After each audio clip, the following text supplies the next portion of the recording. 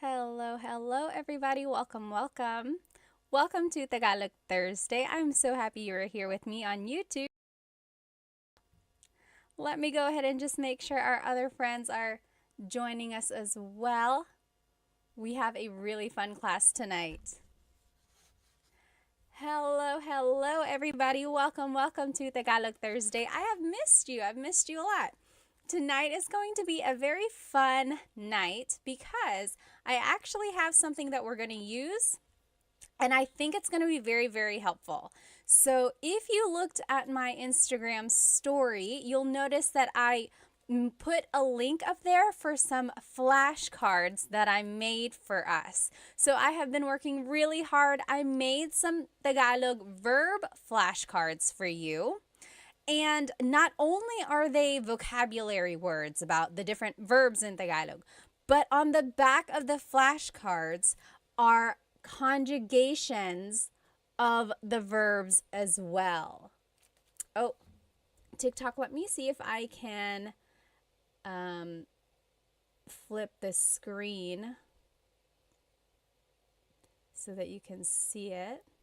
Is that better? Yeah, there we go. Okay. So these flashcards are so great because they have the word on them, and then on the back is how you conjugate the verb. Okay, a lot of you have said, oh, verbs and conjugation are like some of the most challenging things about Tagalog, and it's true.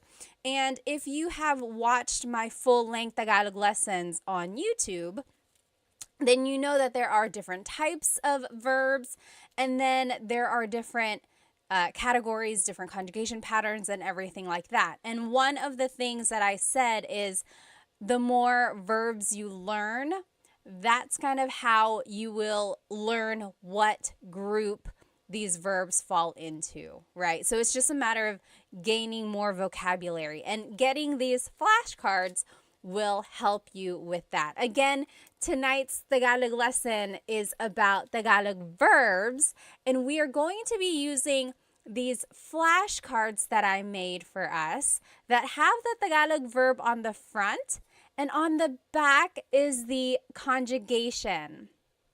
Conjugation means changing something into a different form. So these are the conjugations in the present tense, the past tense, the future tense, and then there's one more conjugation in there, or one more type of phrase. It's the command. You'll see how they are used when we go through them. Again, if you want to get your own copy of these flashcards that I made, the digital download is on my Stan store. I put the link in my stories, but also it's in the in my bio as well. Go ahead and write where you are currently watching from. Maybe tell me how old you are, and does anyone have a shout out? One time someone said, oh, it's my girlfriend's birthday. Can you say hi? If anyone has a special event, please let me know.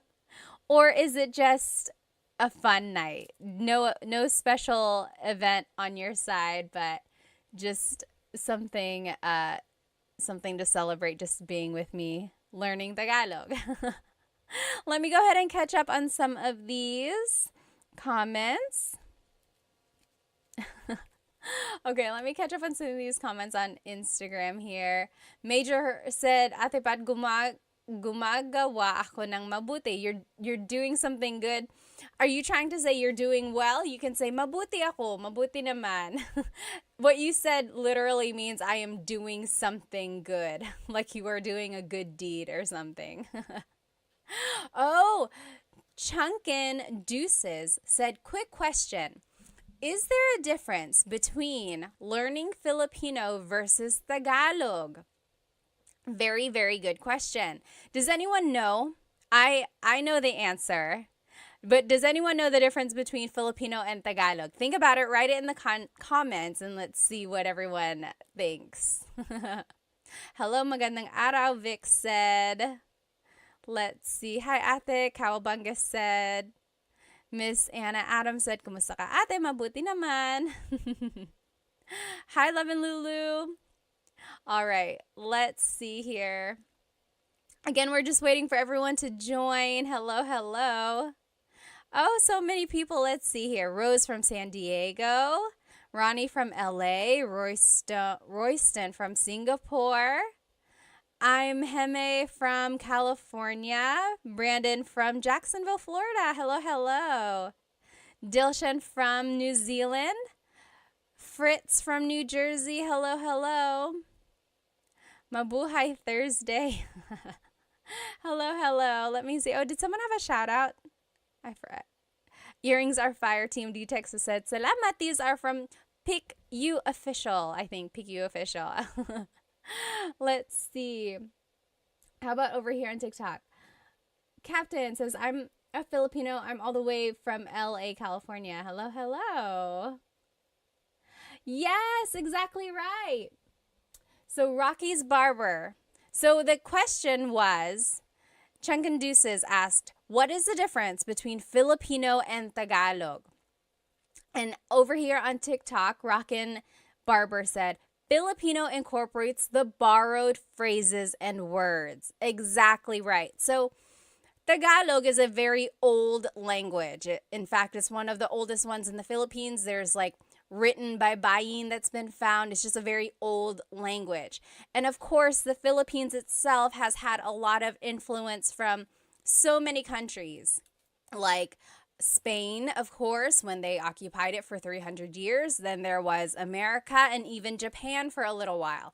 And Chinese, because there were a lot of immigrants from southern China. So along with all of those different cultures, they incorporated a lot of those words into Tagalog. So much so that Tagalog itself kind of got mingled with all these languages. So they had to change it a little bit. And Filipino is the language that incorporates all of those different languages. For example, hikaw, the word hikaw is earring. That is a Chinese word, or it stems from the Chinese culture. But technically, there was at one point a true deep Tagalog word that was used before hikaw. And usually, I love Tagalog, like deep, deep Tagalog, because it's very literal. When you think of the word a chair in Tagalog is upuan. There are lots of different words for chair. Upuan is a word for chair. Like the verb upo means to sit, upuan means a place to sit. But also, a deep Tagalog word for chair is salumpuet. Salumpuet. So that's like true deep Tagalog. And it means, salo means to catch. Puet is your bottom. So salumpuet is something that is catching your bottom, right? Your chair. So that's the difference between Tagalog and Filipino. So yes, Filipino kind of incorporates all of those different borrowed words, as Rockin' Barber said, whereas Tagalog really is like the pure whatever it was before all of those influences. Although nowadays, Filipino, Tagalog, Filipino, they are used interchangeably and people will understand what you mean. But technically, there is a difference. Oh, hello, Tagalog Kurt. Someone is saying hello, Tagalog Kurt. Are they here? Anyway, again, thank you. Let's go ahead and get started. Tonight's lesson is going to be all about Tagalog verbs, okay? So depending on where you are in your Tagalog learning journey, you might already know how to conjugate verbs and you just want to learn more. Or maybe you are a true beginner, you just want to gain more vocabulary. This is a good way to do it. Or maybe you are kind of a little bit more experienced and you just want to quiz yourself, or you just want to make sure you know the right words. We are going to be using these flashcards that I made for us. I'm so happy that I made these flashcards, you guys, because not only do they have the Tagalog word on the front? So this is a picture of a shower. To shower in Tagalog is maligo. And it says that on the front, okay? On the back of the card has the conjugation of the or of the verb. Okay, so it's like there are different ways you can use these cards. One way is to cover the Tagalog word and then quiz yourself. Be like, okay, what is to shower? What is to shower? Then you're like, okay, it's maligo. Now, what if I want to say, I am taking a shower? What is it again? What is it again? Then you look on the back. You're like, oh, naliligo ako. Naliligo ako. Okay, so you can purchase your own copy of these flashcards on in my Stan store. The link is in my IG stories right now, or the link to my Stan store is in my bio as well. I will note that when you purchase it, it is just a digital copy. So you're going to be purchasing the PDF form, and it's going to look like this, okay? It's just a PDF form, a document, and you will be responsible for cutting them out and putting it back to back if you want. And then I even went farther and put a lamination on them just to make it have that flashcard feel, okay? But if you don't want to do all that, you could just print it out, maybe like put holes in it and put it in a 3-ring binder, or even just put a staple in it and call it a day. You know, this is just a really good way to review, I think. Let me check over here on YouTube. Okay. Oh, Saul said, nakakatawa ka. I learned that yesterday from your Insta. Salamat, salamat. Nakakatawa ka rin. You're funny. All right, so let's just go over some basics about Tagalog verbs, okay? In Tagalog, there are 5 different types of verbs in Tagalog. Okay, let me find these cards here. I had organized them and now I'm just gonna find, here we go. So in Tagalog, there are mag verbs, mag, meaning they start with mag. Mag is their prefix. There's mag verbs. Then there's ma verbs. Ma. They also start with ma, like matulog. Then there's verbs. Then there's in verbs. In.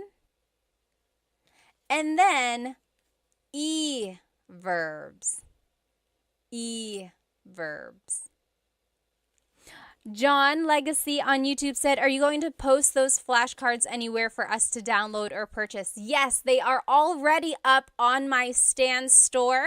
The link should be in my bio, and you will see it. It says new 100 Tagalog flashcards, so you should be able to purchase them there. Again, there are 5 different types of verbs in Tagalog. Mag, ma, in, and e verbs.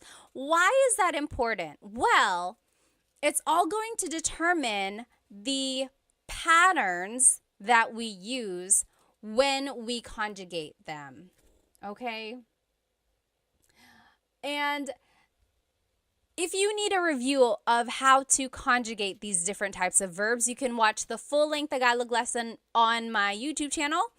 There's like present tense conjugation, past and future tense conjugation videos there. It will go step by step with lots and lots of practice. But we can also just learn them tonight, okay? I don't want you to get too bogged down about the patterns themselves, but I do want you to recognize that there is a pattern. Okay, you'll see. There's repeated syllables. There's certain affixes or prefixes or infixes. Okay, so I want you to just listen, and see what we get. Okay, so let's just go through some of these verbs here. If you know the answer, write it in the comments. What is to clap in Tagalog? What is to clap in Tagalog? Do you know? What is to clap? Oh, thank you so much for all the gifts on TikTok. They are going so fast. FJMLV, thank you so much. And I think someone else up there, thank you.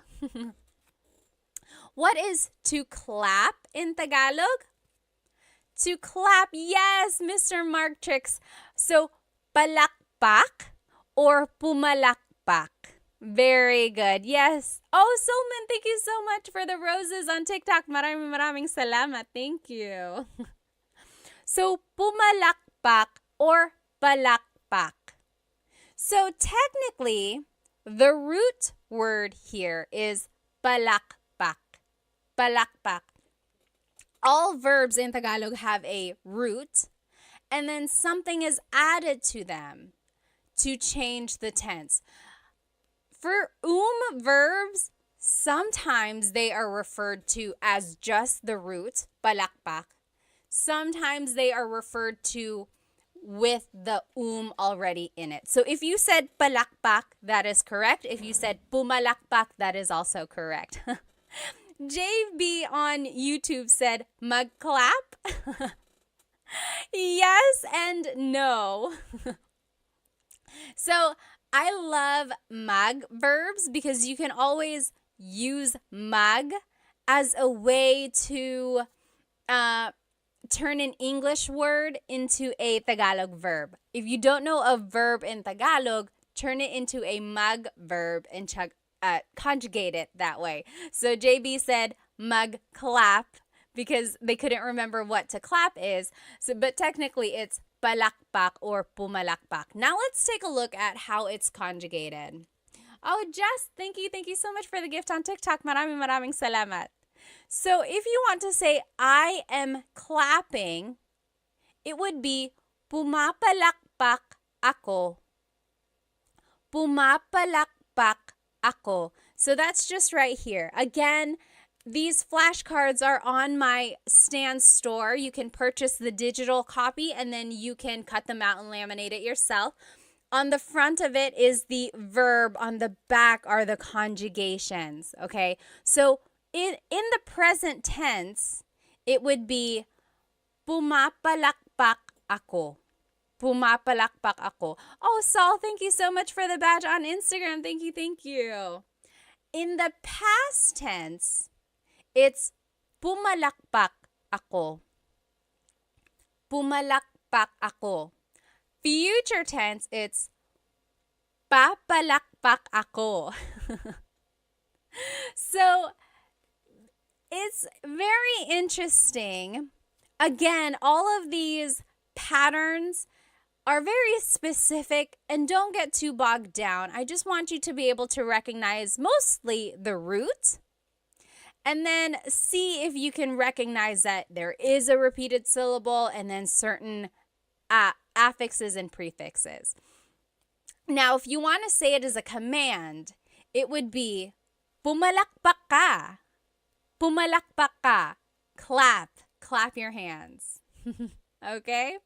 So pumalakpak means to clap or palakpak. Interestingly, the noun form of clap, like applause, is palakpak. So sometimes it can be confusing if you don't use the People can be like, are you talking about the verb or the noun? And of course, you would just use context clues from there. All right, let's keep going. What is to yell in Tagalog? To yell. Do you know what to yell in Tagalog is? To yell in Tagalog is sumigaw. Sumigaw. So in the present tense, sumisigaw ako or sumisigaw siya. Yes, very good. Warhawk got it right on TikTok. Sumisigaw siya. She is yelling. Or sumigaw siya. She yelled. Sisigaw siya. She will yell. Okay, so sigaw or sumigaw means to yell. Sumigaw. Okay, what is our next verb here?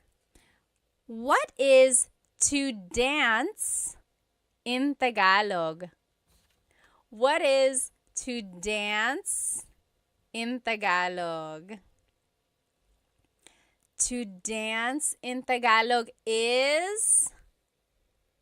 Oh, Christina, thank you so much for the rose on TikTok. Thank you, thank you. To dance is, sumayaw. Yes, very good. Leonardo on TikTok got it right.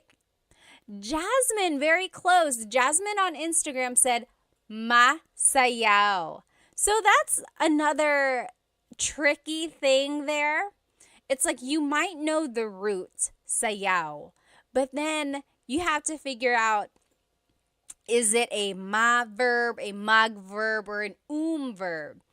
Sayaw is an verb. So sumayaw means to dance. Again, on the back is the conjugation for your review if you do want to learn them. Sumasayaw ako, I am dancing. Sumasayaw ako. Sumayaw ako, I danced. Sasayaw ako, I will dance. And then as a command, it would be sumayaw ka. Dance. Sumayaw ka. Dilshan said, isn't masaya happy? Yes, masaya means happy. Sumayaw is a little different from masaya. Okay? I guess we're in this stack of verbs. What is to cry in Tagalog?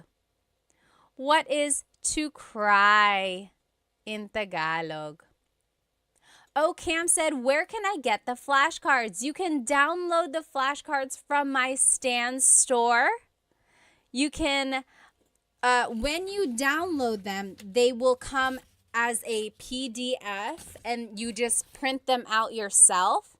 And you can cut them, laminate them like I did, front and back, or just print them, maybe put a staple or put holes in it and put it in a 3-ring binder. So however you want to use them, you're going to download it. It'll come like this. What is, yes, JB, you got it on YouTube. To cry is iyak, umiyak, umiyak. Very good, JB. Very good, very good. Umiyak means to cry. So in the present tense, umiiyak ako. Umiiyak ako. Past tense, umiyak ako. Umiyak ako. Future tense, iiyak ako. And then as a command, wag kang umiyak. Wag ka nang umiyak. Don't cry. Don't cry. Okay. So Dilshan said, diba means isn't it? Yeah. Means like right, correct? Or is it not? Yep, that's exactly right. Okay, next verb here on our list. What is to laugh in Tagalog? What is to laugh in Tagalog? To laugh. Yes, very good, Cam. Tumawa. Very good. So to laugh in Tagalog is tumawa. Tumawa. Very good. So tumatawa ako. I am laughing. Tumatawa ako. Or tumawa ako. I laughed. Tumawa ako. That's past tense. Tatawa ako. I will laugh. Tatawa ako. Or as a command, tumawa ka, laugh. Tumawa ka. Okay? Here's another verb. What is to sing in Tagalog? To sing in Tagalog. You might have heard this if your family is into karaoke. People will always make you try to sing. Yes, Cam is exactly right. And Warhawk. Yes. Very good. Kumanta. Kumanta. Yes. Alpoblit. Kumanta. Very good. JB said, once again, where do we download these cards po?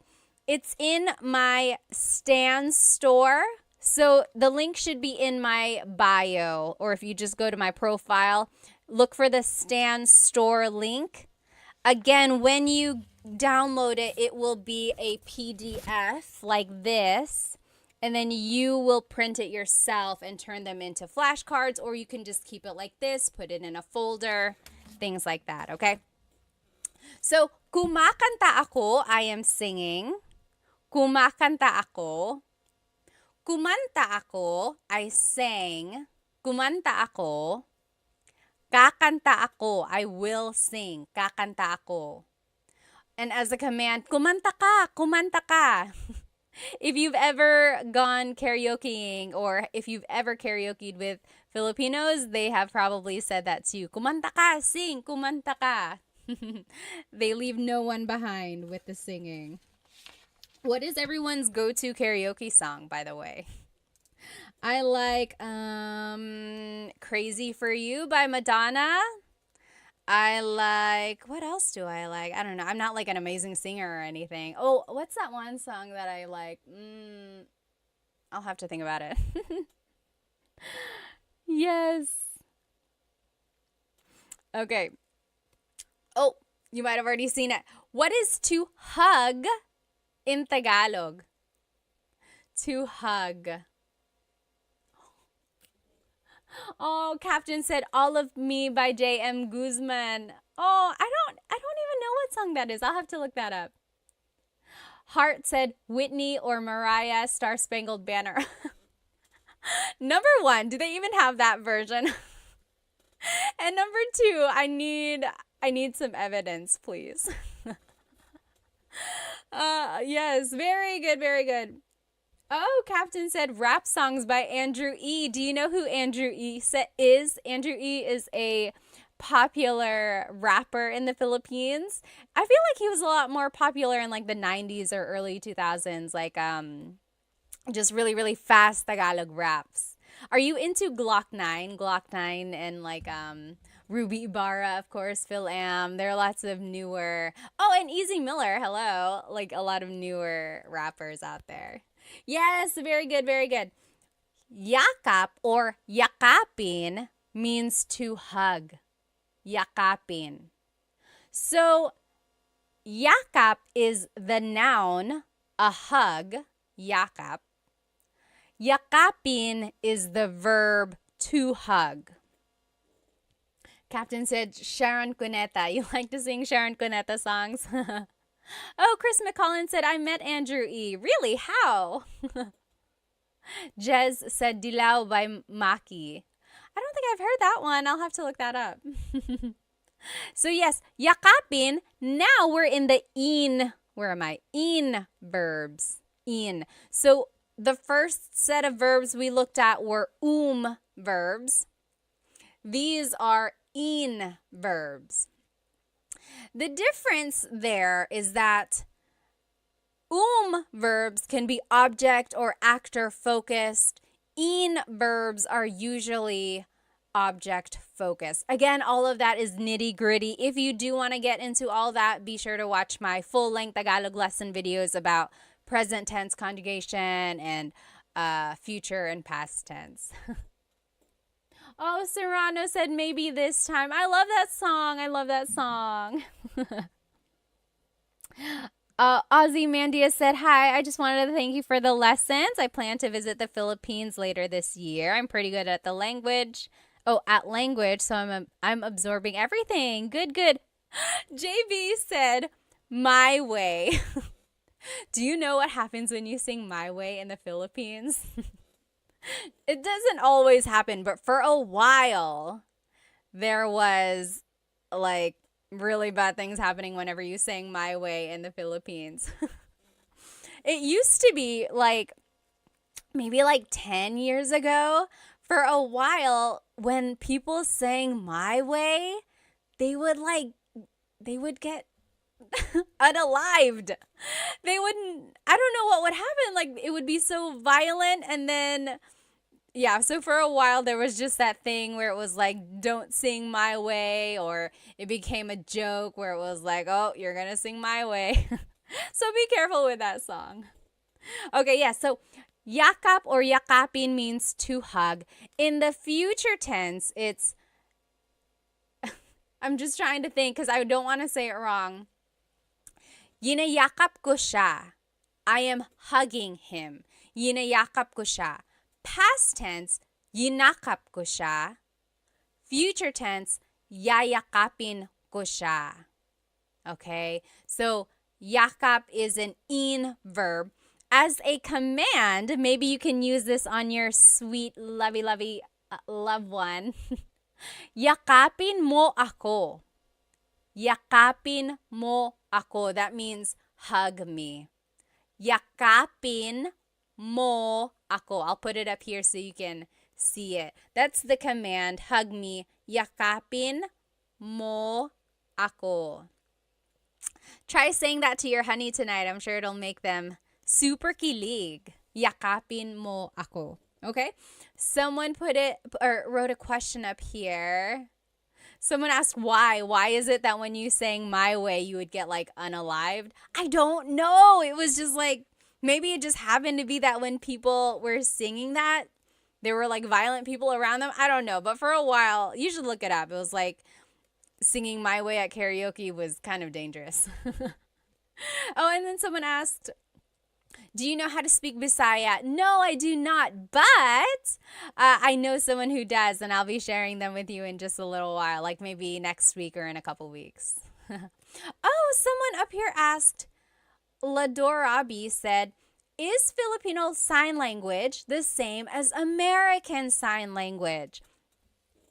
So I feel like either last year or the year before, I posted a video of Filipino Sign Language. And then people commented, oh, it's the same as American Sign Language because American Sign Language actually is universal. So people said it's the same, but I'm sure there might be some nuances. But that is a great question. If anyone knows, like, is there a difference between Filipino Sign Language and American Sign Language?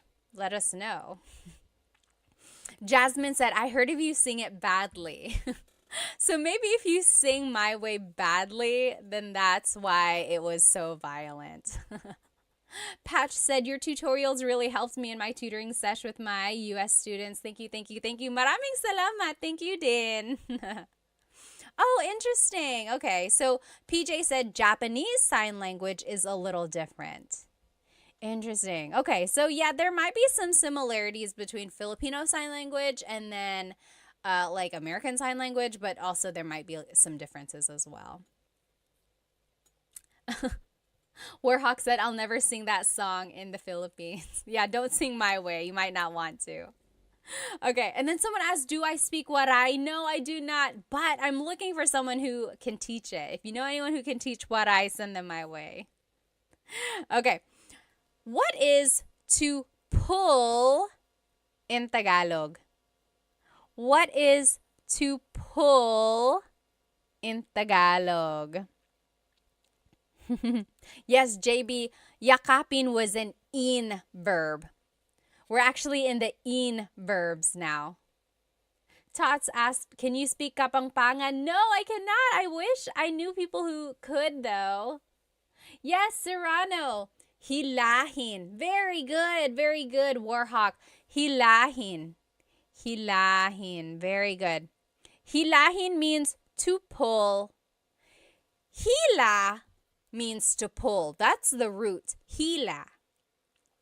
Hilahin is like the conjugated version, or it's just incorporating that in affix there. So hila means to pull. Hilahin is conjugating it as an in verb.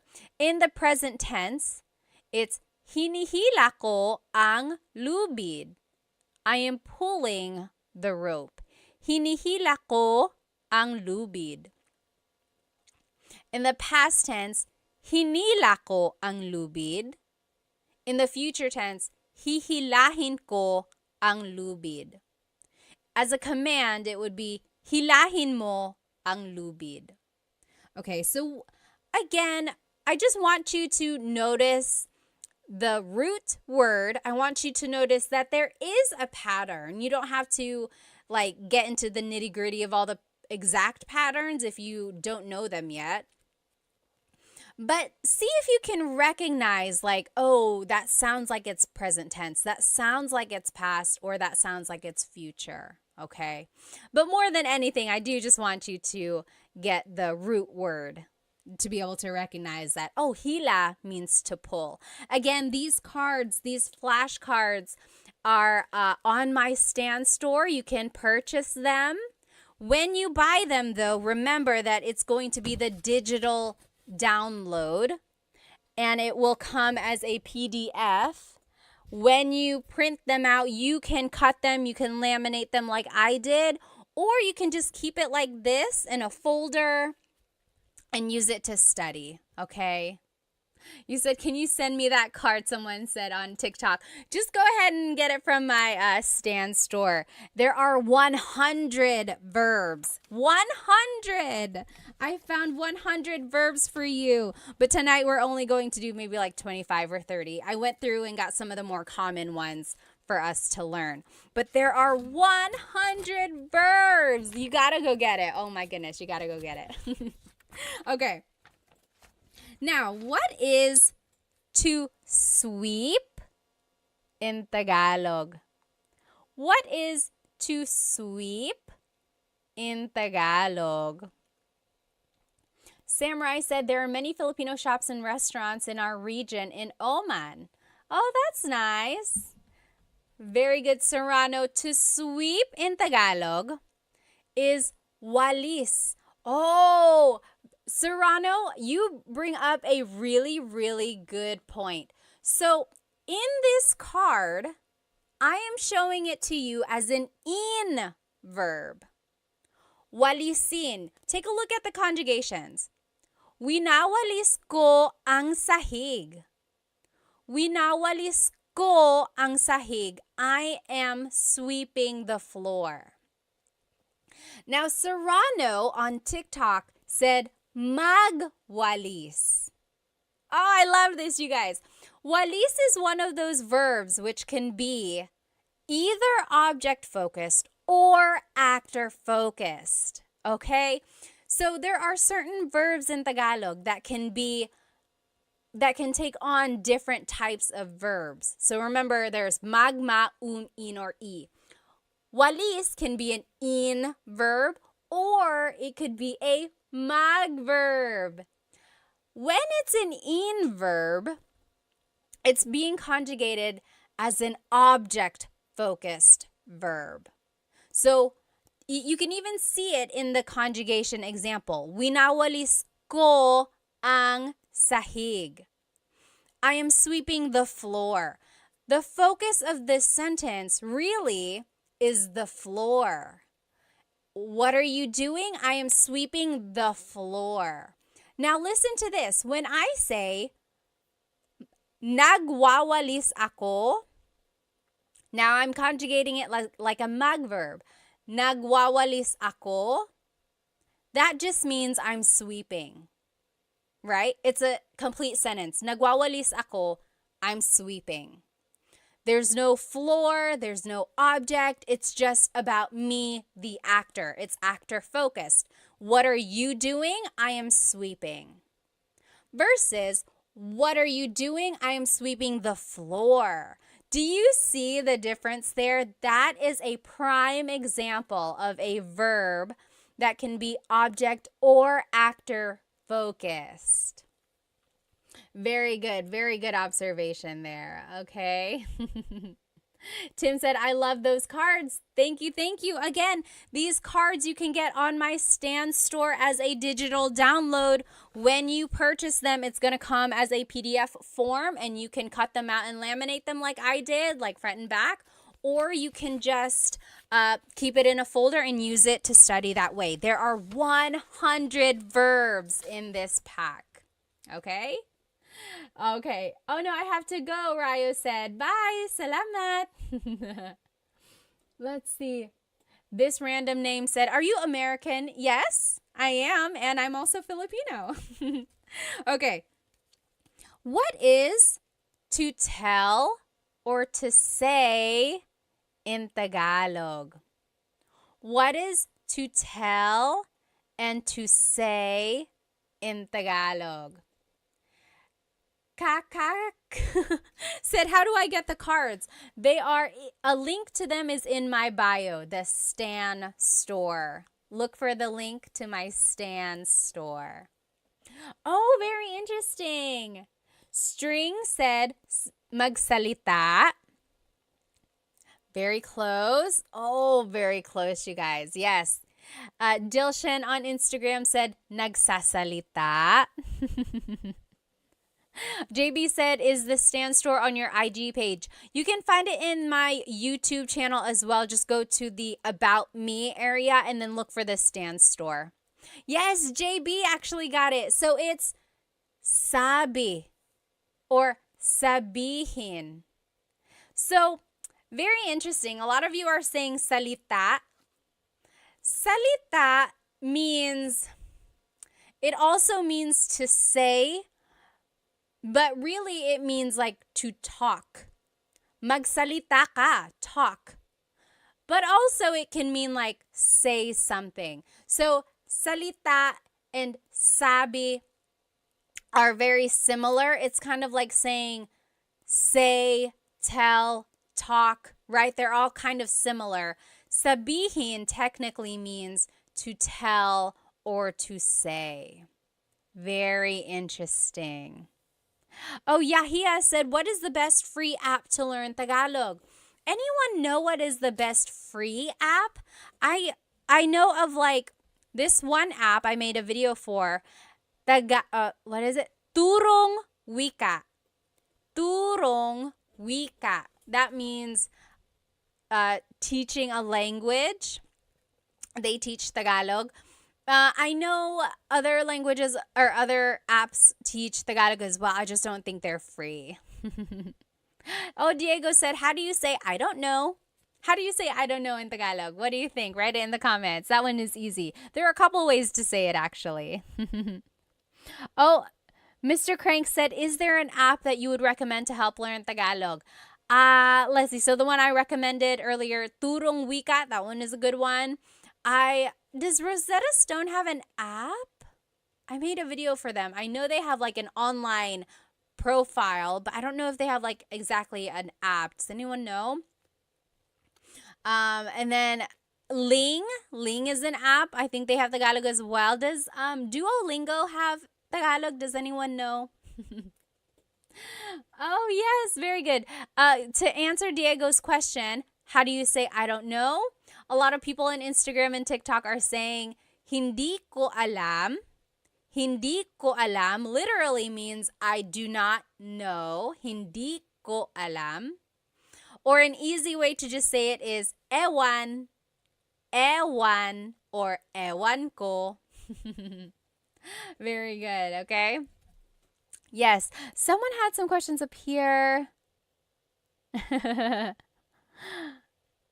Oh, Diego said, hi Pat, ako si Diego. Currently started your first video on Tagalog and I can't wait to learn more. Very good, very good. Okay. Let's keep going. So yes, sabi means to say or to tell. So take a look at the conjugations. Maybe that'll help you kind of determine or help you understand the difference between sabi and salita. So, sinasabi ko sa kanya. Sinasabi ko sa kanya. I am telling him. I am saying it to him. You see the difference there? Sinabi ko sa kanya. I told him. Sasabihin ko sa kanya. I will tell him. Okay? And then, as a command, sabihin mo sa kanya. Tell him. Sabihin mo. Oh, okay. Diego said Duolingo does not have Tagalog. Interesting, interesting. What is to find in Tagalog? What is to find in Tagalog? Oh, Warhawk said Bluebird app is decent. Bluebird app. To find in Tagalog is, yes. So, hanap is the root word. Hanapin is the verb. Hanapin, to find something. Hanapin. Like, oh, hanapin mo. Find it. Hanapin. So, here's the conjugation. Hinahanap ko ang susi. Hinahanap ko ang susi. I am looking for the key. Hinahanap. That's the present tense. Past tense, hinanap ko ang susi. Hinanap. I looked for the key. Hahanapin ko ang susi. Hahanapin ko. I will find the key. Okay? So again, hanap means to find. Hanap. Oh, JCast said, where do you buy these flashcards? You can buy them from my Stan store. Link is in the bio. Look for my Stan store. You will get the digital download. You will get the PDF form, and it looks like this. And then you can cut it, laminate it like I did, or you can just keep it like this, maybe put it in a folder or in a binder, and then use it to study like that. But I have 100 verbs for you. 100. Oh my goodness. I'm so happy for you guys that you have this resource. But we're only going over like 25 tonight. Oh, thank you so much. John said, I bought them. Salamat. Maraming salamat. Okay. What is to run in Tagalog? What is to run in Tagalog? Oh, Major said, Ate Pat, can you give me a Tagalog tongue twister? Ooh. Let's see. Well, let's see. There's so many. I don't want to say it wrong now. There's that one. It's like Mecánico ni Monica. Minicánico ni Monica. Minicánico ang... I don't even know what it is now. Someone write it in the comments. Minicánico ni Monico ang makina ni Monica. Minicánico ni Monico ang makina ni Monica. That means Mokino, the mechanic, fixed Monica's machine. Minikaniko ni Monico ang makina ni Monica. Oh my goodness. And then there's so many more. Yes, so to run in Tagalog is very good. Blasian, you got it. La, Yesam, and JB, you got it. Tumakbo. Yes, very good. Tumakbo. So, takbo is the root word, takbo. Tumakbo is showing that it's an conjugation. Tumakbo. So, if you want to conjugate it, tumatakbo ako. I am running. Tumatakbo ako. Or, tumakbo ako. I ran. Tumakbo ako. Tatakbo ako. I will run. Tatakbo ako.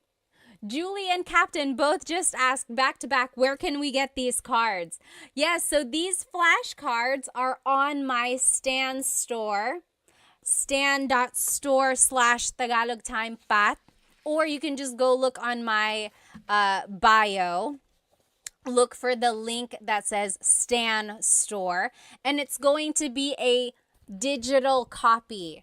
When you purchase it, it's going to look like this as a PDF, and then you will be able to cut it, put it together, laminate it like I did, or you can just keep it like this, keep it in a folder, and study it like that. But there are 100 cards, 100 verbs. Oh my goodness. Okay, what is to drink in Tagalog? What is to drink? Oh, Diego on YouTube said, when do I use mo? So mo is a possessive pronoun, and you use mo for certain verbs if it's an object-focused verb. Okay, so it goes into all of that in my full-length Tagalog lesson, I think 3, present tense conjugation. Take a look at that. It will break down how to use mo in certain verbs. Yes, very good. Serrano said, umiinom or uminom. Uminom means to drink. Very good. Blasian, JB, you got it. Yes, Delician. Uminom. To drink, uminom. Very good. Now, as a conjugation or to conjugate it, umiinom ako, I am drinking. Umiinom ako. Or, uminom ako, I drank. Uminom ako. Iinom ako, I will drink. Iinom ako. Or, uminom ka, drink, uminom ka. That's a command. Remember how I told you that some verbs can be object or actor focused. Inom is one of those verbs that can be both. So, uminom means, or it's focusing on the actor. I am drinking. Umiinom ako, I am drinking. But if you want to focus on the drink itself, you actually have to conjugate it as an in verb. So, iniinom ko ang kape. I am drinking the coffee. Iniinom ko ang kape. So, as an in verb, it's focusing on the object. As an verb, it's focusing on the actor. Very interesting. Only a few more will do here, guys, because it's getting kind of late. So here, what is to eat in Tagalog? What is to eat in Tagalog? Yes, Shalona McFarland said, where do we get these cards? These cards, again, are on my Stan store. I made them for you. They are the digital download. So go to my Stan store. The link should be in my bio. When you purchase them, you're going to get them as a PDF form. You're going to get it like this. And you can cut it and laminate it, or you can just keep it like this and study it like this. Keep it in a folder, put it in a 3-ring binder, whatever you want. Or you can cut it out and laminate it like I did. Very good. So, very good. Kain. Kain. Kumain means to eat. Kumain. Yes. Blasian said, pwede bang magtanong? Can I please ask? Why does it change to ininom? Like in the conjugation, iinom as the future tense, that's just the pattern that it is. You have to repeat the first syllable. Or, like, are you asking why does it become an in-verb when it's an object-focused verb?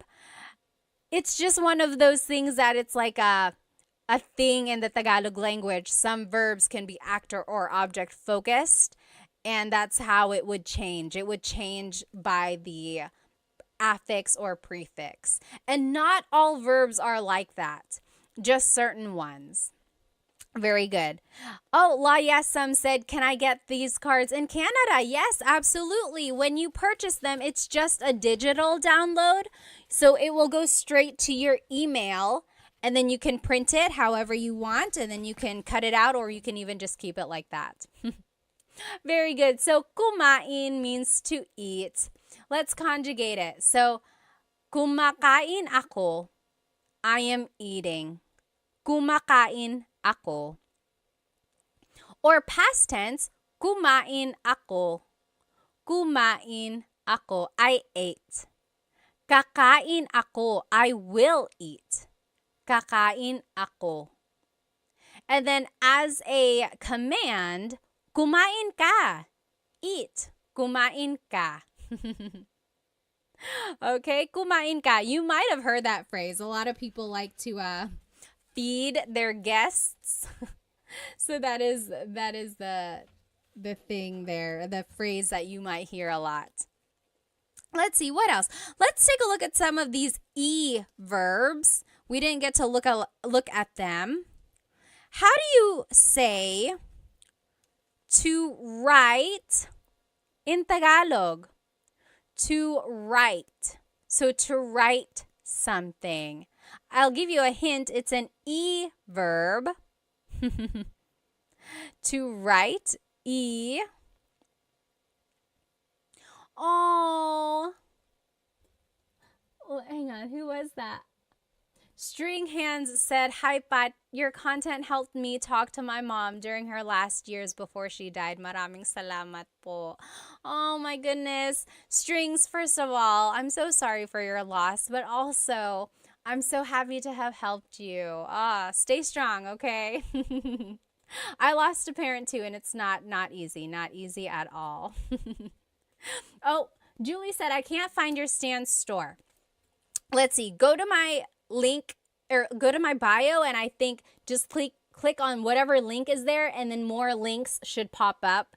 So go to the Stan store. Someone even put it up here. I think you just type in stan.store/Tagalog Time Pat or Tagalog Time.pat or something like that. You could even try to Google stanstore.com.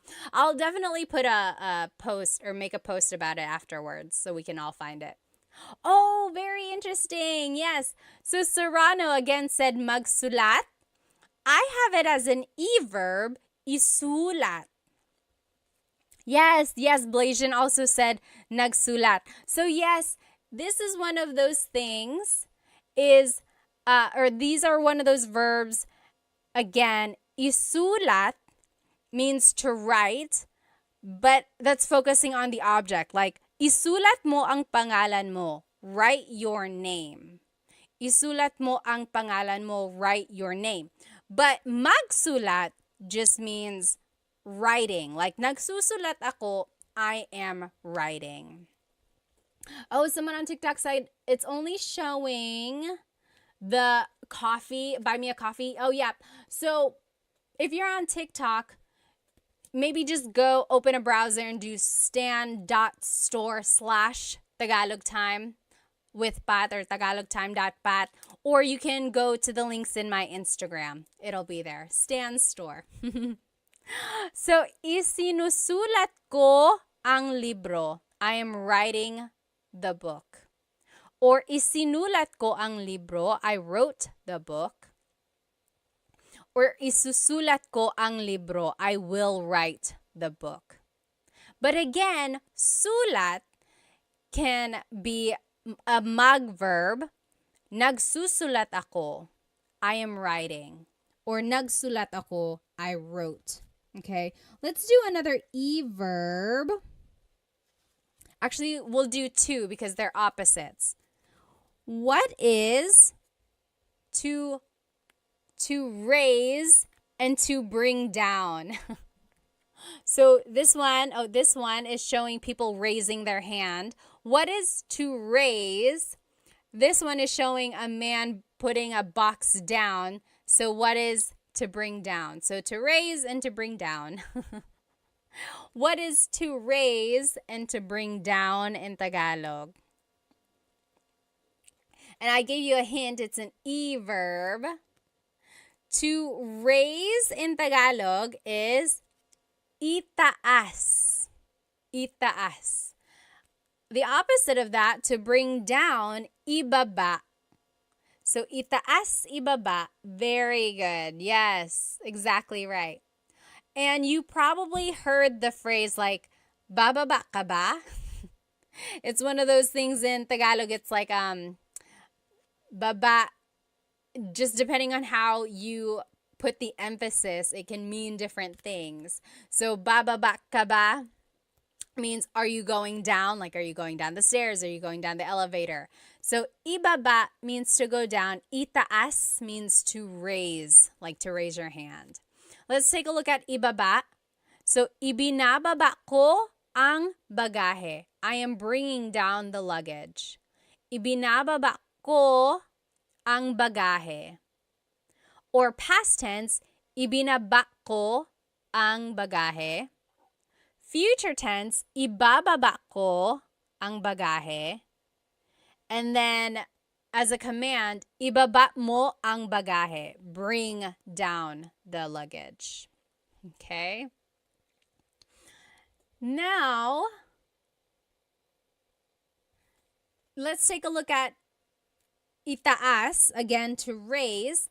In the present tense, itinataas ko ang bandila. I am raising the flag. In the past tense, itinaas ko ang bandila. I raised the flag. And then in the future tense, itataas ko ang bandila. I will raise the flag. And then as a command, itaas mo ang bandila. Raise the flag. So Love said, spaghetti pababa, pababa ng pababa. Does anyone remember that song? So baba means to go down, and there was this song back in the day, maybe like, was it early 2000s, I think? Spaghetti pababa, pababa ng pababa, Iser said. And then, spaghetti pataas, pataas ng pataas. And it was just this silly, silly dance, and you heard it on every variety show on the Filipino channel. You heard it on the radio all the time. People still dance it.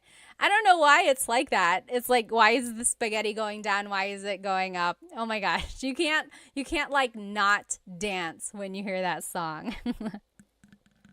Yes, Blasian said, is there another word for flag? Yes, so I said bandila. Bandila means flag. But watawat also means flag. There's another one, bandila, watawat, and does anyone remember what the other word for flag is? Wumagayway. Watawat, wumagayway. Wumagayway means to wave, or like to wave around, correct? I'm pretty sure. So watawat is like waving the flag, exactly. Oh, thank you, FJMLV said, I just got the flashcards. They look so good. I'm glad they have the sentences with them. Again, if you just joined, you can purchase these flashcards that we were using during the lesson.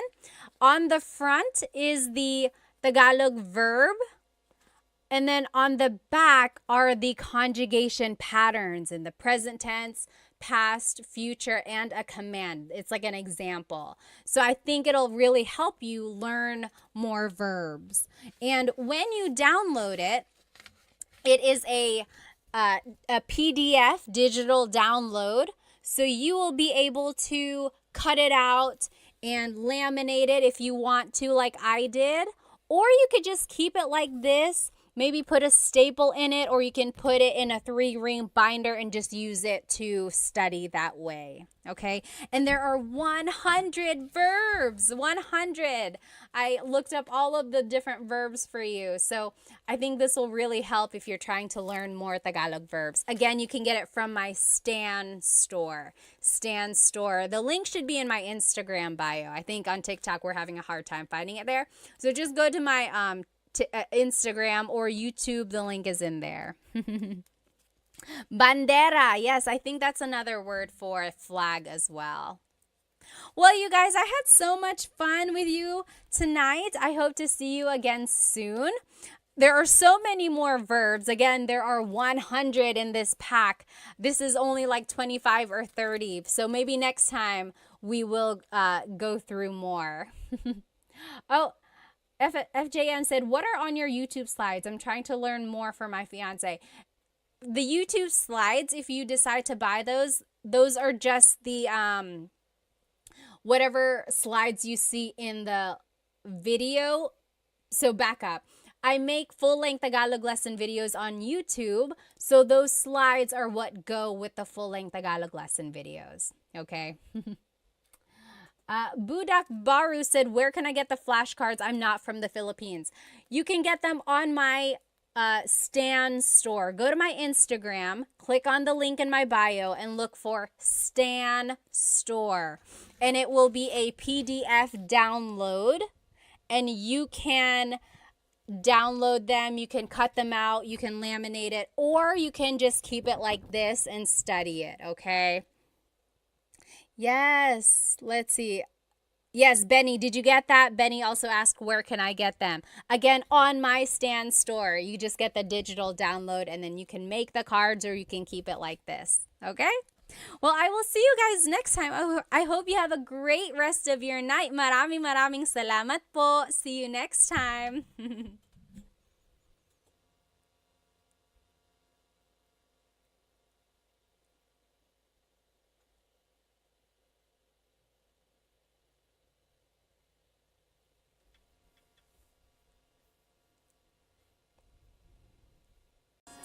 Hello, hello, everybody.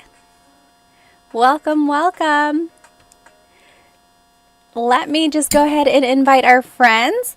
If you can hear me, let me know. Of course, write it in the comments where you are currently watching.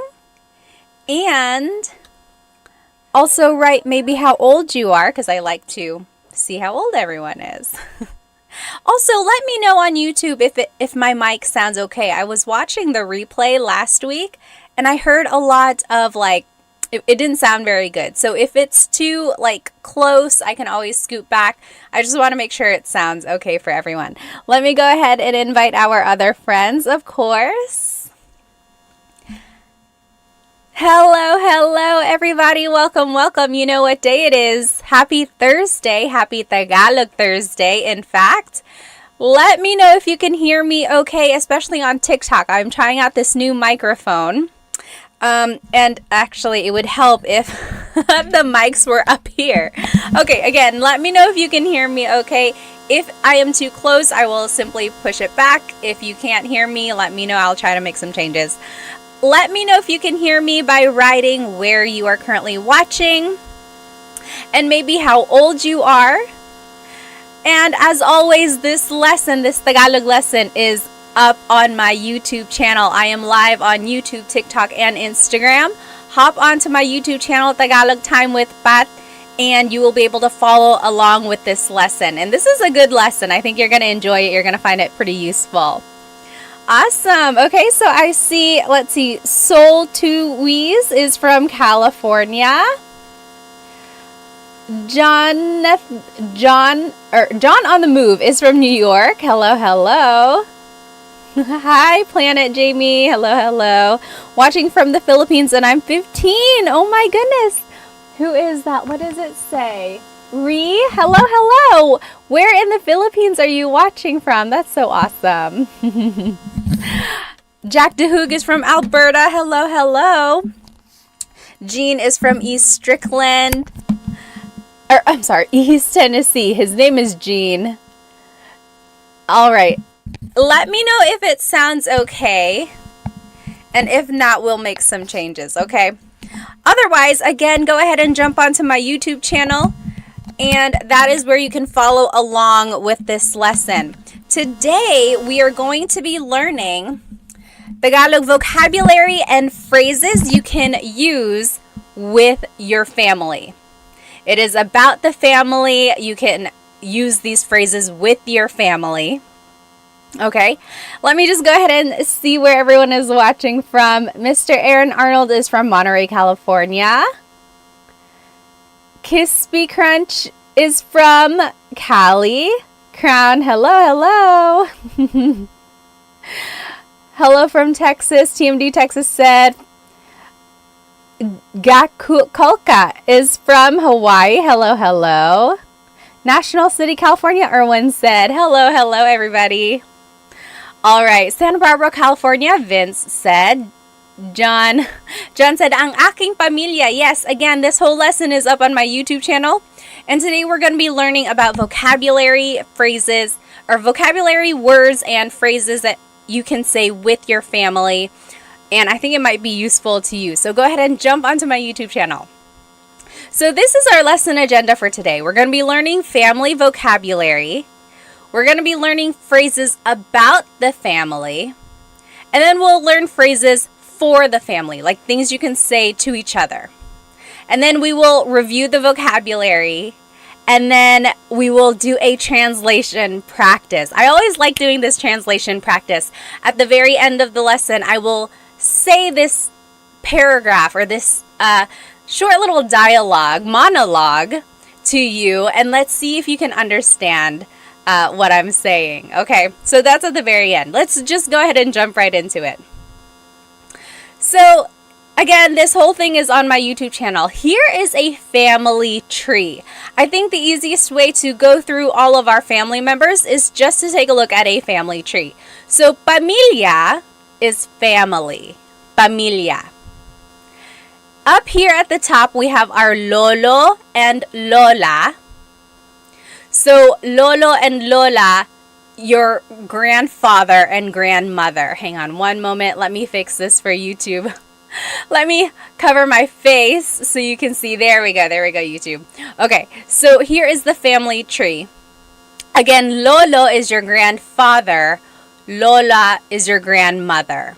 Okay, and usually a lot of families distinguish their lolo and lola on one side from the other by giving them a nickname. Like I always called my grandmother Mama Lola. And my other grandmother, she passed away before I was old enough to really get to know her, but she was Lola as well. So some people call their Lolas something else, and their Lolos something else. Kind of like in English, we might call our grandparents like Nana, Papa, or something like that. What do you call your grandparents? Just wondering. Go ahead and write it in the comments. Hello. Oh, Yaz says, hi, I like all your videos. Maraming salamat. Music says, magandang umaga. Hello, hello. Oh, thank you so much for the gift. Maraming salamat. I wish it said the name whenever a gift was bought. Grin, thank you so much. Alrighty. Oh, my mother's name. My mother's name was Lola. Like Lola? Awesome. Yes. Mary Loves says Nanay. That's a very common name to call a Lola. Like even I call other people's Lolas and Lolo Nanay. I'm like, oh, kamusta si Nanay? How is your grandmother or grandfather? All right. So Lolo is grandfather. Lola is grandmother. Now, if we go down the family tree, now these are the mga magulang. Mga magulang, those are parents. Okay, magulang is parents. Mga makes it plural. So, anytime you want to make something plural, you have to add the word mga. Mga. It's not like in English where you would just add the letter S at the end. You have to add that word mga to make it plural. So, mga magulang is parents. Okay, now the vocabulary word for father in Tagalog is tatay. Tatay. The vocab word for mother in Tagalog is nanay. So tatay and nanay. Those are mga magulang, so parents. Now, some people call their dad tatay. Some people call, excuse me, I could feel that coming. Anyway, some people call their mother nanay. Oftentimes they call their mom and dad something else. Mama, papa, mommy, daddy, whatever you prefer. Thank you. Dominique said, bless you. Maraming salamat. Yes, yes.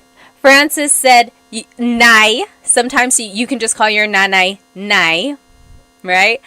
So, nanay, tatay, that is mother and father in Tagalog. And those are mga magulang, parents. Okay? Then, when they have a child in Tagalog is anak. Anak. That is a child. That is their anak. So, the nanay and tatay or the magulang, they have an anak. Anak. Sometimes moms and dads will call their child anak. Like, oh, anak, kain na tayo. Anak, kain na tayo. It's almost like saying, son, it's time to eat. Or daughter, it's time to eat. It's just anak. But very interesting is there is no word for like son or daughter. Anak by itself is a gender neutral word. In order to distinguish whether or not someone is talking about their son or daughter, what do you think you would have to do? We touched on this last week when we played Filipino Jeopardy. We had a question about like gender neutral words. Do you remember what you have to do in order to kind of distinguish what like gender it would be, whatever gender they're talking about?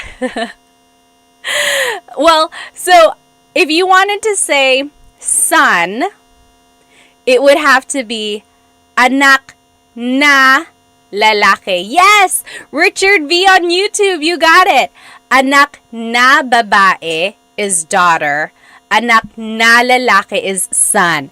Drake on Instagram, exactly right. You got it. So again, anak is a gender neutral word. There are a lot of words actually in the family vocabulary that are gender neutral, which I find very interesting. Like anthropologically, why is that? It's just like one family unit, and it's like it doesn't really matter if they're talking about a boy or a girl. It's like, yeah, that's just my son. I think it's so interesting. Like a language will tell you a lot about the values of a culture. Anyway, that's a side note. So again, anak is a gender neutral word. So in order to say son, you would have to say anak na lalaki. So if someone was like, this is my son, it would be ito ang aking anak na lalaki. That was a very formal way to say it, but you get what I mean. They would have to distinguish anak na lalaki. Or if they wanted to say like, I am buying this for my son, it would be binibili ko to para sa anak kong lalaki. Anak kong lalaki. I'm trying to figure out where you add the nang. Anak kong lalaki. I think that's right. Anak kong lalaki. Anak na lalaki ko. No, you don't ever add ko at the end like that. But yes, you get what I mean. Yes, exactly right. A Douglas, babae or lalaki. Babae is woman. Lalaki is man. And then Ricardo said, like, ma'am, sir. Ma'am, sir is a little, it's an interesting thing. Like, whenever someone is shopping in the Philippines, they're like, hi, ma'am, sir. I think just over time, people got used to saying it together. And so it became one thing. Okay, so that's anak. Anak is child. Now, if a person gets married, that would be their asawa.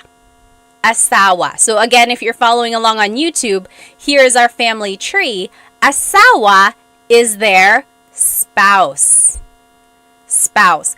Again, another gender neutral word. It's not husband, it's not wife, it's asawa. Like, I call my husband asawa, not literally, but like he is my asawa, and he calls me, I am his asawa. You know, it's not like husband or wife, it's just spouse. Very interesting, right? So asawa is spouse. It encompasses like the wife and husband gender there. Let me go ahead and just read some of these comments. I don't want to miss any questions. Let's see. Okay. Yes, someone said, I'm sorry. Did someone ask, how do you say I'm sorry in Tagalog? I'm sorry is pasensya na. Forgive me is patawad na or patawad po. Please forgive me. Let's see. All right.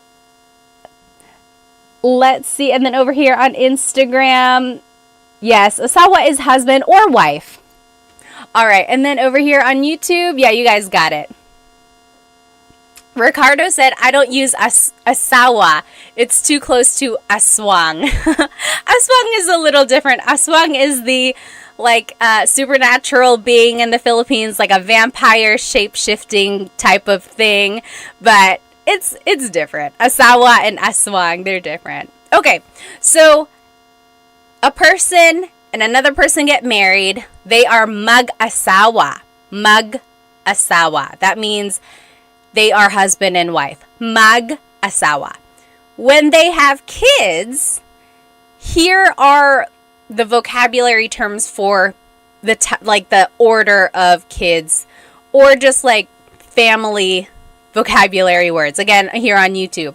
So, ate is the older sister. Ate. Kuya is the older brother. Kuya. Then there's bunso. Bunso is the youngest child in the family. Ate is the oldest daughter, or not even oldest, it's just an older daughter, older sister. Kuya is an older brother. Bunso is the youngest child in the family. It could be a boy, it could be a girl, just the youngest child. They are the bunso. And then together, they are mga kapatid. Mga kapatid. Kapatid means siblings, or sibling. Mga kapatid means siblings. Okay? This was the question in our Jeopardy game last week. The question was, how do you say brother or sister? A lot of you said ate and kuya, but remember, we had to distinguish gender if we were talking about younger brother and sister. So remember, ate and kuya are the older brother, older sister, or older sister, older brother. But if you wanted to talk about your younger brother, younger sister, that would be kapatid na lalaki, kapatid na babae. Exactly right, Francis. You got it right. David Jr. said, my wife has 9 siblings. I feel like that's very common in the Philippines, especially like back in the day. They just had very, very big families. How many aunts or uncles do you have? Like, you write it in the comments. My mom's side of the family has, I think there's 5 of them. And then my dad's side, I think there's 6. So yeah, it's just very common to have big families. My husband's dad, there were 10 children in his family. And then I think on my husband's mom's side, I think there's like 5 or 6, something like that. But yes, it's very common to have very big families there. David Jr. said baby machines. Yes, Pia said 8 on my dad's side, 5 on my mom's. Wow. Yes. Okay, so again, kapatid na babae is your sister. Kapatid na lalaki is your brother. So in order to talk about like your brother or sister who's younger than you have to distinguish by saying babae, woman, or lalaki, man. Otherwise, kapatid by itself is a gender-neutral Tagalog word. Very interesting. Do you know where the words ate and kuya came from? Does anyone know where ate and kuya came from? I'm just catching up on some of these questions here. Major said, what is the English word for ipagpatawad mo, Pat? Ipagpatawad mo means like to forgive, right? Like ipagpatawad mo, forgive forgive it. Or just like forgive me. Yes! Nick said, ate and kuya are from the Chinese culture. They have this idea of respecting their elders, whether it be their older, of course, relatives, aunts, uncles, but also their older siblings. So ate and kuya stem from the Chinese culture there. Yes, exactly right. Dan Santos got it. Richard, you got it. Yeah, very good. And it's interesting because in the Filipino culture, we don't only call our siblings ate and kuya. We use ate and kuya on our older cousins. Also, our older friends.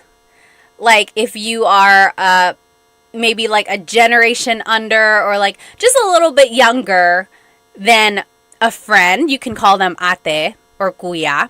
We can also call our co-workers ate and kuya as well. So again, it's just kind of like a familial or just like a really courteous thing to address older people with some sort of name like this. But it's not like a hard rule. There are plenty of Filipino families who don't use ate and kuya either. What about you? What about in your family? Do you use it? We use it in my family. For my kids as well, we really try to encourage them to call each other ate and kuya. I think it's just we like to keep that in our family.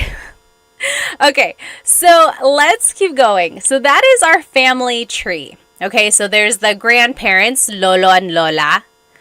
Mga magulang are the parents, and that's tatay and nanay. Then they have a child, that's anak. They get married, that's their asawa. Then they have kids. There's the ate, the older sister, kuya, the older brother, bunso, the youngest child. Altogether, they are mga kapatid, siblings. Okay, let me catch up on some of these comments here. Oh, Stock Class on Instagram said, or asked, is it rude to say kuya if you're the same age or younger by mistake?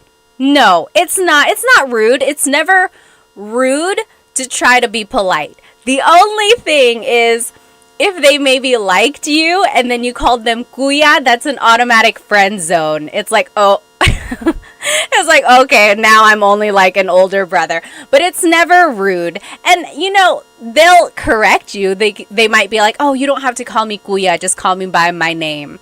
Or they might be like, hey, I think we're the same age. You don't have to call me kuya. But it's never rude. When in doubt, I would use it.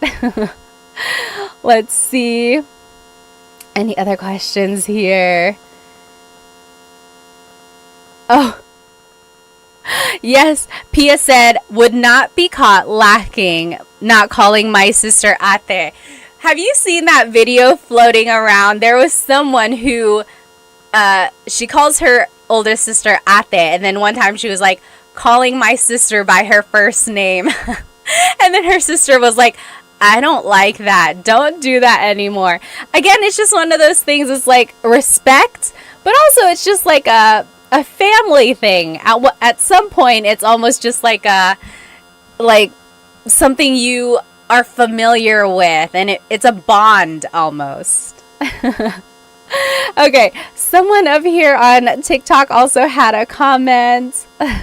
Yes, Nick said, absolutely, you're almost shunned if you don't. So in some families, they do take it pretty seriously if you don't use, what do you call it? I keep wanting to call it like a name or like a title, I guess. If you don't use ate and kuya, for some families, it's almost like really rude there. Rizzle Dizzle said, pare ko. So pare is almost like saying like dude, or it's like what guy friends call each other. Girls can call guys pare too, but again, it's almost like a hey dude, hey man, pare ko. Pare ko is like my man, my dude. So that's, if you ever hear anyone say like, oh, kamusta pare ko? It's almost like, hi, my man. Hi. I can't even say it. It sounds so weird when I say it. What else? Oh, yes. Yeah, Rizzle Dizzle was like, I call my coworker pare. Exactly right. Yes. P.S. Chris said, church members too, you can use ate and kuya. Yeah, so anyone you're in like some sort of community with, or some sort of like, I don't even know how to say it, like just like a connection or a community or group, you can call each other ate and kuya. Oh, okay. Yes. Jordan said, sometimes I see Filipinos use pre in comments. What does that mean? Pre is just short for pare. So again, it's that word of like dude, man. It's just like, hey man, hey dude, pre. Yes. Jay from the Bay said, I thought pinsan is cousin. It is. We will go through that in just a second. Okay. Let's keep going here. Yes, Timothy said, I noticed that many Filipinos call their relatives cousin even if they aren't, even if they are technically not. That's a very common thing. Almost like we call our parents, friends, tito and tita, even though they are not literally our aunt and uncle. It's just one of those titles that we use. Again, it's almost like we are all just one big family. Okay, let's keep going. So here are just some more vocabulary words about the family. Someone mentioned it here on TikTok. Pinsan is cousin. Pinsan. Again, pinsan is one of those gender neutral words. So if you wanted to say my girl cousin, my guy cousin, it would be pinsan na babae, pinsan na lalaki. I guess in English too, cousin is pretty gender neutral. It's not distinguished there. So pinsan is cousin. Then there's pamangkin. Pamangkin is niece or nephew. Pamangkin na babae, niece. Pamangkin na lalaki, nephew. And then tito and tita is your aunt and uncle. I'm sorry, uncle and aunt. Tito and tita. But again, we use that for people who are not even related to us. So our parents' friends, or any sort of older acquaintance, maybe at work or things like that. So tito and tita is definitely what you want to use when you are talking to an older person who's not within your generation. You never ever want to call anyone by their first name. It's all up to you, of course. You are your own person, but I would highly recommend you not calling anyone by their first name. It comes off as very, very rude. Hipag is sister-in-law. Hipag. Bayaw is brother-in-law. Bianan is parent-in-law. And then there's ninong and ninang. Ninong and ninang are godparents. So when a kid gets baptized, usually there are a few ninong and ninangs, and that's just kind of what they would be called from then on.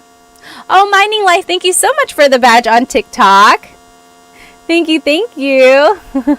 Let me look at some of these comments here. Yes. CV said, I also heard that kaibigan has two meanings. So kaibigan means friend, kaibigan. But if you put the stress somewhere else, like kaibigan, that means lover. So kaibigan is friend, kaibigan is lover because the word ibig means love. Very interesting. It's a homonym there. All right. Let me look here on Instagram. Major Horn said, "Saan ka sa Pilipinas, Ate Pat?" Actually, dito ako sa Amerika. Dito ako sa North Carolina. Pero pinanganak ako sa Maynila. Lumipat kami dito sa States nung 1.5 ako. Dito ako nag 2 years old. Tapos dito na ako lumaki. Dito ako nag-elementary, middle, high school, college. Pero bumabalik kami sa Pilipinas mga every 2 years. Kaya palagi kami nandoon. Sila mama taga Sorsogon, sila papa taga Catanduanes. Kayo, taga saan kayo? Alright. Let me catch up on some of these questions on YouTube. Yes. Let's see. So Civil War guy said, would native speakers ever use kapatid na lalaki or babae for an older brother or sister, or would they always use kuya or ate? I want to say they will usually use ate and kuya, especially if it's an older sibling. That way it just encompasses the idea that, oh, it's the older sibling. Otherwise, it would be kind of a long way to say it if they were like, kapatid na babae na mas matanda sa akin. It's like, why didn't they just say, oh, you're ate? So, yes. Okay, yes. And then people were saying honorific, like to say, to be a little bit respectful, of course, you would say po. It's like an honorific gesture there. Yes, Ricardo said mare is the female version of pare. So again, there's this word pare, which is like dude, man. Mare is the female version of that. So it's like a lot of like godmothers use it with each other. It's like, oh, hey, it's my girlfriend. It's my girl who's a friend. You know, it's almost like equivalent of dude or man on a female side. Okay, let's keep going. So we learned a lot of vocabulary, right? So again, if you are just tuning in now, this whole presentation is on my YouTube channel. And we looked at a family tree. We learned all the different vocabulary words for grandparents and then parents and then all the way down to the children. Now, let's learn some phrases about the family. Okay, so if you want to maybe introduce your family members to someone, or if you're simply just like talking about them, these are some phrases that you might use. Okay? All right, let me just catch up on some of these comments. Need a Nap has a really good question. How should I address my fiance's mother? Should I call her tita? This is an interesting question, of course, because of course you want to make a good impression, right? So number one, you don't ever want to call them by their first name. Tita is a good start. Yes, maybe just call them tita whatever. That will definitely kind of make them smile. Now, when you do get married, this is up to you. You can either start calling your mother-in-law mom or mama or nanay, whatever your fiance calls them, you know, just kind of assimilate. Or you can keep calling them tita. I don't know. What do you guys think? What is your vote? What was your name? Need a Nap. What should Need a Nap call his fiance's mom? I think tita is a good start there. I know a family. The wife is Filipino, the husband is white, and he just calls her parents Mr. and Mrs. blank. You know, he didn't really take on the tita and tito concept. He just kept using Mr. and Mrs., which is fine as well. But if you really do want to kind of assimilate more to the Filipino culture, I would encourage you to use tita and tito. TMD Texas said, call her Lola. Maybe if you want to give her a heart attack. Maybe if you're like, hey, Lola, she's going to be like, are you guys pregnant? So I don't know if you should do that yet. Okay, Ben on TikTok said, call them mom. I don't know. They're not quite married yet. I guess you could. She might be like, I don't know if we're there yet. Oh, yes. RK Nudson on Instagram kind of has a similar idea. What should I call my father-in-law? Okay. Oh, see, very interesting. So, what was your name again? RK Nud was asking, what should I call my father-in-law? My wife calls him tatay. Is it appropriate for me to call him that as well? I would say it is appropriate. I don't think it's rude. Maybe ask your wife, though. Just say like, hey, do you think I should call him tatay like you? If she wants you to, yes, by all means, go ahead. If she feels a little weird about it, she knows her dad a little bit more, then just kind of go off what she says. Maybe she'll say, maybe just call him Tito or something like that. But I think give it a try. Ask your wife. See what she would suggest. Oh, okay. So Sam said, before I got married to my Filipino husband, his parents told me to call them tita and tito. Very interesting. So Sam's in-laws told her to call them tita and tito. You could ask. That's a perfectly good question. It's like, what would you prefer me to call you? Or ask your significant other and then they'll tell you. Oh, yes. Don't hate what I say said, I assimilated to make it easy and I just call her nanay. I think that is so sweet. Also, props to my husband. Like as soon as we got married, he started calling my mom mama. That is so sweet. Even now he's like, hey, is mama home? Or hey, does mama need food? So sweet. I think it's nice. You'll definitely get bonus points. Oh, and then Sam said, and then on my wedding day, they said to call them mom and dad. Oh, you crossed over. How sweet. Let me catch up here on YouTube. You guys are still talking about po. Yeah, so po is an honorific, part of speech. You use it to be respectful. Yes. Okay. So here are some phrases about the family. If you wanted to introduce someone, oh my goodness, what is happening, Instagram? Why am I sparkling? Okay, there. For some reason, sometimes I hit a filter and then it makes me look different. For a while over the summer, I always had dog ears and stuff. Okay, so if you want to introduce your family member, you would say, ito ang blank ko.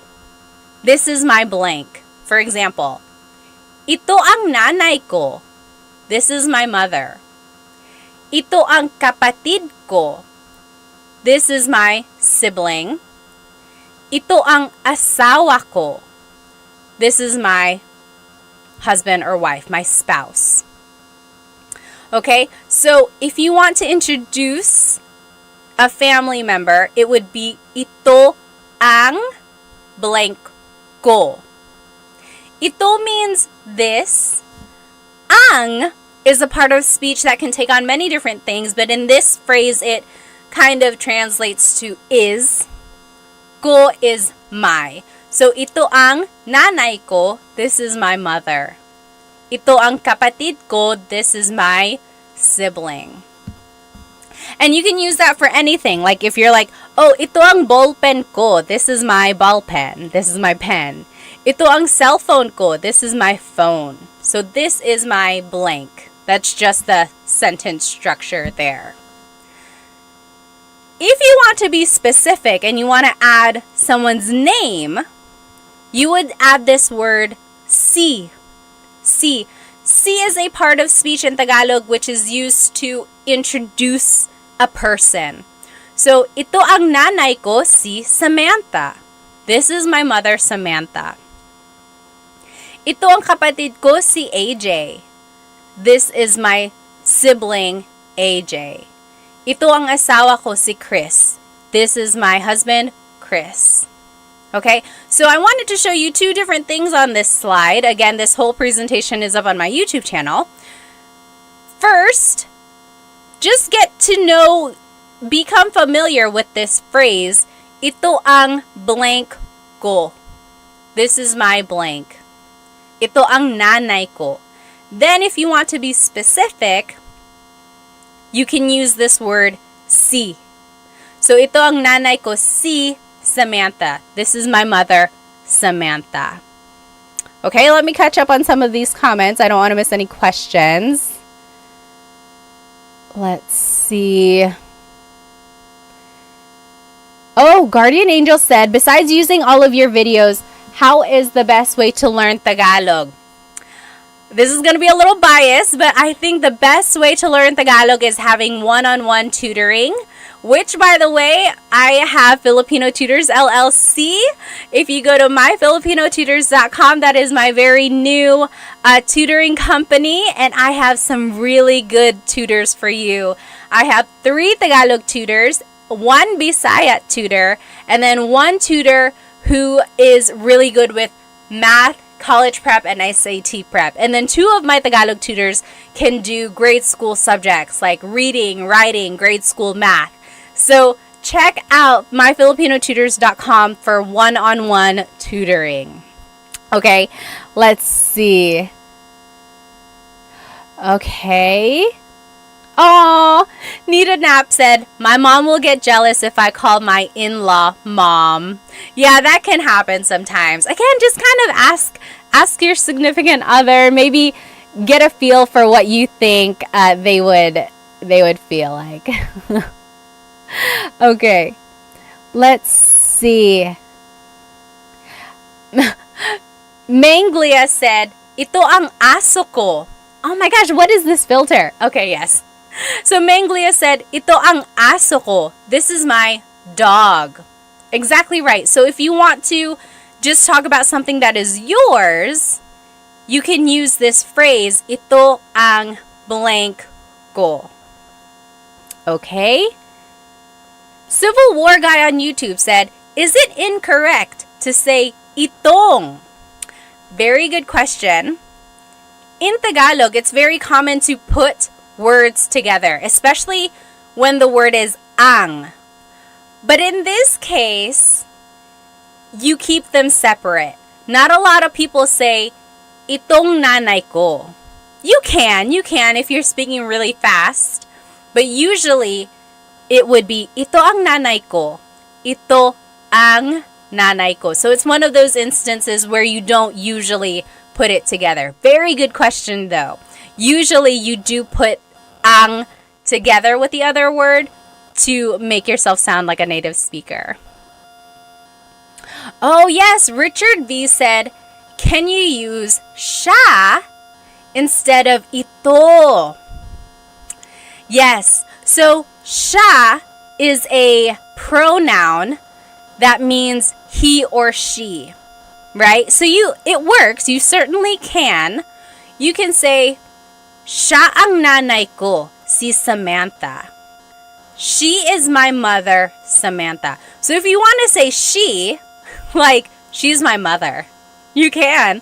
Or you can say, this is my mother. Up to you if you want to say, she's my mother, or you can say, this is my mother. It depends on the context, depends on how you're wanting to present your mother, right? Okay. Let's see here. Oh, yes.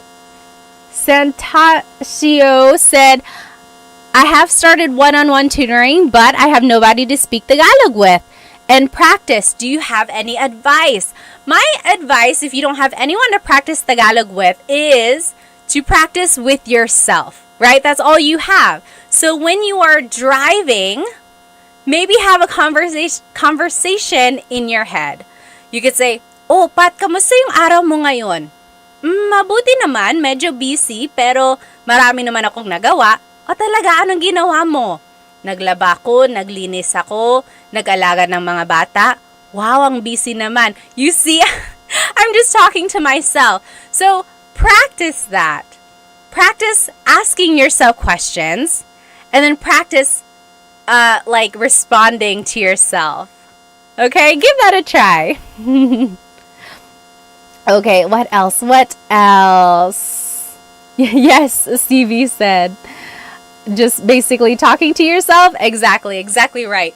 Also, maybe find someone who is also learning Tagalog. Maybe like a Facebook group, or I'm trying to think like if there are any online groups that I know of. But like, try to find other people who are also learning Tagalog. That's a good way to practice. Okay.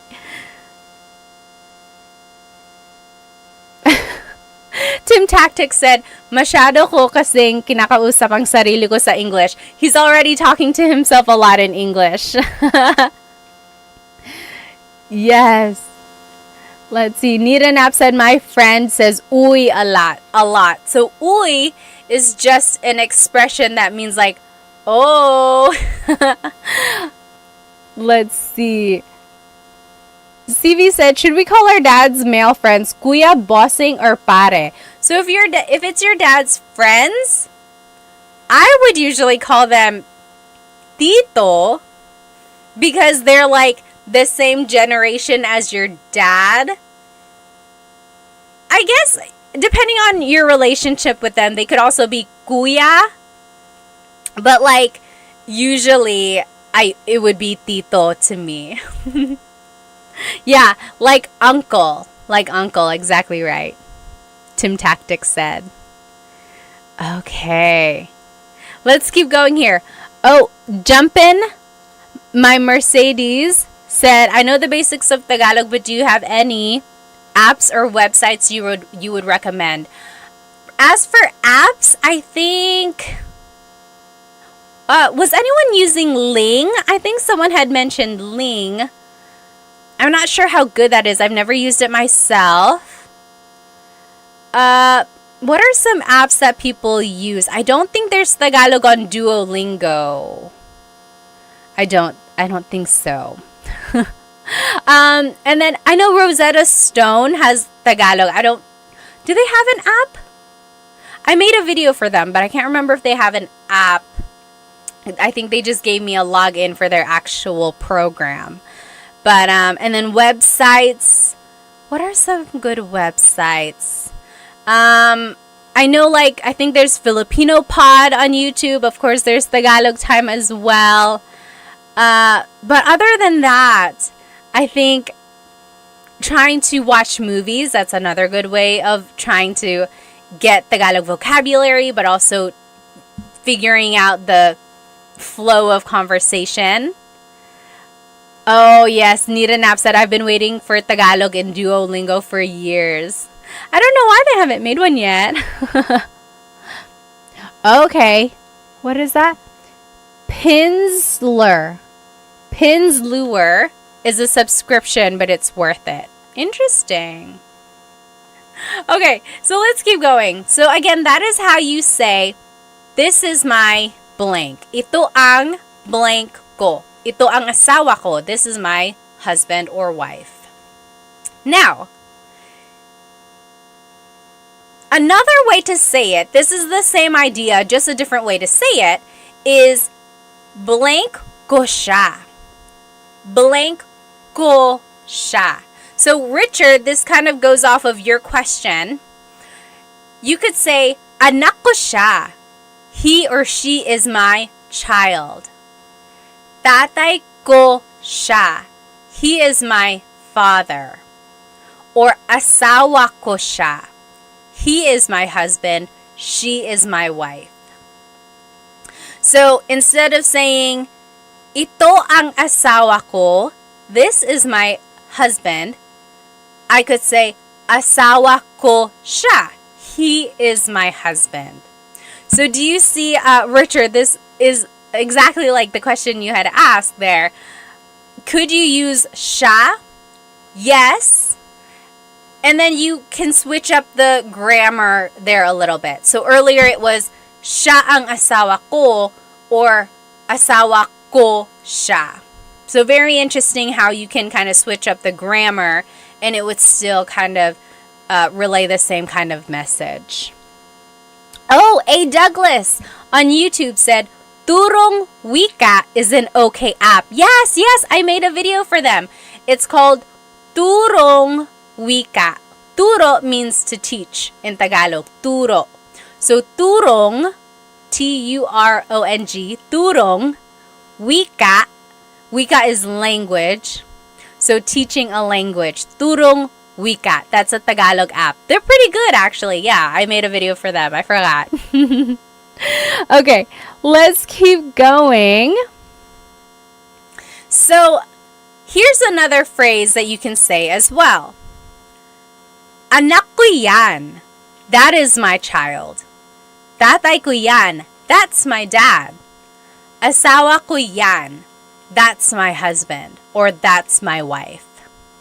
So you can use this demonstrative pronoun as they say yan. Yan means that. Anak ko yan. Tatay ko yan. Asawa ko yan. That is my child. That is my dad. That is my spouse. Okay, like if they appear on TV, you're like, hey, nanay ko yan. That's my mom. Nanay ko yan. That is my mom. Okay. Andy on YouTube said, when are you going to do a meet and greet? I don't even know where I would do a meet and greet. Maybe we can all meet at a Jollibee somewhere. It would definitely not be in North Carolina because there are no Jollibees here. All right, let's keep going. Now, this is an interesting phrase. If you're talking about how many siblings you have, this is the phrase you would use. Blank ang kapatid ko. Blank ang kapatid ko. So, I have blank number of siblings. So, let's take a look at the numbers here. Again, if you're on Instagram and TikTok, hop onto my YouTube channel. This is where all of the words are written out. Isa is 1. Dalawa is 2. Tatlo is 3. Apat is 4. Lima is 5. Anim is 6. Pito is 7. Walo is 8. Siyam is 9. Sampu is 10. Okay, so those are just the numbers in Tagalog, 1 through 10. Isa, dalawa, tatlo, apat, lima, anim, pito, walo, siyam, sampo. Okay, so those are just numbers 1 through 10 in Tagalog. Now we're gonna use these numbers in this phrase. So if you want to say I have 3 siblings, it would be tatlo ang kapatid ko. Tatlo ang kapatid ko. So I have 3 siblings.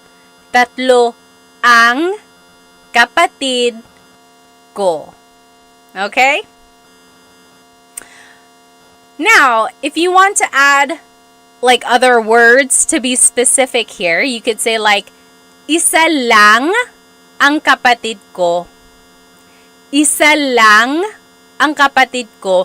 That means I only have one sibling.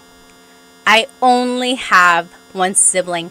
Lang means only. So, isa lang ang kapatid ko. Or if you don't have any siblings, you would say, wala akong kapatid. Wala akong kapatid. I forgot who it was who asked about putting the 2 words together. This is the case where you can. So, wala ako ng kapatid. You could just say, wala akong kapatid. Right? We're putting the words ako and nang together. Wala akong kapatid. I don't have any siblings. Okay? Yes, Aiden said, akong. So it's just one of those contractions. When you're talking really fast in Tagalog, native speakers will just put it together. Wala akong kapatid. Wala akong kapatid. I don't have any siblings. Let's see. Oh, yes! Melanie, you got it exactly right.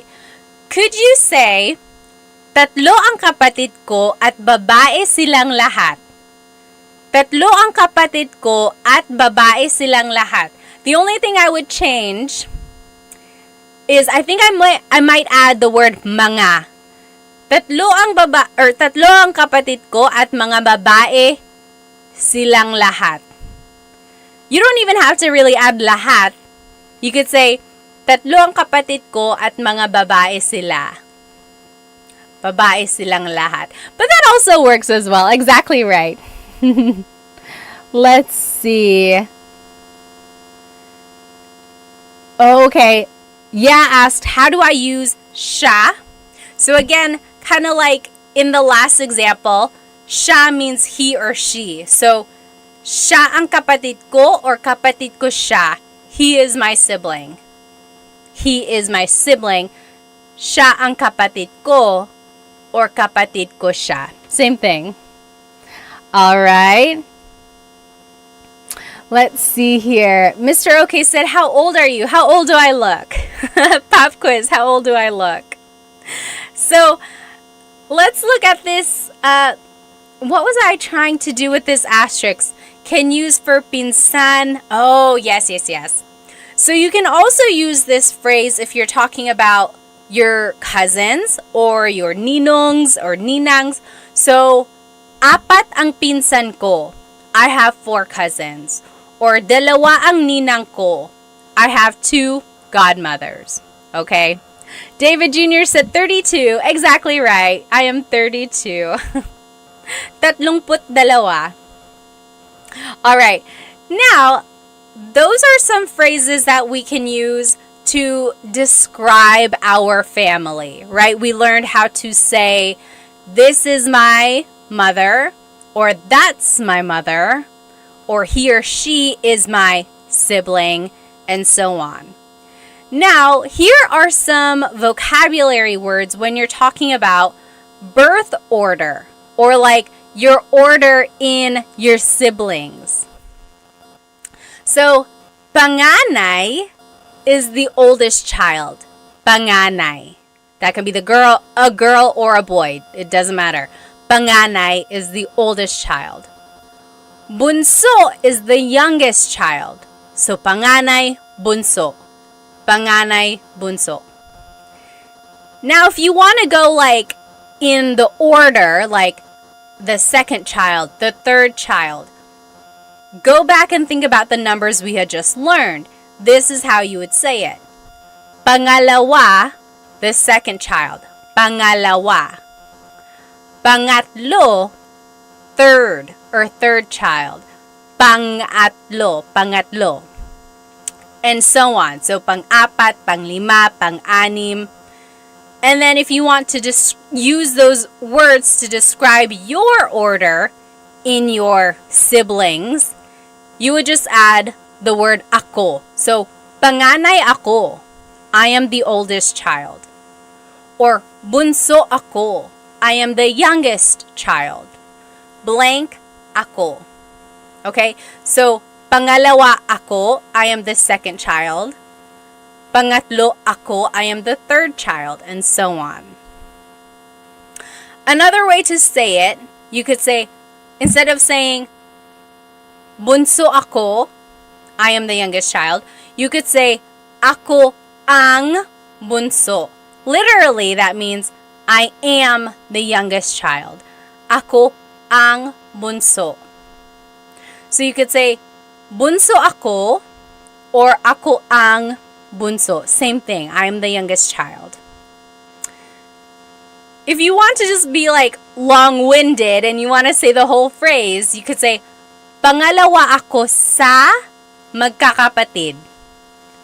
Pangalawa ako sa magkakapatid. Literally, that means I am the second of my children, or of my siblings. Hang on, TikTok is making me make sure I'm still here. There we go. So, pangalawa ako sa magkakapatid.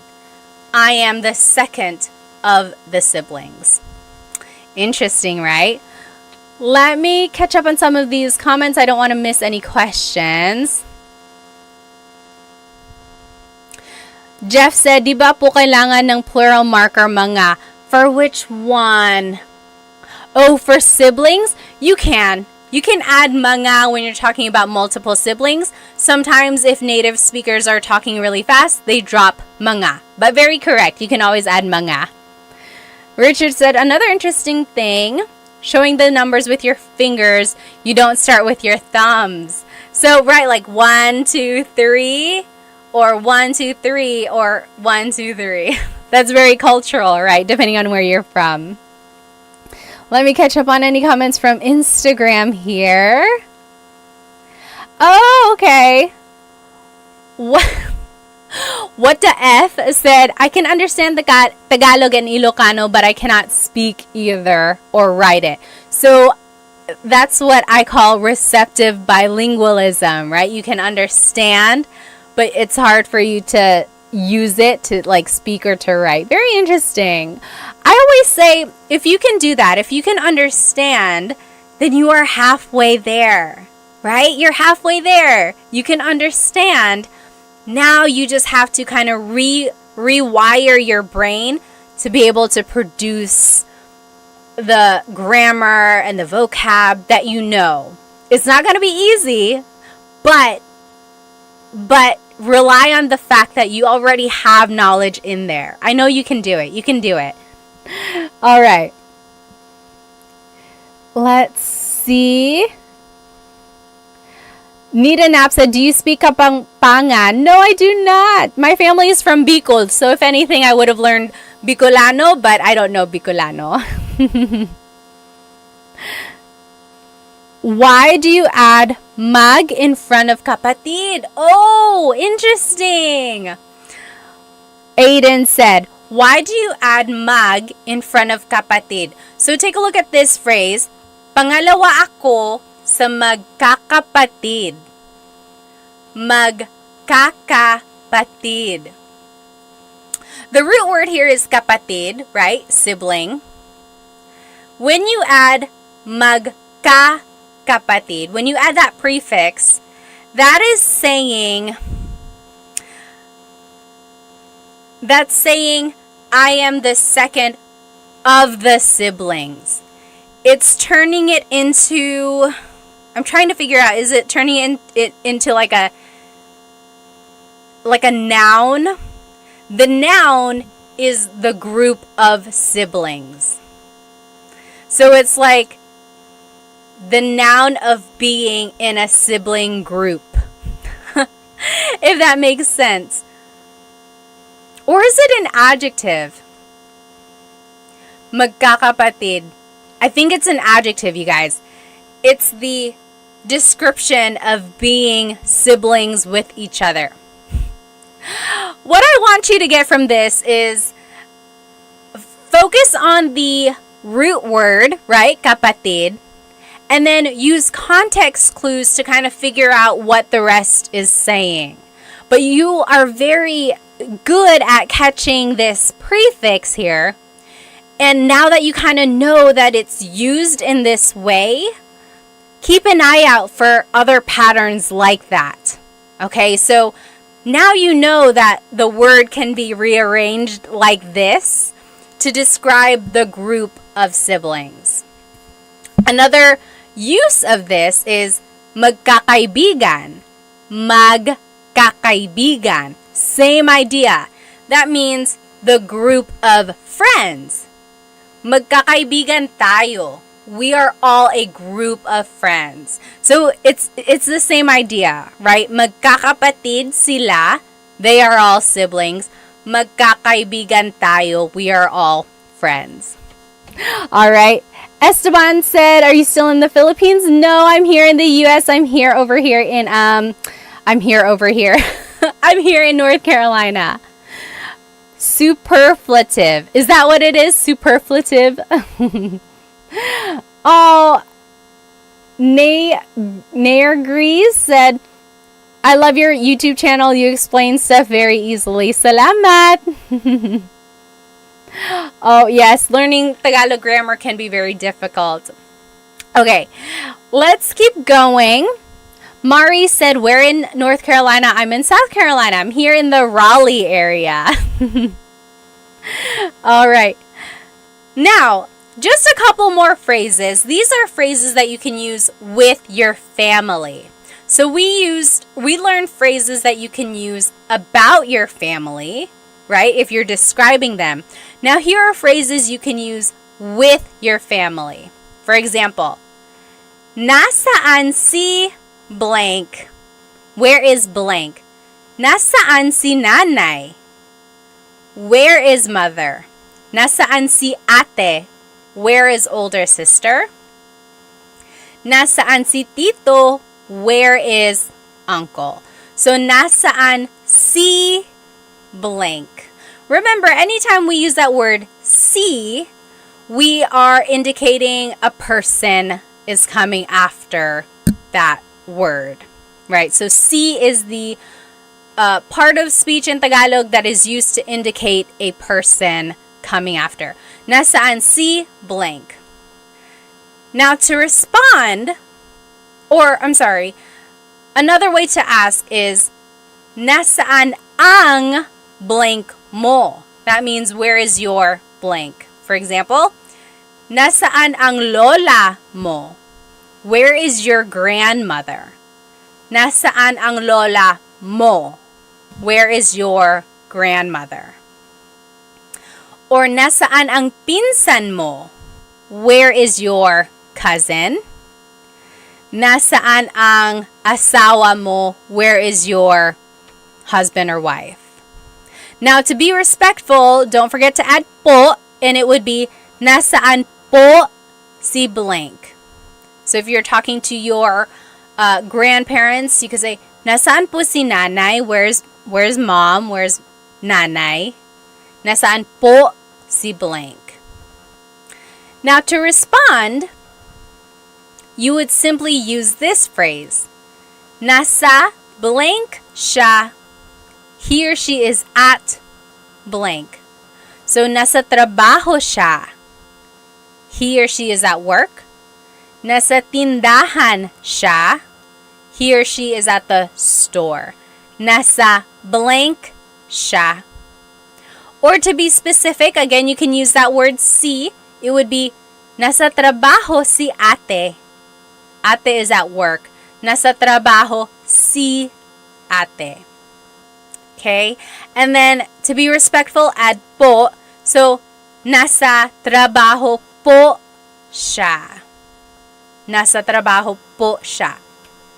So, again, to ask where someone is, it was, nasaan si blank.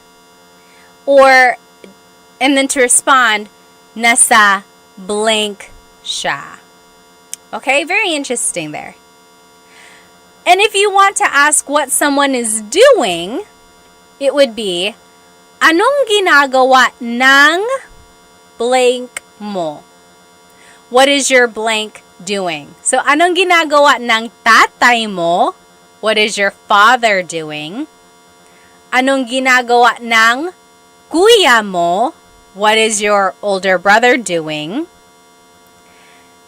And then, if you want to kind of be specific, anong ginagawa ni tatay? What is father doing? So, you're dropping the your, right? So, anong ginagawa ng tatay mo versus anong ginagawa ni tatay? Both asking, what is father doing versus what is your father doing? And then don't forget to add po to be respectful. Ano po ang ginagawa ni tatay?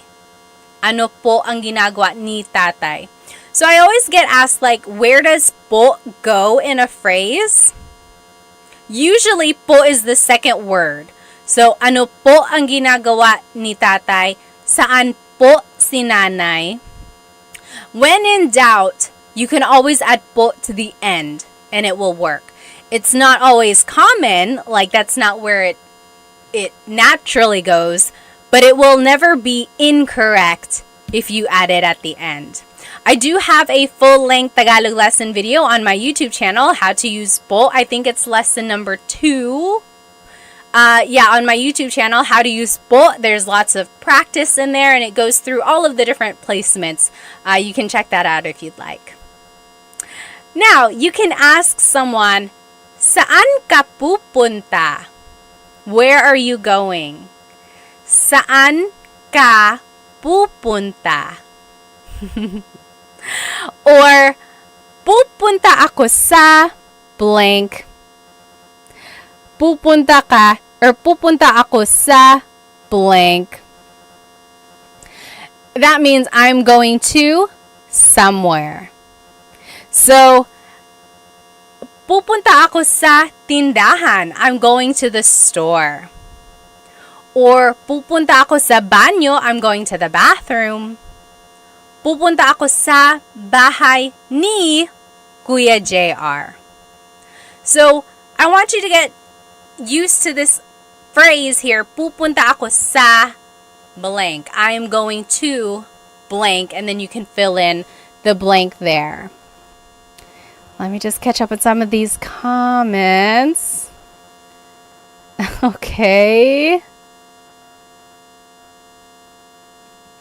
Let's just keep going here. Oh, CV said, I'm confused with past, present, and future tense in Tagalog. It can be very confusing. The main differences between the tenses in Tagalog is the prefix that is used. And there's a lot of different patterns depending on the type of verb you're using.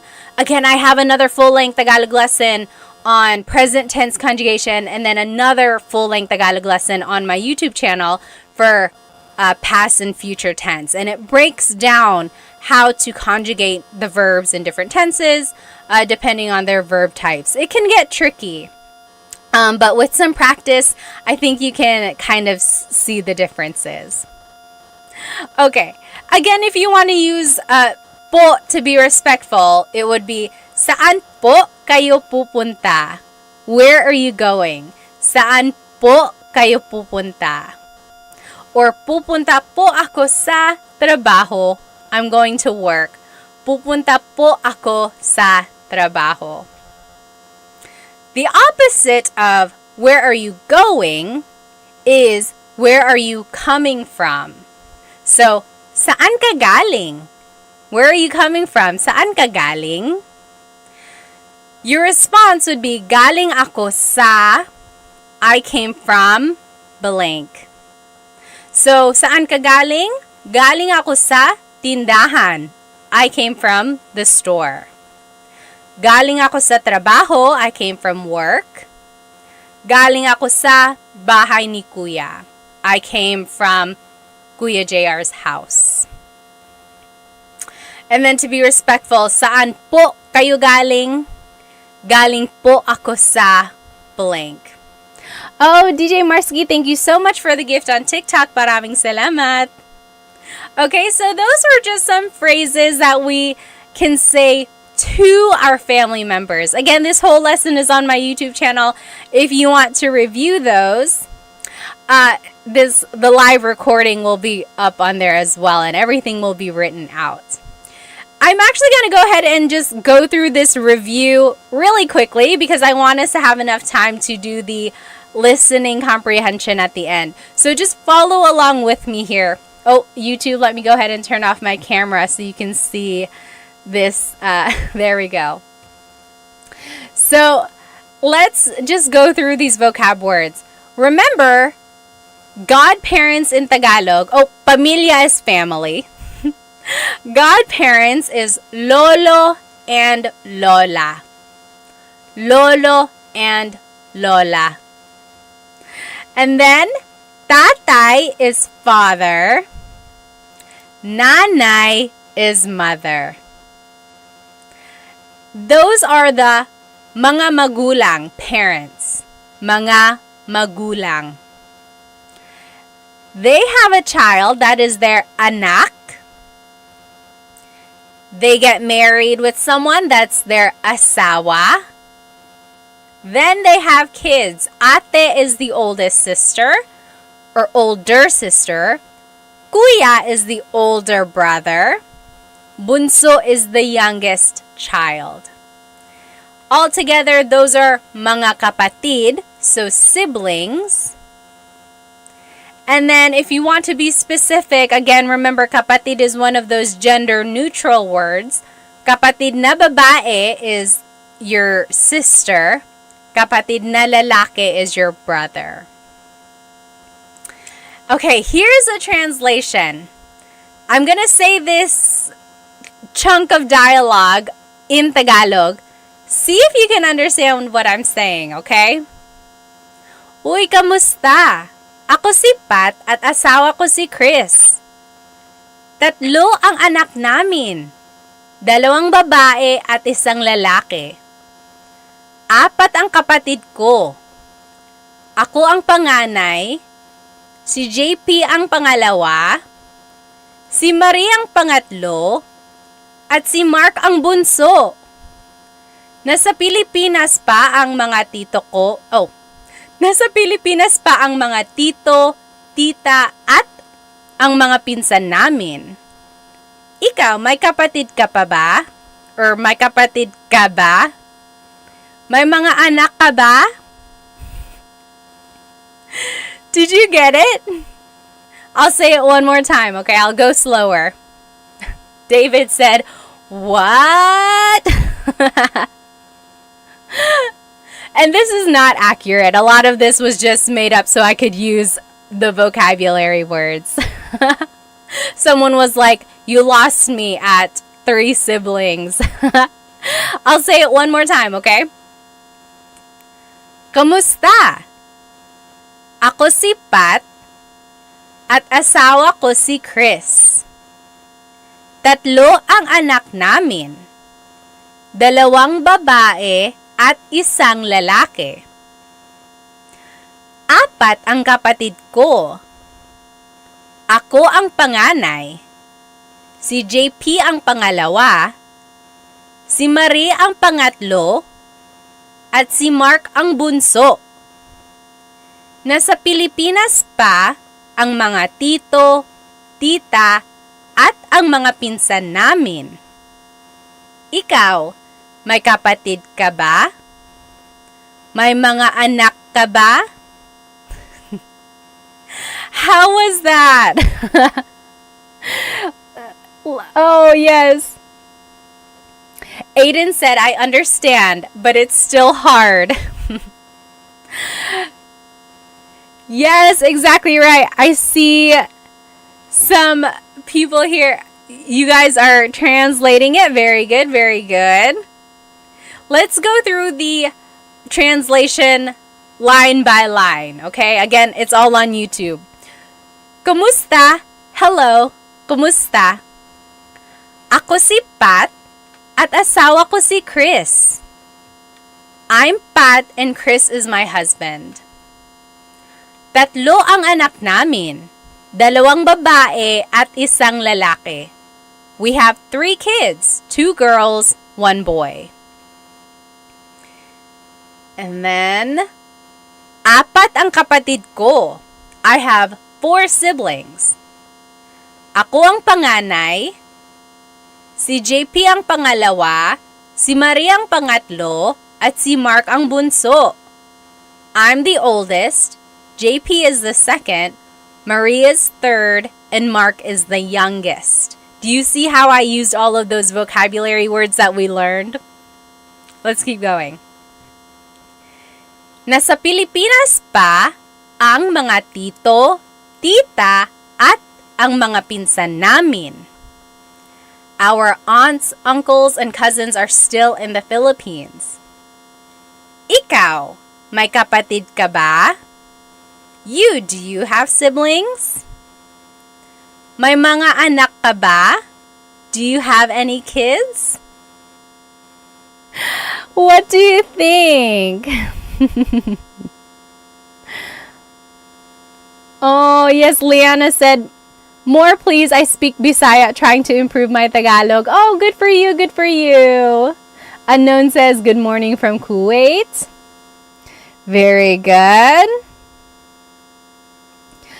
So, I want you, whenever someone is speaking Tagalog to you, don't get tripped up over every word. Okay?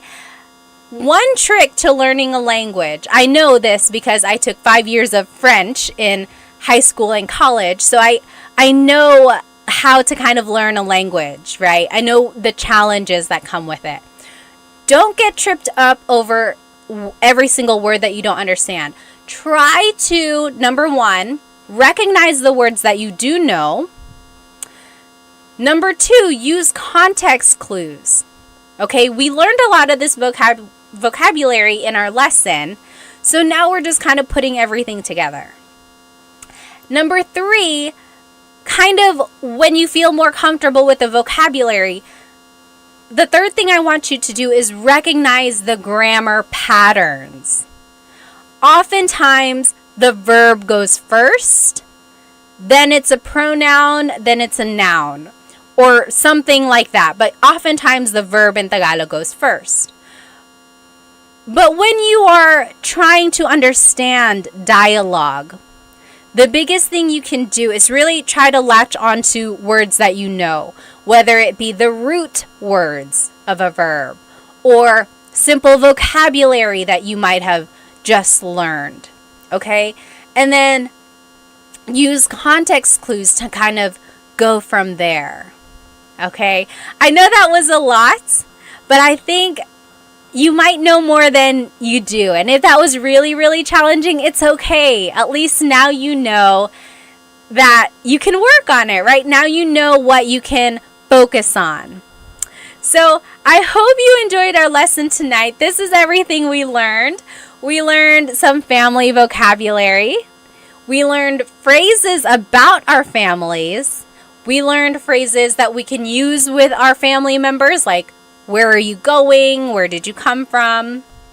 We also reviewed a little bit and we did some translation practice. Okay? I hope you were able to get some vocabulary that you didn't know yet. I hope you learned some phrases that you can start using with your families. And I hope to see you next week in our Tagalog Thursday. So, I hope you have a good rest of your night. I don't want to keep you any longer. Maraming salamat. Thank you so much for joining me. Have a good night.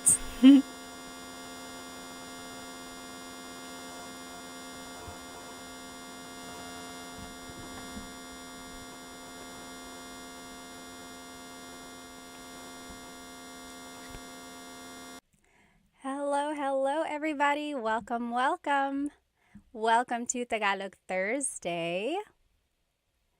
Let me go ahead and log on to my Instagram here. Hello, everybody on Instagram. If you are joining me, welcome to Tagalog Thursday today. We will be learning some useful phrases that I think you can use every day. So, if you want to see my presentation, go ahead and hop onto my YouTube channel, and that is where you will see my slides and everything written out. There might be some animations in there as well. Hello, everybody. Go ahead and write where you are currently watching, and as always, feel free to write your age or your age range. I like to know my demographics, who's watching.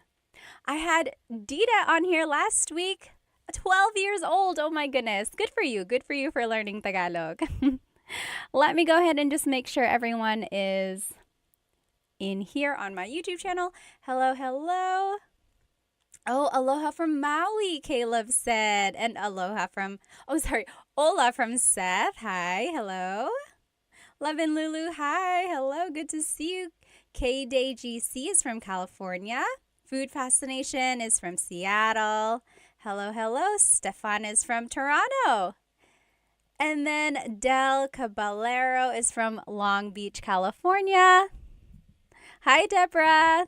Hi, Emily from Alaska. Oh my goodness. What time is it in Alaska? Over here in North Carolina, it is 9:13 p.m. Also, just checking, is my audio okay for both Instagram and YouTube?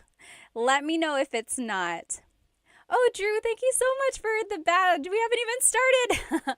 If you enjoy anything from these lessons, from the lesson that I'm teaching tonight, please feel free to send me a super chat on YouTube or a badge on Instagram. Thank you so much. Any donation really helps me support Filipino businesses. By the way, my earrings tonight are from bling.co. If you can see them, they're handmade polymer clay earrings, and they have the Filipino sun on them.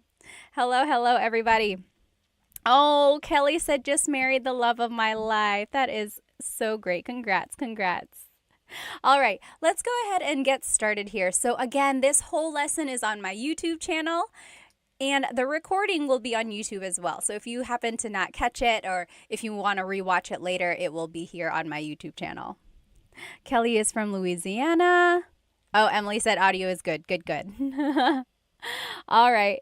David is from New Hampshire. Deborah is watching from India. Hello. Okay, let's go ahead and get started. So today we will be learning some shopping phrases, or phrases that you can say while shopping in the Philippines, or phrases you can say while eating at a restaurant. However, a lot of these phrases will also work in different contexts. So I want you to take a note of them, even if you're not shopping in the Philippines or eating at a restaurant in the Philippines anytime soon. You'll see that a lot of them can be used in other contexts. So let's take a look at these. Hello. Mr. Sean is from Tampa, Florida. Welcome. Okay, so first of all, I just want to go over the different types of stores in the Philippines. Anyone here been to the Philippines? Raise your hand or just give me a thumbs up. I know many of us might have. Some of us might not have ever been there. Maybe we are just never had the opportunity to go. But in the Philippines, you might see little stores in people's houses. So usually if it's like a 2-story house, there might be a store in the first floor, and it's like their window has things that you can buy. So chips or rice or even some meat and fish, ice sometimes. Those are called sari-sari stores. Sari-sari. Sari-sari means like different things. Different. Because you can buy a lot of different things. So in my picture here, you'll see that you can buy rice, you can buy chips. It's like a really true definition of a convenience store. Maybe you can't go to an actual store, so you just want to walk down the street and you notice that your neighbor has things that you might need. So that is where you can buy things if you're kind of in a pinch. That's called a sari-sari store. Next, there's the palengke. Palengke. This is like an open market, sometimes called a wet market. And you can buy meats, vegetables, but really you can buy anything here. School supplies, clothes, household items. And the thing about the palengke is that some people might consider it not as clean as a grocery store, because they are just there chopping up the meat, preparing the vegetables, weighing it right there. So it's not quite the same as a grocery store because everything is open. Another thing about the palengke is that they are open very, very early, like before dawn. They are hustling and bustling, getting their stalls ready. And then they're usually closed, or like activity isn't as busy in the afternoons. Whereas in the grocery store, they are open all day long, usually pretty busy. After people get off from work, they'll probably go there. So that's the difference between a palengke and like a grocery store. And then one more thing here, the Divisoria. Has anyone ever shopped at a Divisoria?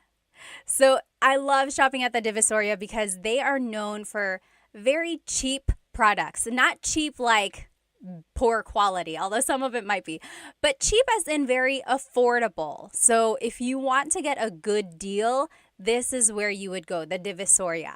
And this is usually in like really busy areas. The Divisoria that I'm thinking of is in Manila, and Some people might say it's a little sketchy. Just make sure you are aware of your surroundings when you are shopping in these places because everyone is trying to get a good deal, right? So it can get kind of crowded. And an interesting thing about the divisoria, literally in Spanish, the divisoria means like the dividing line. And it got that name because back in the day when the Spanish colonizers were there, there was this city called Intramuros, literally meaning like the gated city. That's where government officials were. This was like where the elite lived, Intramuros. Right outside of Intramuros was where the Chinese immigrants were. They were kind of segregated. So this dividing line, the divisoria, was dividing the wealthy Spanish from the Chinese immigrants who were kind of segregated. And then it got this reputation of having these affordable products from the Chinese merchants who were able to sell these goods for such a cheap price. And so from then on, this area has been known to sell these very affordable things. I think that's so interesting. I love history. I love Filipino things. Let me just catch up on some of these comments here. Hello, hello. Oh, Love and Lulu said, in Pampanga, there's a lot of pickpocketers. I think in any big city, yes, Manila, even Cebu City, you just got to be aware of your surroundings. Yes, very good. Oh, Rua said, I love your content. I'm from Japan. Hello, hello. Welcome, welcome. All right, let me check over here on YouTube. Oh, Belle said, going soon, going to the Philippines. Oh, very good. Oh, Lost in the Philippines says, I am in Manila right now. Well, have fun. Have fun. All right. A lot of people are planning to go soon. Oh, hi, Dita. There you are. Good to see you. Okay. Yes, so here are the different types of stores. So sari-sari, palengke, divisoria. These are known for like places where you can haggle the price. So if you are good at maybe bartering or like asking for a lower price, these are the places to go for that. However, if you go to like a mall, those prices are pretty set in stone, right? You can't really haggle a price tag at the mall. And the picture here on my YouTube channel, if you are looking with me, this is the Mall of Asia. Raise your hand if you've been to the Mall of Asia before. At one point, it was the biggest mall in Asia, but I think last I saw, there are bigger malls now, I think in other countries, but it's still the biggest mall in the Philippines. There's a skating rink, there's like places to watch shows and things like that, and there are lots and lots of floors up there. If you have been there, what is your favorite part of the Mall of Asia? I haven't been there in a very long time. I think one of my favorite things about the Mall of Asia is the surrounding. Like, it's surrounded by water, and you can get a lot of good pictures over there. All right, so that's the mall. That is another place you can go shopping. And then lastly, nowadays, people can go shopping online. So online selling, I don't know if you've ever seen them. It's much like here in America, or if you're just scrolling through your TikTok, a lot of people will sell things online. They'll just hold up the product, and then whoever says mine in the comments, that will go to them. So those are just some different stores in the Philippines. Okay, awesome. Corner is from North Carolina. Welcome, welcome. Are we neighbors? You must be in my backyard. Yes. Frank said, amazing that they have a skating rink inside of the Mall of Asia. Oh, yes. Oh, TMD Texas says, Mall of Asia fireworks. I don't think I've seen the fireworks at Mall of Asia. Yes. The great Chadsby said MOA. That's what they call it, Mall of Asia, MOA. Very good, very good. Okay, so let's jump into these phrases now. So if you are shopping, oh my goodness. I don't know why I have this filter on my Instagram. If you're looking at me, I have dog ears. I don't know how to undo that. So it's going to have to stay like that. I'm sorry. If anyone knows how to turn off this dog filter on Insta, let me know. Anyway, we're going to keep going. So here are some phrases that you can use while shopping. So an employee might come up to you, or they might ask, ano po ang gusto nyo? Ano po ang gusto nyo? So ano means what? Po is a sign of respect. Ang means is, or sometimes it's an article. Gusto means to want or like, but in this case, it means to want. Nyo is referring to you. So, ano po ang gusto nyo? What do you want? That is something they might ask you when you enter a store. Yes, very good. And then to reply, you can say, pabili ng blank. Can I please buy blank? Pabili ng blank. When you're listening to Tagalog, this is one of my biggest tips for anyone who is like very beginner, still trying to get an understanding of Tagalog. Listen for root words. Okay, so let's take a look at pabili ng blank. The root word here is bili. Bili means to buy. Pabili, the prefix pa, is turning it into like a question. Can I please buy? Pabili ng blank. Can I please buy? So here's some things you might ask for. Pabili ng tubig, water, tubig. Pabili ng yellow, ice, yellow. And then pabili ng chocolate, chocolate, chocolate. So pabili ng blank. Ng means some or a thing. Can I please buy some water? Can I please buy some ice? And so on. Okay? Now, if you want to be specific, you can add an amount or like a number. So, pabili ng dalawang tubig. Can I please buy 2 waters? Pabili ng dalawang tubig. So, let's just take a look at some of these numbers. Isa, 1, isa. Dalawa, 2, dalawa. Tatlo, 3, tatlo. Apat, 4, apat. Lima, 5, lima. Anim, 6, anim. Pito, 7, pito.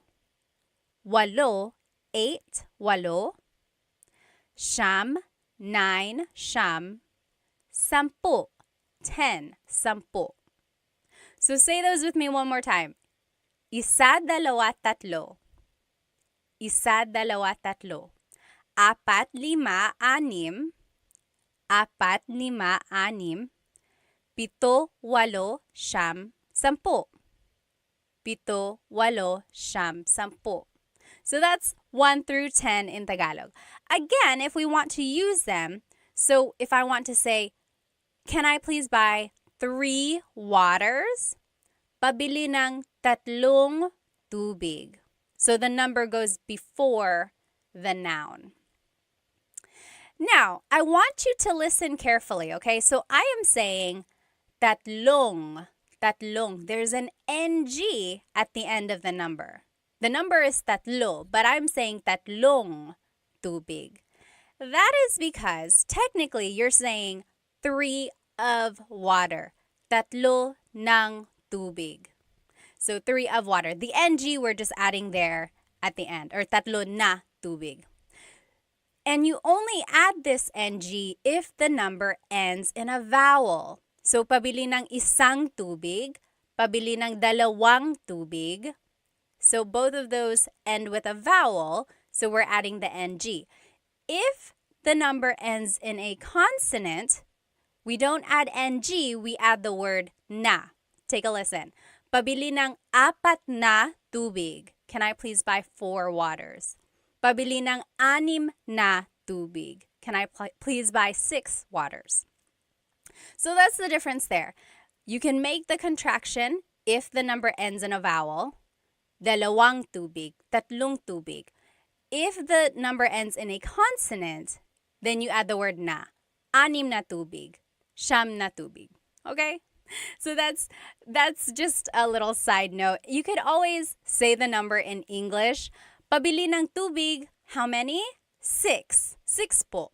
They'll get the idea. Okay? But if you want to practice your numbers, that's a good chance to do it. Okay. Now, let me see. Oh, Ben said the audio is completely out of sync on Instagram. Is that, like, if I'm speaking, Can you not hear? Is it like really lagged? Also, gosh, these headphones or these dog ears are so annoying. I don't know how to turn it off. I'm sorry. Any questions? If you have any questions, please feel free to write them in the comments. Okay. Okay. Okay. It sounds like the audio is okay. Maybe it is the dog filter. I'm sorry. Again, if anyone knows how to turn this filter off, let me know. Anyway, we'll keep going. So those were some basic phrases. Now, if you want to ask how much something is, how much is something? So, magkano ito? Magkano ito? That means how much is this? Magkano ito? Now, again, if you are good at haggling, if you are good at bartering or asking for a lower price, this is something you could say. Walang tawad. Walang tawad. So, wala means nothing. The ng means of, so none of. Tawad literally means forgiveness. So, no forgiveness. Walang tawad. Basically, that means, can the price be reduced? Walang tawad. And then if something is expensive, you can say, ang mahal naman. Ang mahal naman. Mahal means expensive. And technically, you could just say, ang mahal. That's expensive. Ang mahal. Naman is like an emphasis. Oh, wow, that's really expensive. That's too expensive. Maybe if you say that, the store clerk will be like, oh, okay, I'll lower the price. Ang mahal naman. That's too expensive. The opposite of mahal is mura. Ang mura, that's cheap. Ang mura.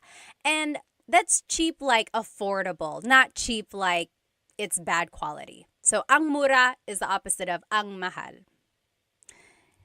And then if you do decide to buy it, it would be sige, bibilin ko. Okay, I'll buy it. Sige, bibilin ko. Remember how I told you to listen for root words? Here is this root word, bili. Again, remember, bili means to buy. We heard it in pabili ng tubig. So here, bibilin ko means I will buy it. So, let's say these phrases one more time. Magkano ito? Magkano ito? How much is this? Walang tawad? Walang tawad? Basically, can the price be reduced? Ang mahal naman. Ang mahal naman. That's too expensive. Ang mura. Ang mura. That's cheap. Or sige, bibilin ko. Okay, I'll buy it. I saw a question up here. Oh, Cowboy Roger Lawson said, is sobrang mahal the same thing? Yes. Sobrang mahal also means that's too expensive or it's really expensive. Sobra means a lot and then mahal, expensive. A lot of expensive. Really expensive. Very good. Sobrang mahal, same as ang mahal or ang mahal naman. Very good. All right. Next, maybe you are shopping around and you choose something that you like. You could say, gusto ko ito. I want this. Gusto ko ito. So gusto can mean I want or I like. Okay, so maybe if you're talking to your friend, you're like, oh, gusto ko ito. I like this.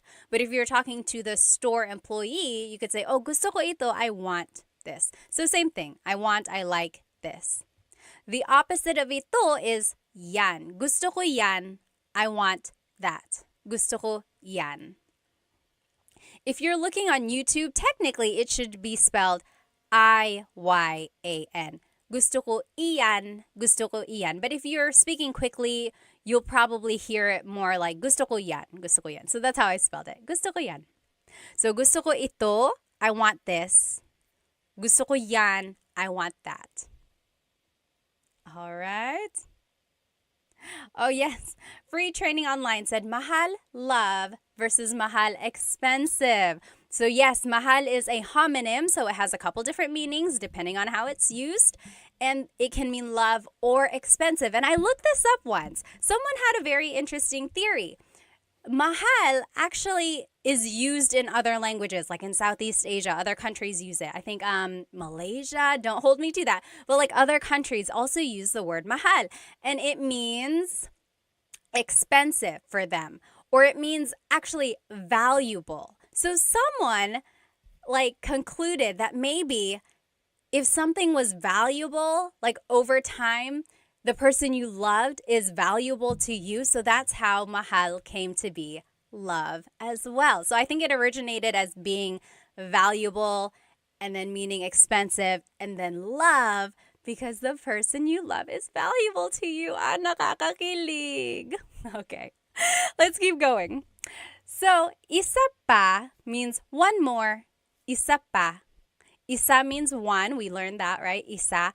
Pa means still. So one still or one more, please. Isa pa. Isa pa. And then, iba na lang. Something else. Iba means different. Na lang means instead. So something different instead or something else. So maybe the store employee came out with some options for you and you didn't really like any of them. So you could say, iba na lang. Iba na lang. Something else, please. Okay, I think someone had a question. Oh, yes. Chris Black on YouTube said, is there a please in Tagalog? Please in Tagalog is paki. Paki. So, like, buksan means to open. Paki buksan yung bottle. Can you please open this bottle? Paki buksan. So, paki is like what you would add before the verb. It's not so much like its own word, like we would say please by itself. Although I've heard people say, hey, can you do this, paki? But it's not quite the same. Very good question, though. Let's see. Yes, yes. Someone asked on YouTube, I don't know your name because it's in characters. But it said, pwede ko bang gamitin yung salita ng, can I say this instead? So can you say, kukunin ko to instead of bibilin ko? Yes, yes. So we learned, sige, bibilin ko. Okay, I'll buy this. Literally, I will buy this. You could also say, sige, kukunin ko to. Kunin means to take. I will take this. Yes, same idea. I will take this versus I will buy this. Very good, very good. Okay. Very good. Good questions. Okay. Yes. Oh, Gift Palace said mahal means palace in India. Interesting. Okay. TMD Texas said, wala akong pake. Yeah, I guess that kind of makes sense. Wala akong pake means I don't care. I don't give up. Let's see.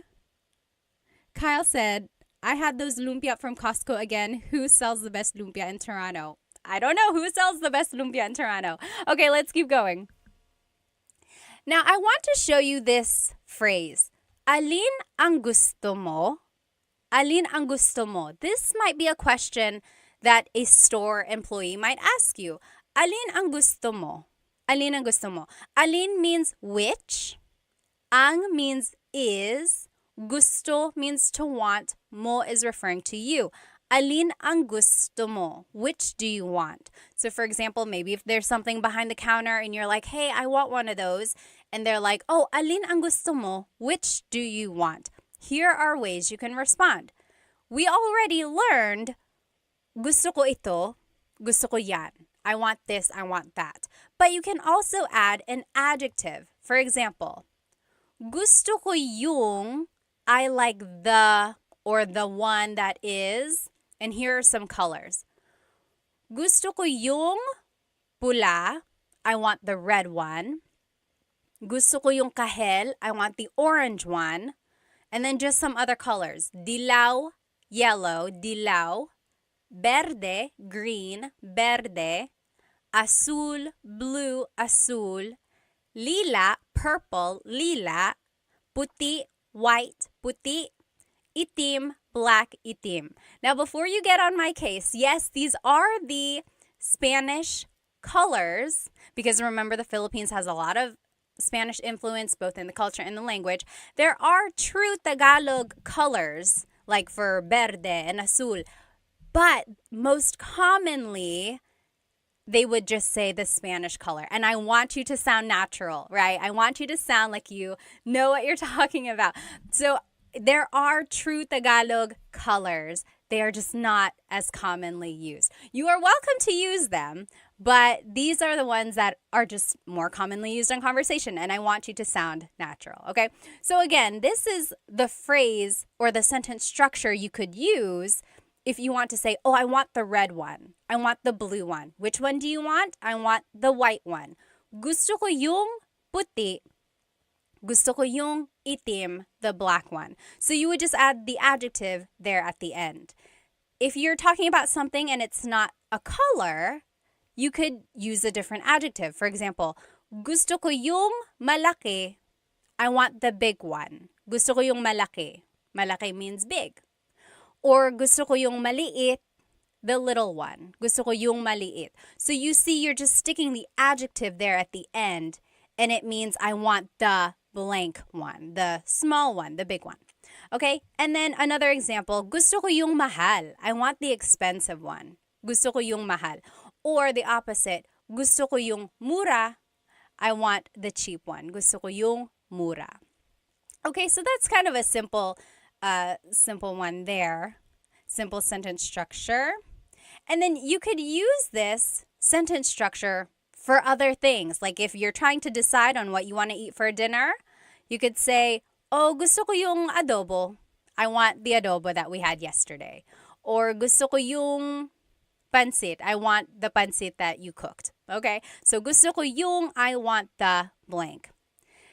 Now, I always get asked in my classes, what is the difference between ang and yung? Because we learned gusto ko yung blank.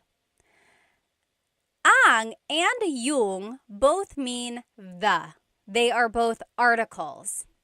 However, ang is usually used more in a general sense, whereas yung usually is used more for a specific thing. So, in our example, gusto ko yung puti. I want the white one. If someone said, gusto ko ang puti, it's like, I like the white one. Like, it's not as committal. I don't know. It's hard to explain. Here's one way to take a look at it. So, it's the dress versus the dress. There's the dress, that's ang. Then there's the dress, that's yung. So it's kind of like a different way to think about something. Okay. All right. Let's keep going here. Oh, Chandra said, are you taking online classes? We are just wrapping up class 4 now. So I did 1, 2, 3, and 4. So my class sets are just about done. Hopefully I can start another set in the fall. Okay, but I will still try to do these Tagalog Thursdays. This is like my 4th or 5th week. These have been fun. So join me every Thursday. Okay, now, if you want to be respectful while you are shopping, you can add po to any of the phrases we just learned. So remember, in the Philippines, we say po to be respectful to our elders, but also to people in authority. So, like priests, doctors, police officers, but also, even if they're not in authority, if you just want to be respectful, like to someone who is working at a store, feel free to add po. Here are the common placements of po. Usually, it's the second word in the phrase. Most commonly, it's the second word. Or it goes after the words ko or na if either of those appear in the phrase. Ko means I or my. Na means already. So if either of those two words appear in a phrase, po usually goes after that. Or po just goes after a set phrase. So when in doubt, always add po to the end of anything you say. and it will be respectful. Okay, that is key there. When you are learning po and you want to be respectful, just add it to the end and it will always work. But let's take a look at the phrases we just learned and see where the po usually goes. Pabili po ng blank. Can I please buy blank? So as you can see, it's the second word there. Pabili po ng tubig. Pabili po ng blank. Or magkano po ito? How much is this? Again, it's the second word there.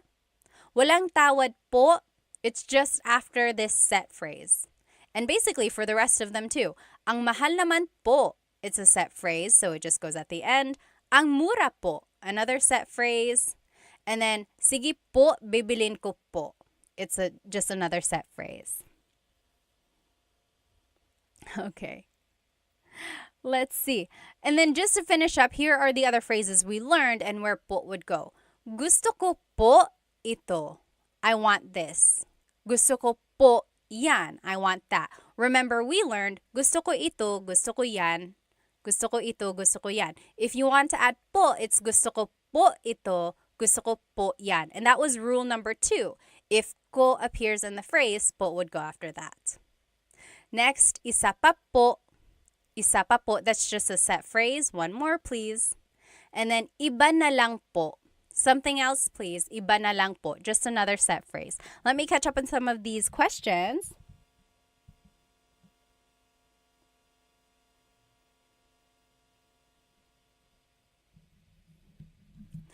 Yes. Let's see. Chris the Rhino said, isa pa din po. Gusto ko yung malaki po. Is this right? It depends on what you're trying to say. Yes, the gusto ko yung malaki po. I want the big one. That one is correct. I'm not quite sure about the first part of your statement. Okay, all right. Yes, let's keep going. So those were just some phrases that you can say while shopping. Anyone have any questions about these shopping phrases before we move on to the restaurant phrases? So a lot of these you can use in other contexts.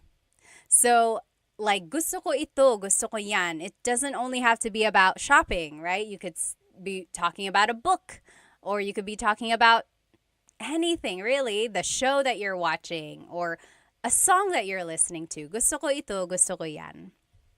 Okay, now let's keep going. Here are some phrases you can use while eating at a restaurant.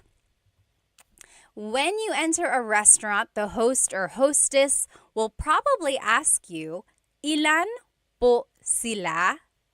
Ilan po sila? So ilan means how many.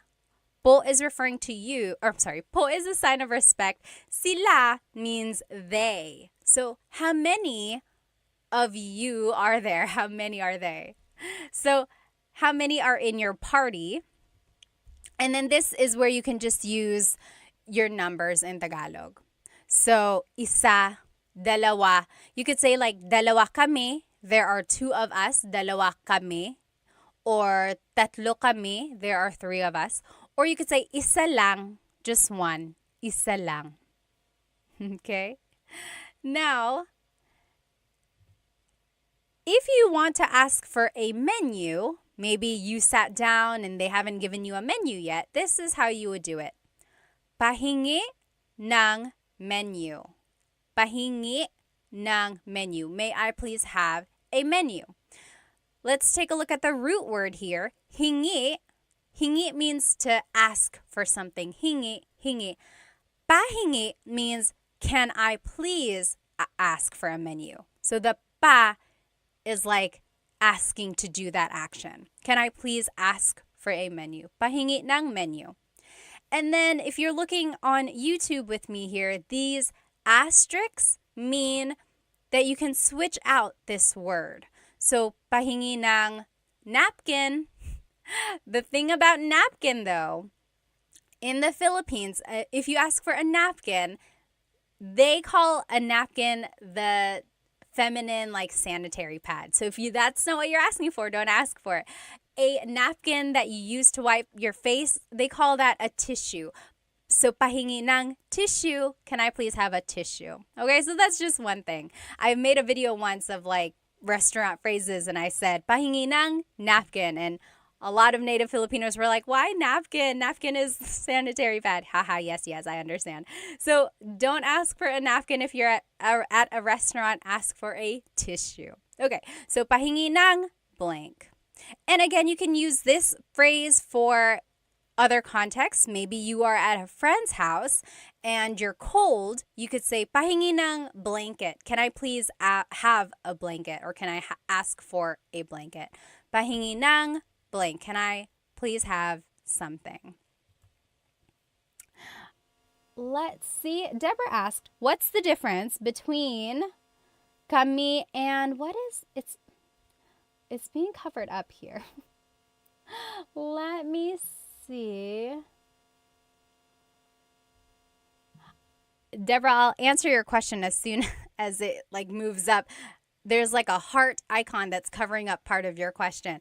But kami is the subject pronoun meaning us.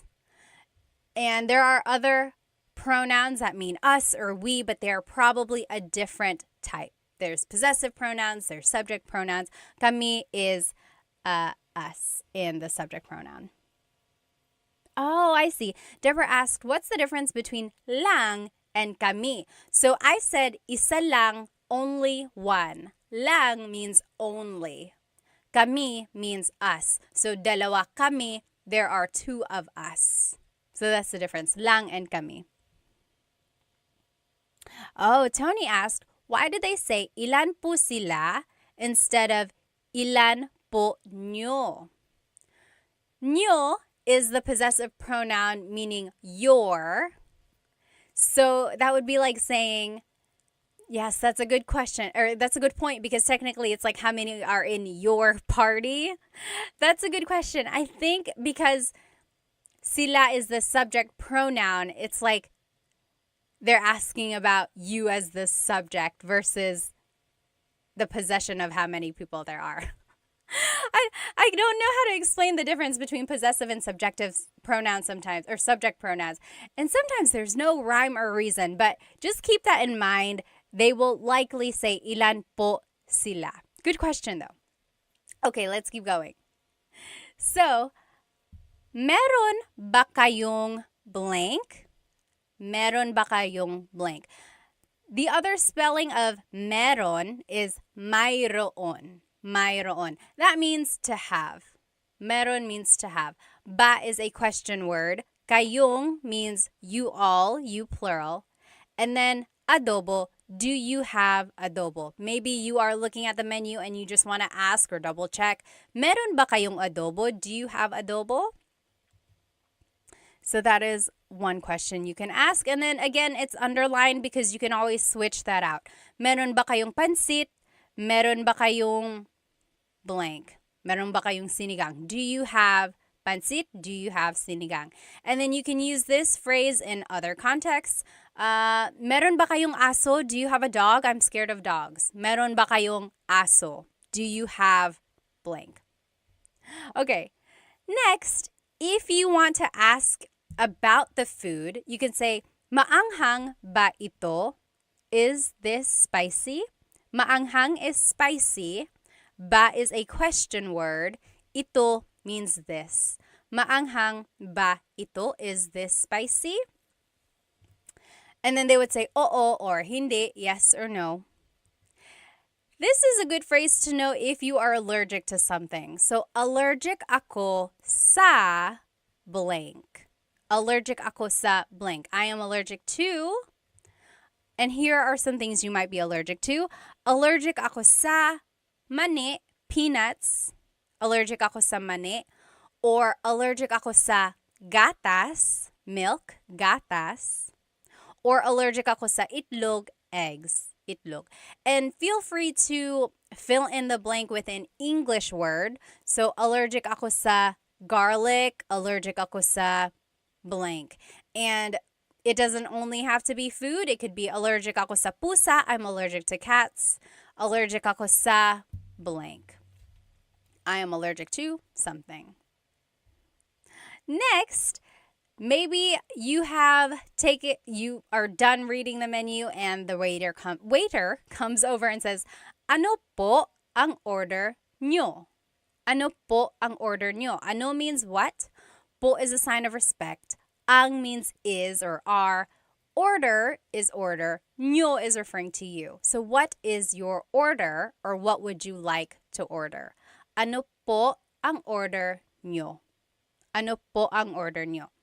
Your response would just be, gusto ko ng blank. Gusto ko ng blank. I want blank. And if you want to add a couple different things, the word and in Tagalog is at. So let's take a look at these. Here are some things that you might order. So kanin is rice, kanin. Kape, coffee, kape. Tubig, water, tubig. Tsaa, tea, tsaa. Gulay, vegetables, gulay. And prutas, fruits, prutas. So if I were to ask you, ano po ang order nyo? What is your order? You could say, gusto ko ng kanin at gulay. I want some rice and vegetables. Or, gusto ko ng tsaa at kape. I want tea and coffee. Okay, so that's how you would kind of respond there. Let me just catch up here.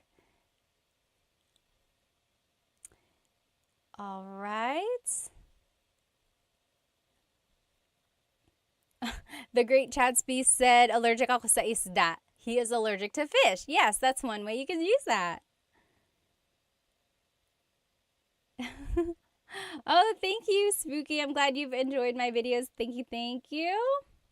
Yes, Dave asked, nag-stream ba kayo sa YouTube? Yes, this is on YouTube right now, so you can follow along. Okay, any questions about any of these phrases that we have learned so far? So we know how to say how many are in our party. We've learned how to order something. We've learned how to say things we're allergic to. Now, maybe the food is finally here. You can say, ayan na. There it is, ayan na. Ayan na. That's just an expression. And you can use that in other contexts, not just at a restaurant. Maybe you are at a concert and the opening number was taking a long, long time. You're like, where is the people I actually want to see?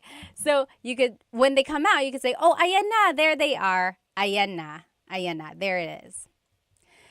And then a lot of people say, kain tayo, let's eat. Kain tayo, or kain na tayo.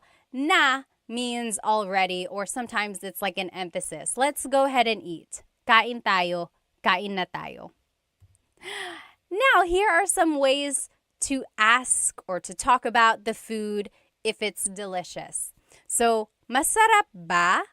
Masarap ba? Is it good? Is it delicious? Masarap ba? Masarap ang pagkain. Masarap ang pagkain. The food is good. You can switch out pagkain and say masarap ang adobo. The adobo is good. Or masarap ang kape. The coffee is good. Masarap ang blank. The blank is good. To be specific, masarap ito. This is good. Masarap ito. Or masarap yan, that is good. Maybe if you tasted your friend's dish, you could say masarap yan, that's good. And then just in a general sense, it would be ang sarap. It's so good, ang sarap, ang sarap. Oh, Chris asked a good question on YouTube. What if you wanted to order 2 adobo? Gusto ko dalawa. It would be gusto ko ng dalawang adobo. Gusto ko ng dalawang adobo. So this is kind of where that, remember if it ends in a vowel, then you could just add ng. Gusto ko ng dalawang adobo. I want 2 of adobo. Very good question. All right. Next, if you want to talk about the food and maybe it's not so good, here are some things you might say. Maalat. It's salty. Maalat. That means salty. if you joined my live a couple weeks ago, we learned how to use adjectives. And there are a couple different ways to use an adjective. So you could say maalat, it's salty, maalat, or you use the root word and say ang alat, it's salty, ang alat. They both mean the same thing and they are used interchangeably. Maalat, it's salty, or ang alat, it's salty. Sometimes ang alat, that form is a little bit more like it would mean, oh, it's so salty. It's too salty. Like it's a little bit more expressive. Or it's like really that thing. Next, matabang. That means tasteless or it needs more seasoning. Matabang, matabang. And then hindi masarap. It's not good. It doesn't taste good. Hindi masarap. All right, so those are just some ways to say, to describe food if it does not taste very good. Okay? So next, maybe you are on your way home and you are talking about your experience at the restaurant. Here are some things you could say with the people you are riding home with. Nagustuhan mo ba yung pagkain? Nagustuhan mo ba yung pagkain? So the root word again, gusto, means to like. Nagustuhan means to have liked. So it's past tense. Mo is referring to you. Ba is a question word. Yung pagkain means the food. So, nagustuhan mo ba yung pagkain? Did you like the food? And then your response would just be oo or hindi. Yes or no. Oo, hindi. Let's see. Free Training said, how would you say I don't like something like food? Oh, it would be, I think I have it here. Here it is. So, paborito ko yung means my favorite was the blank. Paborito ko yung gulay. My favorite was the vegetables. Or I didn't like, ayoko yung gulay. I didn't like, ayoko yung. Technically, it's ayaw ko, but make it a contraction, ayoko. Ayoko yung blank. Ayoko yung gulay. I didn't like or I don't like the vegetables. And then at the very end, if you want to be very respectful, you can say maraming salamat po. You could say that to the waiter or the waiting staff. Maraming salamat po. Thank you very much. So thank you by itself is salamat, salamat. And to be respectful, it would be salamat po, salamat po. If you want to be very thankful, very respectful, maraming salamat po. Thank you very much. All right. All right. Let's see what else. Okay, let's keep going. Now, I want to take a look at this phrase a little bit closer. Gusto ko ng blank. I want blank. So, gusto ko ng kanin at gulay. Remember, I want rice and vegetables. So, we've already seen this phrase. I want to break it down a little bit. There's a difference between gusto ko ng, which is what we learned, versus gusto ko yung. So, gusto ko ng means I want some or a thing. Gusto ko ng kanin, I want some rice. Gusto ko ng saging, I want a banana. Gusto ko ng tubig, I want some water. So, as you can see, ng can be some or a thing, depending on what you're trying to say. So, gusto ko ng blank means I want some or a thing. I want. However, if you say gusto ko yung, that means I like something. So, gusto ko ng means I want. Gusto ko yung means I like. So, let's take a look at these. Gusto ko yung tinapay. I like the bread. Gusto ko yung tsaa. I like the tea. Gusto ko yung server natin. I like our waiter. Okay, so that's the difference there. The ng means you want it. Yung means I like it. It's a very minor difference. If you happen to mix it up, it's not that big of a deal. However, there is a difference when it's a question. So let's take a look at this. Gusto mo ba ng tinapay? Gusto mo ba ng tinapay? The ng means do you want some bread? Do you want some bread? Gusto mo ba ng tinapay? However, if you say, gusto mo ba yung tinapay? Gusto mo ba yung tinapay? That means, do you like the bread? The bread that we are eating right now, do you like it? So that's just the difference there. It really pops out when it's a question. Gusto mo ba ng tinapay? Do you want some bread? Versus gusto mo ba yung tinapay? Do you like the bread?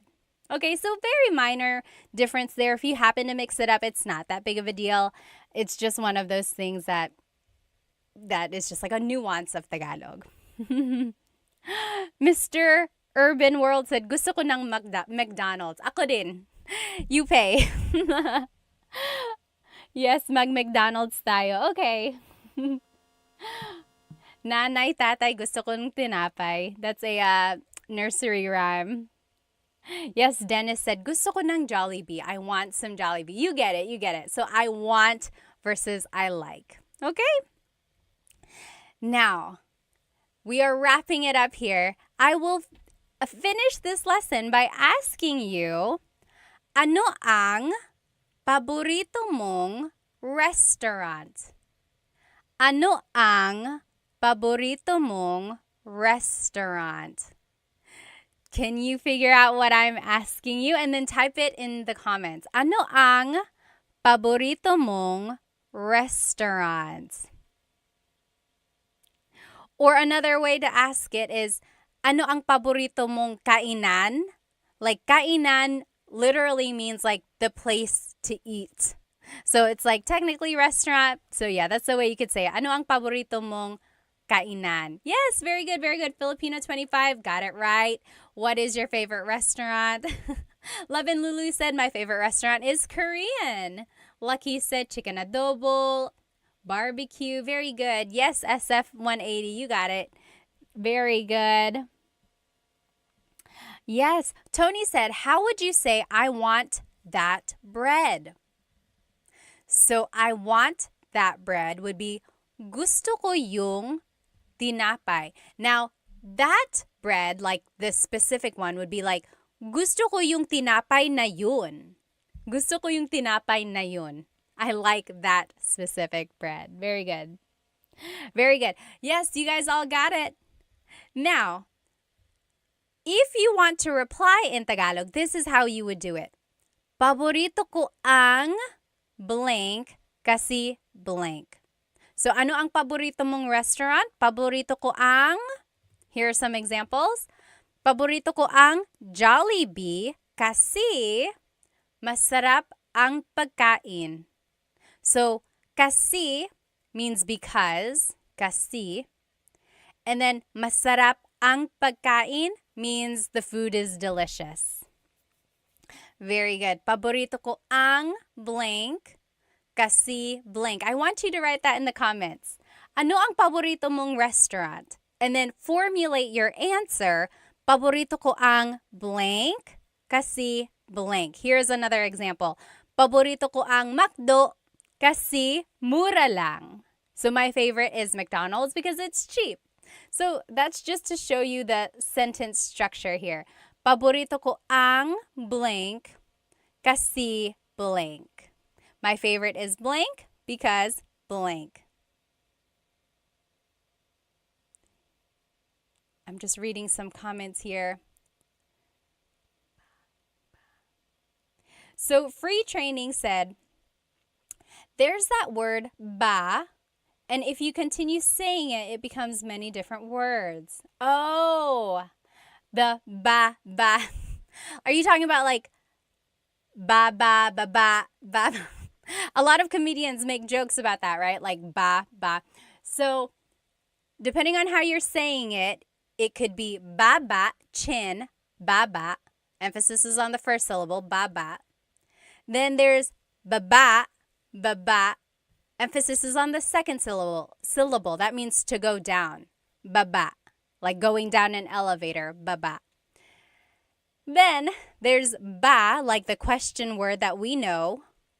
So a lot of people say like, bababa ka ba? Are you going down? Bababa ka ba? Are you gonna go down the elevator or going down the stairs? Yeah. Funny, funny. All right. Let's see what people's answers were. Oh, Tony said, paborito kong restaurant, ang Red Lobster. Or, paborito ko ang Red Lobster kasi, because, why? Very good, very good. Paborito ko ang dot, dot, dot. So, those are just some phrases that you can use when you're shopping or when you're eating at a restaurant. Parker said, paborito ko ang mesa kasi masarap ang sisig. I've never eaten there before. Saan yan? Where is mesa? Filipino25 said, love your earrings. Thank you. They are from bling.co. Make sure you find them on Instagram. Okay, so again, just to review, this is what we learned today. We learned the different types of stores. Remember, there are some stores in people's houses. Those are called sari-sari stores. Sari-sari means a variety, like a variety of things, because they sell a variety of things at their stores. So the stores in people's homes, those are sari-sari stores. Then there's the palengke, or the wet market. You can buy produce, you can buy meats, you can buy household items there. Then there's divisoria. That's like an outdoor, it's not even outdoor. It's just like a bazaar, or like a place where you can buy really affordable things, usually clothes or even household items as well. And then there's the mall. Of course, you can't really haggle the price at the mall. Those price tags are pretty set in stone. And then there's online selling, of course. And then we also learned some shopping phrases. So, can I please buy something? Or asking for more or something. Then we learned how to incorporate numbers and colors. And then we learned that you can use a lot of these phrases in other contexts, right? Not only in shopping, you can ask for something, maybe if you're at a friend's house, or you can say these phrases maybe when you're just hanging out, like watching a movie. And then lastly, we finished off by learning some restaurant phrases as well. We learned how to describe food, if food is delicious or something like that. Let me just catch up here. Oh, Hoff Basse said, shout out from Tagaytay, Besh. When my kid gets old enough, I want him taught by you. Sige, kaya mo yan. You can do it. G-Max said, hi from Canada. Hello from Victoria, BC. Hello, hello, everyone. Oh, Deborah said, what's pasalubong? Anyone know what pasalubong is? Pasalubong is, so salubong, the root word salubong means to like meet someone where they are. Salubong. Pasalubong is a souvenir usually brought by someone who has been away. So usually Filipinos who go back to the Philippines have a lot of pasalubong for their families. So chocolates, t-shirts, toys for kids, a lot of the things that they can't afford on their own, or things, just a way to show that you've been thinking of them. Or like if you just happen to go on a business trip, you might bring a pasalubong back for your family because you thought of them while you were away. That's a pasalubong. All right. Jackie said, hey from the Bay Area. Hello, hello. Alrighty. Yes, you meet them and give them a gift, Love and Lulu said. Well, I will see you next Tagalog Thursday. If you joined our lesson midway, I will be redoing this lesson sometime during the week. I like to do my lives twice, just in case anyone wasn't able to join. The recording will be on my YouTube, but I know people like to be in the chat and like ask their own questions. I wasn't able to do a repeat of last Thursday's, so I will do a repeat of that one too. So there will be 2 repeat lessons. Anyway, if you have any questions, please feel free to write them in the comments and then I will try to answer. Have a good rest of your night, everybody. Salamat!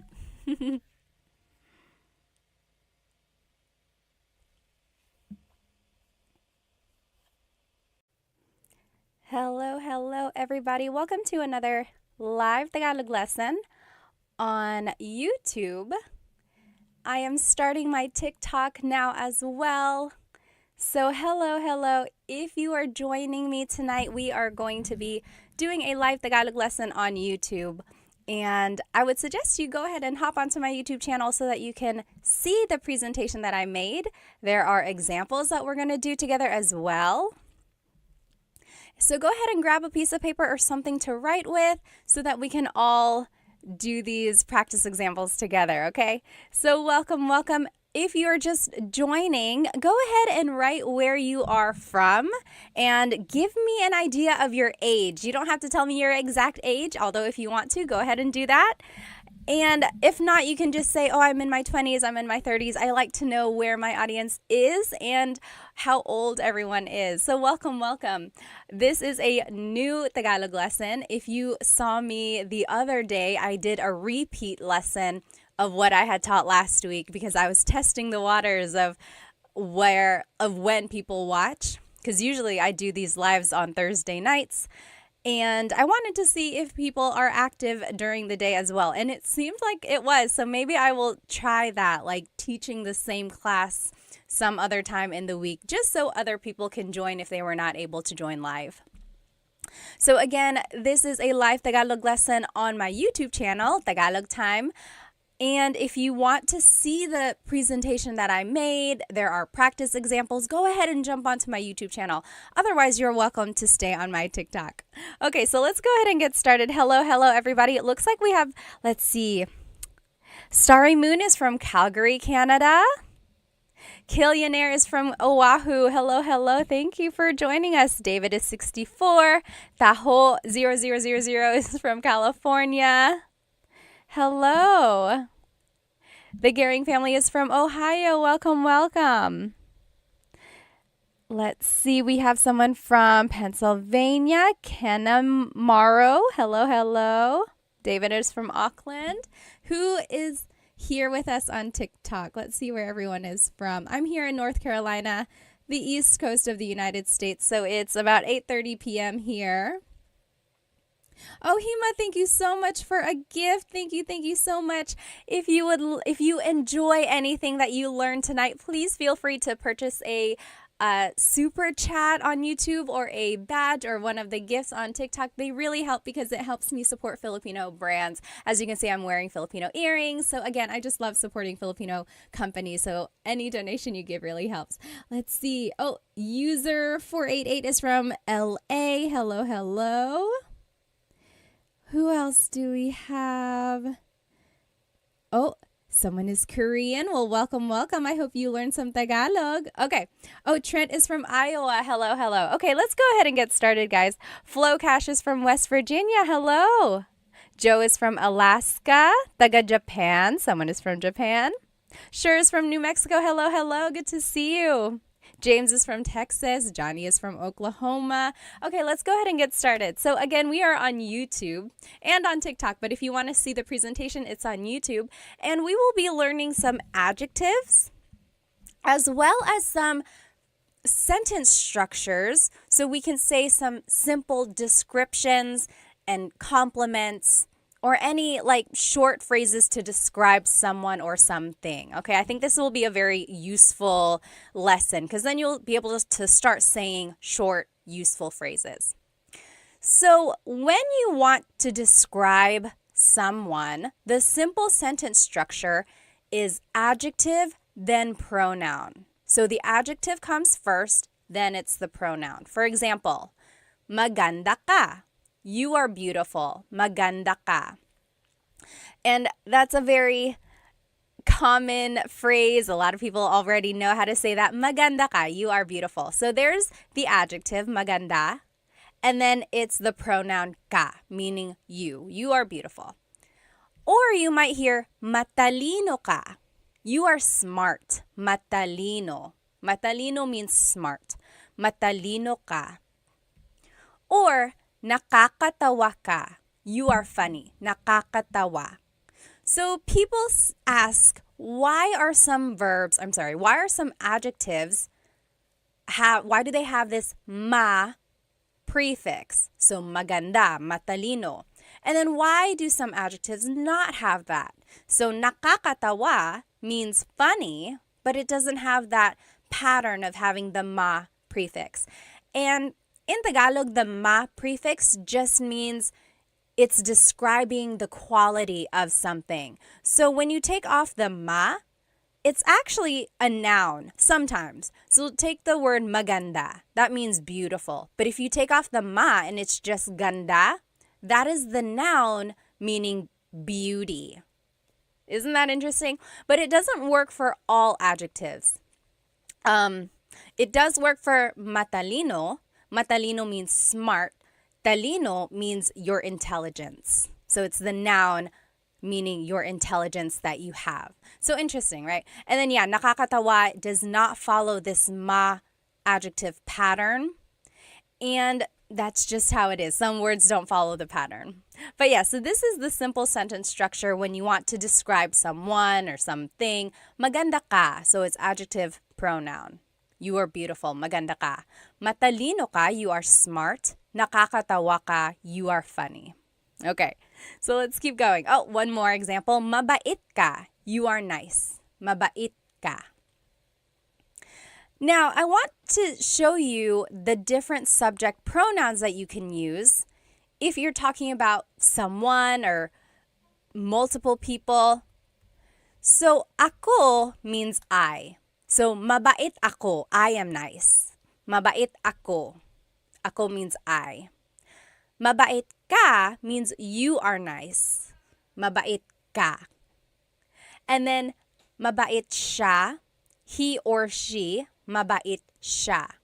A couple things I want to point out about siya.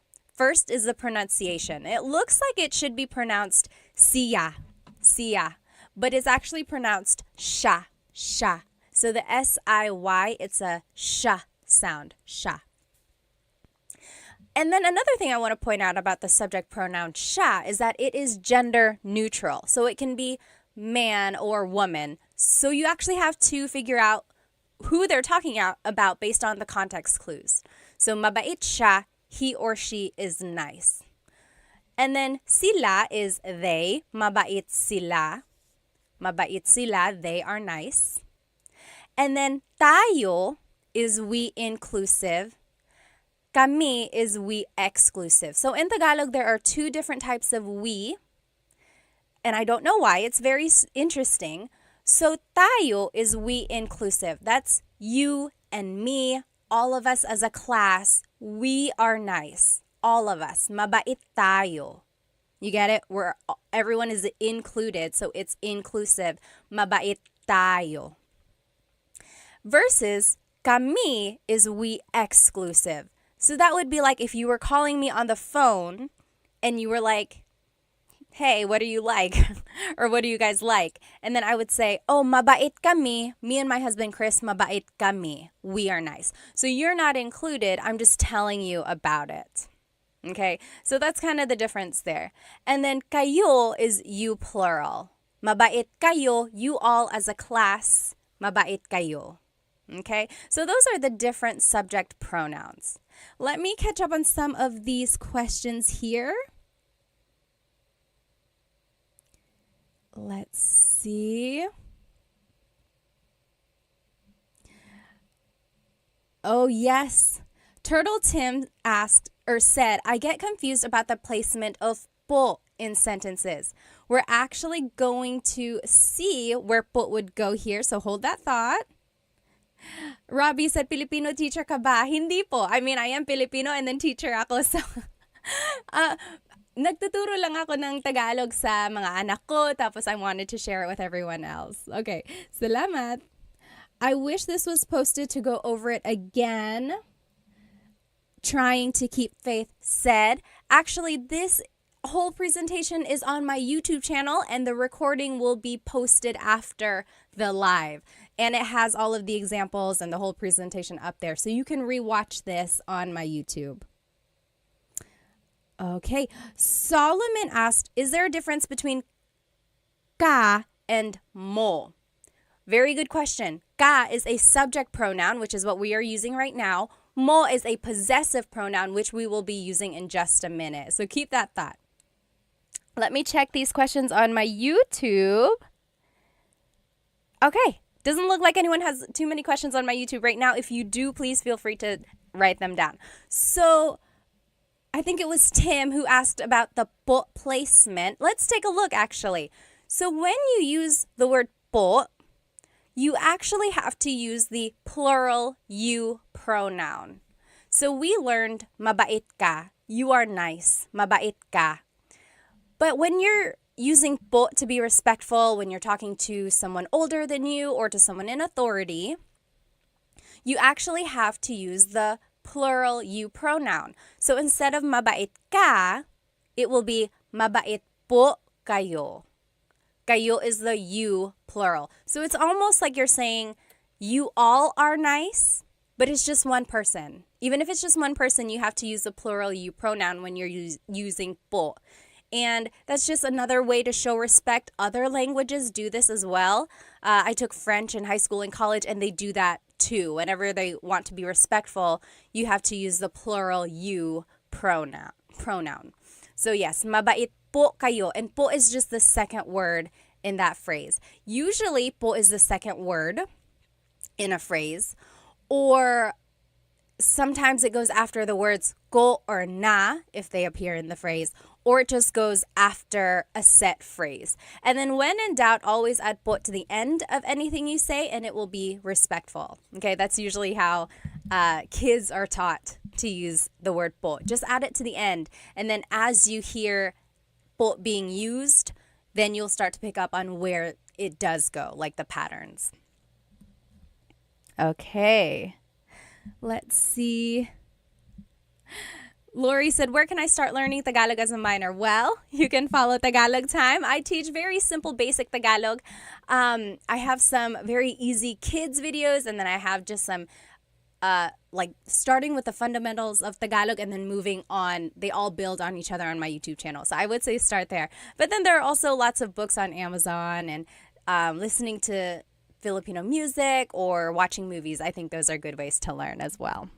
Okay, so those are some pronouns. Now let's just add more vocabulary to what we know. So here are some Tagalog adjectives.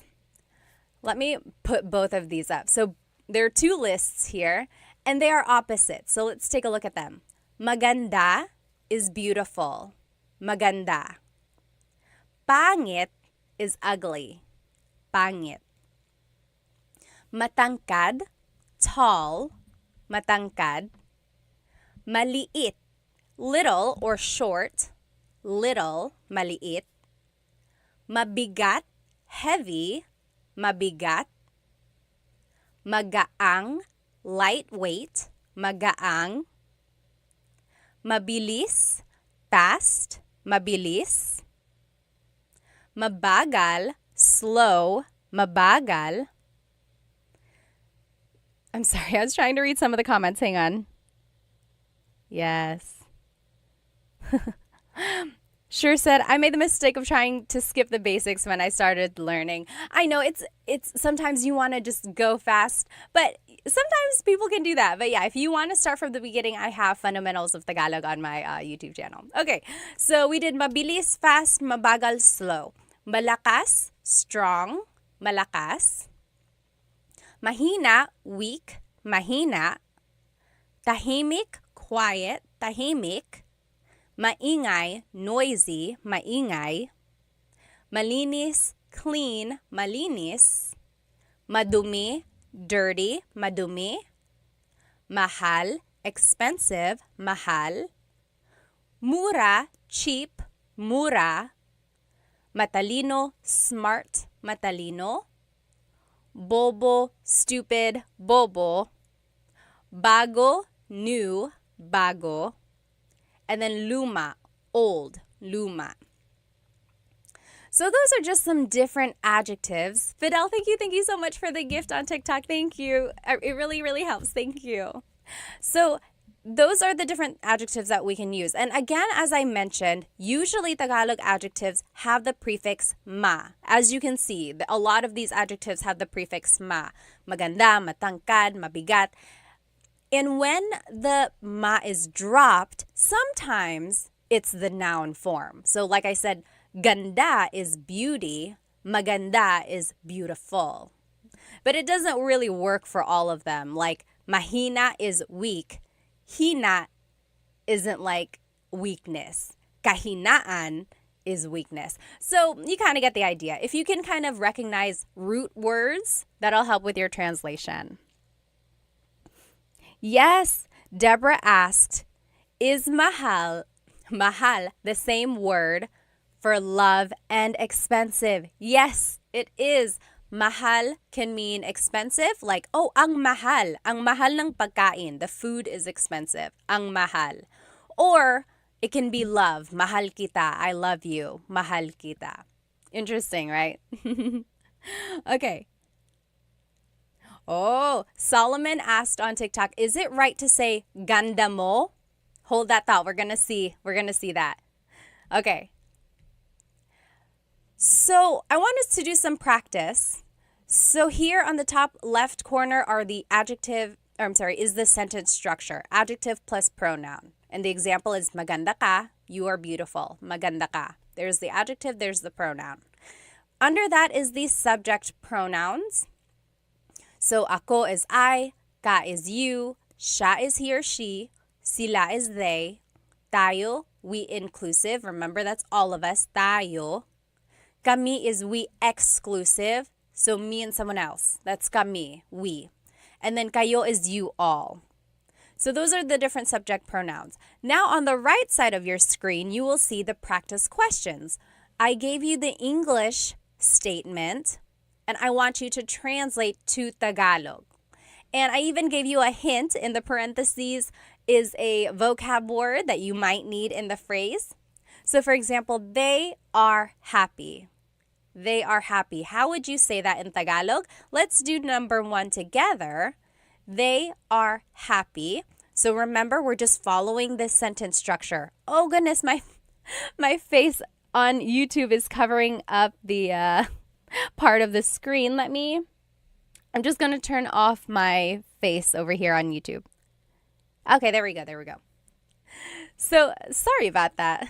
So there we go. So this is what you're going to need to do these practice questions. Top left is the sentence structure. Bottom left are the subject pronouns. And then to the right side of your screen, you will see the practice questions. They are happy, and I gave you the hint. Masaya means happy. So let's do that one together.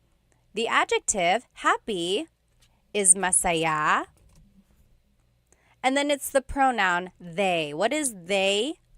They is sila. Masaya sila. They are happy. Masaya sila. Easy, right? It's just 2 words. Masaya sila. They are happy. What do you think he is new is in Tagalog? He is new. How would you say that in Tagalog? Go ahead and take a minute to answer that. I'm just going to catch up on some of these questions or comments.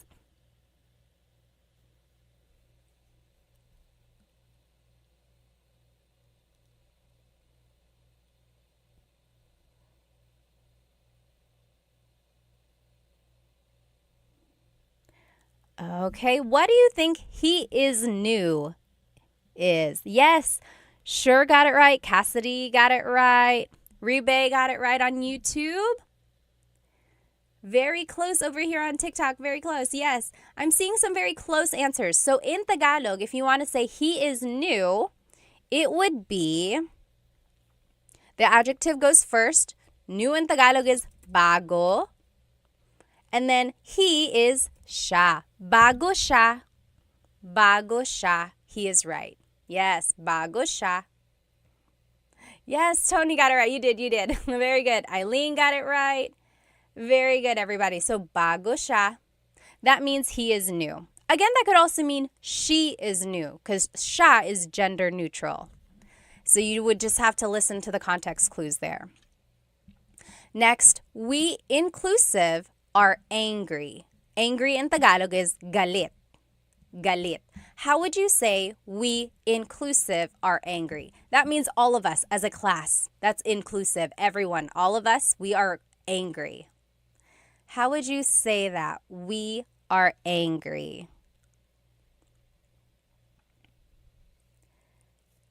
Yes, Carl. Oh, Carl is very close. Your pronoun that you are using, Carl, that's not quite the one we're using, but we'll actually see that in just a minute. Sorry, my nose gets so stuffed up. Eileen got it right. Twinkie's got it right. Bonnie, yes. So, galit tayo. We are all mad. Galit tayo. Very good. Yes, sure got it right. Kaz got it right. Yes. Okay. Number 4, I am sleepy. In Tagalog, sleepy is antok. How would you say I am sleepy in Tagalog? I am sleepy in Tagalog. I am sleepy is very close. Yes, Eileen, antok na ako. So, antok is the adjective and it goes first. And then it's just ako. Antok ako. I am sleepy. When you add na, like Almarie did and like Eileen did, na can mean already, like, oh, I'm already tired. I'm tired already. Or sometimes it's an emphasis. So like, oh man, I'm tired. Antok na ako. So yes, very good. But you could also just say, antok ako. I am sleepy. Antok ako. Yes, very good. Doctor got it. Sure got it. Very good. Yes, Cassidy asked on YouTube, can I use inaantok ako? And then someone on TikTok said that as well. Yes, inaantok also means sleepy. It's almost like the verb form of I am feeling sleepy, if that makes sense. Machi, thank you so much for the gift on TikTok. Thank you. But yes, basically the same. Inaantok ako and antok ako both mean I am sleepy, I am feeling sleepy. Very good. Last example here. Are you tired? So now this one is a little different because it's a question form. So I want to see if you can guess how to make it a question. So are you tired? Pagod is tired. Ba is the question word that you would add. Where do you think it would go? Are you tired? How would you say that in Tagalog?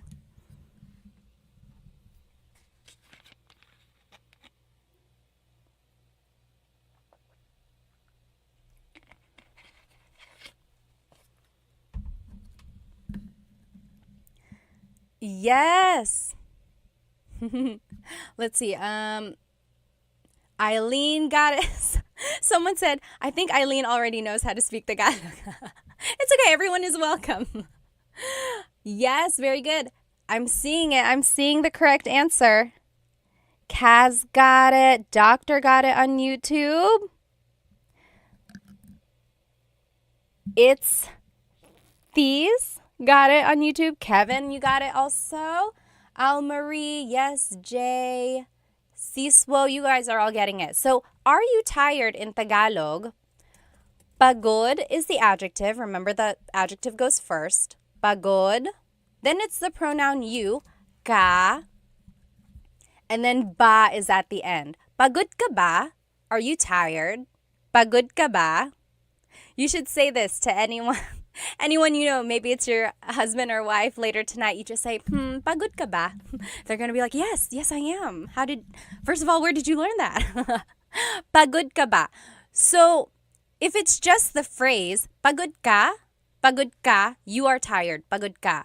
But when you add the ba, it turns it into a question. Pagod ka ba? Are you tired?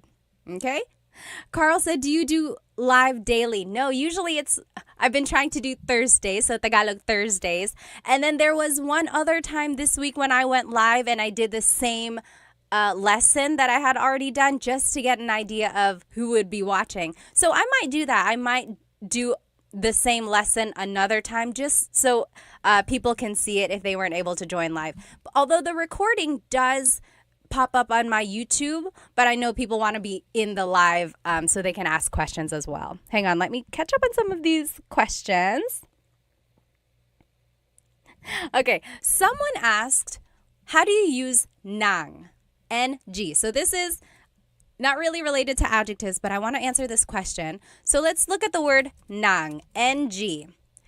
Nang is actually a preposition. Sometimes it's an article. Sometimes it takes the place of like something else. Sometimes it's just a sentence marker, meaning it doesn't have a direct translation. Here's an example of when nang is used.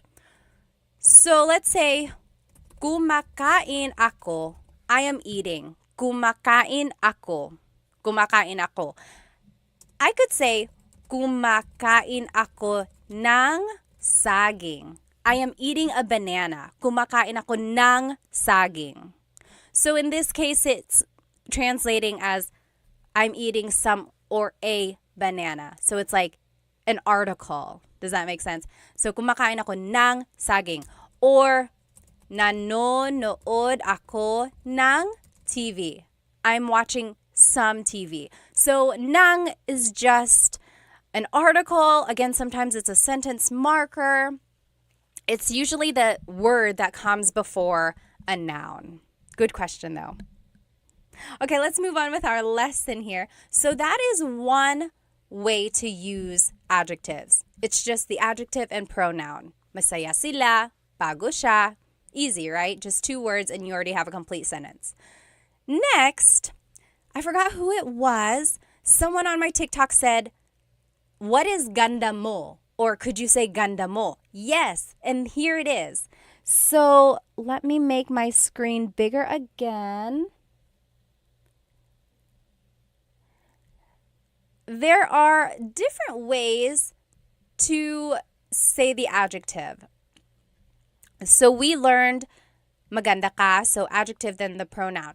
But there's this other way to say a compliment or to say a description. It is ang, then the adjective root, and then it's the pronoun. For example, we learned mabait ka, you are nice, mabait ka. But you could also say ang bait mo, that also means you're nice. Ang bait mo. So do you see they are very similar? Mabait ka, ang bait mo. They both mean you are nice. There are some differences here. For one thing, you're only using the root of the adjective, right? We're not saying mabait. We're only saying bait. So we're using the root of that adjective. Another difference is that we are using a different pronoun. So instead of ka, now it's mo. Someone asked about that as well. Can you use ka and mo interchangeably? No, there's actually certain sentence structures where you have to use one over the other. So literally, ang bait mo means your niceness. It's almost like saying you have the quality of being nice. So it's very interesting. Let's see some more examples here. Ang talino mo, you are smart. Ang talino mo. Ang talino mo, you are smart. Because earlier we saw matalino ka. Matalino ka, same as ang talino mo. And then, ang ganda mo, you are beautiful, same as maganda ka. Maganda ka. And then another example, ang bagal mo, you are slow, versus mabagal ka, you are slow. Some would even say that this form, ang bait mo, is a little bit more with emphasis. Like, if someone was walking really slowly and you're like, oh, mabagal ka, you're slow. But if you're like, oh, ang bagal mo, you are so slow. That's kind of like sometimes when you might use one over the other. But generally, they are interchangeable. Yes, let me catch up. Winter Storm said, I see it like your goodness and you're good. Yes. That's kind of the idea. It's like it's almost like the noun form of the adjective versus the adjective describing someone. Yes. Wonderful Day said, ang galing mo. Yes, that's another example. Like, magaling ka, you are good. Magaling ka, you are good at doing whatever you're doing. Or ang galing mo, You are good. Yes, very good, very good. So you're just using the root of the adjective. Okay. Yes, someone said, you got a YouTube channel? Yes, it's the same, Tagalog Time. I have full Tagalog lessons all on there as well. Someone joined on my Tagalog lesson recording, and they were like, I think they just wanted a faster lesson. Whenever I do a live, I sit and I try to catch up on comments and things like that. And they were like, can you go a little bit faster? If you want a straightforward lesson, I would say go watch my full-length Tagalog lessons because those are just straight to the point. There's not a lot of fluff. And then, of course, on my YouTube, I like doing polls, like challenges, which we'll do later. So that takes up some time, too. Let me see these comments on YouTube.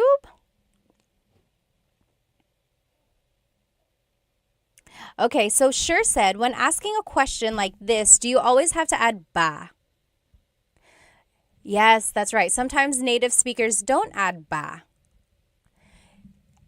That is exactly right. Sometimes you don't have to add the word ba. You can just change the intonation of your voice, right? Like, pagod ka? Are you tired? Pagod ka? But if you want to emphasize that it is a question, yes, add ba. So as for the question, do you always have to do it? No. But you're welcome to. And then again, it just emphasizes that it is a question. Yes, good question, good question. Okay. Is the ang construction stronger? David asked. Yes, a little bit. So it's kind of like an emphasis. I kind of mentioned that earlier. It was like, oh, mabait ka, you're nice. You're a nice person, mabait ka. Whereas maybe you did something really nice and then someone is like, oh, ang bait mo. You are so nice. Ang bait mo. Yeah, so it's a little bit like it has an emphasis. Sibay says, I have a question po. Yes, what is it? Go ahead and type it out and then I'll answer it when I see it. So let's move on with our lesson.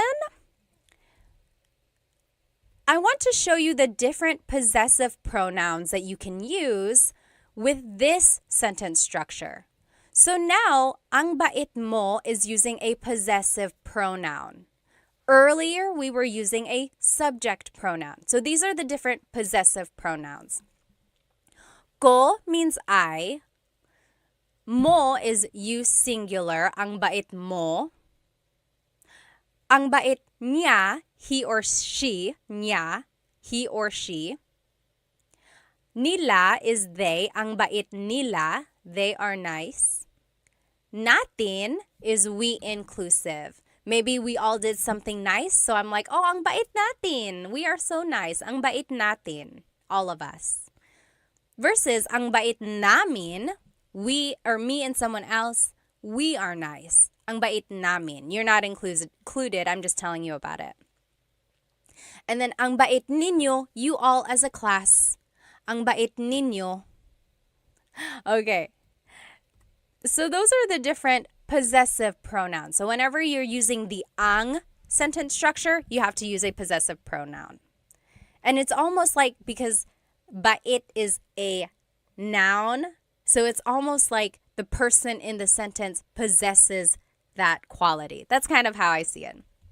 So again, when you're using po, you have to use the plural you pronoun. So instead of ang bait mo, it's ang bait po ninyo. Ang bait po ninyo. And po goes after the word bait here. And that doesn't really fall under the po placement rules that I had mentioned earlier. Usually po is the second word, or it goes after the words ko or na, or it goes after a set phrase. This one is just like a miscellaneous placement. But again, you can always add po to the end and it would work. Okay. Now, let's do some examples. Oh, I just want to show you again these Tagalog adjectives. We just saw these, and I want to show you that you can use them in this ang format. So, mabilis ka, you're fast, mabilis ka. Or, ang bilis mo, you're so fast, ang bilis mo, ang bilis mo. Again, it's not always an emphasis, but that's kind of sometimes when it's used. Or, madumi ang bahay, the house is dirty. Madumi ang bahay. Or ang dumi ng bahay. Ang dumi ng bahay. So again, same translation there, just kind of a different way to say it. But they are interchangeable. Feel free to use whichever you would like. So let's do some practice questions with this ang sentence structure. So it's the word ang, which technically means the, but sometimes it translates to it is. So ang, and then it's the adjective root, and then it's the pronoun.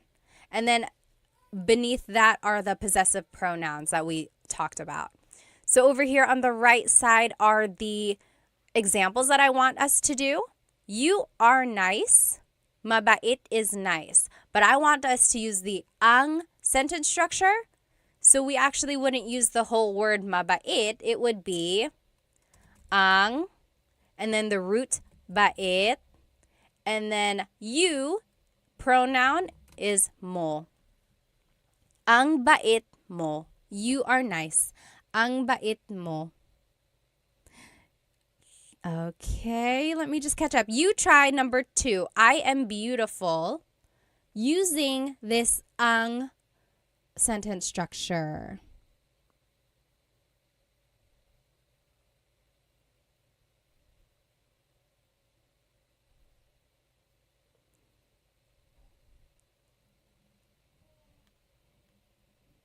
I will answer in just a minute.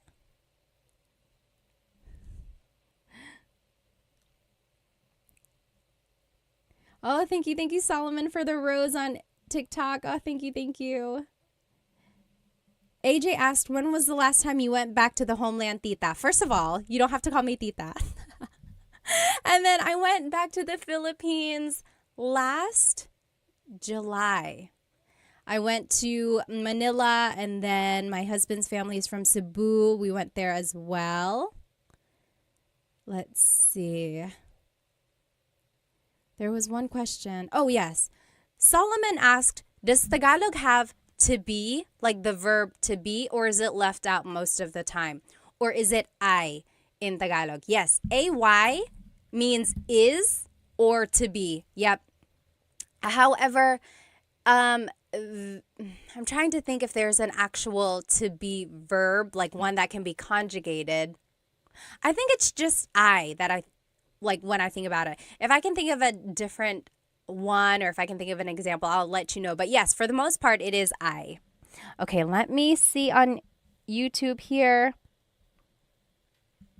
Oh, Kaz asked, are nila and sila the same? They both mean they. However, one is a subject pronoun, one is a possessive pronoun. Sorry, sometimes my nose gets so stuffed up and it just clogs up on its own. But yes, so sometimes you have to use niya, like in this example when we're using possessive pronouns, or sometimes you can use sila, or yes, siya, whenever it's a subject pronoun. Okay, very good. So it looks like you guys are getting it. If you want to say I am beautiful in Tagalog, in this ang sentence structure, it would be ang ganda ko. Ang ganda ko. Maybe you can say that to yourself whenever you're feeling a little bit down. Ang ganda ko. I'm so beautiful. Ang ganda ko. Very good. Ang ganda ko. What do you think? Number 3, we exclusive are happy. So me and someone else, oh, we're happy. We're happy. Not you. I'm just telling you about it. We're happy. And happy in Tagalog is masaya. Masaya. So you go ahead and jot it down. And then you can do number 4 as well. You all are fast. Mabilis. You all are fast.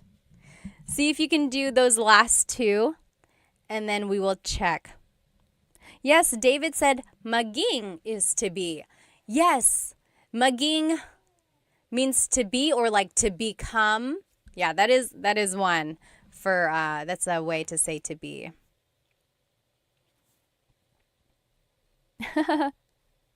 Nez said, mapalad ako kasi guro mo ko po. He feels lucky because I'm his teacher. Oh, thank you po.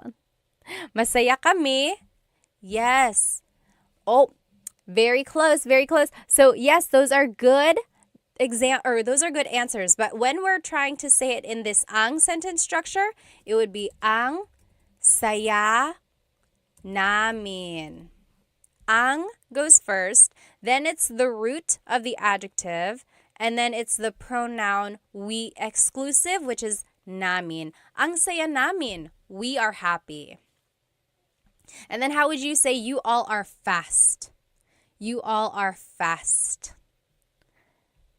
How would you say you all are fast? Oh, very close. Kaz said, ang bilis nila. You plural is actually ninyo. Ang bilis ninyo. Maybe you're walking behind some people and you're being left behind. You could say, oh, ang bilis ninyo. You all are fast. Ang bilis ninyo. Very good, very good. I know these these possessive pronouns can get a little bit tricky. I would say try listening to a native Tagalog speaker or watch a movie and you will see when these different pronouns are used. And I think that'll help kind of decipher when to use a subject pronoun, when to use a possessive pronoun. But when you're learning, it's okay to mix it up. It'll come the more you use them. Tony asked, are you a teacher? I am. I used to teach like elementary faith formation, like at church, those like CCD classes. And then I got my teaching license. At one point, I could teach high school, which was very hard because I look very young. But yes, and then I just love teaching Tagalog. You guys on YouTube, why didn't you tell me that my face was covering up part of the page again? I'm so sorry. Next time I'll make sure that's not covering it. But yes, okay, let's go ahead and do this other sentence structure. So those are some ways to use adjectives with a pronoun. Now, if we want to use it with a noun, it would be adjective, then it's the word ang, then it's the noun. For example, mabilis ang kotse. The car is fast. Mabilis ang kotse. Or you could say, mahal ang bahay. The house is expensive, or a house is expensive. Mahal ang bahay. Mahal ang bahay. Or you could say, bago ang mga sapatos niya. So the adjective is bago. Then it's the word ang. Then it's mga sapatos, shoes, mga sapatos. And then niya is hers. So her shoes are new. Bago ang mga sapatos niya. And I wanted to show you the mga sapatos because if you want to make something plural, you have to add this word mga. Mga sapatos, shoes. And then another example, maliit ang pusa. The cat is little. Maliit ang pusa. Okay? Kaz mentioned on YouTube, I've been speaking Tagalog wrong for so long and people don't correct you in the Philippines. Sometimes they don't care. Sometimes they will correct you and help you out. Okay. Oh, yes. Nez said, make a video of how to use nang as a marker. I will. Maybe some prepositions, a video about that. Let me see on TikTok. Tony asked, do people mostly speak Tagalog or Bisaya? So it depends on where you go. In Luzon, up in like the northern area of the Philippines, sometimes in the central areas as well, those are the Tagalog speaking regions. When you go south, like in Cebu or Leyte, that's where they speak Bisaya. And then all around the Philippines, there are lots of different languages and dialects as well. Let me see. Okay. Yes, Winter Storm said TFC and GMA are TV channels that you can watch. They're Filipino channels. Okay, so those are just some ways to use the sentence structure. Adjective, then ang, then noun. So let's do some practice. Pretty easy, right? You just have to plug in the vocab. Up here in the top left is the sentence structure that we just learned. And then here's some examples. The food is hot. And I gave you some vocab words. Mainit means hot. Pagkain means food. How would you say the food is hot? We can do this one together. So the adjective goes first, which is mainit. Then it's the word ang. Then it's the noun. Food in Tagalog is pagkain. You guys on YouTube, I'm covering it up again. We'll fix that. There we go. So, mainit ang pagkain.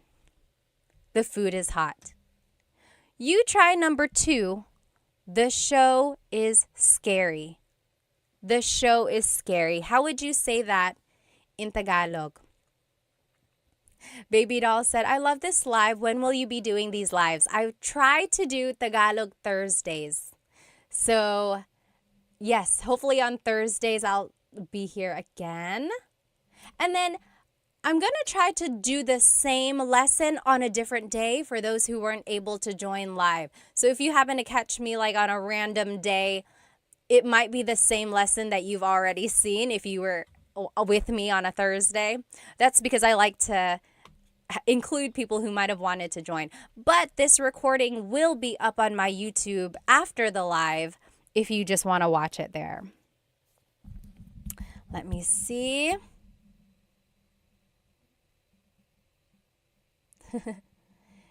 Yes. Az said hello from Brazil. Hello. Okay. Oh, thanks everyone for telling me about my screen on YouTube. Okay. So let's go ahead and answer this one. The show is scary. So the adjective for scary is nakakatakot. Nakakatakot. Then it's the word ang. Then it's the noun. Show in Tagalog is palabas. Nakakatakot ang palabas.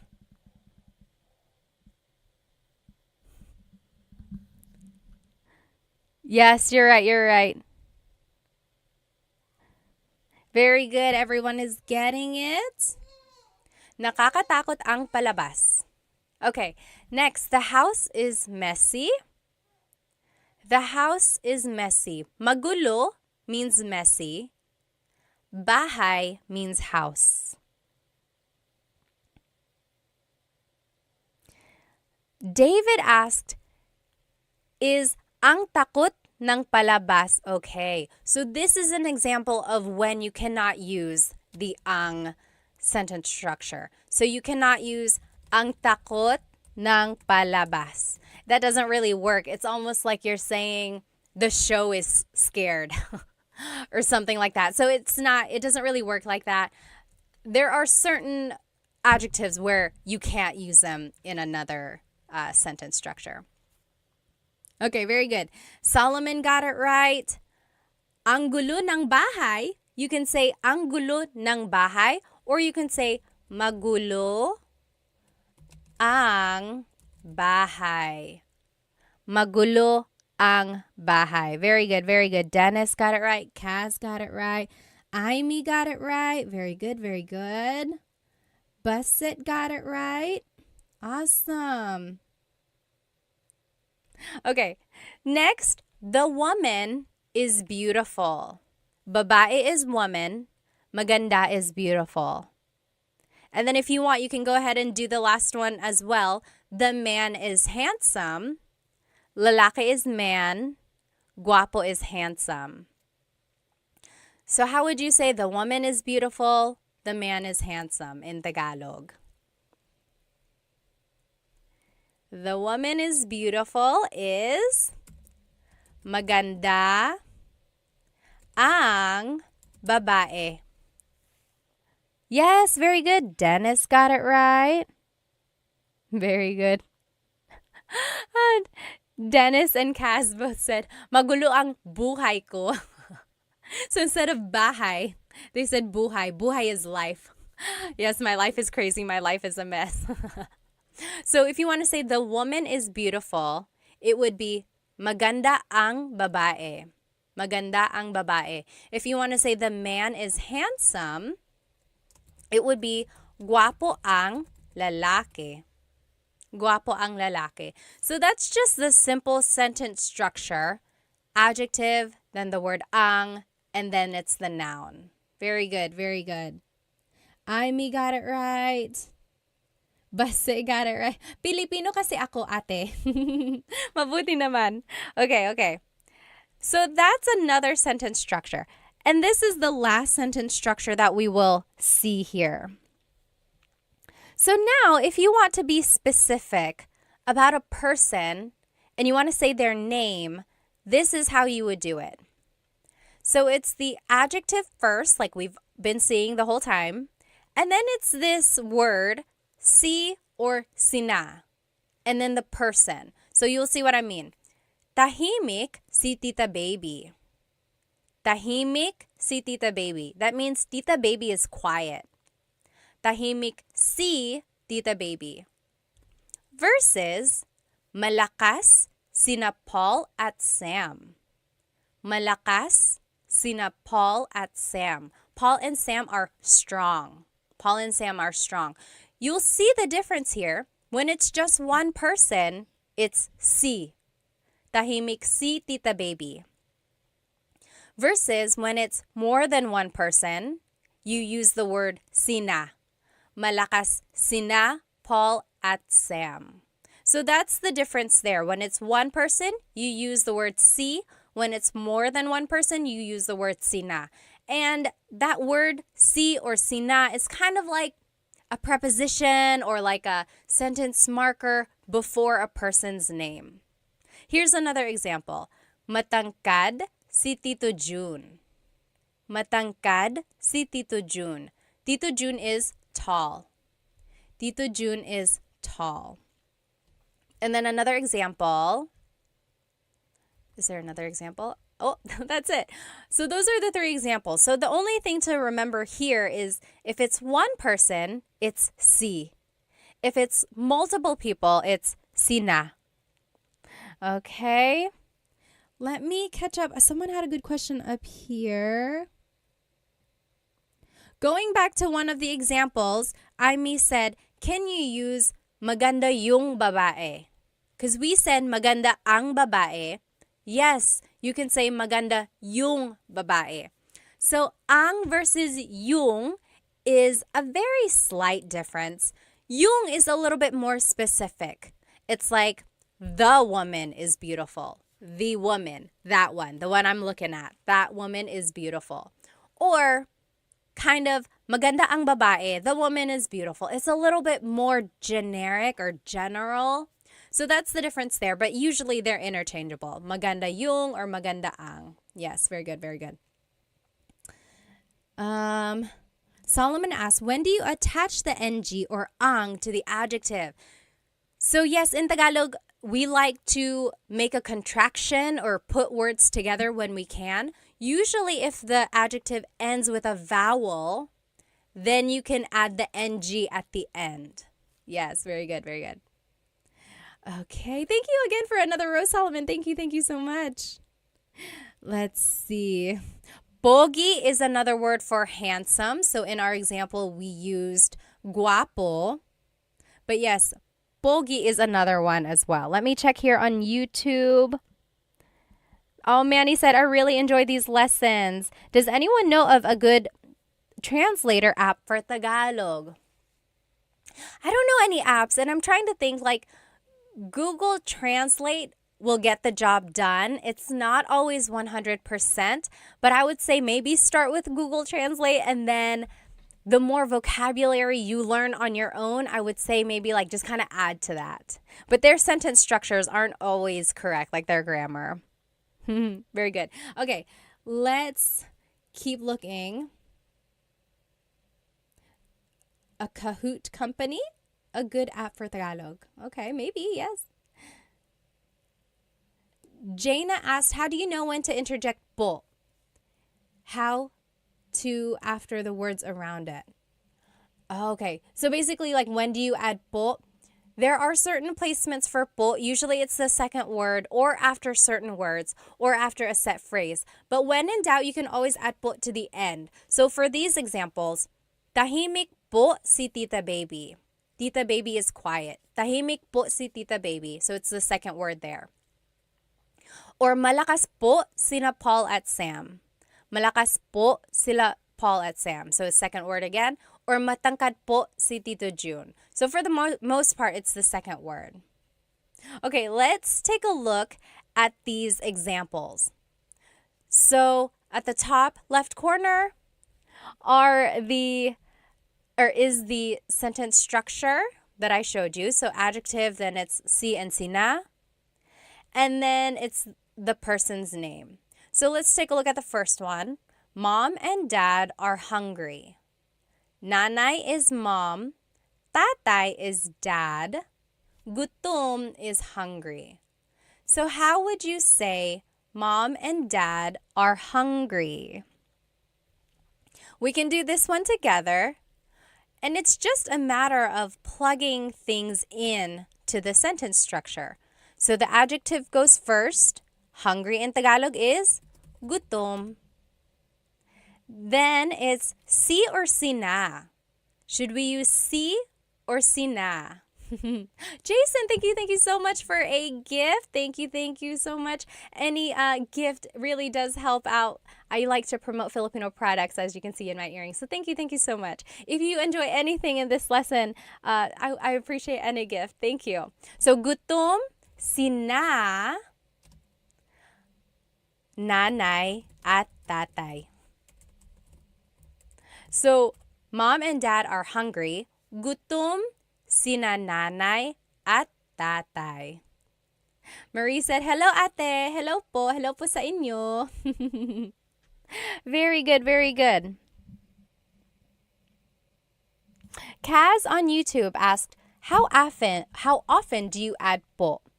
I hear some people use it sometimes when they're talking to someone, then sometimes it seems like respect, and they use po a lot in sentences. Yes, there are times when you can add po multiple times in a sentence. Like, hey, do you want to come with me? Sige po, sasama po ako. So I used po twice there. Sige po, sasama po ako. But you don't have to add po after the sige. You could say, sige, sasama ako po. You could say it once.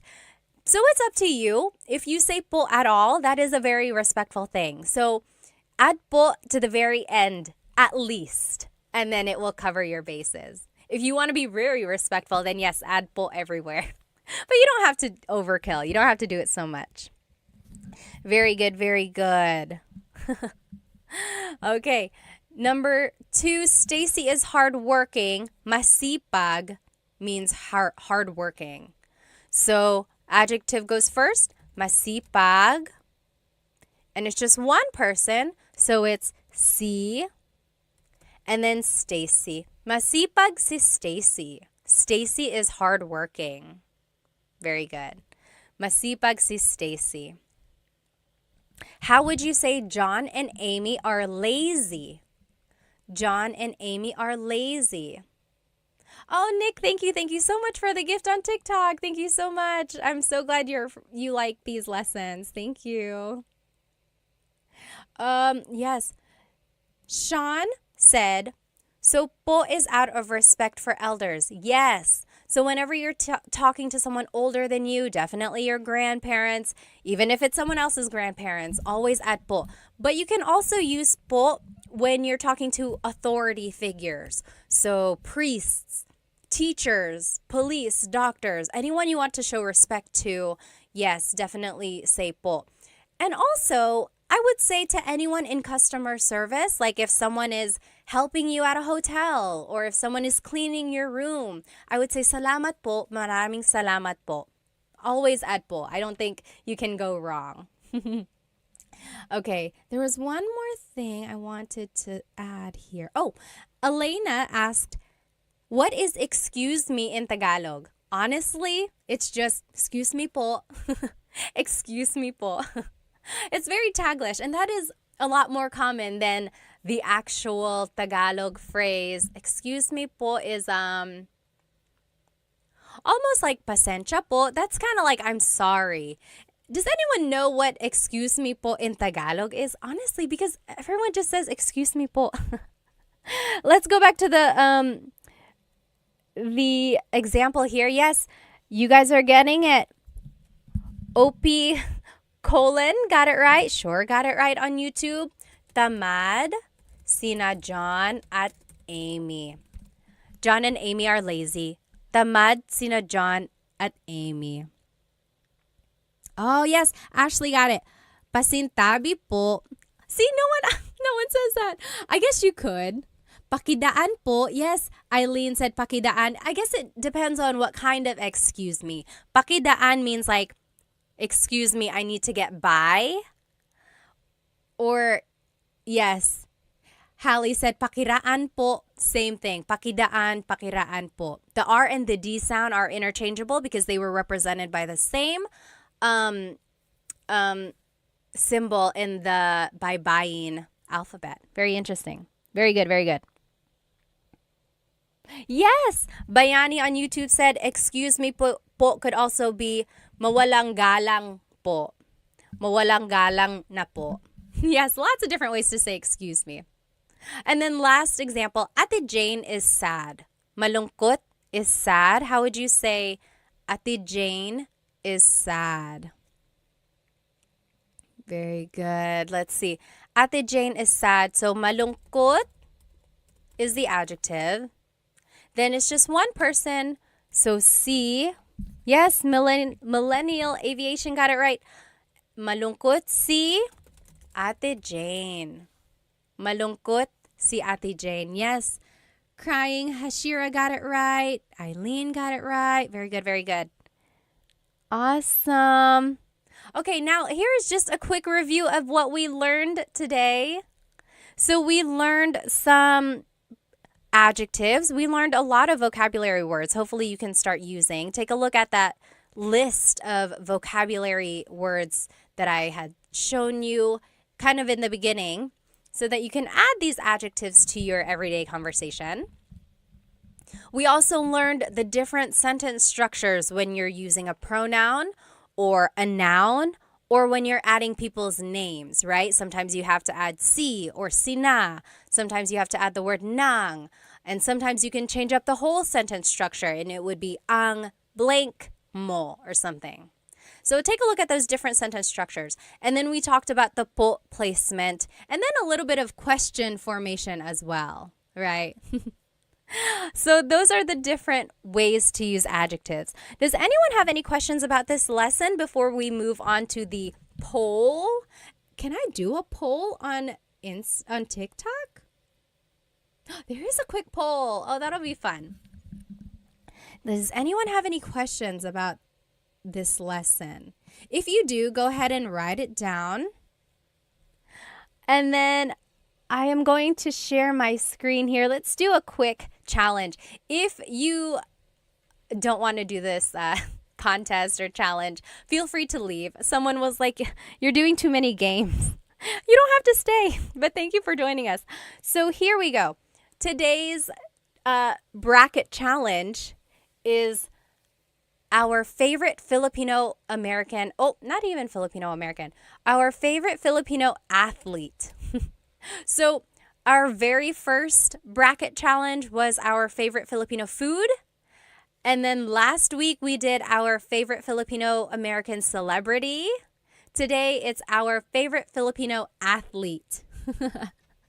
So our first poll here is going to be Manny Pacquiao versus Nonito Donaire, or is in the Tagalog pronunciation, Nonito Donaire. I think someone had a question on YouTube. Hang on. Sure said, is ate capitalized when speaking of someone? No, it doesn't have to be. It can be lowercased. Yes. Yes, Michelle said, si is one person, sina is two people. Yes, sina can be two or more. Correct. All right, let's go ahead and do this poll. If you are on my YouTube, then you can join this poll. TikTok, I'm going to make one for you as well. So favorite, Manny Pacquiao versus Nonito Donaire. Nonito Donaire, as they say. Okay, let's do a poll here on TikTok. Start. Poll started. Ask your question. Okay? Manny Pacquiao or Nonito Donaire? I don't know how that's going to work on TikTok. Okay, we'll see how that goes. Go ahead. Oh, thank you, OP, for the super chat gift on YouTube. Thank you, thank you.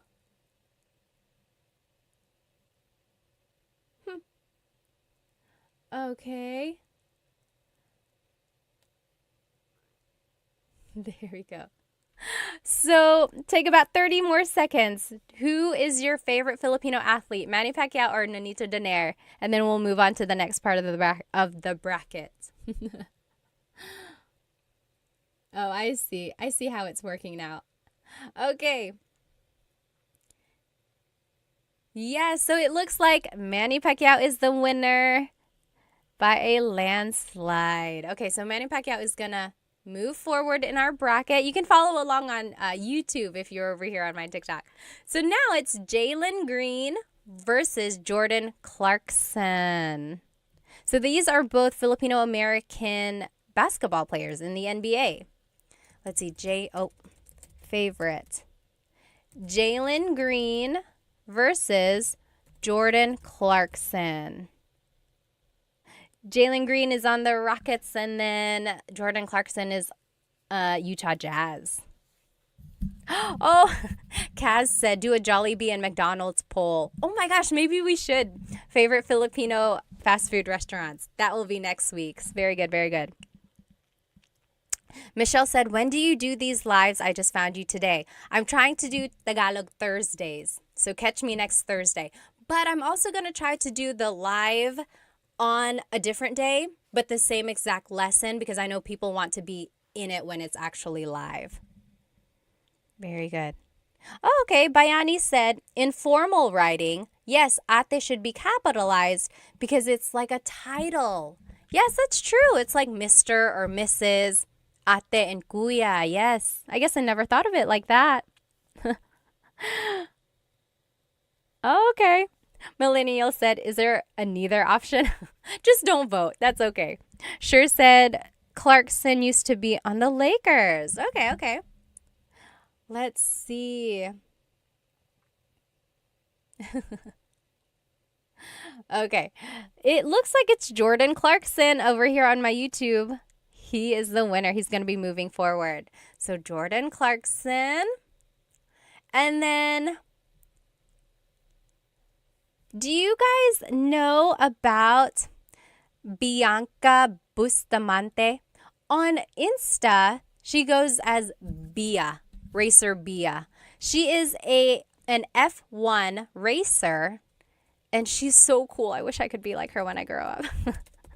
She's an F1 racer. I think she's like working with Sephora. She's in Miami practicing. But yeah, she's a really cool racer. So Bianca Bustamante. And then Heidelin Diaz. Anyone know who Heidelin Diaz is? She was the weightlifting gold medalist in the Olympics. What was that? Was that 2020? I can't remember now. Yeah, she was the gold medalist in one of the Olympics. Alrighty, so, very nice. Okay. Kaz said, Cebuano Saturdays. Do you know a Cebuano teacher? Because I want to learn. If you know, please tell me who they are. Solomon asked, is it night or day where you are? It is night for me. I'm over here in North Carolina, so the East Coast, same as like New York and Florida. It's 8:38 p.m. Or no, I'm sorry. It's 9:40 p.m. here. Okay. Yes, the only gold medalist ng Pilipinas, Buzzet said. Yeah. Okay. Bianca Bustamante is winning. Bianca will move forward. She is an F1 racer, like I mentioned. Oh, my screen is getting so crowded here. Oh my gosh, YouTube. Why are we not sharing the screen? I am so sorry. I'm the worst. I am the worst host. Here we go. Here we go. Ah, there we go. You guys are so nice. No one is like, hey, we don't see anything. Okay. Next, it's going to be Efren Reyes. Anyone remember him? Efren Reyes. He is a billiard champion. So pool. And then Alex Iala.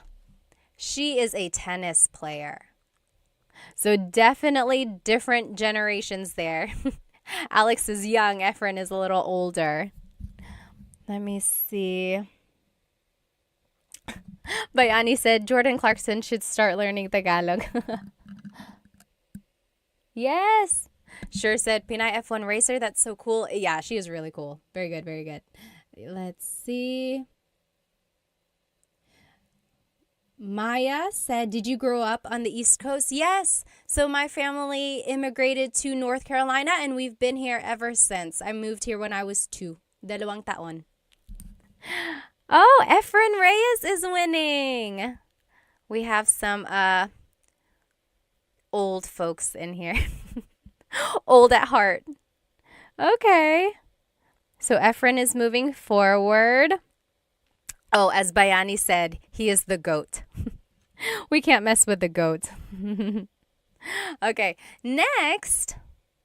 Okay, now we're moving on. It's going to be Manny Pacquiao versus Jordan Clarkson. Manny Pacquiao versus Jordan Clarkson. Do you guys remember when he got knocked out? Or are we not talking about that?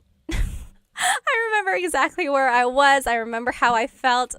2008. We're not, I guess we won't talk about that. Oh, yes. Gabriel said, I have a friend who is what I. I wish she can join you and have what I Thursdays. And then John said, what I always sounds mad. There are some languages and dialects that just sound so angry, but they're not. That's just how they are. They're like very strong in their pronunciation.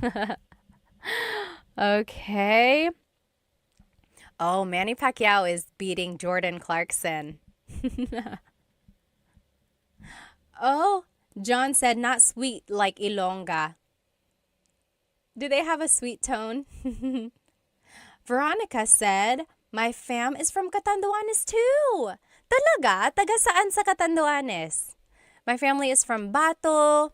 We usually fly into Virac. Very nice, very nice. Okay. Manny Pacquiao is winning. Manny Pacquiao is going to move on. No surprise. I am not surprised. Okay.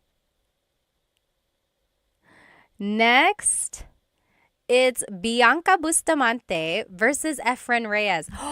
I think I know what's going to end up happening here. Is it going to be Manny Pacquiao versus Efren Reyes? Battle of the goats. So right now it's going to be Bianca Bustamante. Again, she is an F1 racer. Super young, super hip. Efren Reyes is a billiard champion. So he plays pool. Super popular back in the day.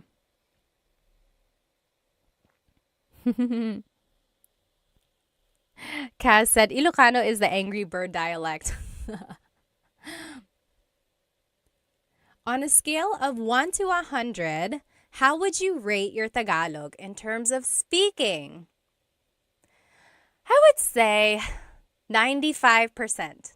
I'm pretty confident in my Tagalog speaking skills. There are times when I get nervous. So when I'm speaking to my mom, for some reason, whenever I'm speaking to my mom, I speak to her a lot in English because I don't know, I feel like I get nervous in front of her. But she was the one who really pushed me to speak Tagalog when I was growing up. I remember when I was a kid and I would be speaking a lot of English, she would tell me, hindi ka na nagtatagalog. You're not speaking Tagalog anymore. Hindi ka na nagtatagalog. So then that would like push me back into speaking more Tagalog. So yeah, I get nervous around her. I get nervous around my family in the Philippines sometimes. Like, I just get kind of self-conscious about my accent and then I stumble over my words.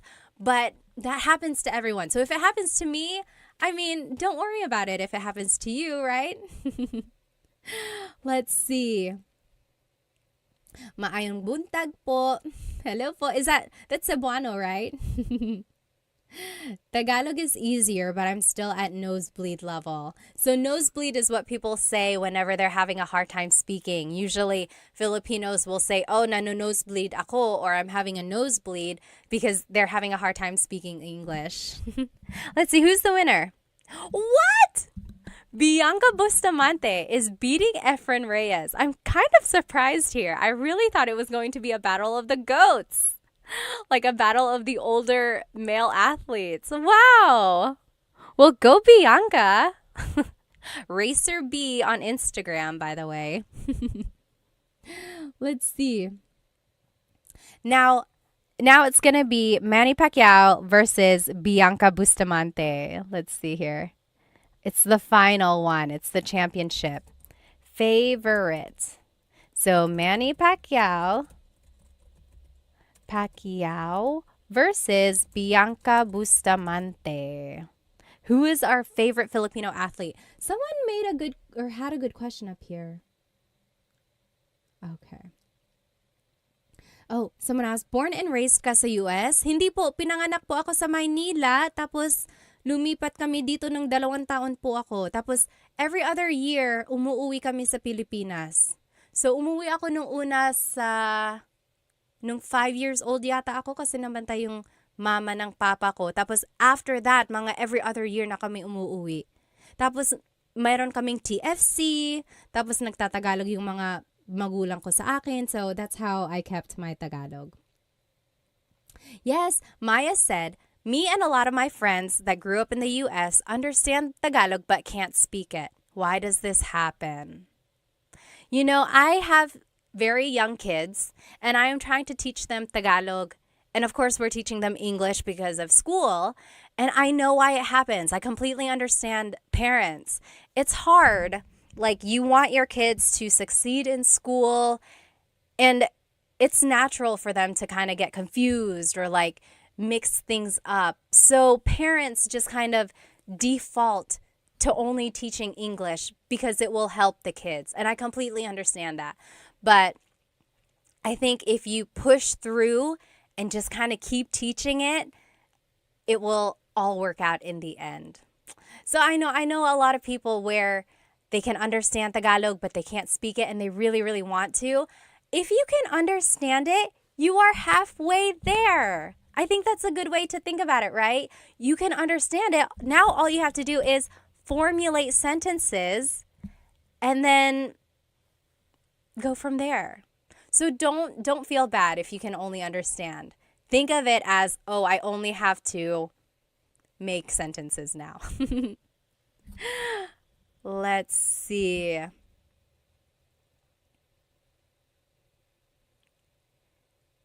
Let's see. Tony, are you married? Yes, I am, and I have kids. Yes, we've been married for 2017, 18, 19, 20, 21, 22, 23, 24. 7 years. Oops. I don't know what your name is. It's in characters. But yes, someone asked, that's rare, yung marunong magtagalog na lumaki sa US. Opo nga, ngayon ko lang na-appreciate actually, ngayon na matanda na ako. Pero nung bata ako, I always kind of got teased na marunong ako magtagalog. Okay, let's see who's the winner. Manny Pacquiao is the winner. He is the overall favorite Filipino athlete. Although I know there are some things that he's said and done that kind of make him not the favorite. Okay, Kaz said, I'm learning Cam Norte Bicol language. And then there's Sorsogon. Yes, my mom's side of the family is from Sorsogon. Actually, Bayani said they forgot the greatness of Efren Reyes. I know, I was so surprised about that actually. Let's see, does anyone have any questions about anything we learned today? Anything? Hello. Now that we are done with the lesson, I'll just turn on my camera here. Anyone have any questions about adjectives or about sentence structures? Or if there's anything you want to learn for next week, please write it in the comments because I love tailoring my lessons to what you want to learn. Otherwise, thank you so much for joining me, and I will see you next week. If you weren't able to join this live, I will try to teach this same exact lesson another day, or you can watch the recording of this later on, right after this live, actually. Okay? Thank you so much, everybody. Maraming salamat. Thank you for spending some time with me.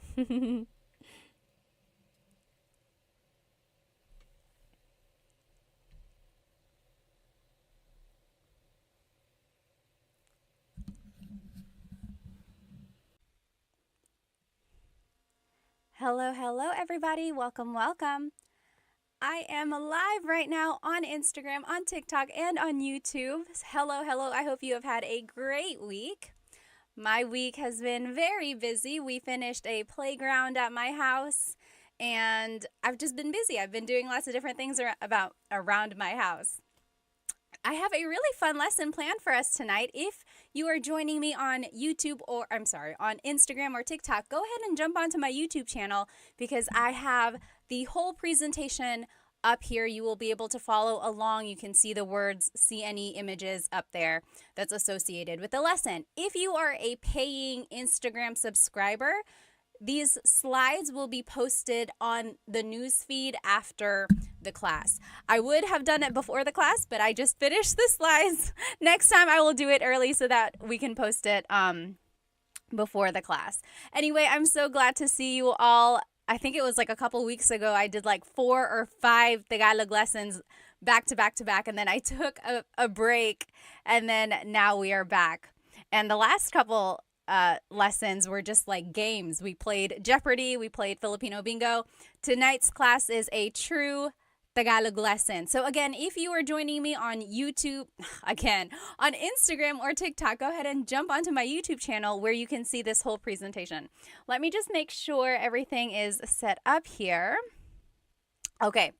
Hello. Go ahead and write where you are currently watching and how old you are. I always like to know my demographics, where everyone is, how old you are. I always have some people who are super young, like Dita, who's 12 years old, watching from India, right?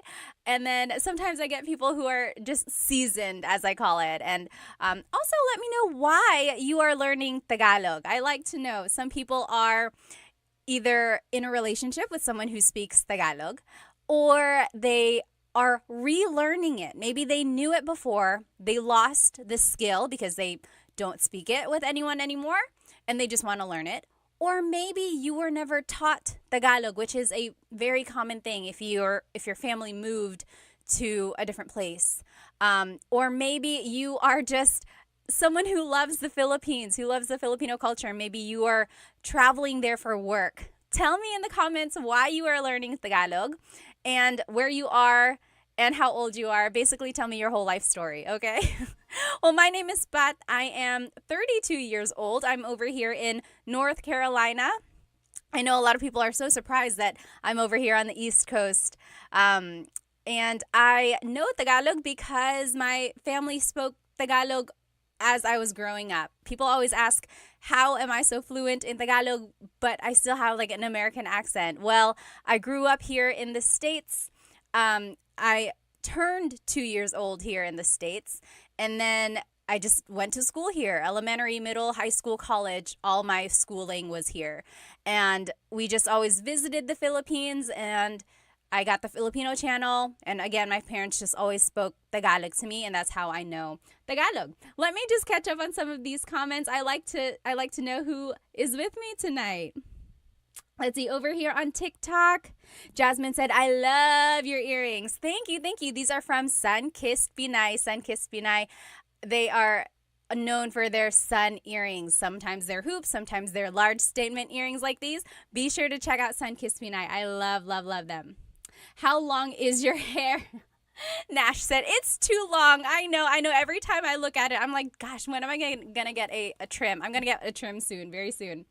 Oh, thank you so much, Floyd, for the badge. Thank you. If you are watching on YouTube, feel free to purchase a super chat sticker or whatever it's called. Or if you're on Instagram, you can purchase a badge. And then on TikTok, you can purchase a badge or a gift as well. Anything that I earn from these things, I always give back to Filipino businesses. You'll see it in whatever earrings I'm wearing or props that I have or anything like that. Okay, let's keep going. Who else? Oh, Ricky is from California. Brighter Shade is in the US, 44 years old. Sam is 49. Hello. Let's see over here on Instagram. Simply Kenny said, what's up? What's up to you? Kamusta ka? Oh, yes. TMD Texas said, love the earrings. Yes. Stone Child said, from Vancouver, Canada, learning Tagalog to connect better with my girlfriend. And we'll move to the Philippines in the future. How sweet. Hello po, kumusta ka? Pascal said. Let's see. Oh, maraming salamat, Sandy Bear. Konting Tagalog, NC said. Hello. Let's look over here on YouTube, and then I promise we're going to jump into our lesson. Who is over here on YouTube? Aiden is from Virginia Beach. David, is that New Zealand? Hello. Sky said, kumusta ka? Ray is from Australia. Hello. Christopher from Orlando. Jack is from Alberta. Hello. Sky is 14 years old. Hello. Orpix is from Maryland, 19. Very good. Oh, nag-aaral ako ng Tagalog kasi Pilipina ang jowa ko. At ang sarap ng pakinggan ng Pinoy. It's nice to listen to Tagalog, and also his or her girlfriend is Filipino. Hello. My mom speaks Tagalog and I'm trying to learn, Sky says. Oh, that's great. That's so great. Amos is on vacation in the Philippines. Christopher is learning because of my fiance, it says. Vince is in Santa Barbara learning because his asawa is Filipino, his wife. Oh, that's so nice. Okay, guys, let's go ahead and jump right into this lesson. Tonight's lesson is actually about driving. So things that you can say while driving or while riding a car or while riding in transportation in the Philippines. So if you are traveling to the Philippines, you'll be able to see all the different types of public transportation over there. We'll talk about them.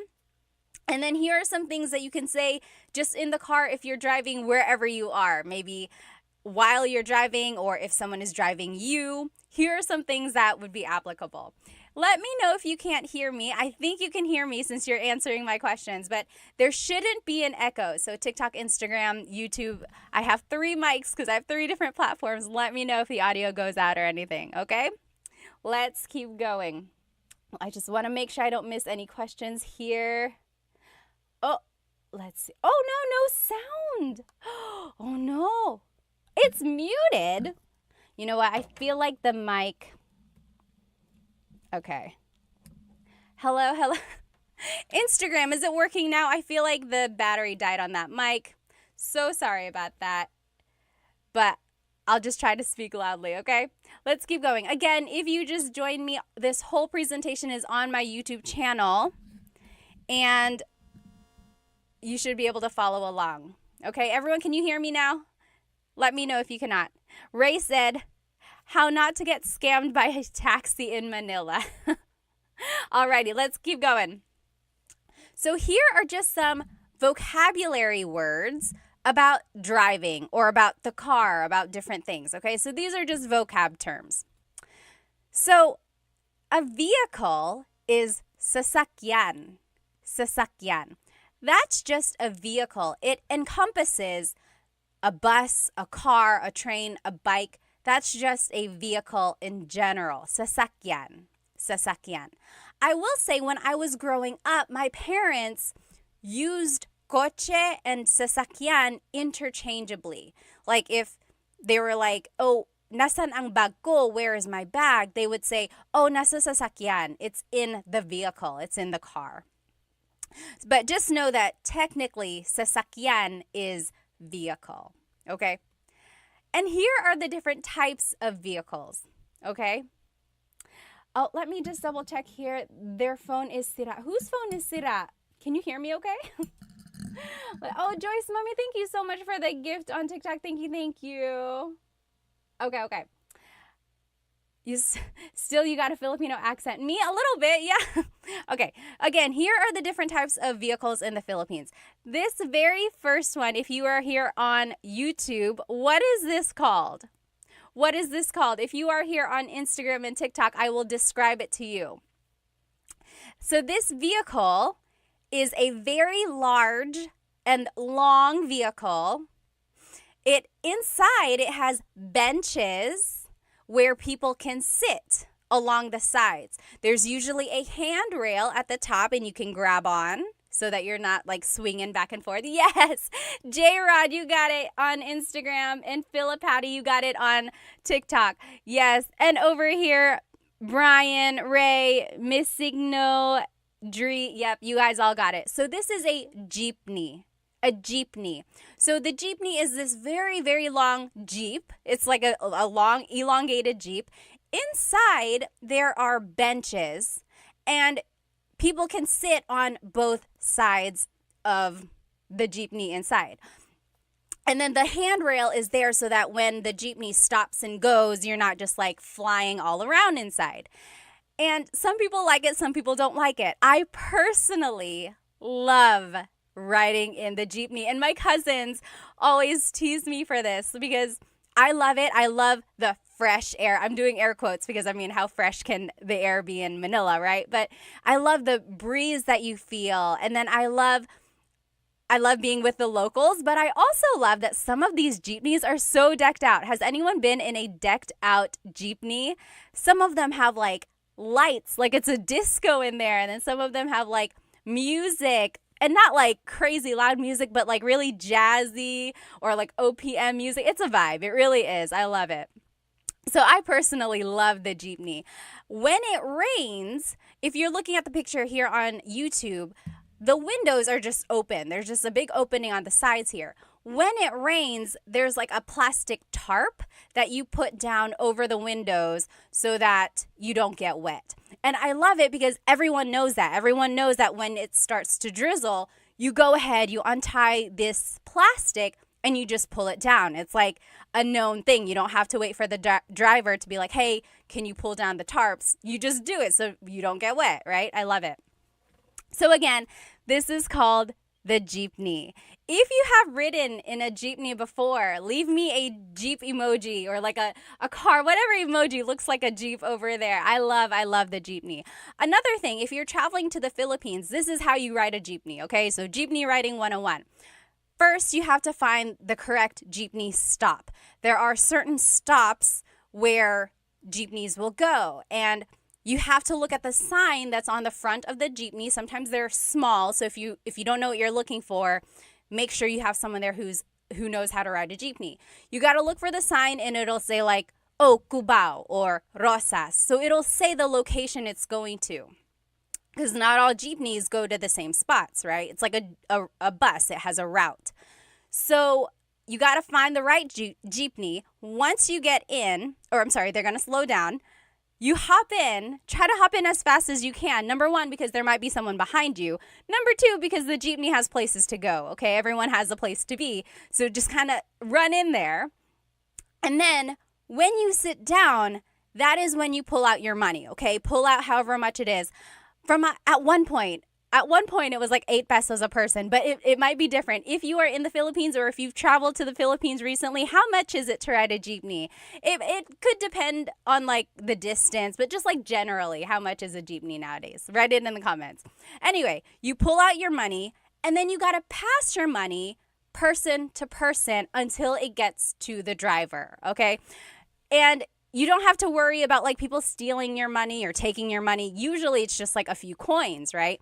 Now, if you do have a big bill and then they have to give you like a big change back, that might be a little iffy. But the general idea is that you pass the money from person to person. You say, bayad po, bayad po.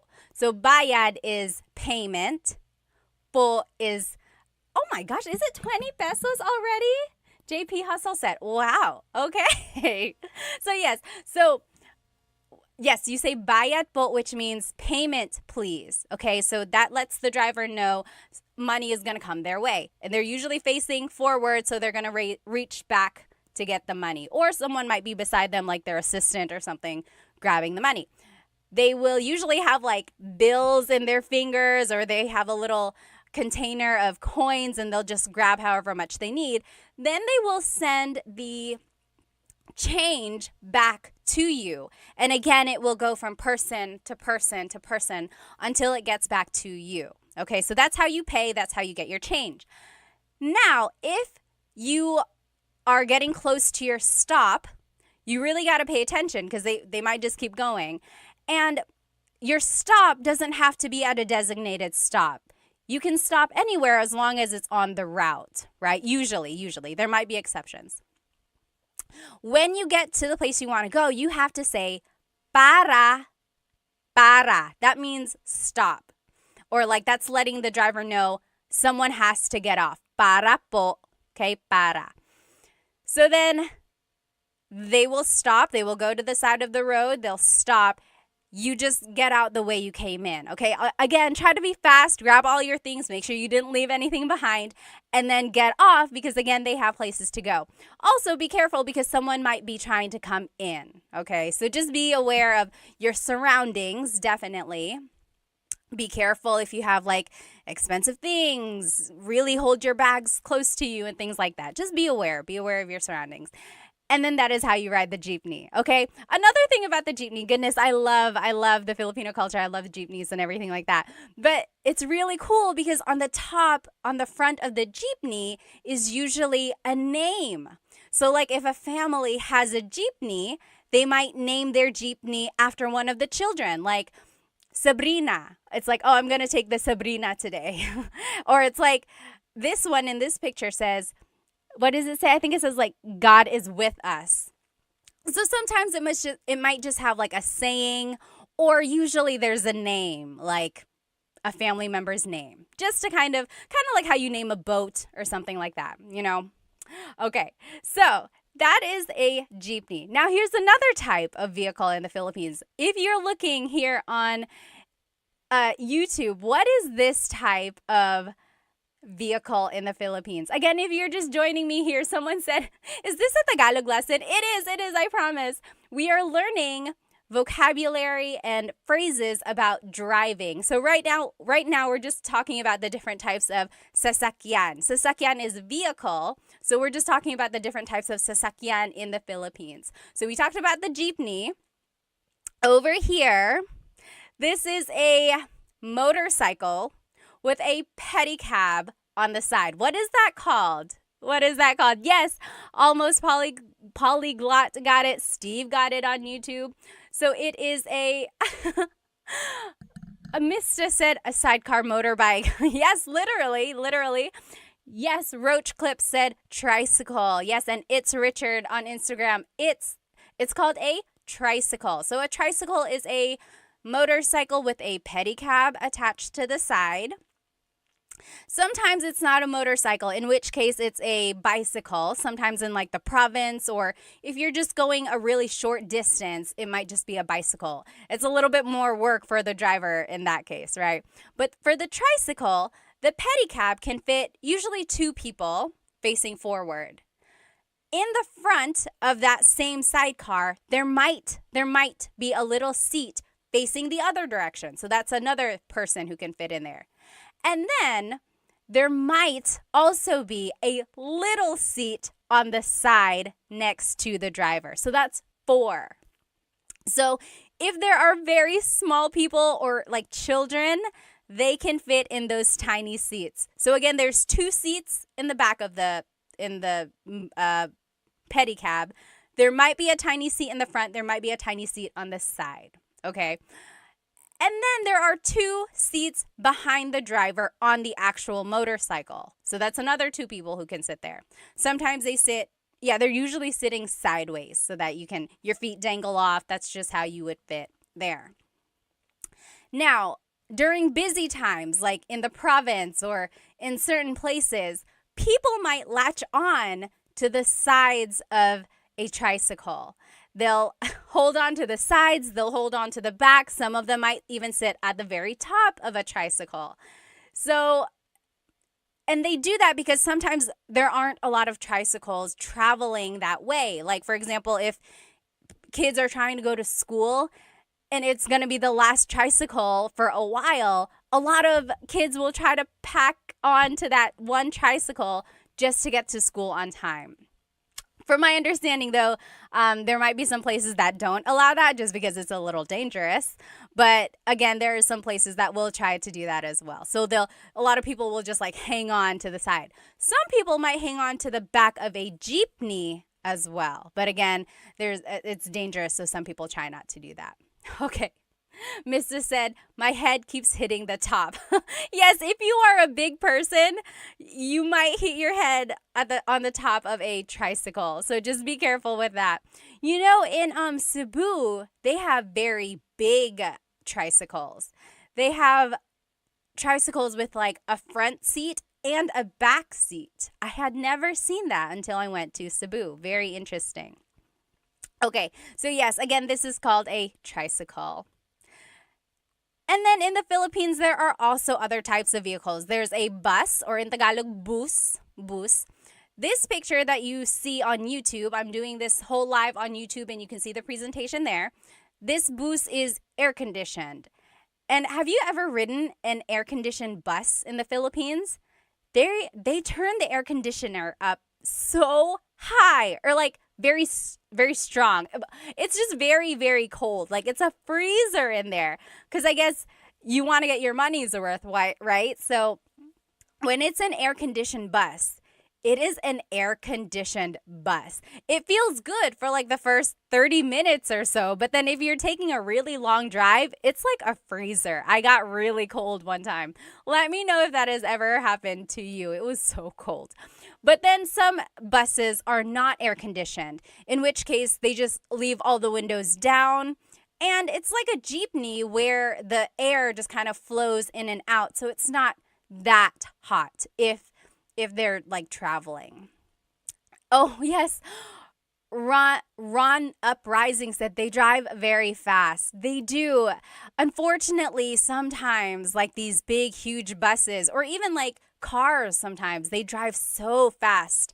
Like if it's a highway or if it's like just a very busy street, you really, really got to be careful. There are some bad stories of like just accidents on the side of the road, and they're so big, right? It's like you don't want to get too close to it. Okay, so there's a bus or a bus. There's also taxis in the Philippines. Sometimes they are yellow, like a regular taxi. Sometimes they are white. I think I've seen other colors as well, but usually they're like white. So someone on YouTube mentioned, don't be scammed by taxi drivers. You have to be very careful, especially if you look foreign. One thing they might do is like hike up the price for you.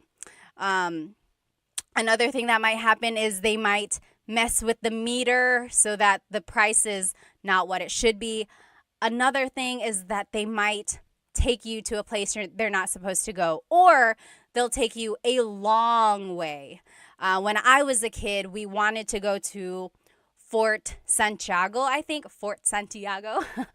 but the person didn't hear us, they said, and they were taking us to Fort something else, like Fort San Pedro or something like that. Like we clearly had said Fort Santiago, but then they were taking us to a different fort because they misheard us. So they, it was just not a very nice thing. But yes, so just be very aware. They also have like grab cab or grab taxi or something like that. That kind of helps with the liability, or like just keeps someone accountable because there's like the record of you getting that one taxi, right? So just be careful. And then there's also the MRT or the LRT. If you're looking over here on YouTube, you'll see it's like an above the ground subway. So it's like a train, And this is usually in Metro Manila. The difference between the MRT and the LRT is the route that it goes. So the MRT goes one way around EDSA, the LRT goes a different area. Okay, but just know it's like an above the ground subway. So there are lots of different types of vehicles in the Philippines. Again, let's go back to our Tagalog lesson. So vehicle in Tagalog is sasakyan. Sasakyan. Okay? Now, coche is car. Coche. Coche. And again, the difference between coche and sasakyan is that coche is specific. Coche is car. Sasakyan is vehicle. Okay, so sasakyan encompasses lots of different types of vehicles. But my family used sasakyan and coche interchangeably. It's like, oh, nasaan ang susi? Where is the key? Nasa sasakyan. It's in the vehicle. Okay? Now, license plate is placa. Placa. Can you say that with me? Placa. License plate. So it's like, nakuha mo ba yung placa niya? Nakuha mo ba yung placa niya? Did you get their license plate? Like, if something happens and like you need the taxi's information, it's like, nakuha mo ba yung placa niya? Did you get their license plate? Okay? Tire in Tagalog is gulong. Gulong. Gulong. That's tire. That's just one tire. If you want to say multiple, it would be mga gulong. Mga gulong.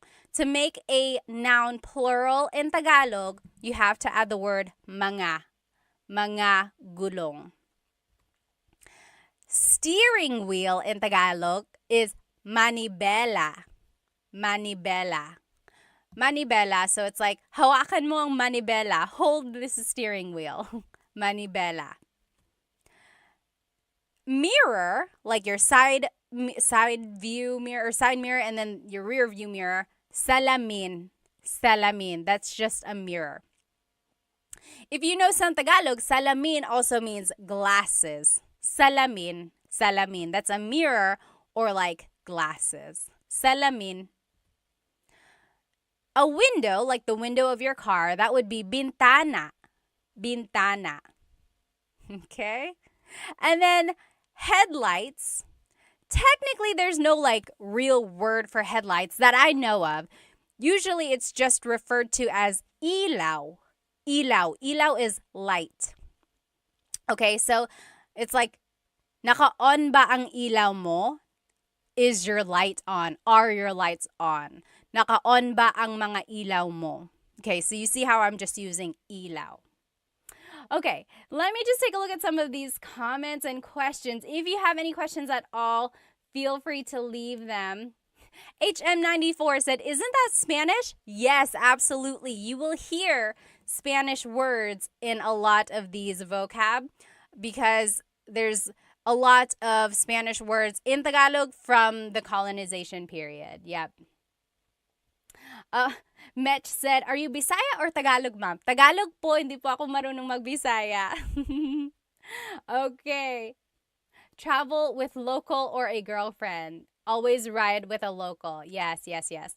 Okay, any questions over here on Instagram? If you have any questions or comments, please feel free to leave them. How about over here on YouTube? Oh, yes. Yes, again, over here. Everyone on YouTube is like, yes, that also sounds like Spanish. You're right, you're right. Sleepy Time said, did you talk about pajak? Pajak is the tricycle that has a bicycle instead of a motorcycle. Yep, we did talk about that. We mentioned it. Very good. Oh, someone said white taxis are the worst here in Manila. Are they? So white versus yellow? Okay. Let's keep going here. Oh, yes, someone talked about the UV Express. So another form of transportation that wasn't listed here is like a taxi, but you can have multiple people in one. So it's almost like a little SUV or almost like a little van, and it has air conditioning like a taxi would. and it just picks up multiple people and makes multiple stops. Kind of like a jeepney. It's a cross between a jeepney and a taxi, right? It's like multiple people, but it still has air conditioning, and it's making multiple stops like a jeepney would. Yep, that's like a UV Express. Oh, someone asked, is there Uber in the Philippines? There is, right? I'm pretty sure. If you're in the Philippines right now, let us know. But I'm pretty sure there is. There's Uber. There's, what is the other one? Not Uber. What are the rideshare? Grab. Oh, Grab. Okay, so someone was saying Grab. Grab is like the Uber there, right? Mr. Talk said. Okay, let's keep going. Oh, yes. Someone said, I kind of like the rideshare. I like it too. Yeah. Sometimes if you are trying to go to a place really, really fast, you might not want to do a rideshare. Very good. Okay, yes. Everyone is saying it's Grab. So instead of Uber, it's called Grab. It's an app, right? You just have an app. Lyft. Is there Lyft in the Philippines? Yes? No? Oh, Love and Lulu said it's expensive for locals. Yeah, I can see that. So if you're getting like Grab or like Lyft or Uber or whatever, yeah, it can be kind of expensive. Grab is the best, they're saying. Only Grab and taxi, Peter said. Interesting. Okay, let's keep going. So here are some more. Let's review though. These are the vocabulary terms about driving that we've learned so far. Repeat after me, okay? Sasakyan, sasakyan. Vehicle, sasakyan.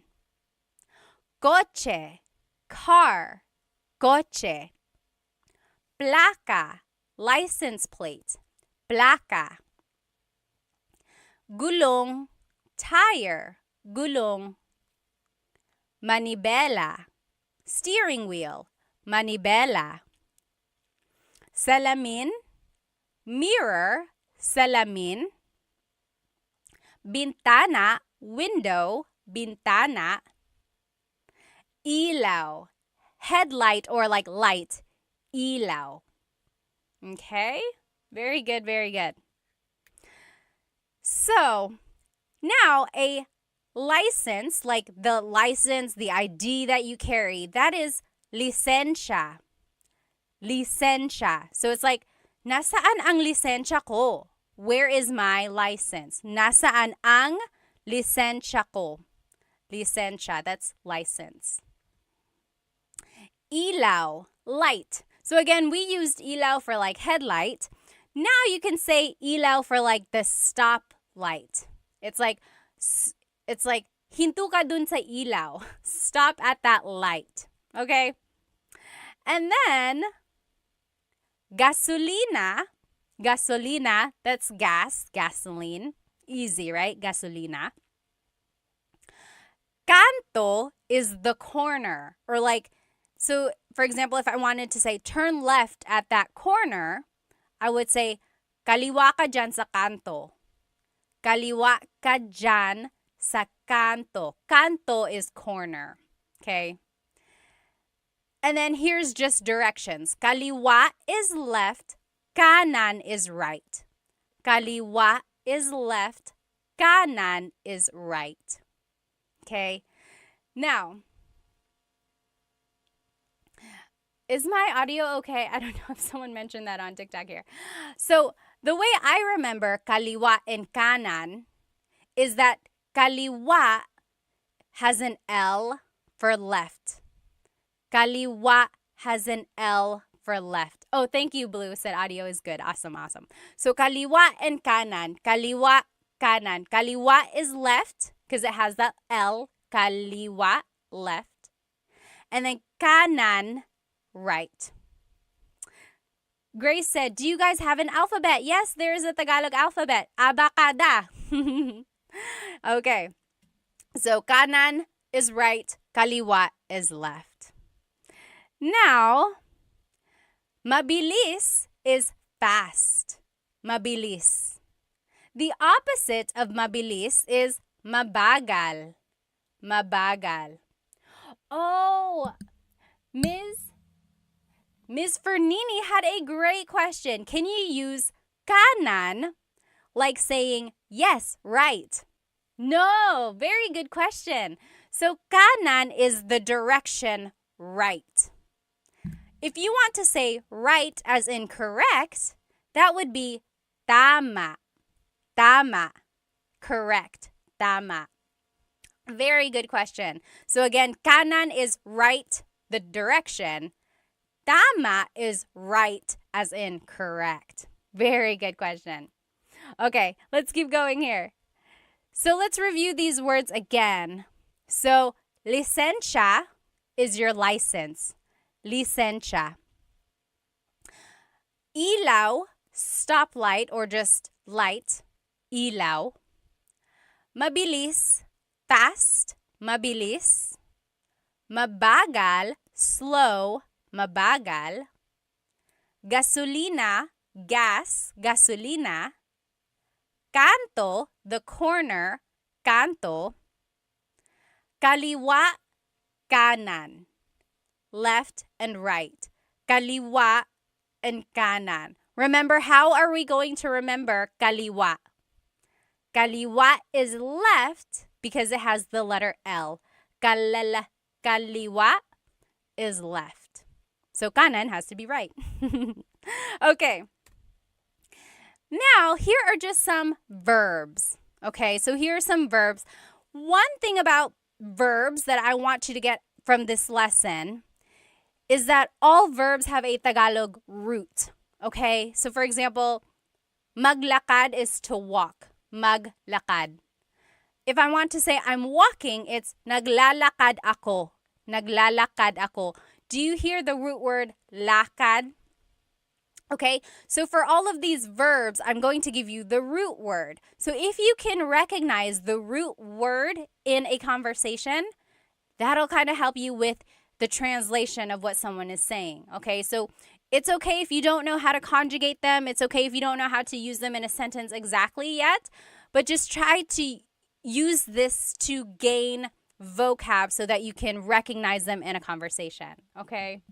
Oh, thank you so much for the gift, Will. Thank you so much on TikTok. Thank you. Okay. So, stop in Tagalog is hinto. Hinto. Okay, so stop in Tagalog is hinto. If I wanted to say stop here, or one way I could say it in Tagalog is huminto ka dito. Huminto ka dito. Stop here. Huminto ka dito. So do you hear the root word hinto?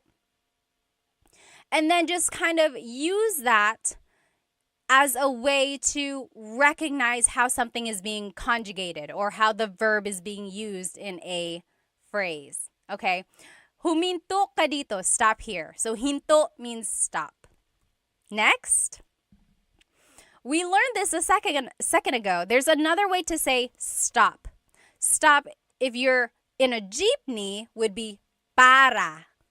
Para. Remember, if you're riding in a jeepney and you want to stop, you would say para po, para. That means stop the jeepney. But you only use that in the jeepney context.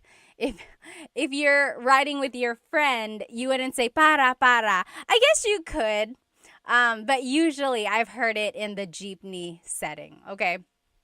So just know there are two different types of stop, hinto and para, okay? Tuloy means go. Actually, tuloy means continue. Like, tumuloy ka lang, keep going. Continue on. Tumuloy ka lang. Tuloy means go. Try saying these words with me. Hinto, stop. Hinto. Okay, so hinto means stop. Huminto ka dito. Stop here. Another way to say stop is para. Para. Stop the jeepney. Again, remember, para is usually used in the jeepney context. The Raffy Taffy said, this is my first live session. I love it. Salamat. That's why I said session. Do you do this regularly? I do Tagalog Thursdays. Yes, Tagalog Thursdays. And then I try to do the lesson again, like I do a repeat of that lesson another time during the week, just in case someone wasn't able to join. But the recording is always up on my YouTube channel, but I know some people like to be in the live comments, so I like to do it a couple times. Okay, so tuloy means go. Tuloy. Try saying that with me. Tuloy. Okay? Now, magmaneho is to drive. Magmaneho. Magmaneho. So you could say like, nagmamaneho ako. I am driving. It's like, oh, I can't answer my phone right now. Nagmamaneho ako. I am driving. Magmaneho means to drive. Sakay means to ride. Sakay. Sakay na, get in, or come on for the ride. Sakay. Baba, to get down or to get out. Baba. You might have heard the joke like, bababa ka ba? Opo, bababa ako. Right? So baba is a homonym, as they call it. A homonym has a couple different meanings depending on its context. So baba is like to go down or to get out. Like if you want to get out of the jeepney, you would say, bababa ako. I'm getting out. I'm getting down. Or if you're riding in your friend's car, you could be like, oh, hinto ka dito, stop here. Bababa na ako. I am getting out. Okay. Liko means to turn. Liko. Liko. So it's like, lumiko ka dito. Turn here. Lumiko ka dito. So it's an verb. If you've been watching some of my lessons, you know that verbs come in 5 different categories. Mag, ma, in, and e verbs. Liko is an verb. Lumiko ka dito. Turn here. Atras is to back up. Atras. The opposite of atras is abante, to move forward. Atras, to back up. Abante, to move forward. Very Spanish, right?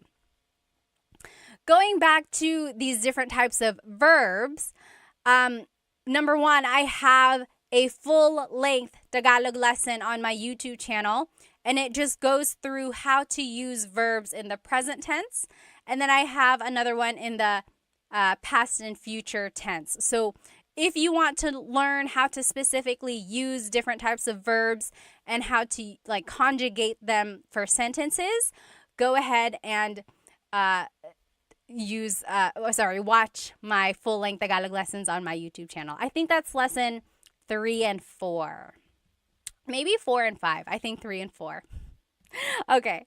So let's try saying these verbs one more time. Again, just focus on the root. Okay? These are all the root of the verb. So if you can recognize these roots in a conversation, that should help with the translation. Okay?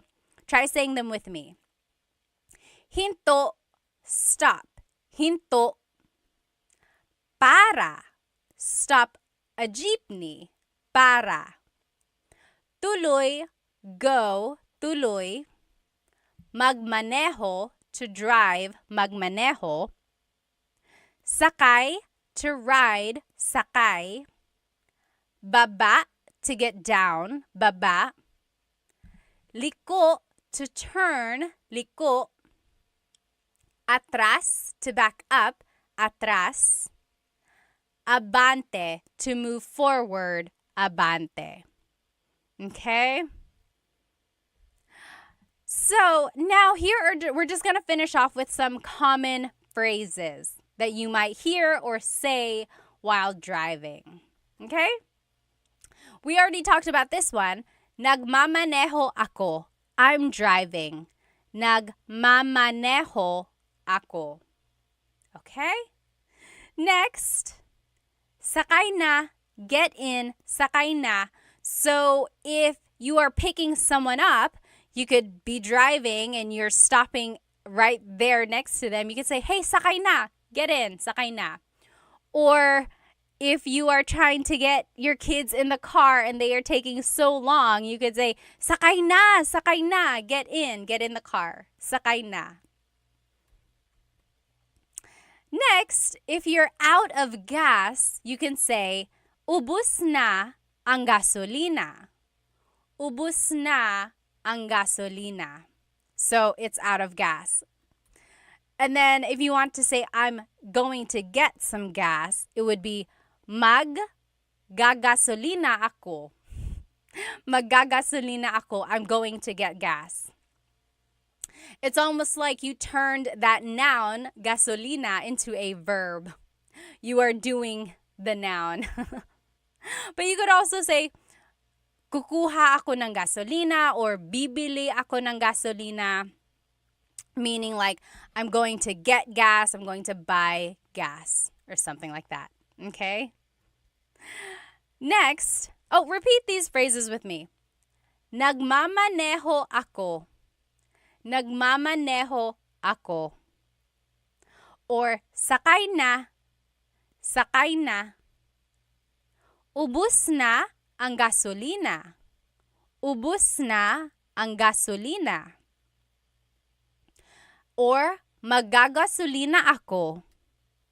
Maggagasolina ako. Okay? Someone said, ang mahal ng gasolina.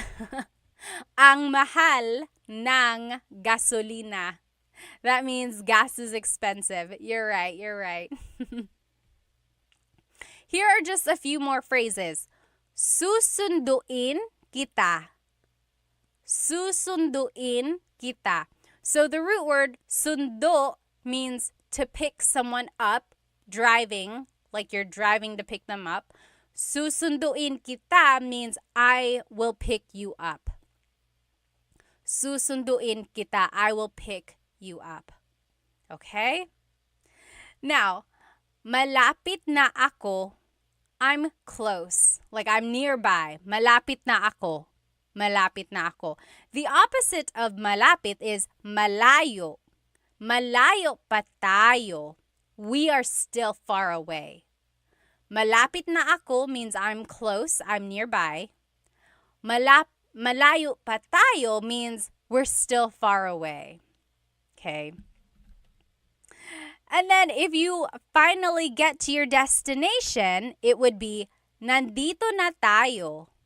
Nandito na tayo. That means we're here. We're here. Nandito na tayo. Maybe next time if you're driving with whoever you're riding, like whoever speaks Tagalog, and you get to your location, you say, nandito na tayo. We're here. Nandito na tayo. Try saying that. I bet they'll be so surprised. Now, if you don't know where you are, you could say, nasaan na tayo? Nasaan na tayo? Where are we? So if I was driving around and I don't recognize the place, I could say, nasaan na tayo? Where are we? Nasaan na tayo? Or you could say, nawawala ako. I'm lost. Nawawala ako.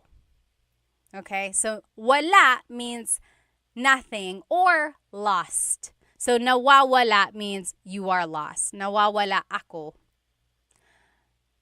If someone is calling you and they're like, hey, where are you? You could say, papunta na ako. Papunta na ako. The root word punta means to go. So that means I am on the way. Papunta na ako. Papunta na ako. Okay? And then someone said this earlier. You could say, sama ako. Sama ako. Sama means to be with. Ako means I. So it's like, I want to come. Sama ako. So if someone is like, hey, I'm going to go to the store, you can jump up and you could say, oh, sama ako. I want to come. Sama ako. Alternatively, you could say, sama ka. Sama ka. That's a question, meaning, do you want to come? Sama ka. Okay? Try saying these phrases with me again. Nasaan na tayo? Where are we? Nasaan na tayo? Or, nawawala ako. I'm lost. Nawawala ako. Tanner Foss said, nawawala ako sa buhay. They're lost in life. Sana mahanap mo ang sarili mo. I hope you find yourself. Papunta na ako. I'm on the way. Papunta na ako. Sama ako. I want to come. Sama ako. Okay, so those are just some phrases. This next activity is kind of fun. See if you can understand what I'm saying in Tagalog, okay? So this is going to be like a little role play conversation in Tagalog. See if you can understand it, okay? Are you ready? O Pat, nasaan ka na? O Pat, nasaan ka na? O eto, papunta na ako dyan.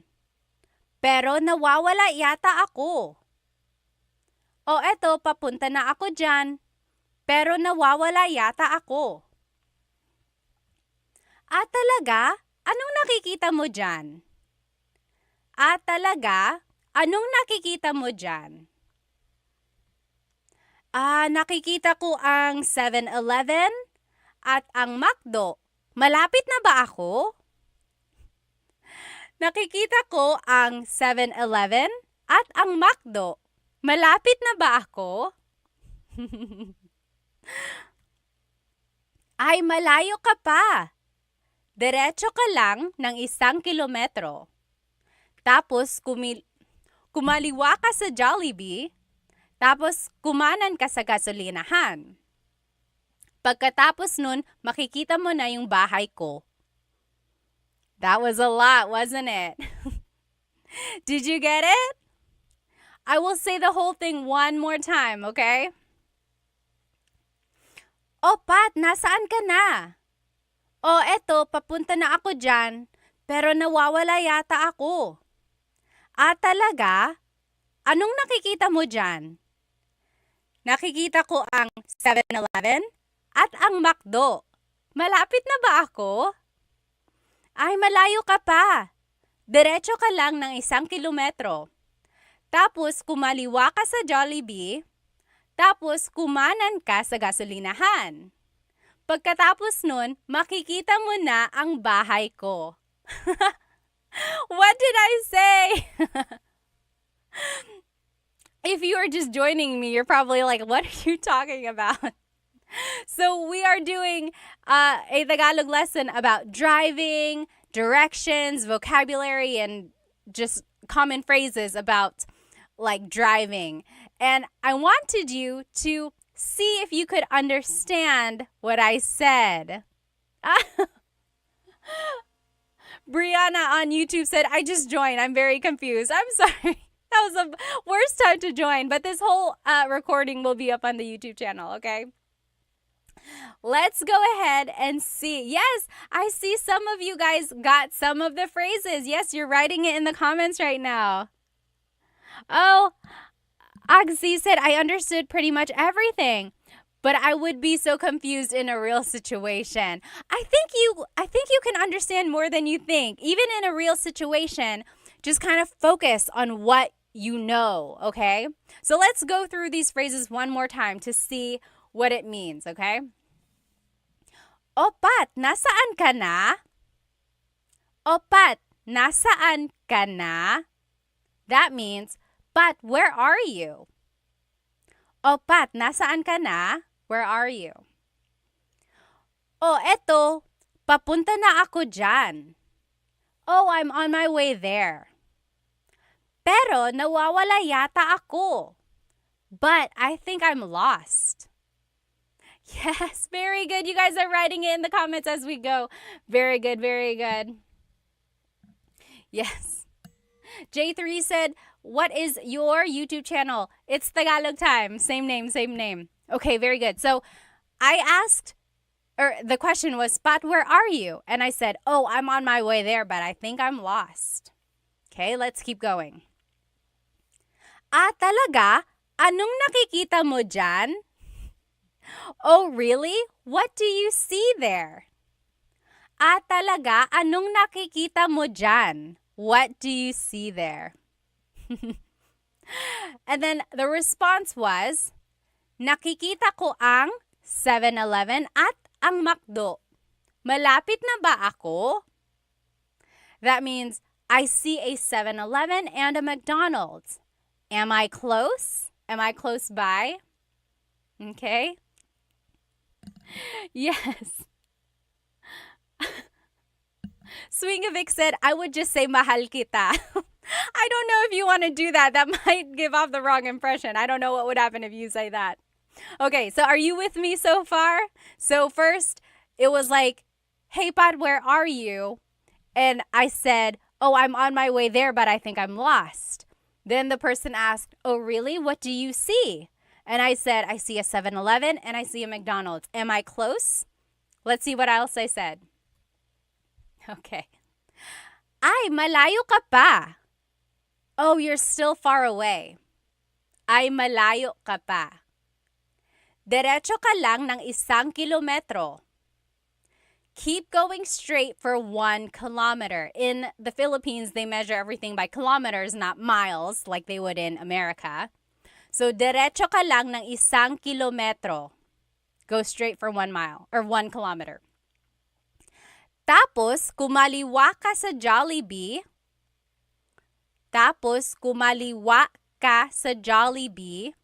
So, then take a left at Jollibee.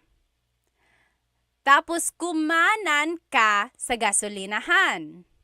Take a right at the gas station. Kumanan ka sa gasolinahan.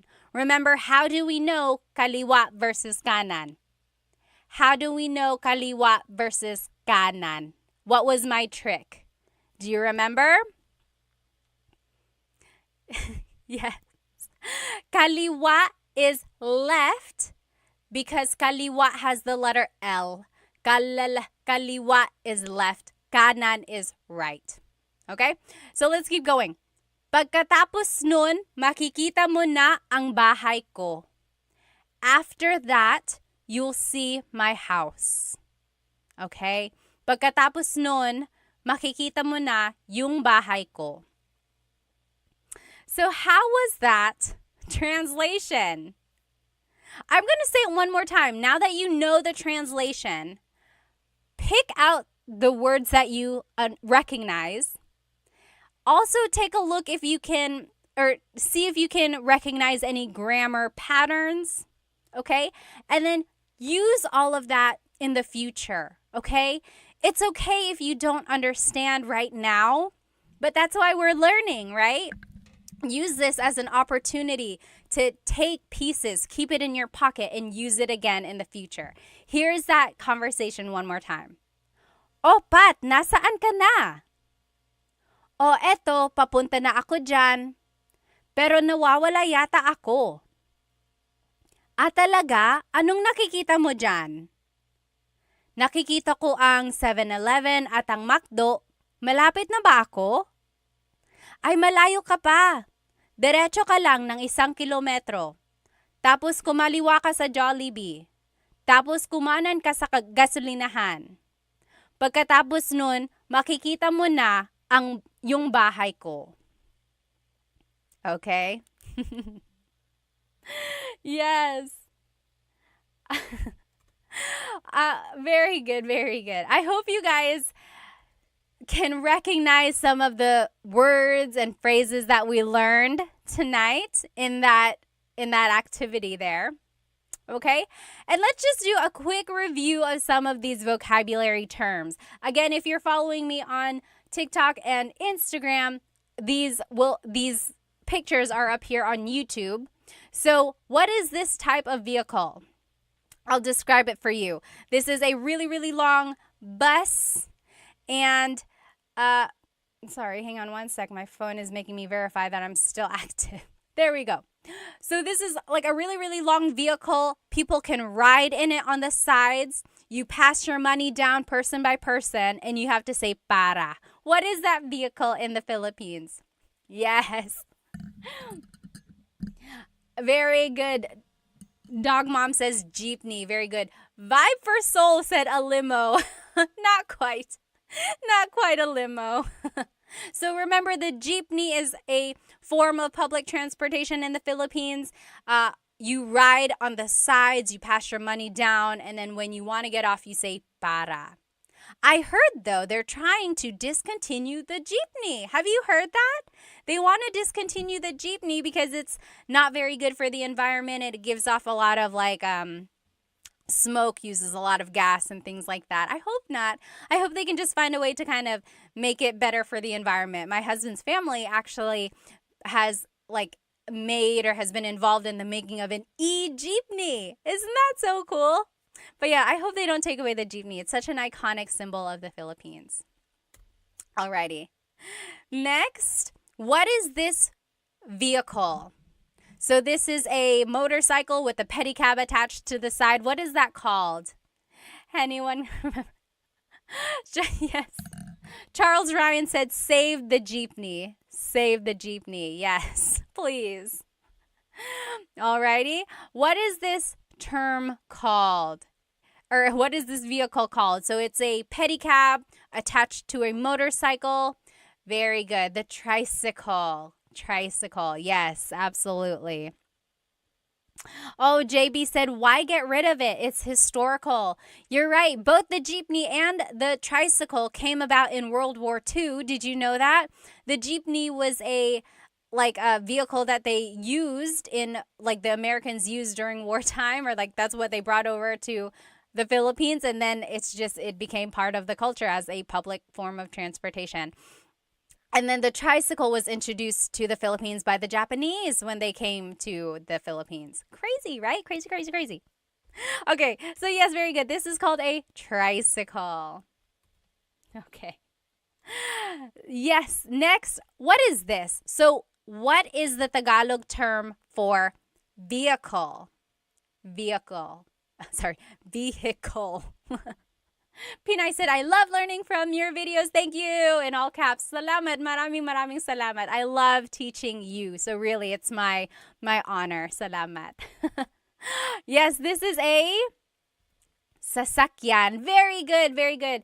Gibolicious. Yes, sasakyan. Very good. Sasakyan is just vehicle in general. Okay.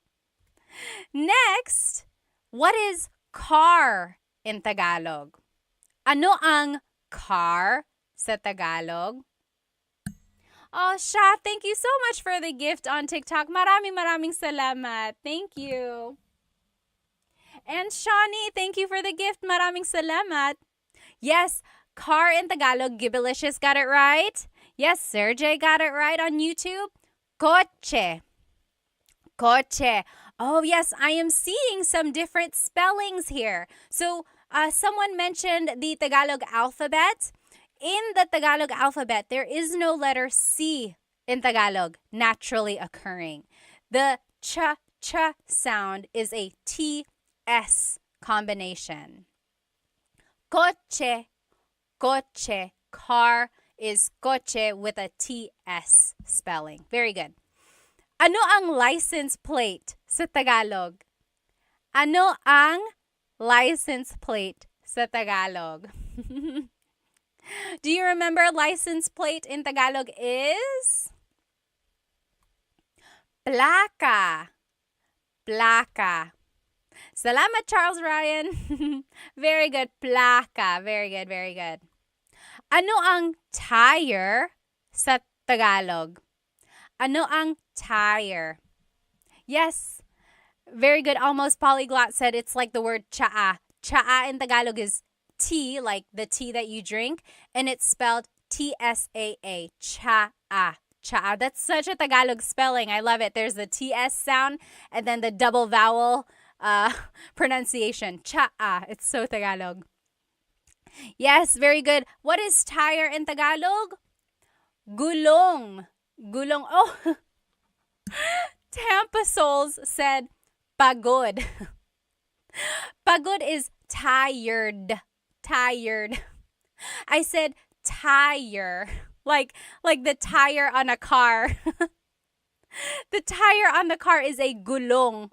Tired, like feeling tired, is pagod. common mistake. Easy mistake there. Very good. What is steering wheel in Tagalog? What is steering wheel in Tagalog? Oh, Big Boss on YouTube also said pagod. Sorry for the confusion there. Steering wheel, yes, very good. Oh, I don't know your name because it's in different characters. But yes, Manibela. Manibela, very good. Jean got it on TikTok. Gibalicious, you got it. I mean on Instagram. Very good. Manibela is the steering wheel. Okay? What is the mirror? So the mirror, like to see the back or like your side, and then the rear view mirror. What is a mirror in Tagalog? It's also the Tagalog word for glasses. Mirror in Tagalog is salamin. Salamin. Salamin. Oh, very close. Very good. Driving said bintana. Bintana is actually window. So salamin is the mirror. Bintana is the window. Very good question there, or very easy mistake. If you didn't see the beginning of this lesson and you don't know the words we're talking about, this whole lesson is recorded and it will be on my YouTube channel, Tagalog Time with Pat. Okay, so don't worry there. And the whole presentation is there. Okay. And then headlight in Tagalog, or just light, is ilaw. Ilaw. So that's light, or like headlight. Ilaw. What is your license in Tagalog? License, like your ID. What is license in Tagalog? Yes, very good. Everyone is getting it. What is license in Tagalog? License in Tagalog is, yes, very good.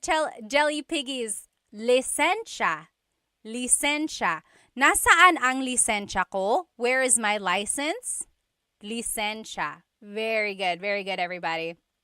Bobby Mayo said hello from Louisiana. Hello, hello. Ano ang stoplight sa Tagalog? Ano ang stoplight sa Tagalog? This one is a little tricky. I'll just give it to you. Ilaw is what I would say. So light. Ilaw. So it's like, kaliwa ka dyan sa ilaw. Take a left at the light, or something like that. Ano ang gas sa Tagalog? Ano ang gas sa Tagalog? Gas in Tagalog is, yes, V, very good, very good. Gasolina. Timothy, you got it on TikTok. Very good, very good. Jelly Piggies on Insta. Very good. So gasolina. So very similar to Spanish, right? Again, there's a lot of Tagalog or Spanish influence in Tagalog. Yes. Ano ang corner sa Tagalog? Corner in Tagalog?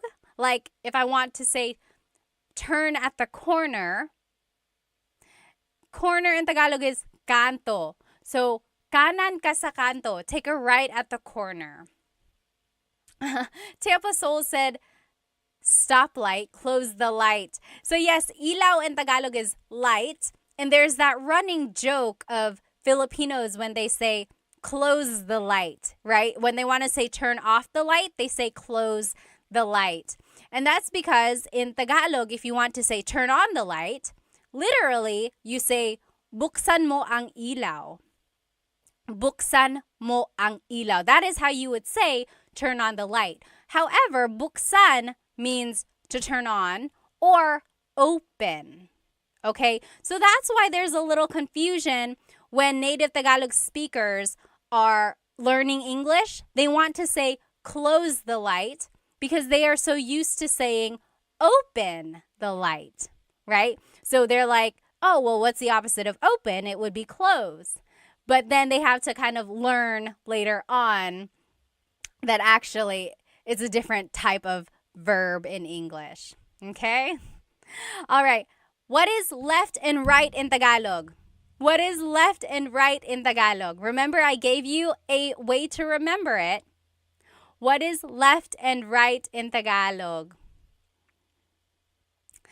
Left. Yes, very good, very good. Aubrey got it right. Y got it right. Yes, so kaliwa is left. Kanan is right. Almost polyglot. You got it right. Very good, very good.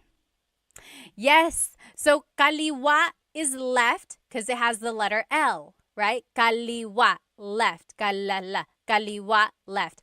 Kanan is right. Okay? JB on YouTube said, I've heard patay mo ang ilaw or patayin mo ang ilaw. Yes. So in Tagalog, if you want to say turn off the light, usually they say patayin mo ang ilaw. Patay means dead or kill the lights, literally. Kill the lights, patayin mo ang ilaw. Yeah, very good, very good. Okay, next. So kaliwa is left, kanan is right. How do you say fast in Tagalog?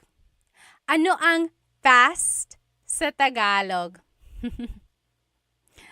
Fast in Tagalog is, yes, V and Matt, Nick, you got it. Bilis. Bilis means fast, but if you want to use it like an adjective, like in a sentence, it's mabilis. Mabilis. Bilis is like the root word there. Mabilis, fast. What is the opposite of mabilis? Ano ang slow sa Tagalog? Ronald Smith on YouTube said, rapido. Rapido. Yes, that also means fast. That's more of the Spanish. Ano ang slow sa Tagalog? Yes, very good. Matt, you got it. Nick, you got it. Slow is mabagal. Mabagal. I am seeing some people say nakaraan. So nakaraan means in the past. Like, if you've ever watched a teleserye, you know what a teleserye is? It's like a soap opera, a Filipino soap opera, or like a Filipino drama on the Filipino channel. Usually, like, if today's episode is on, they have a short recap of what happened in yesterday's episode. At the bottom of the screen, it would say, ang nakaraan, which means in the past or what just happened. So nakaraan means past. Very good. Yes, exactly right, Nick. That means previously on. Exactly. Ano ang paborito mong teleserye, ha? What is your favorite teleserye? Very good, very good. So, mabilis is fast. Mabagal is slow. Levin Lulu said they take too long to end. You are exactly right. They will drag on a story and they will add more problems, more characters until you're like lost in this crazy whirlwind. But then you can't stop watching because you got to know how it all ends, right? Side note, I was watching Halik on TFC, or no, I Want TFC with my husband, and they had the English subtitles, but then we lost it. And then I tried to resubscribe, and they didn't have the one with the English subtitles anymore. What the heck? And so now my husband can't watch it with me. He can, but it won't be the same. I need to know what happened. Okay.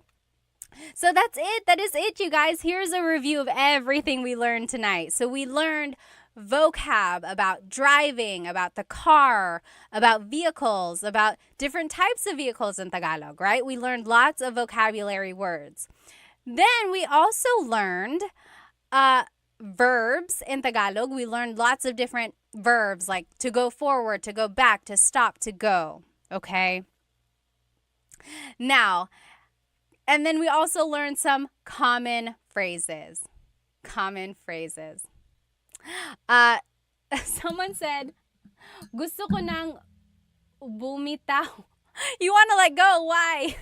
I thought you said gusto ko nang bumati. Bumati means I want to give a shout out. If you do, write it in the comments. Go ahead and make your bate if you want. If you know anyone else who's watching, tell them that you're going to make a bate to them. If you would like to go, feel free to go. I'm just going to catch up on some of these comments before I head out. Oh, Andrea said on YouTube, what Filipino TV show should I watch to help learn Tagalog? Oh my goodness, that is such a good question. If you want to learn Tagalog, like in real time, or like about current events, I would say watch the news, right? It might be a little tricky because sometimes the reporters will use very deep Tagalog words if it's about something that's like specific about a case or something like that. But it's also very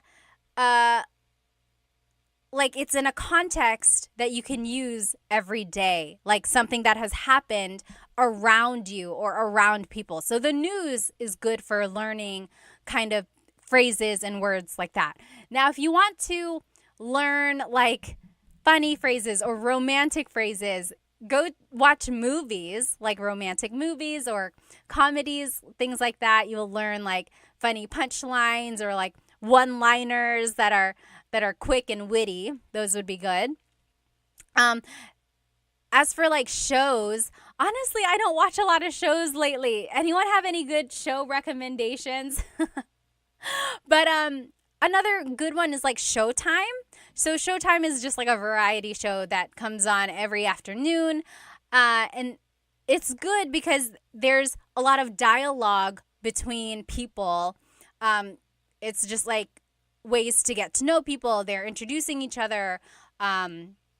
Also just like funny one-liners again. So anything you watch, I think, will be useful there.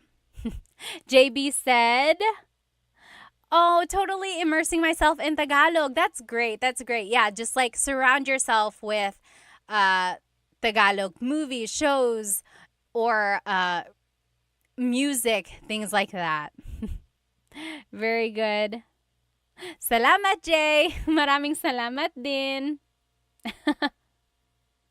Oh, Hank said, I loved watching or enjoyed watching your brain multitask.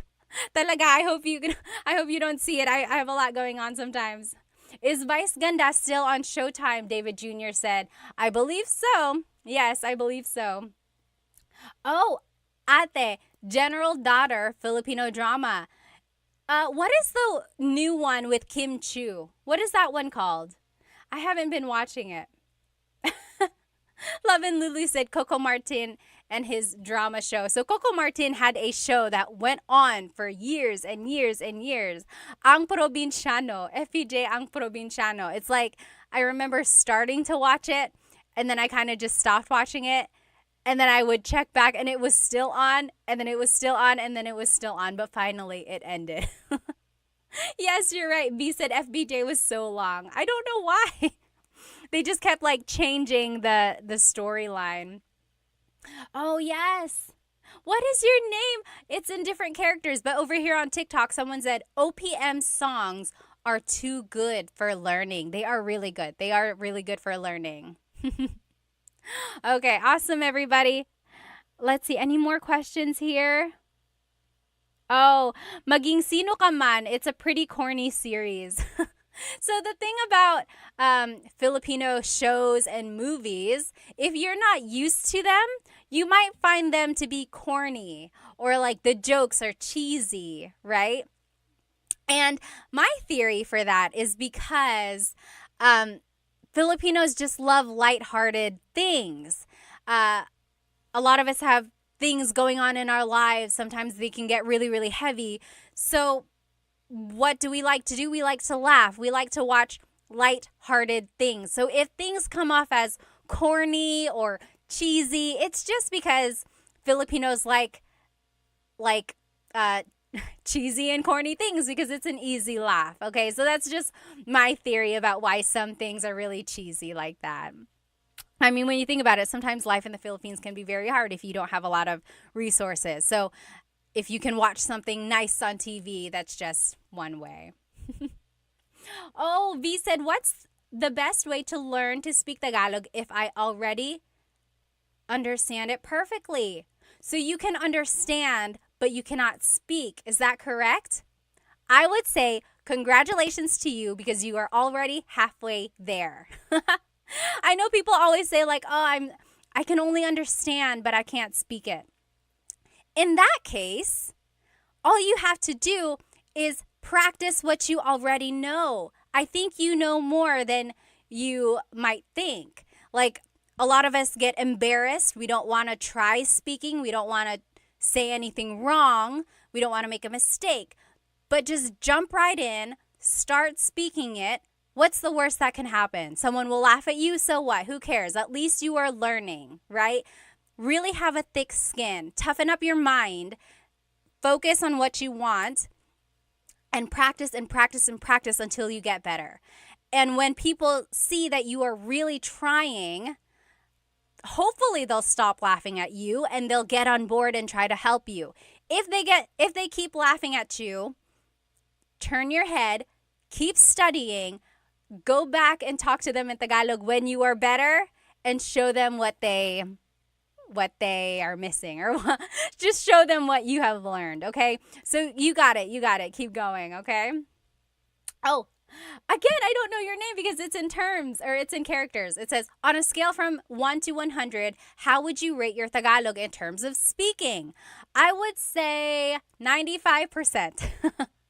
The 5% is because sometimes, a lot of times even, I still trip over my words or I get embarrassed. I get too caught up in my head and I don't say what I want to say perfectly, right? Like if I'm speaking to my cousins or my aunts, even to my mom, I get very nervous sometimes and I revert back to Taglish or I just answer in English. But when I really push myself, I know I can speak Tagalog at a 95% level.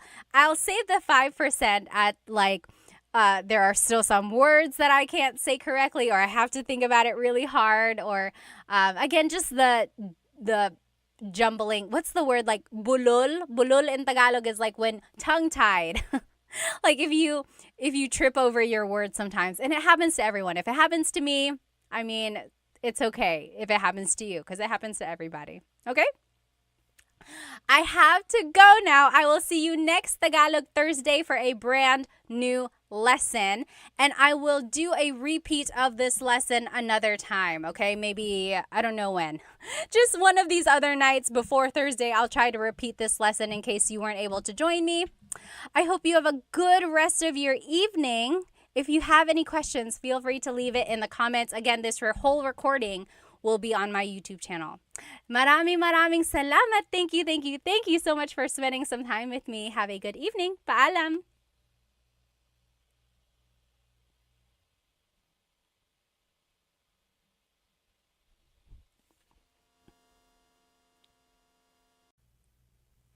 Hello everybody. So sorry for the delay, but I'm so glad you're here with me now. Okay, I'm turning on my TikTok now. Let me go ahead and just make sure I can see all the comments because I do want to see you. Hello everybody. Welcome to my live Tagalog lesson tonight on Tagalog Thursday. I think you're going to enjoy today's lesson. So today we will be learning some vocabulary. Last week we learned a lot of grammar. If you joined me last week, we learned adjectives and then we learned some simple sentence structures so that we can use those adjectives in sentences to describe people or to describe things. Today we will be focusing less on sentence structure, so less grammar, and this time more on vocabulary. I know a lot of you guys wanted to learn more useful phrases, so I think tonight will be a fun lesson for you. Hello everyone. If you are joining me on TikTok, you are welcome to join me on YouTube where you will see my presentation. And if you are on YouTube, hello. I know there's a little lag on YouTube, so if you are like listening to me on TikTok and then joining me on YouTube, there might be a little delay there.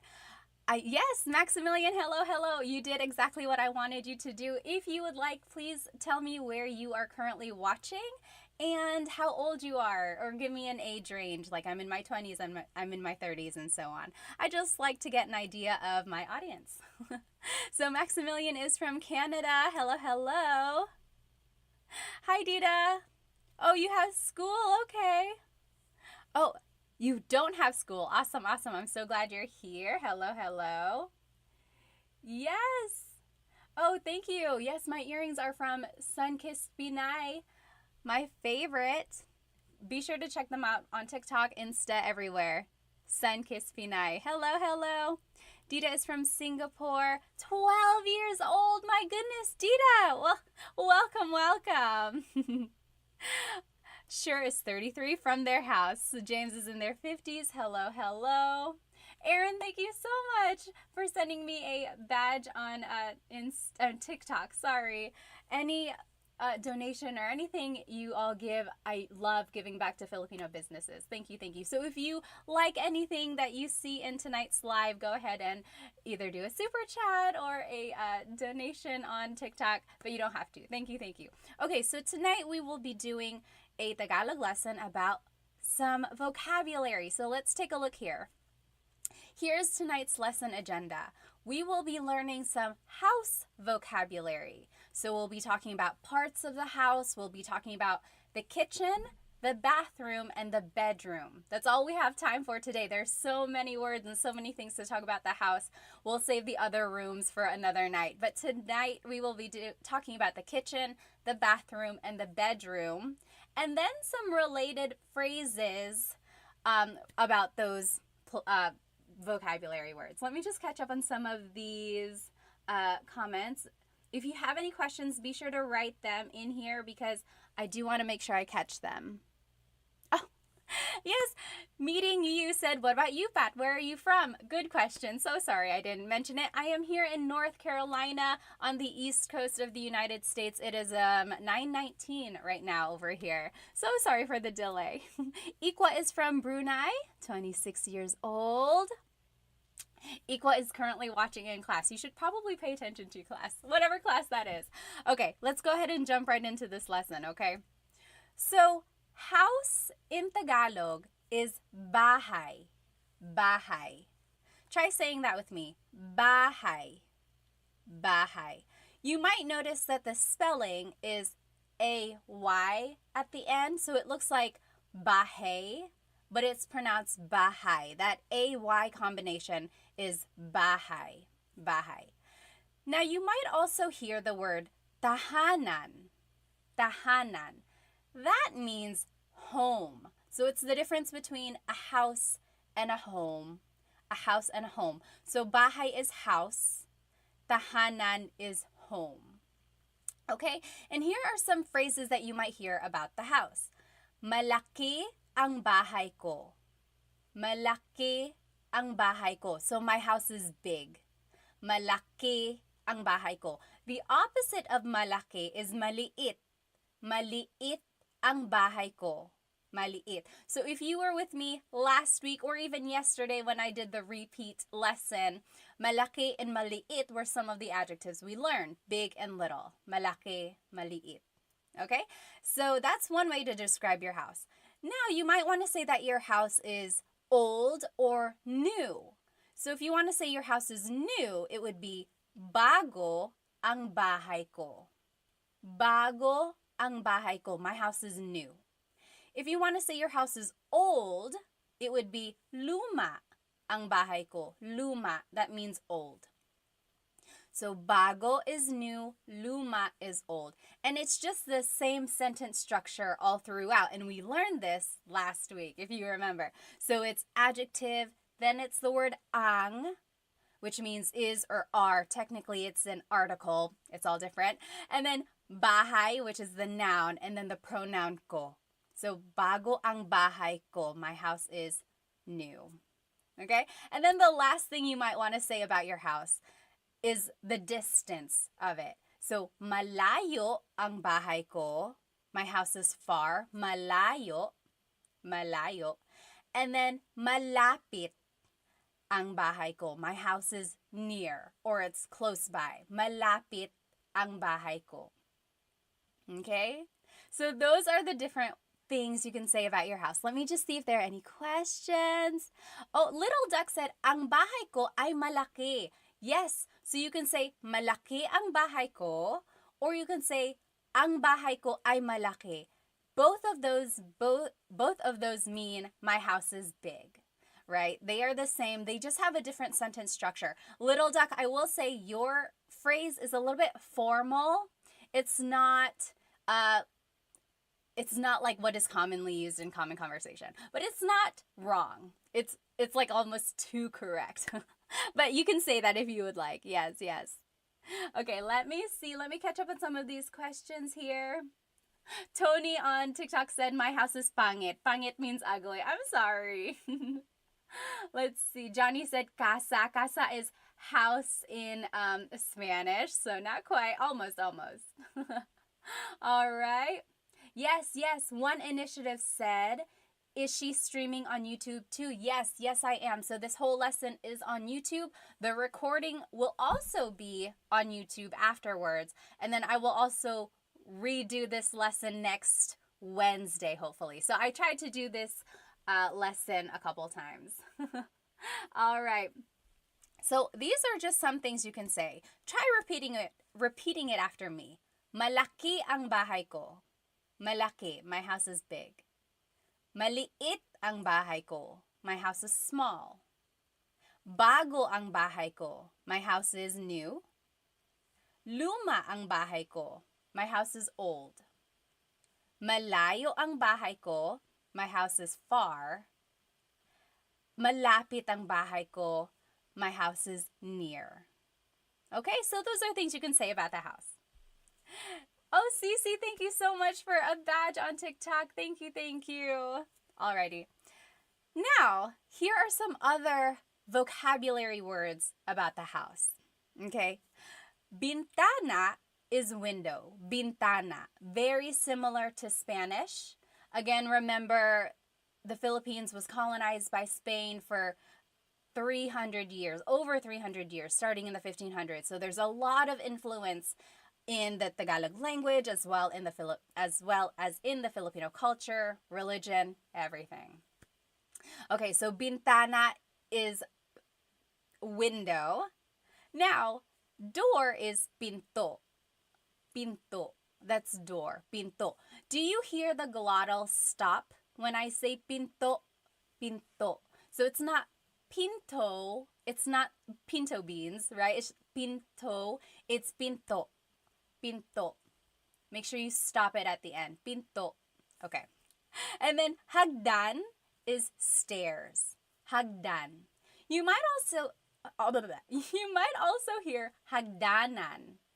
That is just another way to say stairs, hagdan, hagdanan, mostly interchangeable. Okay? So try saying those with me. Bintana, bintana. Pinto, pinto. And then hagdan, hagdan. Yes. Little Duck said in Spanish we say ventana. So the V. And in Tagalog there is no letter V. They have the B sound. So they're like interchangeable there. Yes, yes. All right. Let me just catch up here. Yes, very good, very good. DC Stoy said, now it all makes sense. Well, I'm good, I'm good. Yes, that is true. DC said, I heard Tagalog was Latin-based. Yes, there are some similarities, I would say. Okay. Oh, Teddy Bear said it would be nice if we could see the spelling or kind of like a whiteboard. Teddy Bear, if you jump onto my YouTube, this whole presentation is there. Okay, so let's keep going. Now, here are some phrases about these objects in the house you might use them with. Bukas ang bintana. The window is open. Bukas ang bintana. Or bukas ang pinto. Bukas ang pinto. The door is open. So bukas ang blank means the blank is open. The opposite of bukas is sarado.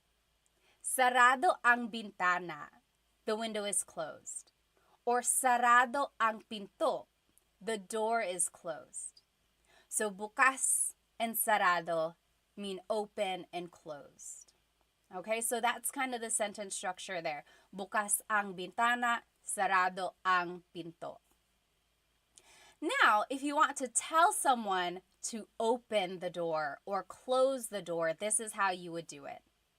Buksan mo ang bintana.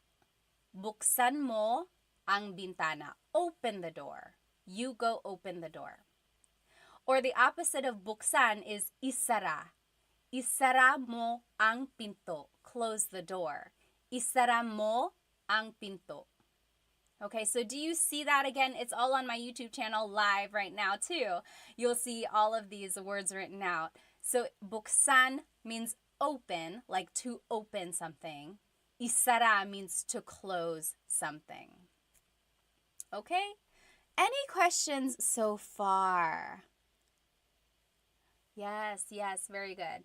Oh, Lord Cortez says, you are missing po. Very good observation. I'm just imagining maybe we are talking to our younger siblings or to our friend. But yes, if you are speaking to your parents or speaking to your grandparents or to anyone you want to be respectful to, always add po. Buksan niyo po ang pinto. Isarado niyo po ang bintana. So always feel free to add po.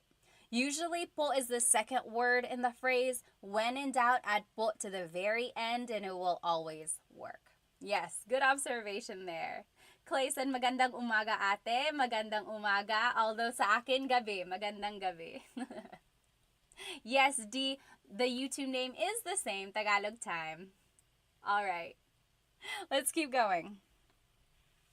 Alrighty, ding ding means wall. Ding ding. So right behind me, this is the ding ding. Puti ang ding ding. The wall is white. Ding ding.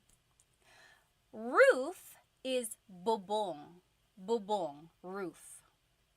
Ceiling is kisame. Kisame. So repeat those after me. Ding ding. Ding ding. That's the wall. Ding ding. And then bubong is the roof. Bubong, so that's on the outside, the roof, bubong. And then kisame is the ceiling, kisame. So sorry, YouTube. Can you hear me now? My mic was all the way down here. Hopefully this is a little bit better. Okay, awesome. Any questions so far? Yes. Harmonica said, ding ding, LOL. I know, it's a funny word. I have no idea where that came from. Okay, let's keep going. So all of that was about the house, like the outside of the house, things inside the house. Now, these are vocabulary words about the kitchen. So kitchen in Tagalog is kusina. Kusina. So in Tagalog, there is no letter C. So in Spanish, if it's spelled with a C, usually in Tagalog, it's spelled with a K because there's no letter C naturally found in the Tagalog alphabet. So the kusina is the kitchen. The stove is kalan. Kalan. Oh, who? Thank you so much for a badge on TikTok. Thank you so much. Yes, and my earrings are from San Kiss Pinay. Thank you. All of the earnings I earn go to Filipino businesses. So thank you. Okay, yes, Lucky Duck said most of these sound like Spanish words. A lot of them do. You will see that in all of these words, really. Next, knife in Tagalog is cuchillo. Cuchillo. And then fork in Tagalog is tinidor. Tinidor. And then cuchara is spoon. Cuchara is spoon. Okay, so let's say those again. Kusina, sorry, sometimes my nose gets clogged up. Kusina, kusina, that means kitchen. Kalan, stove, kalan. Cuchillo, knife, cuchillo. Tinidor, fork, tinidor. Cuchara, spoon, cuchara. Okay, so those are some objects or things you might find in the kitchen. Here are a couple more things. Plato is plate. Plato. I have also heard pinggan. I think it's regional. So my husband's family is from Cebu. They've said pinggan. Like the whole time I've been with them, they say, oh, kunin mo yung pinggan, or saan ang mga pinggan? Where are the plates? Growing up, I always heard plato. Plato. So you tell me, what do you use, or what did your family use growing up? Baso means a glass, like a glass of water. Baso. Baso. Another word for cup is taza. Taza. So that's like a cup, or like a little mug, taza. Whereas a glass is baso. Baso, okay? Now, pagkain is food. Pagkain. And then ulam is specifically the entree, or the dish, the meat dish. So if you're looking on YouTube right now, anyone know what this dish is? What ulam is this? Anong ulam ito? Does anyone know? Anong ulam ito? You write it in the chat and then we'll check. So ulam, again, is the dish, like adobo, pansit, sinigang. Pansit isn't really an ulam. It's like the meat dish, okay? Whereas pagkain is just food in general. Okay. And then over here, kain is the verb to eat.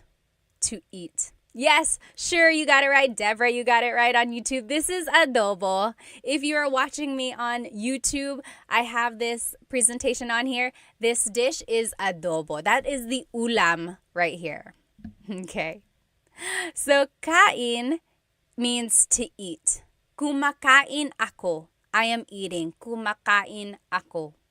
Okay?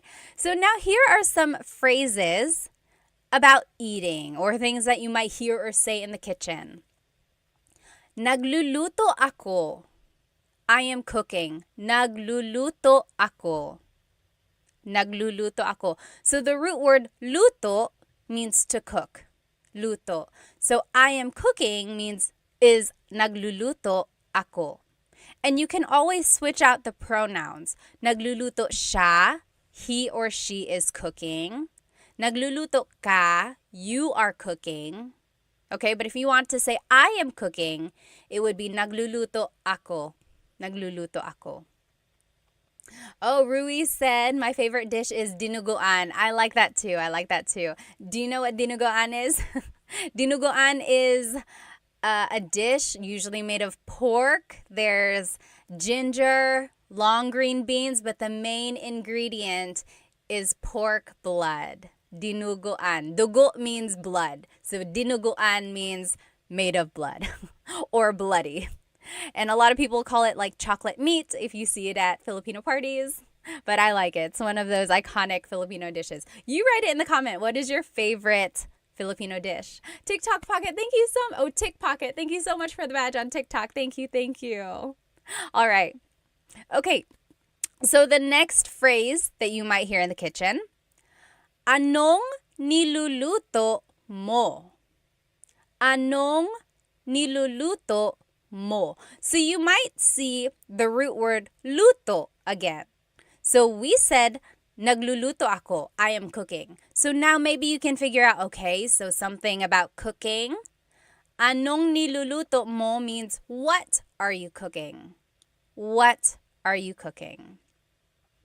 Anong niluluto mo? That is a good question to ask. Maybe if your significant other is cooking something, you surprise them by saying, anong niluluto mo?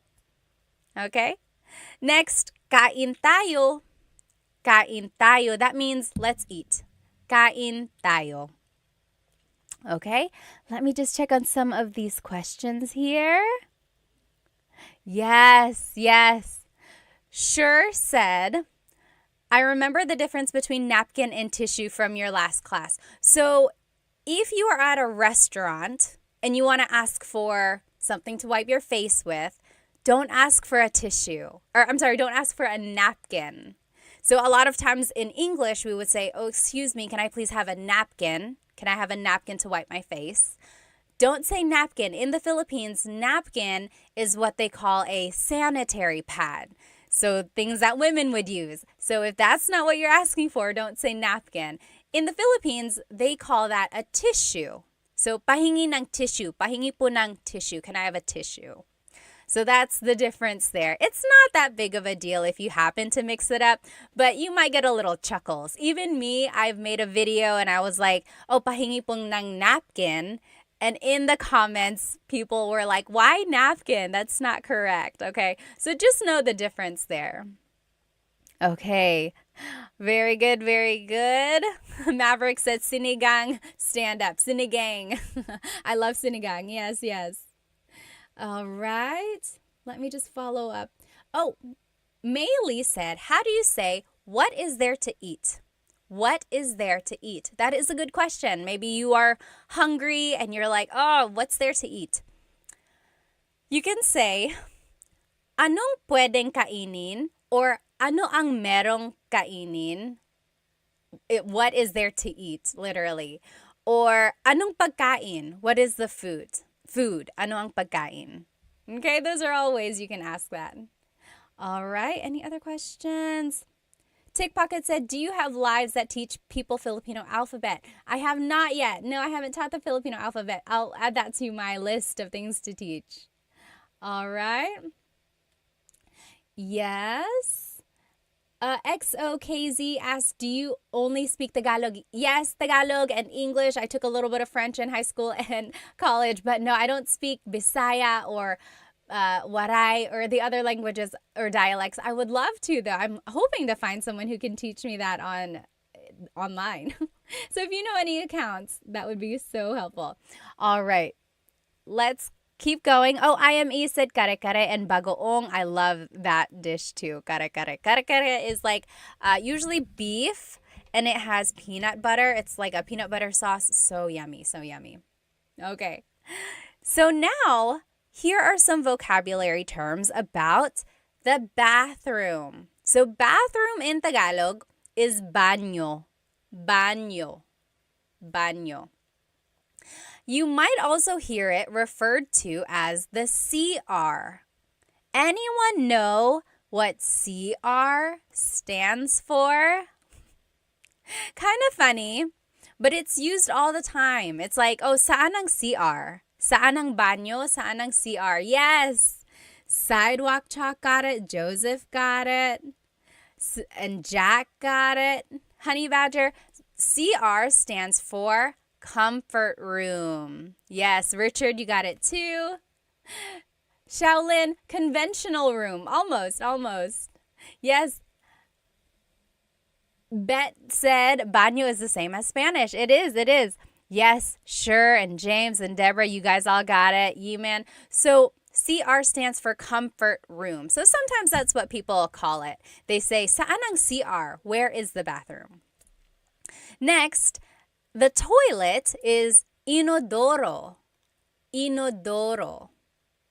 That's the toilet. Try saying it with me. Inodoro. Inodoro. Now, just to add to your vocabulary, here are some other things. So, pee is ihi. Ihi. That's pee. And then poop is tae. Tae. Just so you know the vocabulary, okay? Oh yes, Bumbero said dumihan. Yes, the toilet could technically also be called dumihan. Dumi means dirt, so it's the place to make dirt or to put the dirty things. Very good, very good. Okay, then lababo is the sink. Lababo. Lababo, that's the sink. And then paliguan is the bathtub. Paliguan, the place to take a bath. Ligo means to take a bath. Paliguan is the place to take a bath. Oh, someone wrote the tabo. I didn't have the tabo in my list. So the tabo is the little thing usually beside the toilet that people in the Philippines use to wipe their bottom, to wash their bottom, or they use it to take a bath as well, like a little bucket. Very good.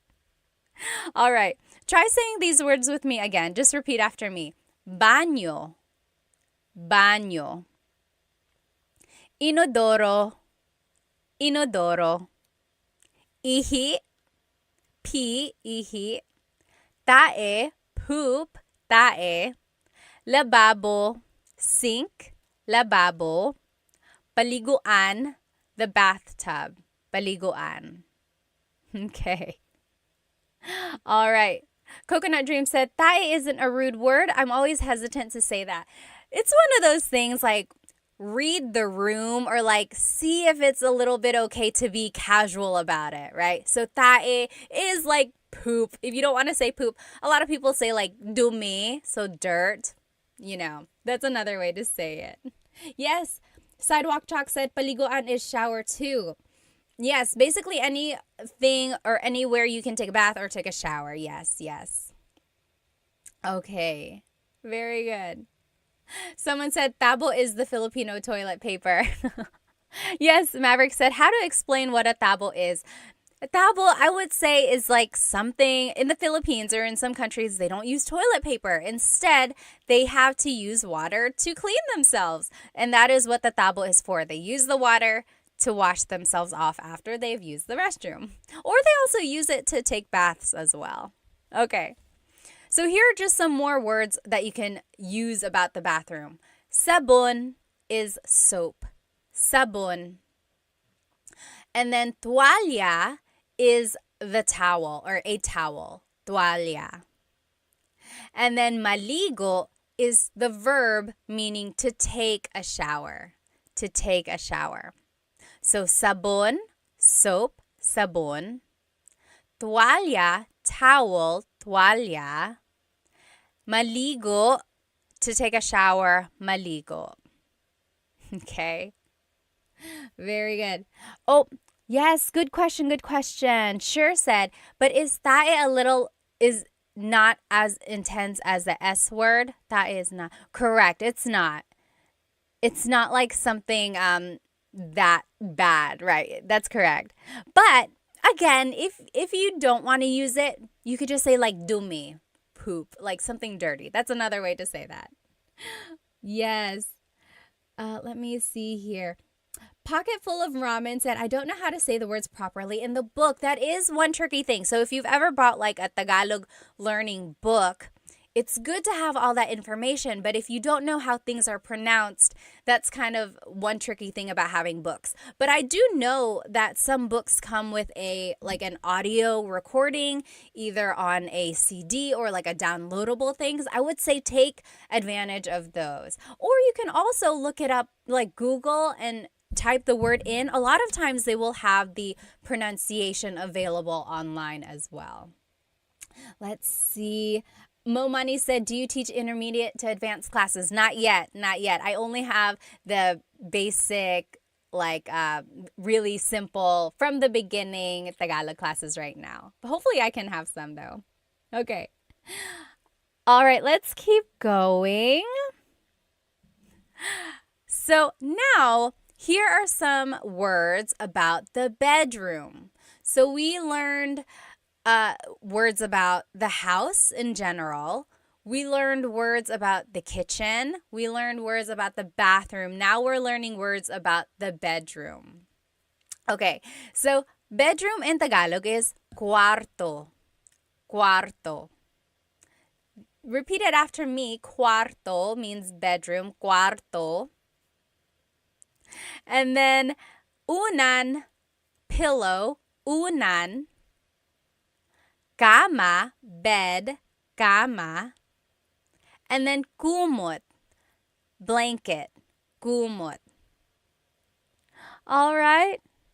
So any questions about these? These are just super basic, straightforward words here. Repeat them after me. Cuarto, again, is bedroom. Unan is pillow. Cama is the bed. Kumot is the blanket. I don't know about you, but if you have ever, maybe in your family, someone speaks Tagalog and then another family member might speak another language. Like my dad spoke Bicolano, and he always called the blanket not kumot. He called it tamong, the tamong. And they were always interchangeable at my house. He would say, oh, kunin mo yung tamong, go get the blanket. But then sometimes my mom would say, kunin mo yung kumot, go get the blanket. So to me, tamong and kumot were both blanket. And then I went to Manila. I visited my cousins. Only a couple of my cousins speak Bicolano. And I said, oh, pahingi po ng kumot. Or no, I said, pahingi po ng tamong. And my cousins looked at me like I was an alien. They were like, what are you saying? I was like, pahingi ng tamong. Can I please have a blanket? And they were like, you mean a kumot? I was like, yes, that's exactly what I mean. And they're like, why are you saying that? They had to call their aunt over, my aunt, I'm sorry, their mom, my dad's sister. And she was like, she's speaking Bicolano. She's getting that from her dad. I was like, oh, I'm sorry. I didn't know. They were two different things. But so there you go. That's just one thing about kumot. All right. Now here are some other words about the bedroom or about going to sleep. So the verb for to sleep is matulog. Matulog. So matulog means to sleep. Hilik is snore or snoring. Hilik. Humihilik ka. You are snoring. Humihilik ka. And then panaginip is a dream. Panaginip. So, oh, nananaginip ako. I am dreaming. Panaginip is the noun. Nananaginip is the verb. Panaginip, that's a dream. Let me just catch up on these comments. Hang on, you guys are blowing it up. I don't want to miss any. Hang on one moment. Oh, that's so sweet, Mia. My boyfriend is Filipino and I'm trying to master Tagalog before we have kids. Good luck, good luck. I know you can do it. You can do it. Nikki, thank you so much for the gift. Thank you. Yes, Julia said very similar to Spanish. It really is. Mocha said, do you teach waray? No, I don't. Oh, Bungie said, what is your opinion on people speaking traditional Tagalog, like maybe no English and minimal Spanish? That would be great. You know, I'm very guilty of speaking Taglish a lot. Like when in doubt, I always put in English. And I fully support people who want to speak Tagalog. I wish I could. Maybe I'll practice that a little bit more. I think it's great to preserve Tagalog in its traditional form. Yes, very good. Okay. Oh, happy and healthy said very similar to Portuguese. Yes, I bet it is. Okay. Oh, FJ Miv, thank you so much for the badge on TikTok. Thank you. Oh, Maverick, thank you. Miss Pat is the best. Oh, thank you. Ben, any tips on rolling the R? So it's hard to teach the R roll. It's one of those things. Try to focus the vibration in the front of your tongue. Like, what is a word with a letter R that we just learned? Oh, cuarto. I can't do it for too long. It really doesn't even have to be a long roll. Just focus the vibration in the front of your tongue. It's going to take some practice. Really try to move your tongue up and down and let the air flow around it. Does anyone else have any other tips for how to roll your R? It just really takes a lot of practice. Maverick said it's like exhaling a lot of hot breath. Yes. Okay, Dita asked, what is the difference between matulog and matutulog? Let's go ahead and look at these example phrases, and I think that'll answer your question, Dita. So, antok ako means I'm sleepy. Antok ako. I am sleepy. You could switch out the pronoun. Antok siya. He or she is sleepy. Antok siya. You can turn it into a question. Antok ka ba? Antok ka ba? Are you sleepy? So, antok is sleepy. Now, Dita, here is your question. What is the difference between matulog and matutulog? So, this is matutulog ako. I am going to sleep. Versus matulog means to just sleep. So, matutulog is the conjugated verb. Conjugated means it has been changed. So, matutulog is the present tense conjugation of matulog. That's the difference there.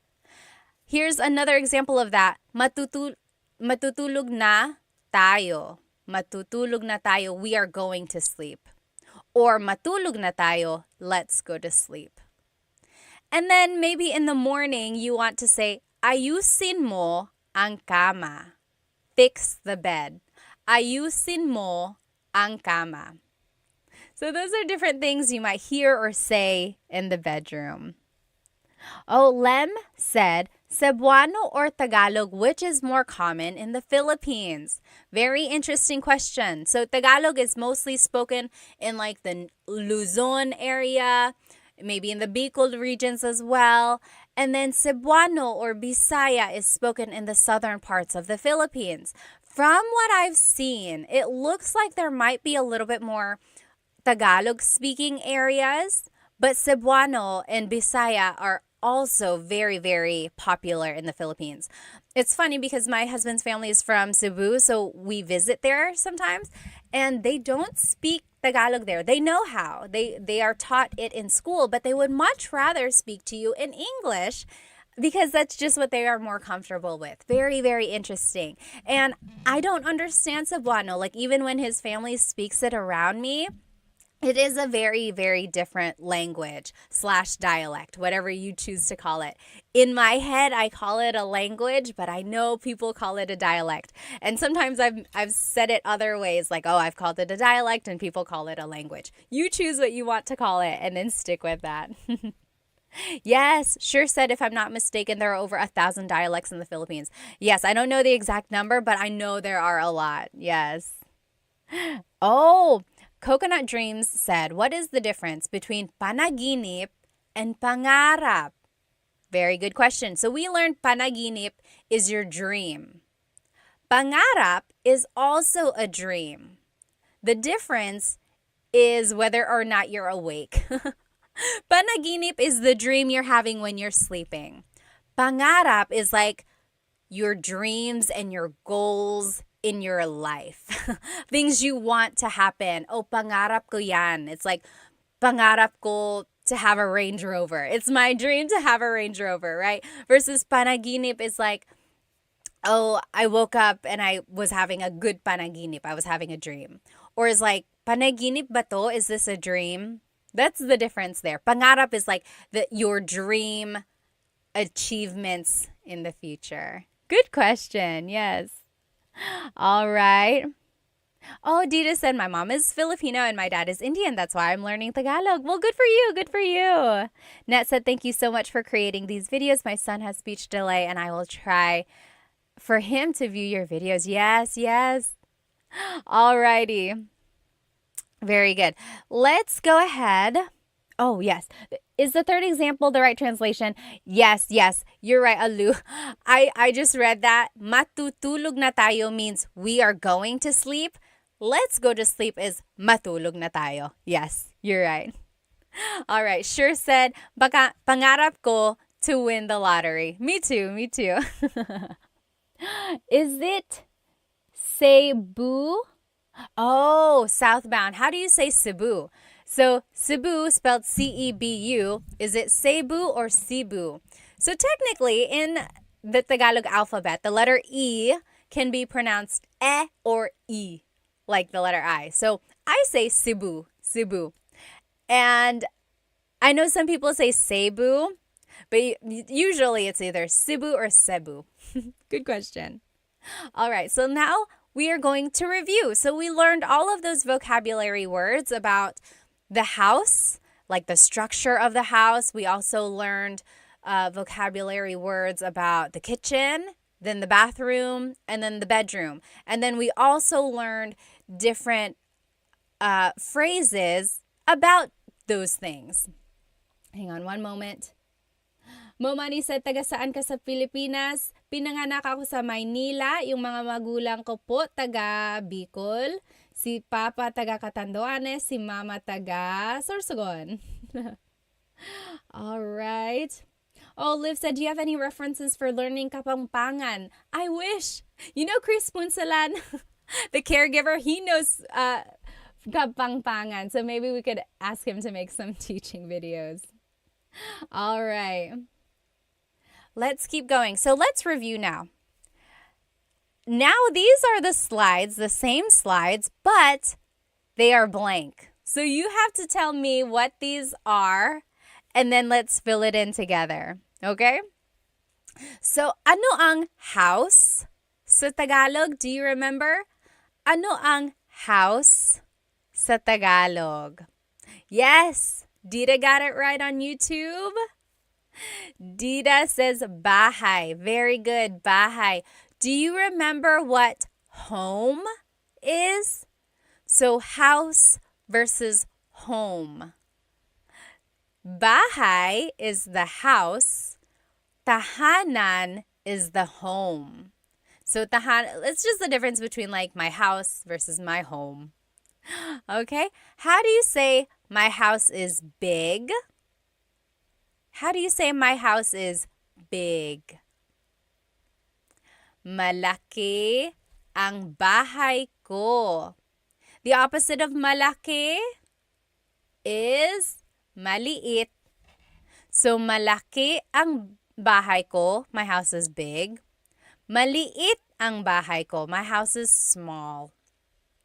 How do you say my house is new or my house is old? How do you say my house is new or my house is old? It would be, yes, Dita, you got it right. Bago ang bahay ko or luma ang bahay ko? Sure said, I always make a mistake with bahay and buhay. So bahay is house, buhay is your life. Yes, so malaki ang bahay ko, not malaki ang buhay ko. Very good. Yes, bago is new, luma is old. Very good, very good. Now, how do you say my house is far or my house is near? What is the difference between far and near? Oh, thank you, Hima. Thank you so much for the badge on TikTok. Thank you. Oh, user 413 said, where did you get your earrings? These are from Sunkissed Pinay. Sunkissed Pinay. Be sure to check them out. So pretty, so pretty. Yes. Oh, Brooks Cooper, you're welcome. You're welcome. So thank you so much for the lesson. Very good. Luma is old. Bago is new. Now we're talking about my house is far, my house is near. Malayo ang bahay ko or malapit ang bahay ko. Yes.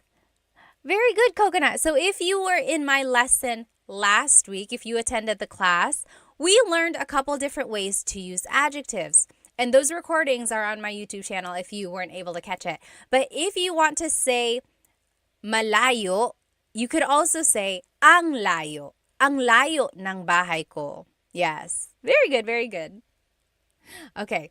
Now, what is window in Tagalog? Ano ang window sa Tagalog? Artsy, how do we join the lesson? It's on YouTube. Jump onto YouTube right now and you'll be in it. Shadi said, do you do one-on-one? I really want to learn. Not right now. I don't have any one-on-one classes. And my group classes are finishing up right now. We're on lesson 3 and my group classes. We're going to do lesson 4 next week. Oh, Shell, right there. I'm Kapangpangan. There you go. Shell, maybe you can teach us. Do you make lessons on somewhere? We would love to watch those. Yes, very good, very good. Sure. And Gabby. Harmonica, I think you might have just missed one letter. Window in Tagalog is bintana.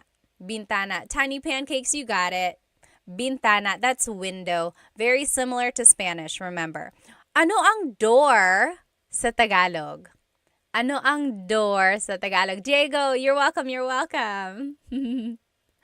Door in Tagalog is pinto. Pinto. And remember, don't forget the glottal stop.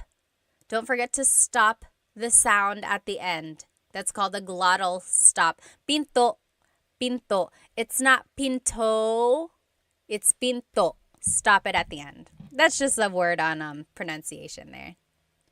Alrighty, and then stairs, hagdan, hagdan. Stairs is hagdan. All right. Now, how do you say the blank is open or the blank is closed? Like the window is open, the door is open. It would be bukas ang pinto or sarado ang pinto? Yes, Dita says, ang pinto ay bukas or ang pintana ay bukas. That is correct. That is correct, Dita. Again, whenever you use I, it's kind of formal. It's not what is commonly used. More commonly, it would be said like, bukas ang pinto, sarado ang pinto. But you are correct. It's not wrong. It's just not casual. Very good, very good. All right. Sink said, amiga, amiga, are you Mexican? No, I get that a lot though. Okay. How do you say open the blank or close the blank?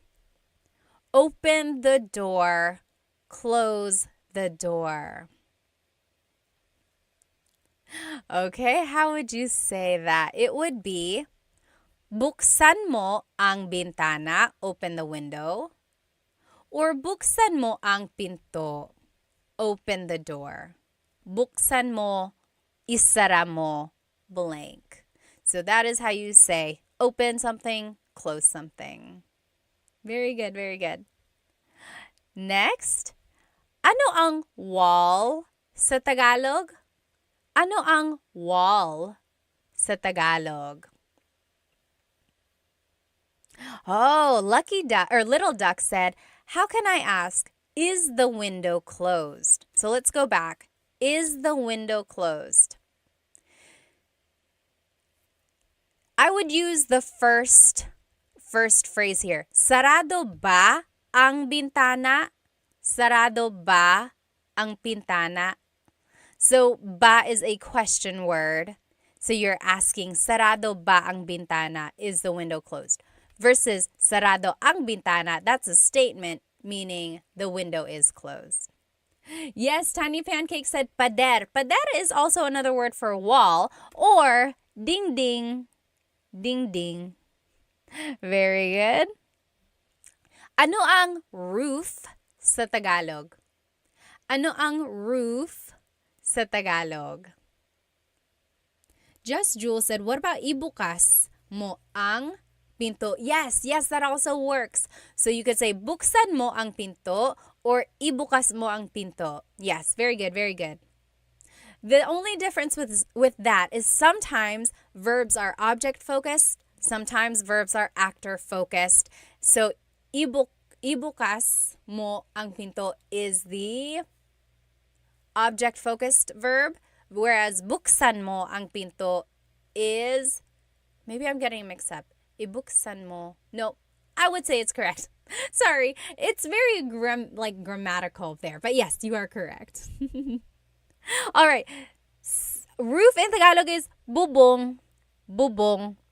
Yes, very good. Very good. Maverick said, ding, ding, ding, ding. We got a winner. Very funny. Yes. Megan said, where did you get your earrings? These are from Sunkissed Pinay. Oh, and Moho Fotoko is from Virginia Beach. Are you near the Jollibee? And then ceiling in Tagalog is kisame. Kisame. That's the ceiling. Kisame. All right? Now, here are some vocabulary words about the kitchen. The kitchen. Kitchen, do you remember what the kitchen is in Tagalog? Ano ang kitchen sa Tagalog? Ano ang kitchen sa Tagalog? Kitchen in Tagalog is, yes, Dita, you got it. Whoops. Kusina. Kusina, yes, FYP January. And Tiny Pancakes, you got it. Kusina, that's the kitchen. Manal on YouTube said, is bukas? Does that mean tomorrow too? Yes. So, bukas is tomorrow. Bukas means open. So, it's a homonym. Homonym means it has more than one meaning depending on the context or depending on the pronunciation. If you say bukas, bukas, the emphasis is on the second syllable. That means open. If you say bukas, bukas, emphasis is on the first syllable. that means tomorrow. Very interesting. Like, oh, may work ako bukas. I have work tomorrow. May work ako bukas. Or, bukas ang bintana. The window is open. Bukas ang bintana. Very good, Manal. Very good observation there. All right. Yes, very good. So next, what is stove in Tagalog? Ano ang stove sa Tagalog? Stove in Tagalog is kalan. Kalan. Kalan. Okay, how do you say knife in Tagalog? How do you say knife in Tagalog? Knife in Tagalog is cuchillo. Cuchillo. Maverick said, how do you say we open tomorrow? Bukas kami bukas. Bukas kami bukas. Funny, funny. Very good, Gabby. You got it. Cuchillo. That means knife in Tagalog.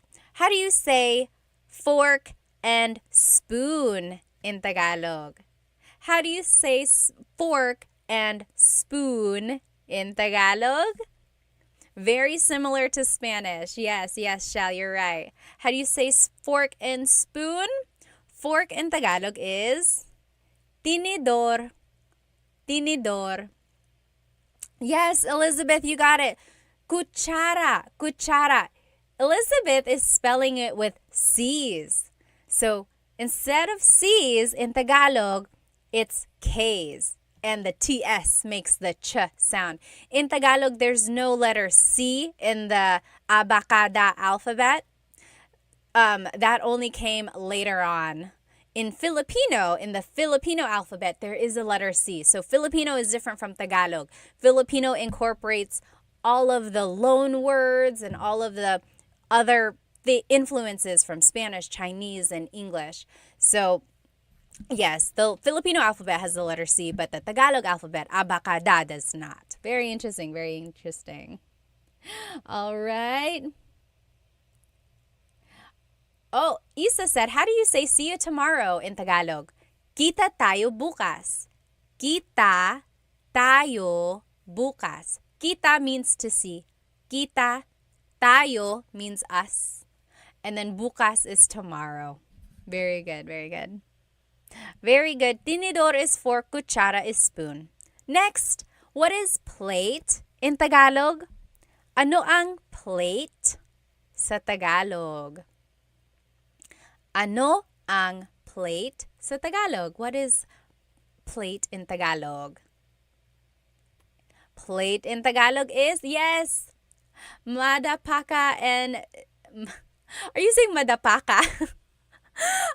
And just Jewel, yes, you guys got it right. Plato, Gabby, you got it right. Dida, you got it right. Very good, very good. Plato, again, in different regions, it's different. Like in Bisaya, I've heard pinggan. Pinggan also means plate. Ano ang glass sa Tagalog? Ano ang glass? Like a glass cup. Ano ang glass sa Tagalog? Glass in Tagalog is baso. Baso. Baso is glass. If you are just joining me on TikTok, this whole lesson is on my YouTube channel right now. Okay, ano ang food sa Tagalog? Ano ang food sa Tagalog? Yes, Gabby, Manal, Little Duck. You guys all got it right. Cassidy, very good, very good. And then harmonica, correct. Tasa is for a regular cup. Tasa is a regular cup. Baso is for a glass. So what is food in Tagalog? Yes, very good. Just Jewel got it. Definitely not Robin got it. Harmonica and Gabby, yes. Pagkain is food. And then the meat dish or the entree is the ulam. Ulam.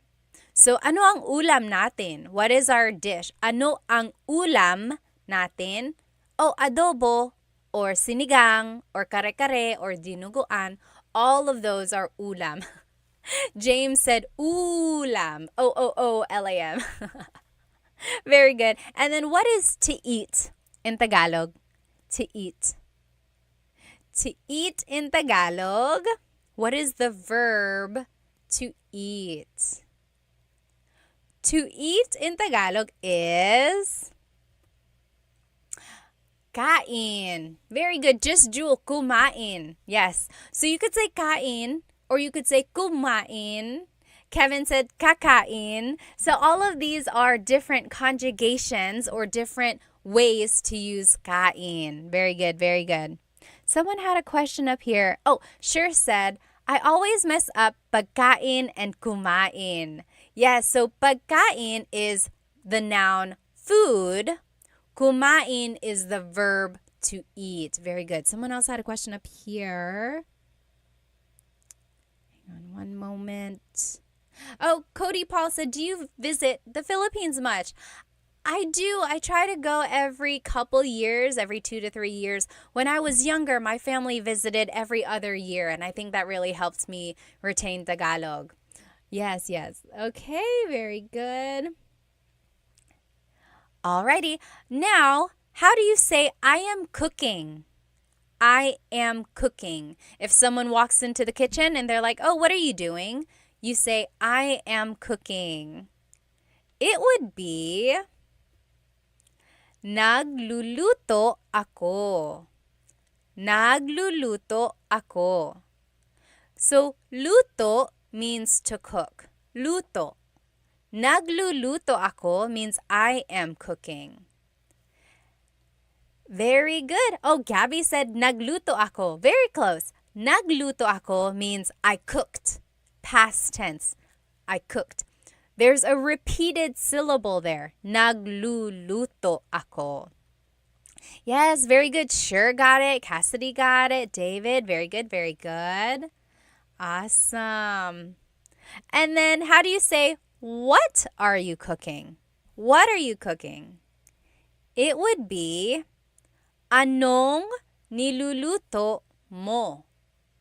Anong niluluto mo? What are you cooking? Ano means what. Niluluto means cooking. Mo is referring to you. Very good, very good. And then how do you say, let's eat? Let's eat.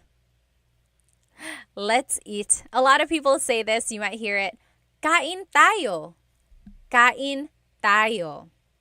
Oh, Gio, thank you so much for the badge. Thank you, thank you. Let me catch up on some of these comments here. Let's see. John asked, where are you from in the Philippines? Taga Maynila ako. I was born in Manila. Let's see. Oh, Panda World said, is the Philippines a safe country? I hear 1 in every 5 Filipinos is a criminal. I don't know about that statistic. I would say it's like, if you go to Manila, which is a big city, it's like any other big city. You just got to be aware of your surroundings. If you are a foreigner, I would say maybe don't stay out too late.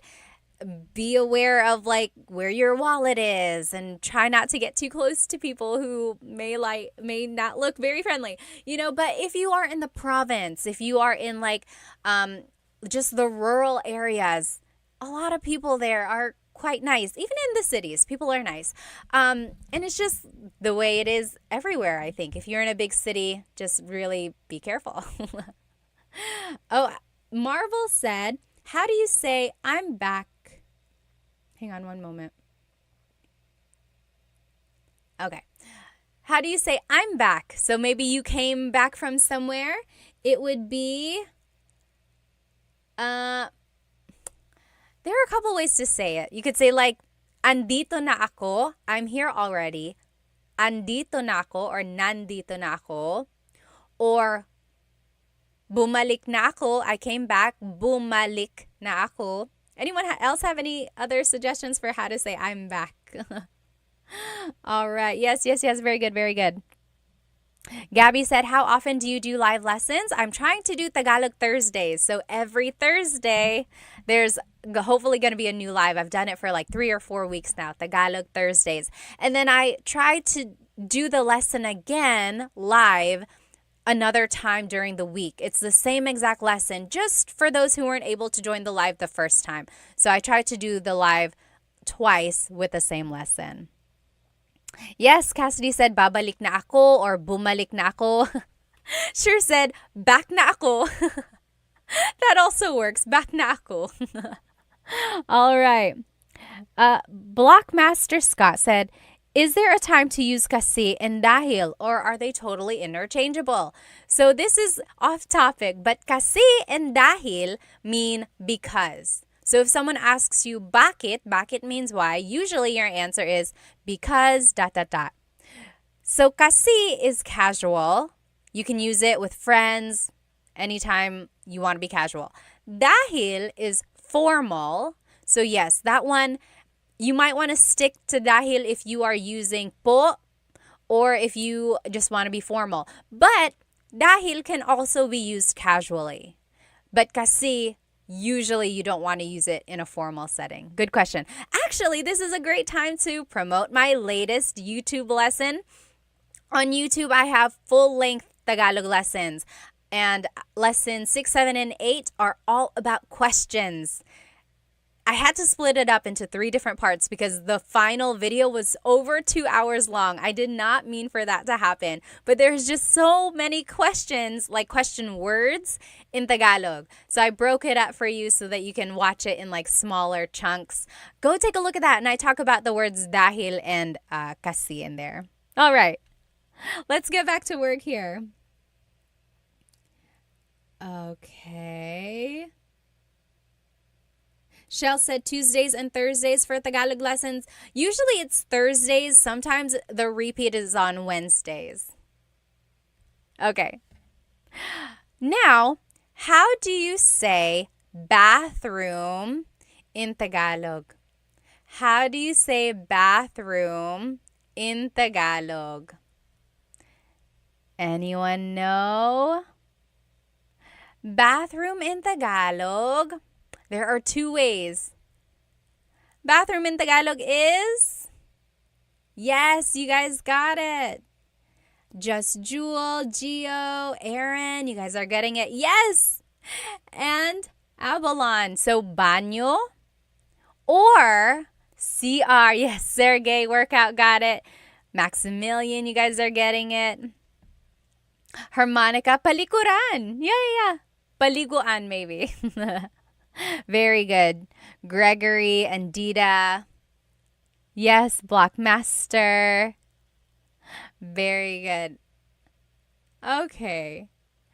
So, how do you say toilet in Tagalog? How do you say toilet in Tagalog? So, CR, remember, stands for comfort room. Comfort room. So sometimes people say, saan ang CR? Where is the bathroom? Saan ang CR? Same as saan ang banyo. Inodoro. Inodoro. Toilet. That means toilet. Inodoro. Han Solo said, are you American? I guess technically I am. I'm an American citizen. I was born in Manila, so Filipino-American. And remember, just so you can have the vocabulary, ihi is pee, tae is poop. Now, what is sink in Tagalog? What is sink in Tagalog? Sink in Tagalog is? Yes. A lot of people on TikTok are saying, oh, it's so similar to Spanish. It really is. A lot of these words are so similar to Spanish. Oh, Tony, thank you. Thank you so much for the badge. And to Full Hound, thank you. Thank you so much. Yes, very good. Sink in Tagalog is lababo. Lababo. I always thought that was a fun word to say. Lababo. Lababo. Very good. Han Solo said, I knew it. Filipino Americans have the same look, either this or the one with eyelashes and mascara. Okay, I don't know. How do you say bathtub in Tagalog? How do you say bathtub? Let's see. K Fantasy said, how do you say see you Saturday? See you Saturday would be kita tayo sa Sabado. Magkita tayo sa Sabado. Kita tayo sa Sabado. Yes, sure said lababo reminds me of bubbles. That's a good way to remember it. Lababo, bubbles. Yes, very good. Ano ang bathtub sa Tagalog? Paliguan. Paliguan. It could also mean shower. Ligo means to take a shower or to take a bath. Paliguan basically just means a place to take a bath, a place to take a shower. Yes, William, you got it. Very good, very good. What else? How do you say soap in Tagalog? Soap in Tagalog. Soap in Tagalog is sabon. Sabon. Habon. I think I've heard that before. Yes, yes. Sabon, also soap. How do you say towel? Do you know how to say towel in Tagalog? Towel in Tagalog is... Yes, Little Tuck, you got it, you got it. The Mantis, you got that too. Yes, toalla. Toalla, towel, toalla. Very good. And then how do you say to take a shower? The verb to take a shower. Yes, Annalise says, so similar to Spanish. It really is. To take a shower is maligo. Maligo. Very good. Very good, everyone. And let's just go through these phrases together. I am taking a shower. I am taking a shower. Naliligo ako. Naliligo ako. And then, are you done yet? Tapos ka na ba? Tapos ka na ba? And then, hurry up. Dalian mo na. Dalian mo na. So these are just some phrases you might hear. Again, if you're just joining me on TikTok, this whole lesson is on YouTube right now too. I'm doing a live on YouTube and you'll be able to see the lesson there with all the words and the pictures as well. So let's just go over these phrases one more time. Naliligo ako. I am taking a shower. Naliligo ako. And then tapos ka na ba? Are you done yet? Tapos ka na ba? Maybe if someone is taking a long time, you can say that. And then if you want to say hurry up, it would be dalian mo na. Hurry up, dalian mo na. Very good. Yes, can you make a list of words? Again, I use those to help. Bones, I would say, look on my YouTube channel. This lesson will be on there, the recording, and everything is written out on there for you. Now, this is the bedroom. Ano ang bedroom sa Tagalog? Ano ang bedroom sa Tagalog? Bedroom in Tagalog is cuarto. Cuarto. Bedroom in Tagalog is cuarto. Ano ang bed sa Tagalog? Ano ang bed? Ano ang means what is blank. And that's a good phrase to know if you're learning Tagalog. You could say, ano ang bed? What is bed? Ano ang bed sa Tagalog? Bed in Tagalog is kama. Harmonica said kama room. Almost. Kama. Kama, yes. Kama. Ano ang pillow sa Tagalog? Ano ang pillow sa Tagalog? Yes, Cassidy said, can dalian be replaced with bilisan? So we learned dalian mo na. That means hurry up. Dalian mo na. But you could also say bilisan mo na. Bilisan. Bilis means fast. So bilisan means go faster. Hurry up. Go faster. Very good. Pillow in Tagalog is unan. Unan. Sergey said ulam. Remember, ulam is the food, the dish. Adobo is ulam, kare-kare is ulam, pillow is unan. Unan. I know they sound very, very similar. Very good. All right. How do you say blanket in Tagalog? Blanket in Tagalog is kumot. Kumot. Kumot is blanket in Tagalog. All right, and then just a few more words here. How do you say to sleep? The verb to sleep. How do you say to sleep? Yes, Dita, very good, very good. You got kumot. To sleep in Tagalog is matulog. Matulog. Oh, Twofold Hound, thank you for the ice cream badge. Thank you so much. Yes. Very good. Yes, Coconut said, I usually say bilisan too. Yes, they're interchangeable. Bilisan mo, dalian mo. Very good, very good. Matulog. How do you say snore? Do you remember what snore is? Oh, Daniel said higa. So, does anyone know what higa means? Higa is the verb to lie down. Nakahiga ako, I am lying down. That's like the adjective. Or mahihiga ako, I will lie down. Very good, very good. Very similar.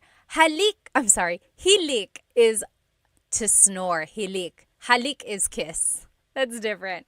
Hilik is snore. Humihilik ka. Humihilik ka. You are snoring. Sergey, very close. You said hilig.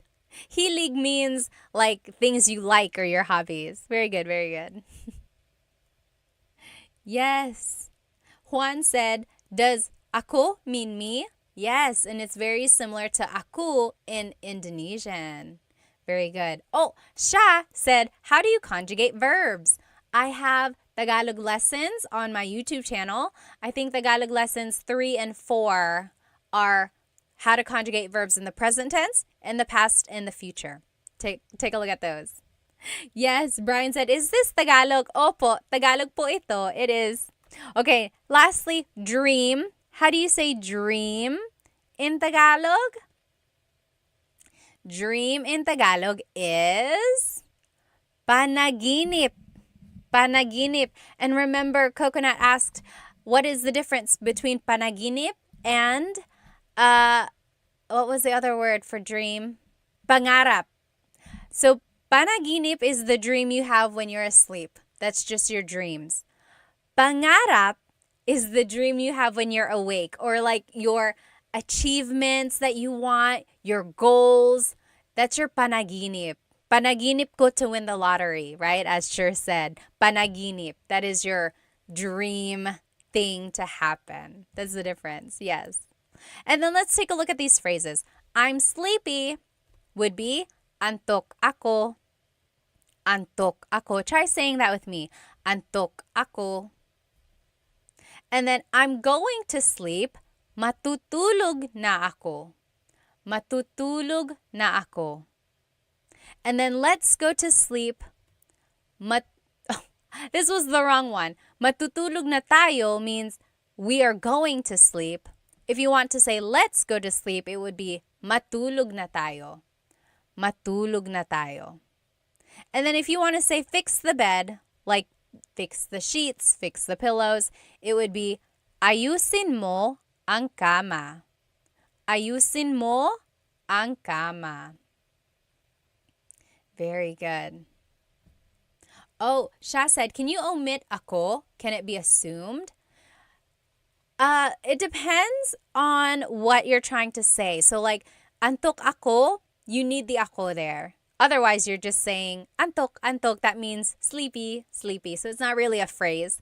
Also, with matutulog na ako, you need the ako there. Again, because you're saying I am going to sleep. If you say matutulog na, you could say matutulog na if someone asks you, Anong ginagawa mo? What are you doing? Oh, matutulog na. I'm going to sleep. But usually you do need ako. So I would keep ako in there. Oh, Isa Turtle said, what about pagod? Pagod means... Oh, Gabby on YouTube also asked that.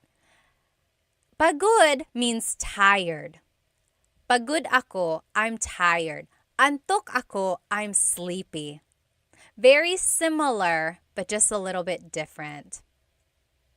All right. William said, is Tagalog a strange language?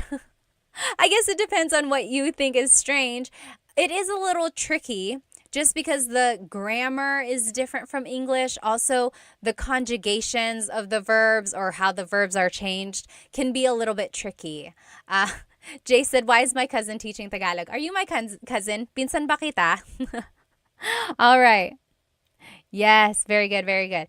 And I think that's it. So now here is the lesson review just to go over everything we learned today. Again, if you are catching me on TikTok, this whole lesson is on my YouTube channel. I'm doing a simultaneous live on my YouTube account, and you are welcome to watch the recording on my YouTube channel, and all of the writing and pictures are on there. So just to review, we learned vocabulary about the house. We learned vocabulary about like the structure and like the windows, the doors, everything like that. So just about the house in general. Then we learned vocabulary about the kitchen. And then we learned vocabulary about the bathroom, the baño. Then we learned vocabulary about the bedroom, the cuarto. And we learned about related phrases that you can start using about those places in the house, right? Oh, Sha, thank you so much for the badge. Thank you, thank you. So if you have any questions, feel free to write it in the comments of this recording or just write it wherever you would like, and I'll try to see if I can find it, okay? And if you only joined for part of this live and you want to watch it, the recording will be up on my YouTube channel right after. But I will also try to teach this lesson again live sometime next week. So just catch me. If you subscribe to my YouTube channel, you should get the notification when I go live. I think that is set. But otherwise, I hope you have a good rest of your night over here where I am, or day wherever you are. Thank you so much for joining me tonight. I hope to see you next time. Paalam.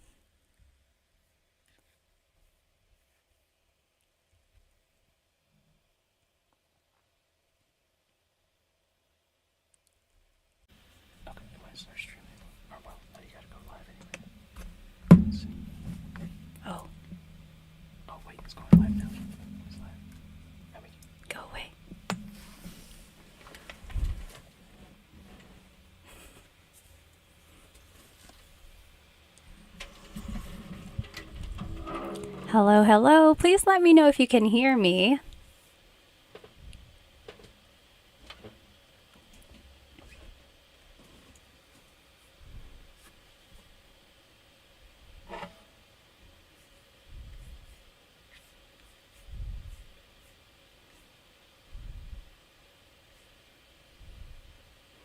Hello, Maximilian. Are you the same one from last week? If you are, hello again. Hello from Canada. Nice to see you.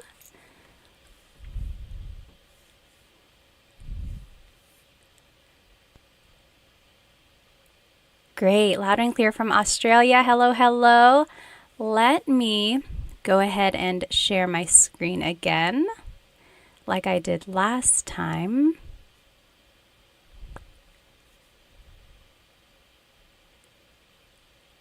Okay, awesome. Welcome, everyone. If you are just joining us, go ahead and grab a piece of paper and something to write with. Today, we're actually going to be learning how to use gusto ko and ayaw ko phrases. So you'll be able to say things like what you like, what you don't like, or what you want. Let me see here.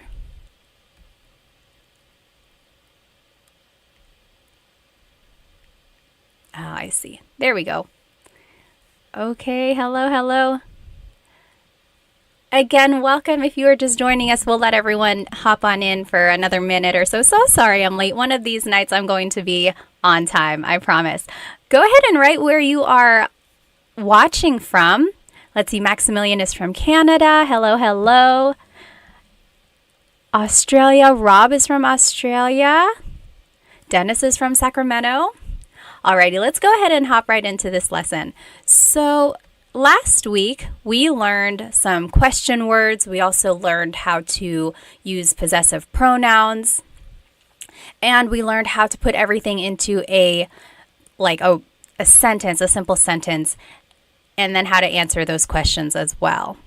Today, we're going to be learning how to say I like or I want something, and then how to say what you don't like or you don't want something. And then we're going to learn the kasi clause. Kasi means because. So everything's going to tie into each other. Let me just read these comments here. So I see Scott is from Washington State. Hello, hello. Sher is from New Mexico. Kevin is from Rhode Island. Coconut Dreams. Yes. Oh, okay, you're living in the Philippines, but you're from Ohio. That's so cool. Jimmy is from Massachusetts. Jared is from Montreal. Rich is from New York. Yawanthan is from Cali. Hello, hello. Let's go ahead and jump into this lesson. So, gusto ko means I like or I want something. So, depending on how it's used in the phrase, it means I like or I want. Oh, Travis, hello from Sorsogon. My family is from Sorsogon, actually, my mom's side. That's so cool. So, if you want to say that you like something, you can just say gusto ko by itself. Gusto ko. For example, gusto ko ito, gusto ko yan. I like this, I like that. So, for example, if you are shopping with a friend and you can't decide, you're like, which one do you like? And your friend says, oh, gusto ko ito. I like this. I like this one. Gusto ko ito. Or I like that. Gusto ko yan. Gusto ko yan. So you could just say it by itself. Gusto ko ito, gusto ko yan. You could also add a pronoun. Gusto ko siya. I like him or her. Maybe if there's a new employee at your workplace and you're like, oh, he was really nice. Gusto ko siya. I like him. Gusto ko siya. Also, romantically, you could use it like that as well. Gusto ko siya. I like him. I like her. Gusto ko siya. So that means I like him or I like her. So that's the first way you can use gusto ko. You can use it by itself or you can add a pronoun or a demonstrative pronoun as well. So gusto ko, I like it. Oh, Travis, you're from Donsol. Yeah. Have you swam with the whale sharks? I know you can do that over there. And then Stellar's from Italy. Hello, hello. Kawika from California. Welcome, welcome. Now, if you want to say that you want something, you would say gusto ko ng plus a noun. So the word ng is just a sentence marker. It's something that goes in front of a noun usually. It doesn't really have a direct sentence, a direct translation. It does mean some or a thing. So it could be either one of those, but technically it's just kind of a sentence marker is what they call it. Okay. So gusto ko ng pagkain. I want some food. Gusto ko ng pagkain. Or gusto ko ng aso. I want a dog. So gusto ko ng plus a noun is I want some or a thing. Gusto ko ng blank. All right, so that's the second way to use gusto ko. Now, if you want to say you want to do something, it would be gusto kong plus a verb. Gusto kong plus a verb. Kong, K-O-N-G, is actually ko plus ng put together. And this ng, N-A-N-G, is different from this ng, N-G. Remember up here, ng is just a sentence marker, or it means some or a thing. Kind of like an article, but sometimes it has different purposes as well. So that's ng. But N-A-N-G here is actually an adverb. It always goes with a verb. So even though they sound the same, it is spelled differently and it has different purposes. So gusto kong plus a verb means I want to do something. For example, gusto kong matulog. I want to go to sleep. Gusto kong matulog. And some people say gusto ko nang matulog. So you could separate the ko and the nang. But usually people just put it together. Gusto kong matulog. I want to sleep. Or gusto niyang bumili ng kotse. She wants to buy a car. Gusto niyang bumili ng kotse. So if you know the different pronouns in Tagalog, here is a different pronoun. So in the first example, it was ko plus nang. In the second example, it's niya plus nang. Niya means he or she versus ko means I. So whatever pronoun you are using, you are welcome to just put it together with the word nang and make this contraction. So gusto kong matulog, I want to go to sleep. Gusto niyang bumili ng kotse, she wants to buy a car. All right, so that's the third rule for gusto ko. Oh, Travis, that's cool. Okay, awesome. You have swam with the whale sharks. I swam with the whale sharks in Cebu. That was a lot of fun too. Stellar, thank you. I'm so happy that you and your daughter are watching. That's so fun. Okay, now next, you can say gusto ko si plus a person. So if you want to say I like a person, it would be gusto ko si blank. For example, gusto ko si Tita Baby. I like Tita Baby. She is a great cook. Gusto ko si Tita Baby. I like Tita Baby. Or, only one example. Gusto ko si blank.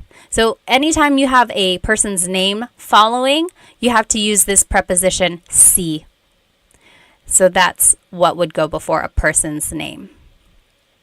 Now, if you want to say I like it in a place, gusto ko sa, then the place. So now the word is sa. That's the leading word there. Gusto ko sa Japan. I like it in Japan. So gusto ko sa Japan because it's very historical. Gusto ko sa Japan. Versus gusto ko yung plus a noun. That means I like something. So the difference here in rule number 2, gusto ko ng plus a noun versus gusto ko yung plus a noun. So very similar, but the leading word is different there. Remember up here in number 2, gusto ko ng plus a noun means I want something. I want some food. But gusto ko yung means I like something. For example, gusto ko yung buhok mo. I like your hair. Gusto ko yung buhok mo. So yung means you like it. Nang means you want it. Right? So we're not saying I want your hair. You say I like your hair. Gusto ko yung buhok mo. And then gusto ko yung damit mo. I like her dress. Gusto ko yung damit niya. Gusto ko yung damit niya. I like her dress. So gusto ko yung and gusto ko nang are very similar. And if you happen to mix it up in conversation, it's not a big deal. People will understand what you mean. But technically, there is a difference there. Oh, thanks, Basil. Gusto ko yung this channel. I love it. Gusto ko yung channel na ito. Thank you. All right. Any questions about these gusto ko grammar rules? So these are essentially how gusto ko can be used. There may be other ways, but these are the main ways gusto ko is used. So just depending on what you want to say, you have to think about the preposition or the leading word that would go before it.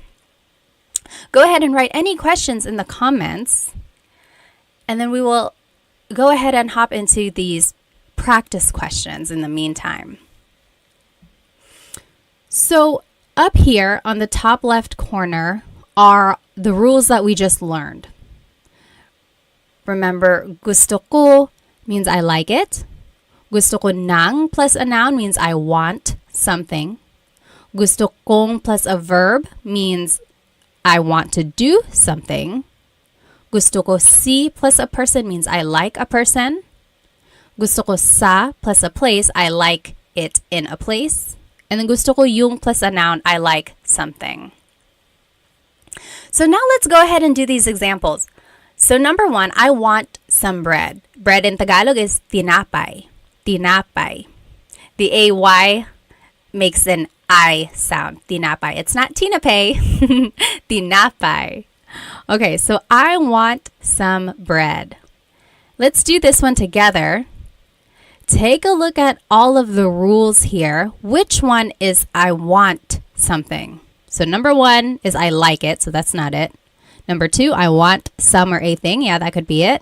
Number 3, I want to, but then it's a verb, so that's not it. Then the last 3 are I like, I like, I like. So that's not it. So I want something, that would be rule number 2. Gusto ko ng plus a noun. Oh, I'm seeing the correct answers in the comments. What do you think it is in Tagalog? I want some bread. So we are just going to follow the rules here. Gusto ko ng tinapay. Gusto ko ng tinapay. So remember, I want some bread. Gusto ko ng tinapay. Now, if we had said, gusto ko yung tinapay, what would that have meant? Gusto ko yung tinapay. That one means I like the bread. So maybe we are eating at a restaurant and they brought out a basket of bread and you're like, oh, gusto ko yung tinapay. I like the bread. That is when you would use it. Yep. Good job, Sure. That is exactly right. So that's just the difference between those two. So I want some bread. Oh, I'm sorry. I like some bread versus I want some. Okay? But again, that's just a very minor thing. It's not going to be a big deal if you happen to mix them up, but technically there is a difference there. Okay, so Nicole asked, would it be wrong to say gusto kong tinapay instead of gusto ko ng? I'm trying to think, gusto kong tinapay. No, it's not wrong. I've heard it before. It's not very common. The kong really is saved for verbs, but that also works as well. Gusto kong tinapay. Yeah, if you're speaking fast, feel free to say that as well. Good question. All right, you take maybe 5 minutes. You do well, it says number 3, but technically it's the second one. Do the last examples here, and then we'll go over it. Let's see. Sure said, when you add some or the before bread, is that implied in the context? I would say not so much implied, but the ng or the nang or the yung, that's the one that indicates it. So yeah, as long as the nang or the yung are there, then you can assume, or you can pretty much understand that it is some or the. Yeah. Okay, very good. So so Jimmy is already answering it. Go ahead and answer these on your own. Feel free to write it in the chats. If you want to do it by yourself first, don't read the chats. And then we'll go over it in about 3 minutes.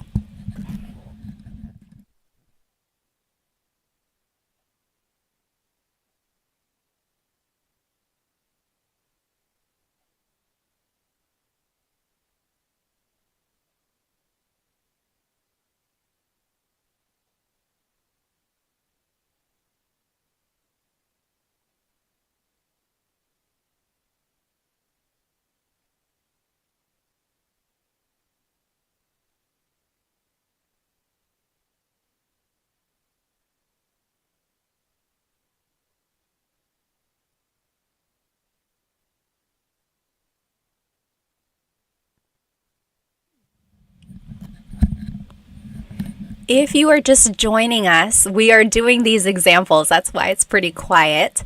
So we are learning how to say gusto ko, or I want, or I like something in Tagalog. And then here on the left side are the rules we just learned. So depending on what you want to say, there are certain prepositions or leading words before the rest of the phrase. And then we are doing these examples by just plugging in the vocabulary into the sentence structures. So go ahead and maybe take a few more minutes.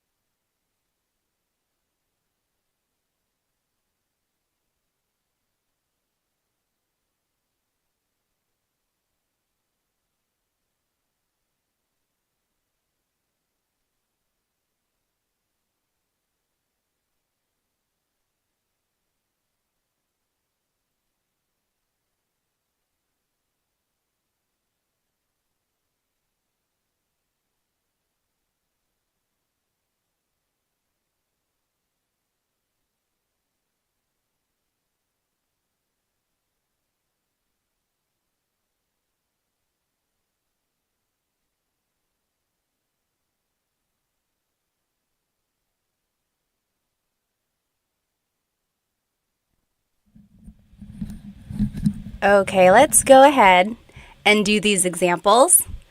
I just turned on my live on Instagram as well. If you happen to turn that one on, you are going to hear that information first because there is a delay on YouTube. So if you are joining me on Instagram, hello, go jump onto my YouTube channel because we are doing a live Tagalog lesson and I'm sharing my screen there. Okay, so if you are following me on YouTube, let's go ahead and do these examples. So we are learning these phrases for how to say gusto ko. So I like or I want something. And we are practicing these examples. Again, if you are just joining me, go ahead and jump onto my YouTube channel right now because then you can join our lesson. So number 3, I like Mr. Garcia. Yawanten says, gusto ko si Mr. Garcia. Let me see if I can log out of this. So remember, if you want to say I like a person, it is gusto ko si Mr. Garcia. Gusto ko si Mr. Garcia. So remember, anytime you want to say you like someone, the leading word or the preposition is si. Hello everyone. Remember, jump onto my YouTube right now. Number 4, I want to go swimming. I want to go swimming. So remember, anytime we are using a verb or we want to say I want to do something, it is gusto kong lumangoy. Gusto kong lumangoy. Yep, I see that a lot of people got it right. Awesome. Gusto kong lumangoy. So in pronunciation, or like when you're saying it in a conversation, you could say that, or you could say gusto ko nang lumangoy. Whoops. See, I made the mistake there. It's a different nang. It's N-A-N-G because it's an adverb. Good. Ribe or Ribe said, gusto kong swimming. I love a good Taglish tip. So yes, you could easily just say gusto kong mag-swimming. So if you do not know a word in Tagalog, always feel free to just use Taglish. Yes, because the more you can use Tagalog, even if it's in small parts, I mean, that's better than nothing at all, right? All right, all these numbers are all off, but number 7, I like it in Australia. How would you say I like it in Australia? Hello again. Remember, if you are joining me on my Instagram, hop onto my YouTube channel. We are doing a live Tagalog lesson. You are able to see my screen that I'm sharing. Yes, so I'm seeing the correct answer in the comments here. I like it in Australia is gusto ko sa Australia. I like it in Australia. So you could be like, oh yeah, I've traveled there before. There are so many cool animals. Gusto ko sa Australia. I like it in Australia. Very good. I see the correct answers in the comments. Now, number 8, I like your house. Your house is bahay mo. I like your house. So I like a place. Oh, okay. So if you see number 8 and 9, they are very similar. Which one do you think it is? It's either number 5 or number 6, right? I like your house. Yes, very close. I'm seeing some close answers. Sure, got it right. Gusto ko yung bahay mo. Gusto ko yung bahay mo. I like your house. So in this case, bahay mo is like a noun. Gusto ko yung bahay mo, it's very pretty. Gusto ko yung bahay mo. So it's acting more like as a noun. Versus number 9, I like it at your house. That would be gusto ko sa bahay mo. So maybe if your house is too loud, you could be like, oh, can I go to your house where it's quiet? Gusto ko sa bahay mo. Very good, yes. So that's the difference there between 8 and 9. I like your house as a thing versus I like your house as a place. Anyone have any questions about that? Very good. All right. Again, if you are just joining me on Instagram, hop onto my YouTube channel. This is where the lesson is. Any questions about what we just learned? Well, go ahead and type it in if you do have a question. Let's take a quick intermission, and you know I love a good poll. So our poll last week was, what is your favorite Filipino food? And it was between like lechon and adobo at the very end. Today, we are going to do who is your favorite Filipino American celebrity? Okay, so if you are a big like Hollywood fan, or if you just love the Filipino culture like I do, you probably know a lot of these people. I mean, who doesn't? Hang on, let me see if I can make this bigger. Okay, it looks like that's as big as it's gonna get. Hopefully you can read it okay. So who is your favorite Filipino American celebrity? Let's do this one here. Oh, someone had a quick question. Let me see. David said, is gusto ko ang bahay mo wrong? Gusto ko ang bahay mo. Oh, I see. If you want to say, I like your house, gusto ko ang bahay mo. Yes, that is correct, actually. That's correct. I didn't mean yes, that's wrong. Yes, that is correct. Gusto ko ang bahay mo versus gusto ko yung bahay mo. Very similar. The only difference between ang and yung is that yung is more specific. Like yung kind of means that. I like that house that is yours.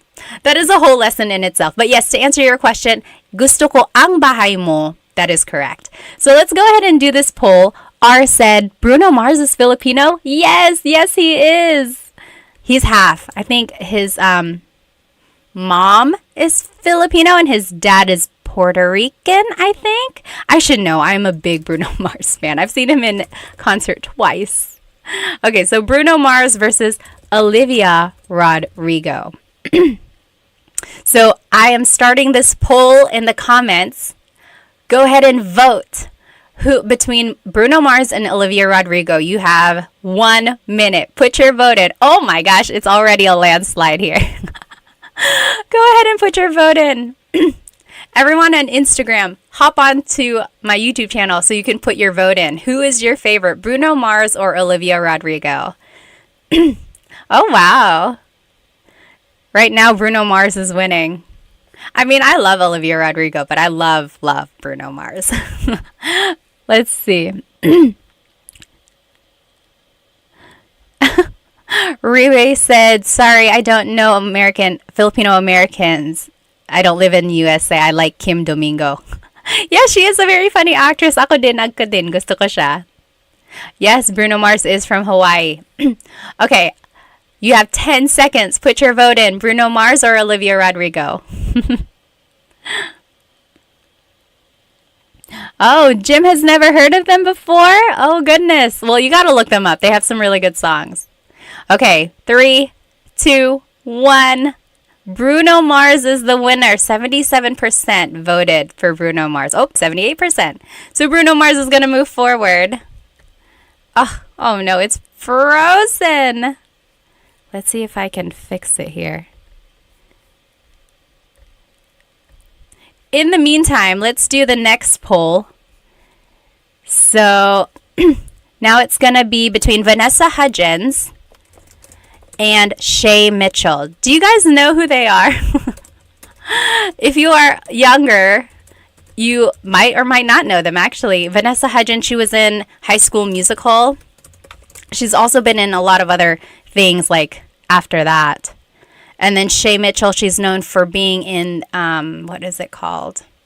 Nah, I keep wanting to say Easy A. It's not Easy A. But there was that A in there. What was she in? Pretty Little Liars. Yes. Okay. Is there an American Filipino cubing world record holder? I don't know, Kira. Cubing? What is cubing? Like the Rubik's Cube? Okay. Go ahead and put your vote in. Wow. Oh, I guess I'm not too surprised. Right now it's Vanessa Hudgens winning. Let me see if I can fix my poll here. Or my poll, my bracket. Hello again. Remember, if you are joining me on Instagram, please jump onto my YouTube channel because that is where I am doing this lesson. Except right now we're not doing a lesson. We're taking a break and we are doing our bracket challenge. Who is our favorite Filipino American celebrity? Hop onto my YouTube channel right now. Okay.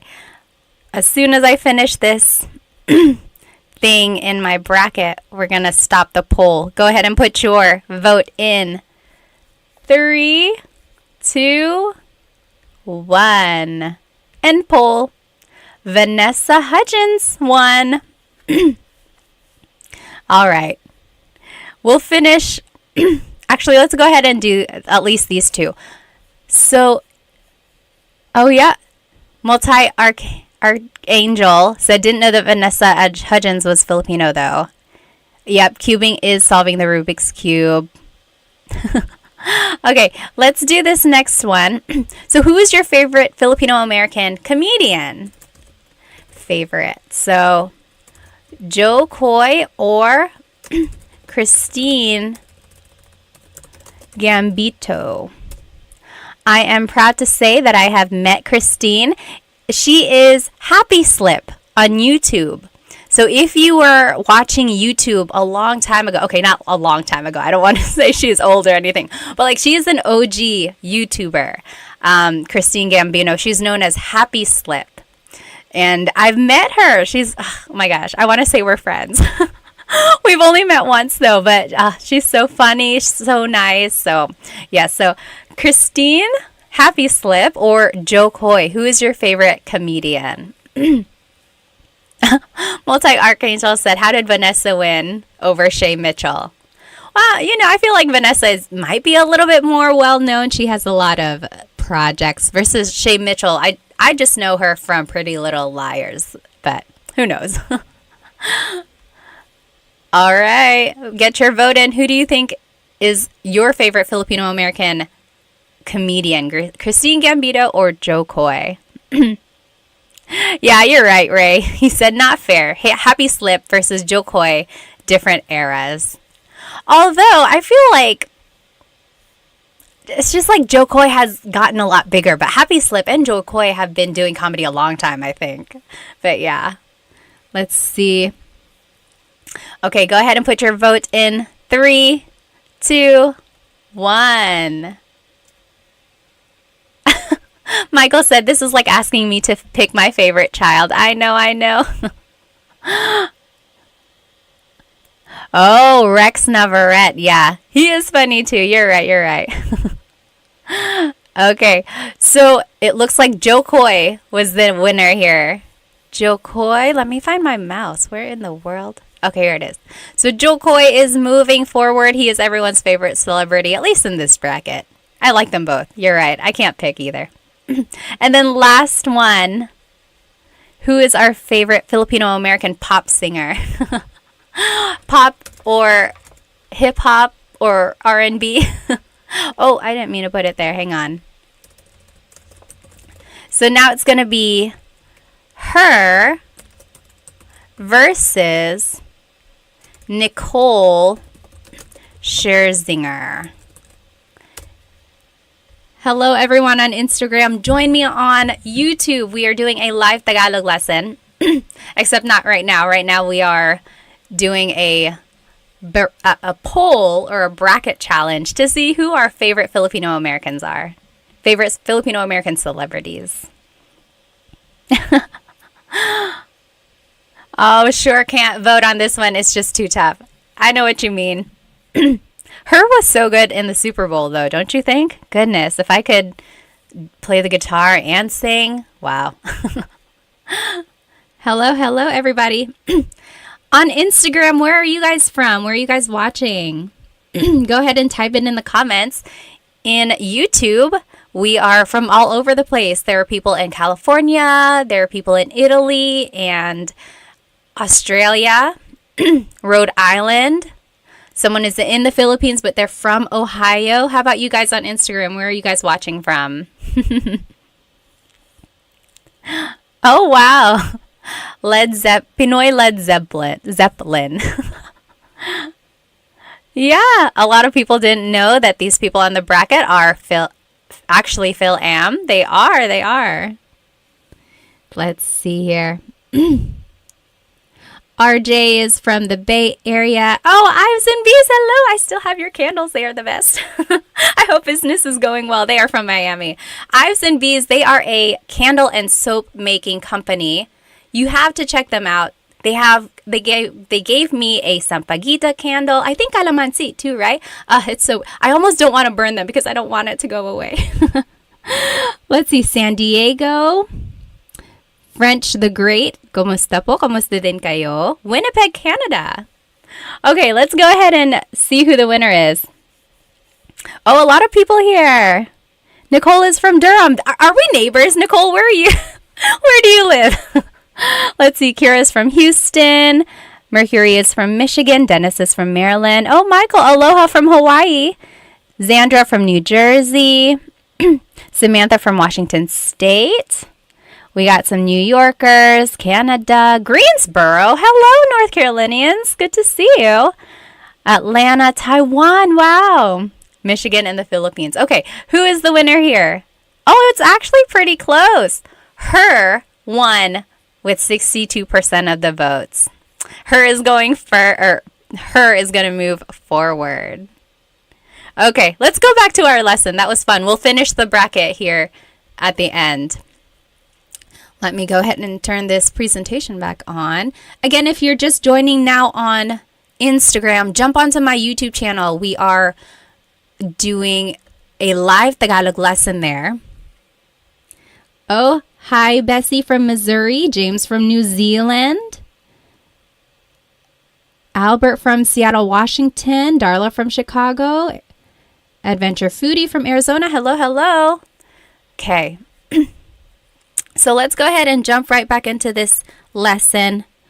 So we just learned how to use gusto ko phrases. Before we move on, I want to actually show you that all of this can actually be used with ayoko or ayaw ko.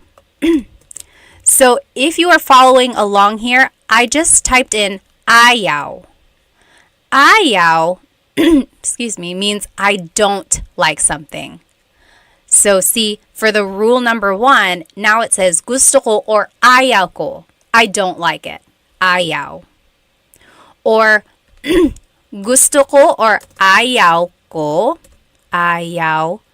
ng a thing. So, ayaw ko ng pagkain. I don't want any food. Ayaw ko ng aso. I don't want a dog. Same with the next rule. Ayaw kong plus a verb. I don't want to do something. So, ayaw kong matulog. Ayaw kong bumili ng kotse. I don't want to sleep. I don't want to buy a car. Or, ayaw ko si plus a place. So, that's all I'm doing. I'm just adding this word ayaw in the beginning. And that just means I don't want or I don't like something. So that is the opposite of gusto. It's ayaw. Okay, so now you have it. So someone asked, where can I get a copy of these slides? I don't have them posted anywhere. Maybe I'll try to figure out a place where I can post them. But if you sign up for one of my Tagalog classes, which start this weekend actually, you will get a copy of these slides directly to your email. So yes, this is from the class, but I'm going to change it up for when the class actually starts.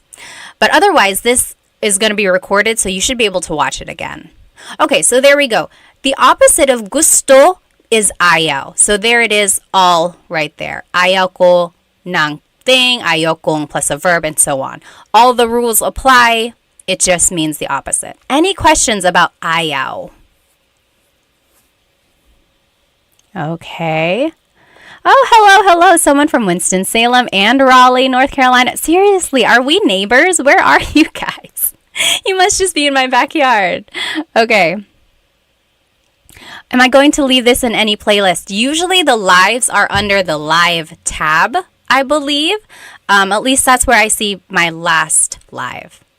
Okay, so any questions about gusto ko or ayaw ko? If you have a question about those, just type it into the comments.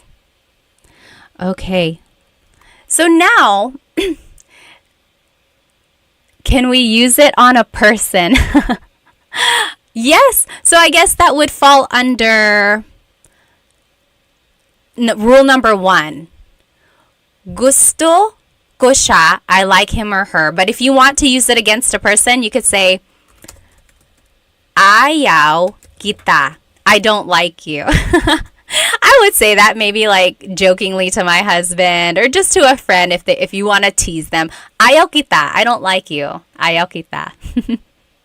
Or ayaw ko siya, I don't like him or her. Okay, right? So if someone is mean and you're just saying like, oh, ayaw ko siya. That's another thing with pronunciation. Usually it's pronounced ayoko siya. So if you want to sound a little bit more natural, you put everything together, ayoko siya. Ayaw ko siya is ayoko siya. But no big deal if you happen to separate them. Oh, Marcus asked a very good question. What is the difference between ayaw and hindi ko gusto? So, hindi ko gusto means I don't like something. Ayaw also means I don't like something. So, I feel like there are just certain times when ayaw works better than hindi ko gusto. Like, ayaw ko ng pagkain. I don't want any food. Versus, hindi ko gusto yung pagkain means I don't like the food. So it's like, ayaw can be I want, or I'm sorry, I don't want, I don't like, whereas hindi ko gusto just means I don't like. So I'm going to make that distinction here. Ayaw means I don't want or like, whereas hindi ko gusto only means I don't like. Does that make sense, Marcus? That is a very good question. Let's see. Bug Bubble said, I always knew ayaw, ayoko. Is that the same thing? Yep, ayoko. That's just a pronunciation thing. Ayoko ng pagkain. I don't want any food. Yeah, but technically it's ayaw ko ng blank. Nicole said, is using hindi gusto more common? When would we use ayaw versus hindi? I would say they're actually used pretty often, like interchangeably. Although again, sometimes ayaw is more used in certain circumstances, like in the I don't want something. So yeah, good question. All right. Mercury said, ayoko durian, the durian fruit because it stings. Yeah, ayoko ng durian. Okay, awesome. What's up with ko ng versus gong? So remember that was up here in rule number 3. Does anyone want to explain? So just again, if you have already heard this, so sorry, feel free to kind of doze away if you want. But so kung is ko plus nang. N-A-N-G is an adverb, so it always goes with a verb. That's why we say gusto kong matulog.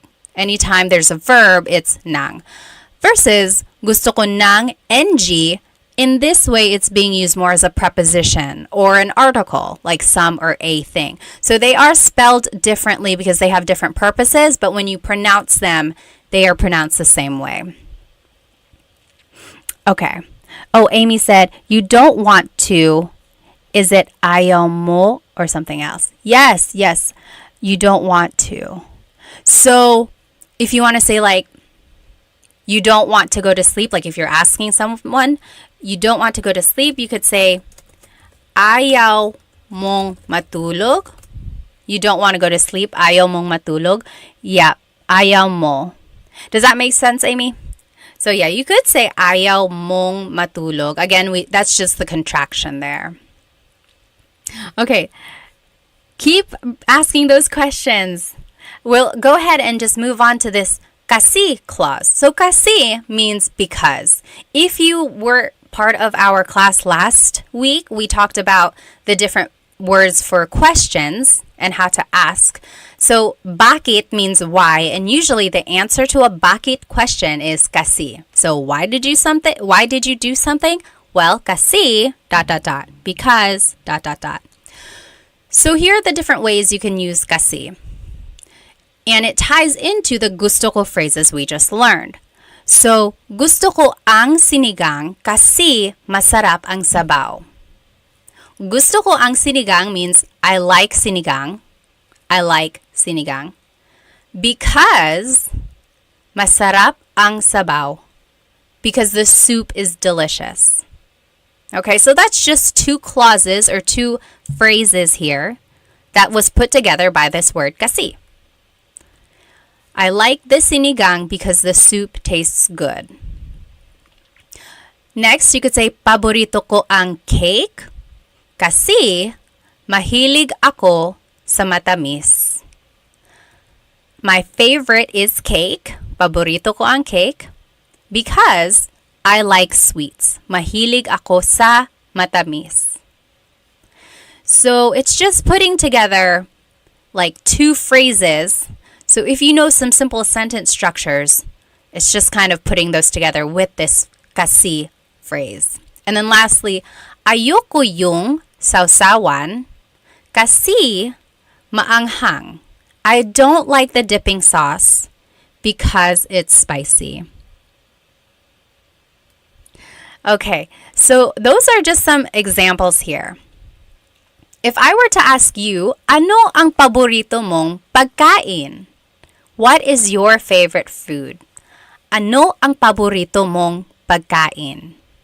I want you to jot it down using this kasi clause. Paborito ko ang blank kasi blank.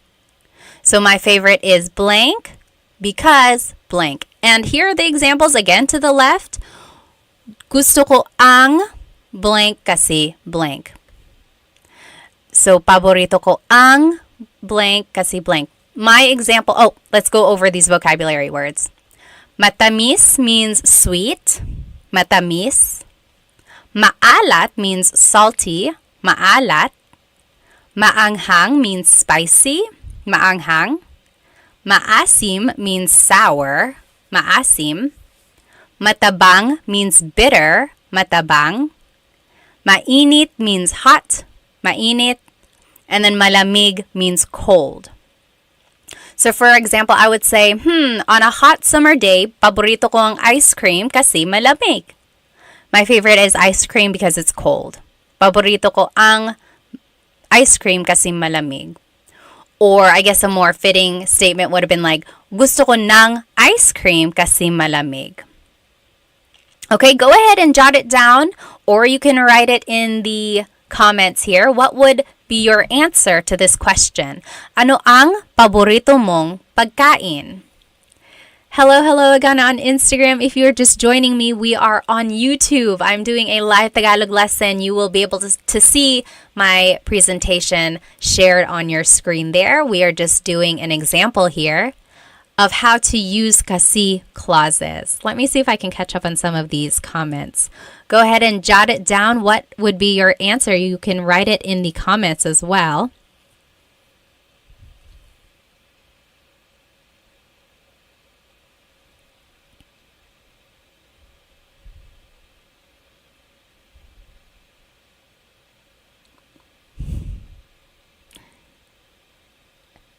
Okay. Let's see. Ano ang paboritong mong pagkain? Let's see what people said. Kira said, gusto ko ang boba kasi matamis. I like boba because it's sweet. Me too, me too. Sure said, oo, gusto ko sausawan kasi maanghang. You like spicy dips? Gusto ko ng sausawan na maanghang. David said, paborito ko ang sarsyado kasi matamis at maasim. Ano ang sarsyado? Sarsyado. Can you describe that? I'm not sure I know what that is. Elijah said, paborito ko ang sinigang kasi maasim. Ako din, ako din. Wendy said, paborito ko ang tamales kasi mainit. Do you mean maanghang, spicy, or hot? Like warm in temperature? Aldo said, paborito ko ang nasi goreng kasi maalat. I don't know what that is either. Bayani said, what's boba? So you can get like a cold, refreshing drink. Sometimes it's a smoothie. Sometimes it's a milk tea. Sometimes it's just a fruit tea. And they have little like balls or like jelly balls or like big tapioca balls. That's boba. Paborito ko ang adobo kasi maanghang. Maanghang ba ang adobo mo? My adobo is a maanghang, but I guess it could be. Paborito ko ang mango kasi matamis. Yes, the mango is the national fruit of the Philippines. Let's see. Oh, warm. Yep. Okay. And then Ilocano dish, fish with sweet and sour sauce. Oh, I see. Okay. How do we say comfort food? I don't think there is a phrase for comfort food. I would just say paborito kong pagkain, my favorite foods. Alrighty, let's see if anyone wrote their answer on Instagram. Oh, someone asked a very good question. Maldonado, I think his name was, asked, what is mahal kita sobra? What does that mean? Did someone say this to you, Maldonado? Mahal kita sobra means, anyone know what that means? Mahal kita sobra. What does that mean? Someone said this to Maldonado. You're a lucky person if someone said this to you. Mahal kita sobra means I love you a lot. I love you a lot. Mahal kita sobra. Yep, sobra means a lot. Awesome. Okay, let's go ahead and move forward. We have a couple more examples here. So now I want us to practice these phrases some more. Gusto ko yung blank kasi blank. So I like something because blank. Or paborito ko yung blank kasi blank. My favorite is blank. Or ayoko yung kasi I don't like blank and blank. So now let's talk about movies. So these phrases work for a number of different contexts. So earlier we were talking about food. Now we're going to be talking about movies. So gusto ko yung blank kasi blank. Paborito ko yung, ayoko yung, and then you list your favorite movie. So here are the different ways to describe a movie. Nakakatawa, funny. Nakakatawa. Maganda yung kwento. It's a good story. Maganda yung kwento. Nakakakilig means romantic. Nakakakilig. Boring, that just means boring. Very Taglish English there. Boring. Or violente, violent. Violente. Nakakalito, confusing. Nakakalito. And then nakakatakot, scary. Nakakatakot. So those are different things or different ways to describe movies. So I want you to write these phrases. Gusto ko yung, paborito ko yung, and ayoko yung blank. I like something or I like a movie. My favorite movie is, and I don't like this movie because, and then you choose the adjectives from these examples. So I'll give you an example here. Paborito ko yung Pitch Perfect kasi nakakatawa. My favorite movie is Pitch Perfect because it's funny. I don't know if that's my absolute favorite, but I love it. It's a good movie. Or ayoko yung Saw movies kasi nakakatakot at violente. So I don't like the Saw movies because they're scary and they're violent. Or gusto ko yung Titanic kasi nakakakilig. I like Titanic because it's romantic. So go ahead and you give examples for each of these phrases about a movie that you like and you don't like, and you fill it in with the adjective there. I'm just going to catch up on some of these comments. So go ahead and jump onto my YouTube channel if you are here on my Instagram. Oh my goodness, please don't call me tita. I'm not a tita. I'm just kidding. Feel free. Or just ate. Ate is fine too. Hello. Kamusta po? Okay, let me catch up on my comments here.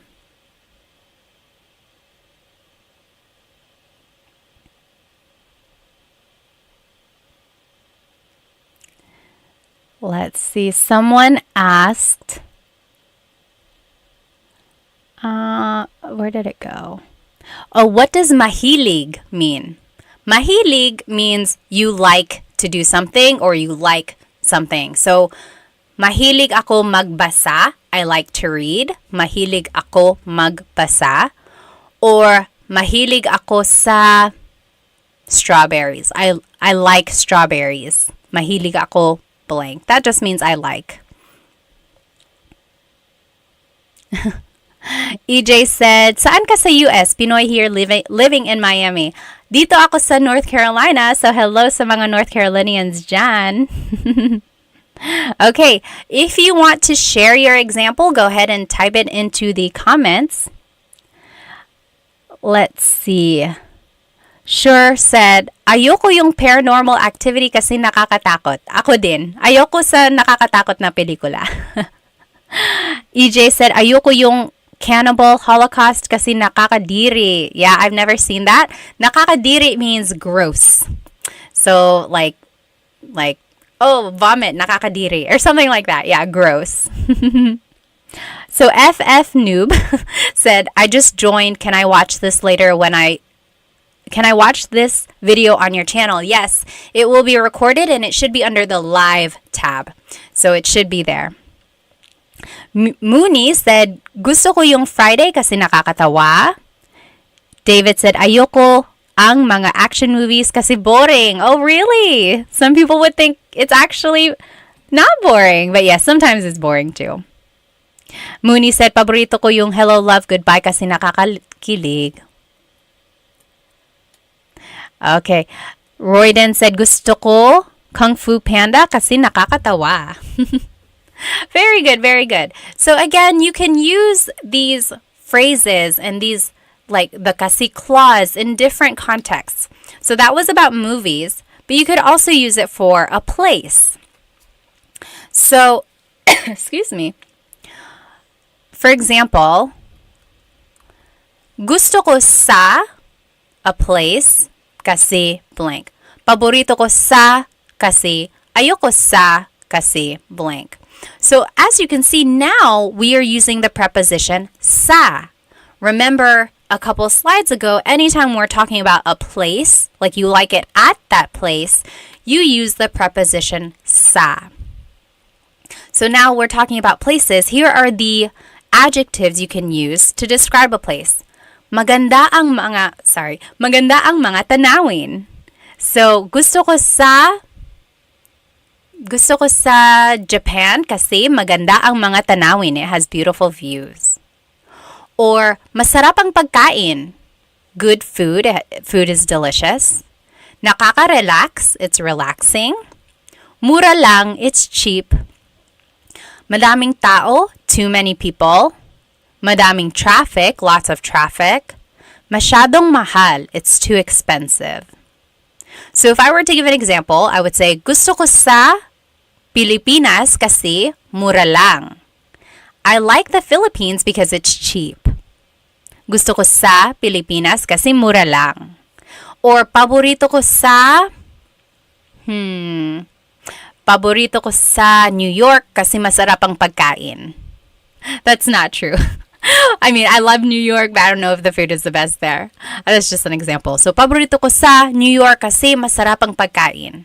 Or ayoko sa Manila kasi madaming traffic. I don't like Manila because there's a lot of traffic. I mean, I love Manila. I just don't like traffic. So there you go. Go ahead and fill in these examples. Talk about a place you do like, maybe your favorite place, and a place you don't like. And then give a reason why you feel that way. Oh, the mantis. Thank you so much. I didn't even know. So the mantis just donated. Thank you so much. Oh my goodness. Thank you. I love teaching. I really do. So any donation or any sort of likes or shares, those are just icing on the cake. But thank you so much. It warms my heart. Let's see. I already see some examples here. Go ahead and take a couple minutes. We are just filling in these examples. Gusto ko sa, paborito ko sa, ayoko sa, kasi blank. Okay? And then here are the adjectives that we were using. Let's see. Cool guy, Albert, said, do you know any puto flavors? Puto is something I want to try. So puto is a rice cake. And yeah, there are lots of flavors. Usually it's just in the plain vanilla, white, or just like the rice cake flavor. But I've seen it in pandan. I've seen it in ube. Usually there's a slice of cheese on the top. Lovin Lulu said, I'm getting nosebleed. Bakit ka na nosebleed? Nagtatagalog tayo dito. So usually Filipinos, whenever they're speaking English a lot, they say, oh, I'm getting nosebleed, or nosebleed ako. And that's just a silly way of saying, my brain can't take it. I don't know how to speak English. But yes.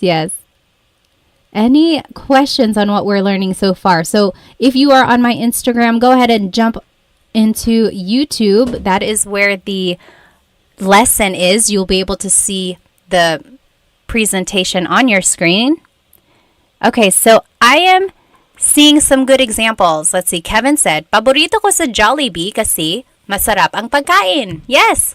So it can work for a place or it can work for a restaurant. That is exactly right, Kevin. Sure said, gusto ko sa bahay ko kasi masarap ang pagkain. Sure likes it at their house because the food is delicious. I totally get it. Me too. And it's cheap. David said, gusto ko sa Pilipinas kasi sobrang mabait ang mga tao. Oh, how nice. He said, I like it in the Philippines because the people are really nice. I'm glad you had a great experience there. Yes, Filipinos are known for being welcoming. They really are. And just being so happy and smiley all the time. Kevin said, ayoko sa New York City kasi madaming tao. Yeah, I don't like it in New York because there's a lot of people. Elijah said, how do you pronounce masyadong? Masyadong means a lot. So the S-Y-A is a sha sound. Masyadong. Yep. EJ said, gusto ko sa Miami kasi parang Boracay na may pagka Metro Manila. He said, I like it in Miami because it's like Boracay with a little bit of Metro Manila. So Boracay is this nice, beachy, like touristy place, white sand, clear waters. And then Metro Manila, of course, is known for being bustling and exciting, lively. So it has that city feel, but also a nice, relaxing feel. Nice. Okay. Kira said, ayoko sa England kasi hindi masarap ang pagkain. Really? I've been to England. I don't remember the food being terrible. Let's see. Royden said, ayoko sa Honolulu, Hawaii kasi madaming traffic. Talaga? Maraming traffic pala sa Honolulu. I've never been there. Let's see. Maximilian said, what is the difference between mahilig ako or mahilig ko and gusto ko yung? Let me think. When you say mahilig, it's more like you're describing that you like something in a continuous way. I don't know how else to say that. It's like you could also say it with hobbies. I would say actually they're comparable. Mahilig and gusto ko. Like, mahilig ako mag-swimming. I like to swim. Or you could say gusto ko mag-swimming. I like to swim. So yes, I would actually say they're comparable. They're almost the same. I'm sure there are times when one is more preferred over the other. Or actually gusto ko has more uses. But yes, you could use them interchangeably most of the time. Yeah. Samantha says, gusto ko sa Tagaytay kasi maganda ang mga tanawin. Yes, I like it in Tagaytay because the views are beautiful. So Tagaytay is in the Luzon area and you can see these volcanoes over there. Ah, so nice. Gusto ko sa Minnesota kasi ito ay tagsibol. What is tagsibol? Brandon said, paborito ko sa Japan kasi masarap ang pagkain. Yes, I bet. The only time I've been in Japan was for a layover. I've been there many times, but only for layovers to the Philippines. Hopefully one day I can go see the sights and stuff. Gusto ko sa Korea kasi magaganda ang mga babae. Talaga, EJ, yun talaga. He said, I like it in Korea because the women are beautiful. Wendy said, gusto ko kapag sinabi ng kaibigan ko, na babush dahil nakakatawa. Babush. Ah! Babush. So she likes it when her friend says babush kasi nakakatawa. Paborito ko sa pizza kasi masarap ang tanawin. Sa pizza? Did you... I think you meant to say... I don't know what you meant to say. You said, I like it at pizza because the views are delicious? Let's see. Oh, Leaf said, hi, nako ate. Is there ever any announcement of these live streams? I would definitely love to catch them live and never see them being announced. Sorry, I put them on my story on Instagram, and I put it on my TikTok story, and then I put it on the community post on YouTube, and then I put it on my Facebook story as well. So if you ever see a story, you might want to open it because it might be alive. Oh, tagsibol is spring. Okay. Yes, Bayani said, mahilig means something that you love doing on a daily basis. Again, it's that idea of doing it like at a continuous level. Like you just love doing it or you love doing it a lot. Let's see. Ayoko sa Vegas kasi mainit dito, Elijah said. Yeah, he doesn't like it he or she doesn't like it in Vegas because it's hot there. Okay, let's move on now. Let's see. Let's finish up our poll. Back up. Anyone have any questions on these kasi phrases? So, kasi just means because. So remember, if someone asks you a bakit question, so why, you can always ask kasi. Bakit ka umiiyak? Why are you crying? Kasi masakit ang ulo ko because my head hurts. Or why, bakit ka galit? Why are you mad? Kasi dot dot dot. Kasi hindi ka nakikinig because you're not listening. Okay? So that's what kasi is. And then we were able to put together the gusto and ayaw ko phrases that we learned. Any questions about these things? Feel free to write them in the comments. Otherwise, I'm going to go ahead and pull up our bracket challenge here. If you are joining me on Instagram, jump onto YouTube because then you can join our poll, our contest here. So we are choosing our favorite Filipino American celebrities. And let me show you what we got so far. So first, we were doing Bruno Mars versus Olivia Rodrigo, and Bruno Mars won that. Then we did Vanessa Hudgens versus Shay Mitchell. Vanessa Hudgens won that. Then we did comedians, so Christine Gambino or Happy Slip, and Joe Coy. Joe Coy won that. And then there was her and Nicole Scherzinger. Her won that one. That one was a pretty close one, actually. Let's do Bruno Mars versus Vanessa Hudgens.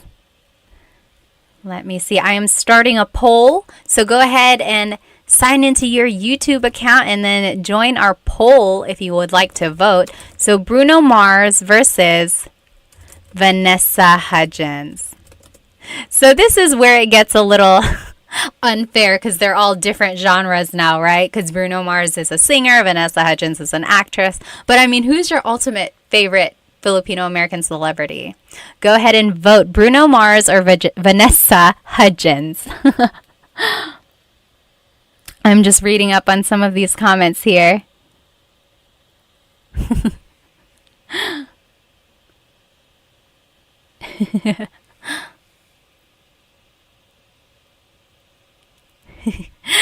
Kira said, gusto ko sa China, Korea, Japan, and Pilipinas kasi guys ang maganda. Or you could say kasi guwapo ang mga lalaki because the guys are handsome. Liza on Instagram is voting for Bruno Mars. Jump onto my YouTube so you can cast your vote in. So we are doing a live Tagalog lesson on my YouTube channel here. Actually, now we're not doing a live. We're not doing a lesson. We're actually just doing a contest to see who our favorite Filipino American celebrity is. And it's between Bruno Mars and Vanessa Hudgens right now. Take 10 seconds. Oh, I didn't know that. Sure said the lead guitar player from Metallica is Benoy. He's my fave. I didn't know that. Okay, 3, 2, 1. Bruno Mars. Bruno Mars is the winner. He is going to move forward. I didn't make my bracket right, but you get the idea. There it is. Next is Joe Coy versus her. Who is your ultimate favorite Filipino celebrity? Filipino American celebrity. Favorites. Let's see. Joe Coy or her. Oh, that's hard. I love her. And I love Joe Coy. But you got to choose one. Only one. If you were going to be stuck on an island, who would you choose to be with? Elijah said, I wonder if some of these celebrities speak Tagalog. I know Christine and Joe Coy do. I don't know. Maybe they do, or maybe they can understand. Kirk Hammer is the guitarist. Oh, okay, Jed. Awesome. Bayani said, kind of unfair because Vanessa Hudgens didn't get a lot of opportunities in Hollywood. Yeah, you're right. She was more on like Disney and stuff. Although she has other movies too. Oh, on my Instagram, we have a lot of votes for her. Oh, wow. Even on YouTube. I'm actually kind of surprised. I thought Jokoi would win. So again, if you're joining me on Instagram, we are on YouTube doing a live Tagalog lesson. We are doing our bracket challenge. And we're choosing between Jokoi and her for our favorite Filipino-American celebrity. Okay.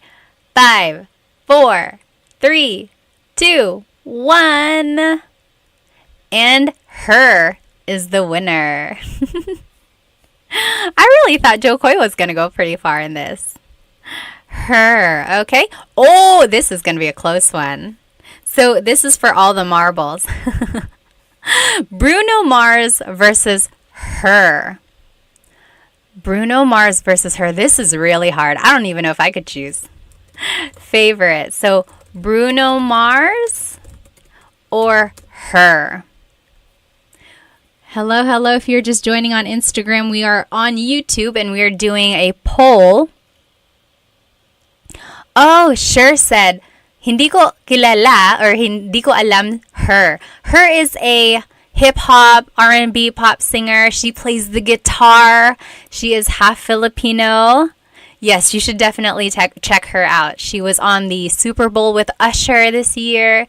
She's so talented. Oh, goodness, goodness. She's on a commercial. I think it's State Farm. Is it State Farm? No, Nationwide, I think. It's Nationwide. But she's so good. Brandon said, Tito Mars. He's just Tito now. Wow, Bruno Mars is winning. Let's see here. Take another 30 seconds to vote. In the meantime, I'm going to ask you, what are some things you want to learn in these lives? Go ahead and write it in the comments. What do you want to learn in our next live? I want to know so that I can make a lesson plan for us. Okay, 5, 4, 3, 2, 1. Bruno Mars is the ultimate favorite Filipino-American celebrity. Okay. I'm going to answer some of your questions here. So someone asked here on Instagram, how do you say this? How do you say this in Tagalog? Let me open up my screen again here for our friends on YouTube. Again, this is a live Tagalog lesson on YouTube. Feel free to join us here. Oh, I must have... Okay, so the question was, how do you say this in Tagalog? Oops, let me turn my screen back on. Oh, where is it? There it is. Oh, wrong. Anyway, if you want to say, how do you say this in Tagalog? It would be, ano ang blank sa Tagalog? Ano ang blank sa Tagalog? So, how do you say in Tagalog? So, someone asked that on my Instagram here. How do you say blank in Tagalog? It would be, ano ang blank sa Tagalog? That is a very good phrase to know, because if you're traveling in the Philippines or even if you're just trying to learn more vocabulary, always ask this phrase. So I would say like, ano ang car sa Tagalog? Ano ang car sa Tagalog? Kotse. Kotse, right? So ano ang blank sa Tagalog? Or ano ang Ano ang dog sa Tagalog? Sa Tagalog, aso. So that is a good phrase to know if you just want to learn more vocabulary. Ano ang blank sa Tagalog? Yes. Let's see.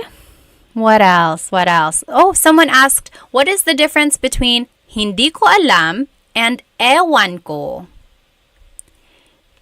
Hindi ko alam, ewan ko. Anyone know? What is the difference between hindi ko alam and ewan ko? Hindi ko alam and ewan ko both mean I don't know. That's all it means. And they're used interchangeably. Ewan is more slang. Like it's just quick and easy. Whereas hindi ko alam is, I would say, the more proper or formal way to say it. Yep. Desiree said formality. Yep. Pretty much. That's the only difference there. Let's see. A couple more questions before I let you go. David said ewan ko is more abrupt. Sometimes, yeah, maybe if you're like a little upset with someone, you're like ewan ko. Yeah, it could be. All right. Anyone have any other questions about anything we talked about? Sorry if I missed your question or your comment. Otherwise, I will see you next time. And let me go ahead and turn my screen back on. I will make sure that this recording is up on my YouTube channel. Hello. And it should be under the live tab. So if you weren't able to join us on YouTube, but you were here on Instagram, then you should be able to see the lesson recording there. Okay, well, I will let you guys go. I hope you have a good rest of the night, and I hope to see you next time. Paalam! Hello, everybody. Welcome to another live Tagalog lesson. Let me go ahead and start my Instagram as well. You know I like to do a couple different platforms. Hello, everybody. Welcome to another Tagalog Time live lesson. You are joining me on Instagram right now, but if you would like, you can jump onto my YouTube channel, but actually there isn't a presentation. Today, we're actually going to be doing something fun. We're going to be playing Tagalog Bingo. I'm sorry, not Bingo. Jeopardy, Tagalog Jeopardy. So I'll let everyone come in and we will get started by playing Tagalog Jeopardy. I'm so excited for this. In the meantime, go ahead and write where you are currently watching and your age and maybe a fun fact about yourself. Let me know if you need any audio changes or anything like that. My name is Pat. I'm 32. I'm currently here in North Carolina. It is 8:54 over here where I live. What time is it over there? Oh, it's backwards on the cam. Let me see if I can fix that. Hang on. I know there is a way to do it. I'm going to log off and log back on. Okay, hang on one sec. Wait, maybe I can do it from here. Oh, yes, I did it. Is that better? Can you see? Yes, that should be good, right? Okay, awesome. Okay, let me see where everyone is currently watching from. Oh, hi, Love and Lulu. Good to see you again. Oh, I like your dress too. Thank you. Let me see. Mick Buck is from Boston. Hello. Joe Markin is from Washington. It's Ash is from Texas. Hello. Callie is from South Carolina. Hello. Grace is from Canada. Subi is from Hawaii. Hello. Mr. QN is just said, ayos galing. Salamat. I'm in South Carolina, Callie said. And M. Daly is from San Diego. Hello. Fred is from Talisay, Cebu. That's so cool. Married to a lovely Filipina, Bumper says. Watching from Singapore, Aubrey says. Hello. And then Gully is from Chicago. Dilshan is from New Zealand. Romballoon is from Quebec. Hello. Rob is from California. Mari is from Australia. All right, let me go ahead and just check from YouTube. Where is everyone watching tonight? Let's see. Crowfish said fun. Yes. Sure said Jeopardy. Yes. Oh, from New Mexico. Hello, hello. Amos is from Guam. Conan is from Texas. Kinamaro is from Pennsylvania. Robert from San Antonio. Vince from Santa Barbara. Hello, hello. Rolando from Vegas. Crowfish, 21 from Texas, currently 7:55. Awesome. Null is also from North Carolina. Hello, hello. Valentino from San Antonio. Yapo from Germany. Hello, hello. All right, let's go ahead and get started. So tonight there is no presentation, so you don't have to follow along on YouTube if you don't want to. We're actually going to be playing Tagalog Why do I keep saying bingo? Tagalog Jeopardy. Tagalog Jeopardy, all right? So here are the different headings or the different categories that you can choose from. So there's, where am I? Over here.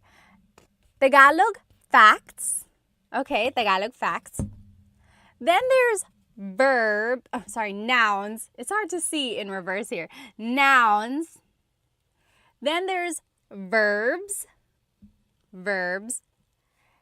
Common phrases.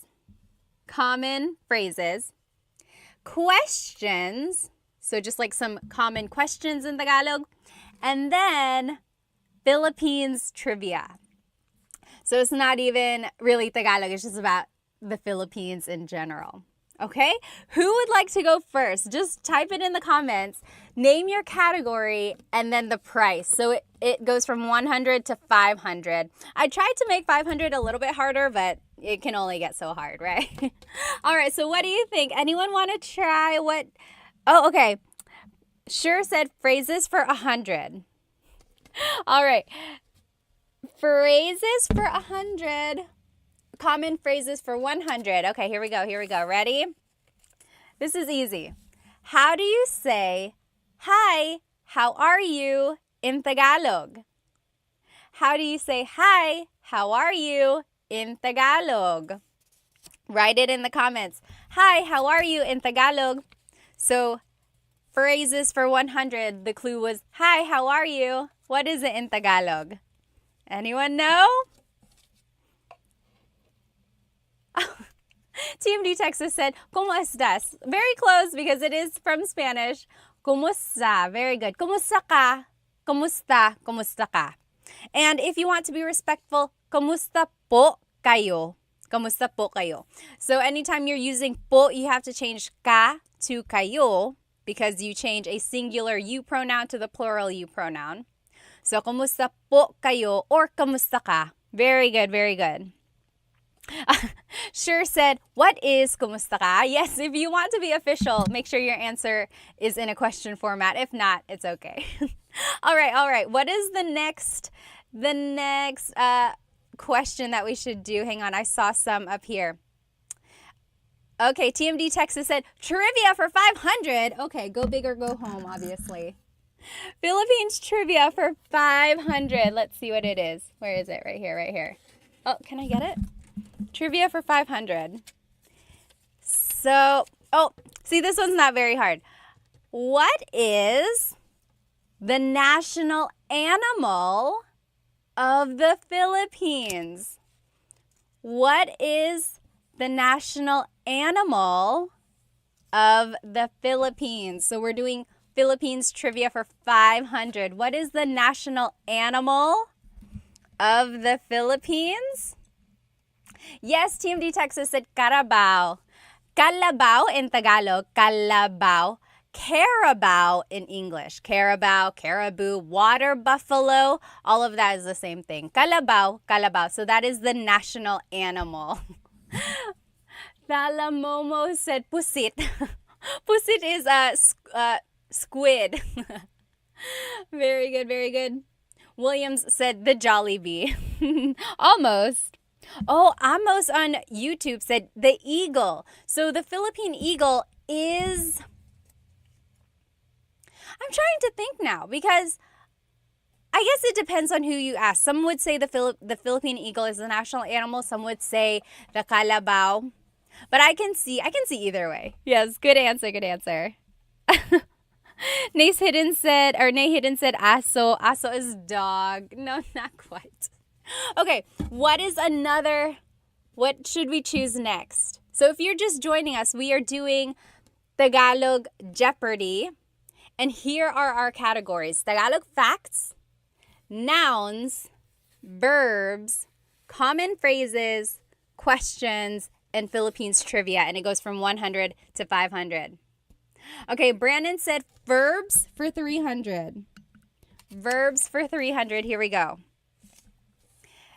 I want you to give me a Taglish version of how you would say walking. Like, I want to go walk. I want to take a walk. How do you say it in a Taglish version? Anyone know? If you've taken my class, you kind of know what I'm asking for. So I'll give you like two chances. You could either say the Tagalog phrase for to walk, or you could say the Taglish phrase. How would you say? Oh, very good. So Thalamos has the idea. He or she said, mas strolling ako. Very close, very close. David Jr. said, walk mo. Very good. Yes, sure said, magwalking.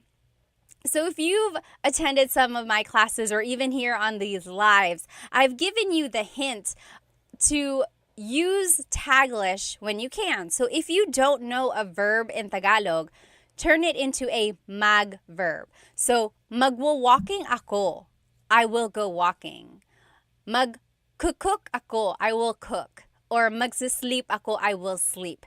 So in that way, you're using the English verb, but you're kind of doing the Tagalog conjugation. Okay, so magwo-walking. That was kind of what I was looking for. Anyone know what to walk is in Tagalog? How would you say, I am walking in Tagalog? What is the Tagalog way to say it? Levin Lulu said, let's go walking na. Yes, that also works. Yes. Oh, Brandon Connor said, lalakad or maglakad, Makbak said. So very good. So you might hear maglakad. So maglalakad ako or naglalakad ako. But you might also hear the verb lalakad. Lalakad ako. I've heard that as well. They are used interchangeably. Some might prefer one over the other.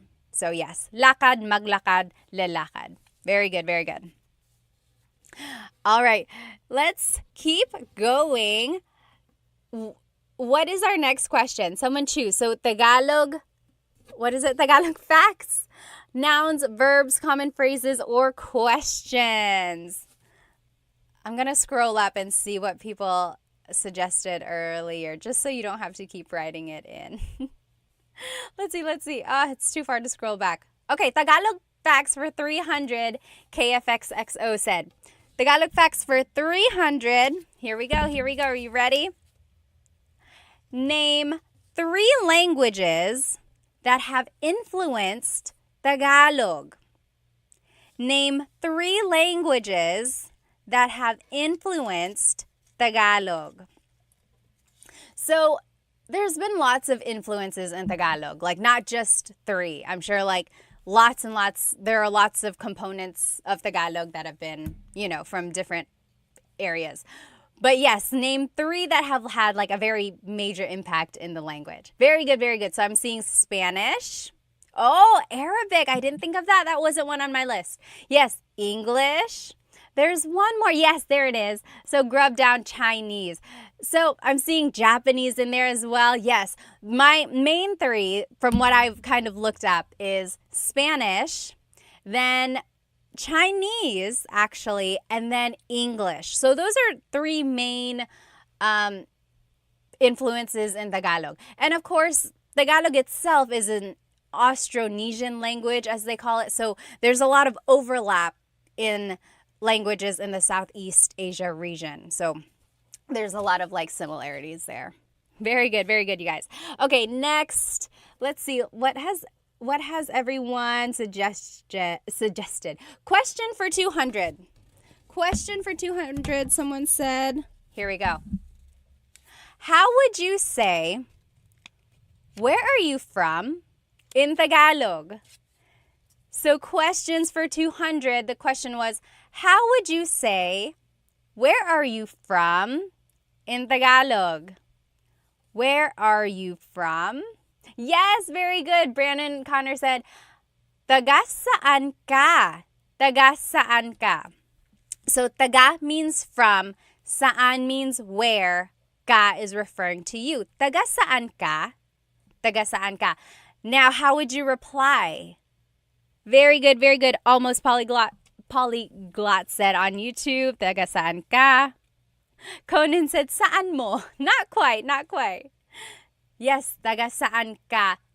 And then how would you reply if you wanted to say, oh, I'm from Manila?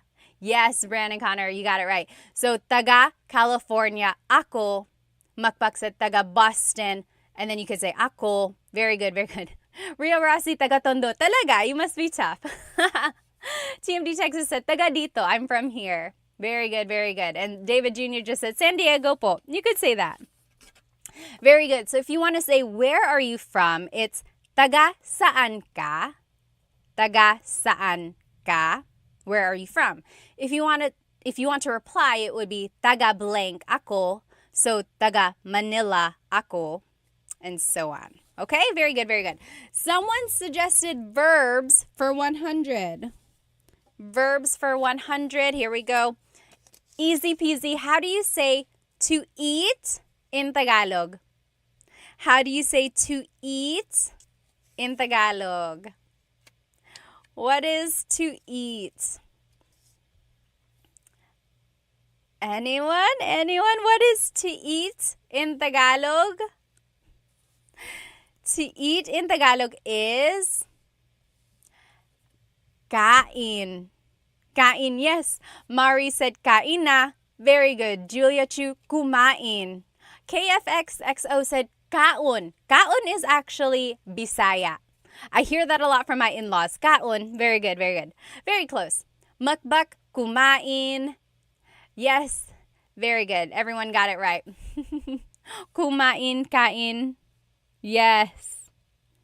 Kain, magkain. So, Sean said magkain. So, kain is actually not a mag verb. It's an verb, sometimes an in verb. So, yeah, you wouldn't really use mag with the word kain. But I see where you're coming from. All right, very good, very good. Okay, next, what is our next clue going to be? Let me see if I can scroll up and see what people have suggested. What should our next clue be? Okay, I see Philippine trivia for 200. Philippine trivia for 200. How many islands are in the Philippines? How many islands are in the Philippines, or how many make up the Philippines? This one is tricky, depending on who you ask. Yes, so Ria Rossi says 7,107. So that's a very common number. I think it's in like some songs. It's just like the trivia that everyone knows. 7,107. And then, see, R. Woody said 7,109. Some people are saying 7,000, 7,100.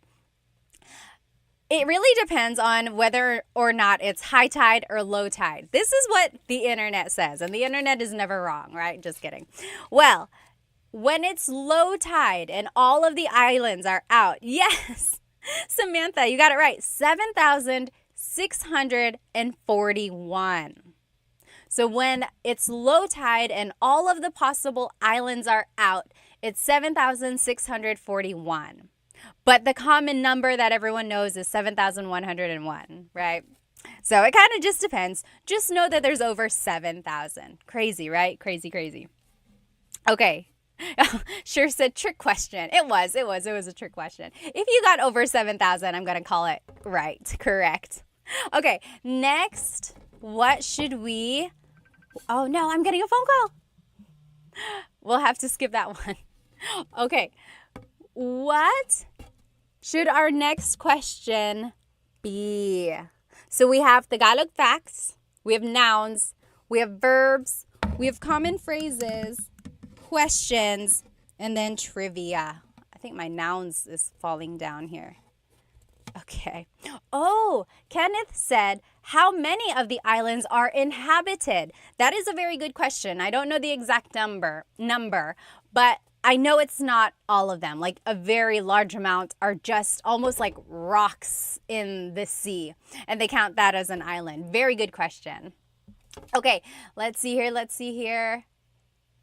Tablamo Game said nouns for 100. Nouns for 100. This is going to be easy.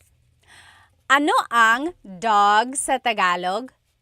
Ano ang dog sa Tagalog? Easy, right? Easy 100. Ano ang dog sa Tagalog? Ano ang dog sa Tagalog? Yes, Going Banana said aso. Mukbuk said aso. Very good. You all got it right. Yes, Adriano, Lainey, Brandon, Connor, you got it right. Very good. Yes, almost. Polyglot on YouTube. Very good, very good. So dog in Tagalog is aso. Did you hear my question? Ano ang dog sa Tagalog? What is blank in Tagalog? Keep that question in mind the next time you want to say something in Tagalog. Don't get stumped by not knowing a vocabulary word. Just ask, ano ang blank sa Tagalog? And that's a good way to kind of get some vocabulary. Yes, Sure said, what is aso? Every time I see your question, I'm like, oh, are they asking? But no, you're just answering in the Jeopardy format. Yes, very good. Okay, Gatu said, Tagalog facts. Let's just do Tagalog facts for 100. Tagalog facts here. Oh, what is the name of the Tagalog alphabet? What is the name of the Tagalog alphabet? Do you know? I love the Tagalog alphabet because it's very phonetic. Oh, Brandon Connor said, baybayin. So there is a difference between baybayin and the Filipino or the Tagalog alphabet. Yes, Ria Rossi got it. Abacada. Abacada. So the abacada is the alphabet of Tagalog. Baybayin is the ancient Philippine script. So baybayin is considered like the oldest type of writing in Tagalog, in the Philippines.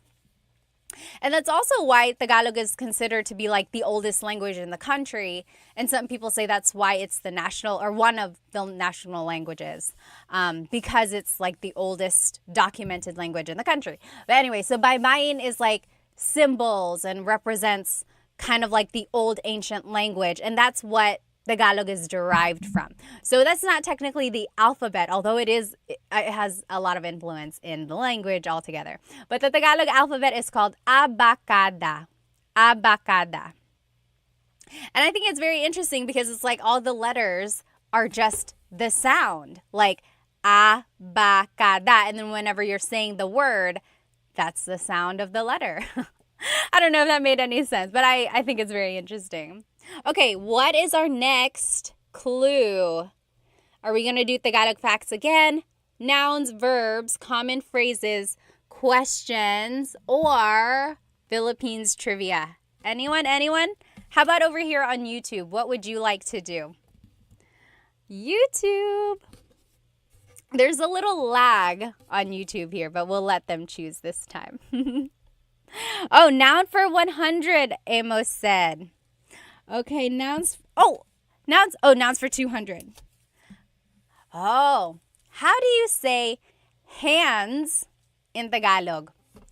Hands. How do you say hands in Tagalog?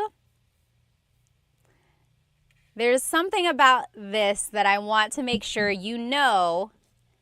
So it might seem easy. Oh, see, Adriano said kamay. Kamay. How do you say hands? Is kamay correct? Yes, Going Bananas, you got it. Mga kamay. Mga kamay. So kamay is hand. One hand, kamay. But if I want to say hands, both hands or multiple hands, it's mga kamay. Mga. Don't forget the mga when you want to make something plural. So in English, we always add an S at the end. But in Tagalog, if you want to make something plural, it's mga. Mga kamay, hands. Mga aso, dogs. Mga babae, women. Okay? So mga was the thing I wanted you to get from that. Very good, everybody. Yes, sure got it. Yes, David, very good. And just don't forget the mga. All right, next. All right, let's do, someone up here suggested,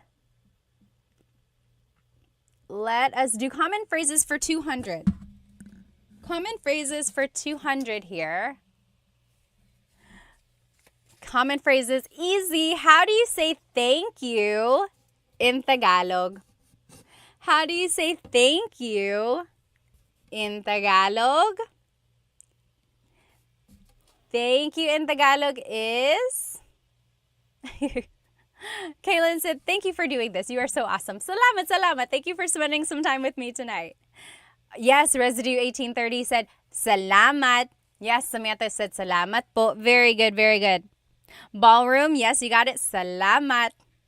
Yes, JR said, or JB said, salamat po. Yes, Conan, Gatu, you guys all got it. Matthew, Sean, everyone. Yes, sure. What is salamat? Yes, Mark, Gatu, everyone. So you can say salamat. Salamat. That means thank you. If you want to be respectful, it's salamat po. Salamat po. You add po if you're speaking to someone older than you or to someone in authority. So priests, doctors, lawyers, police, anyone you want to be respectful to, you would add po. Now, if you want to say I'm very thankful or thank you very much, that would be maraming salamat po. Maraming salamat po. Okay? But you could just say salamat. That also means thank you. All right. McClaskey said, this is so fun. Thank you. Salamat din. Lavin Lulu said, salamat po. Salamat times 1,000, Matthew said. All right, pick the next one. Should we do Tagalog facts, nouns, verbs, common phrases, questions, or Philippines trivia? What should we do? JM said questions for 100. Let's do it. How do you say, what is your name in Tagalog? How would you say, what is your name in Tagalog? So we are doing questions for 100. How would you say, what is your name in Tagalog? What is your name in Tagalog would be? Yes. Urkaz said, anong pangalan mo? Anong pangalan mo? So anong is ano ang, what is.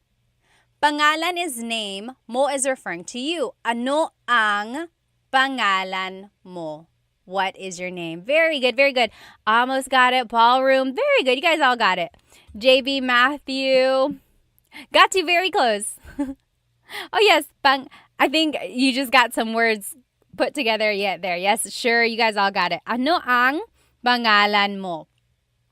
Now, how would you reply? How would you say, my name is blank? My name is blank. So if you wanted to reply, there are a couple different ways.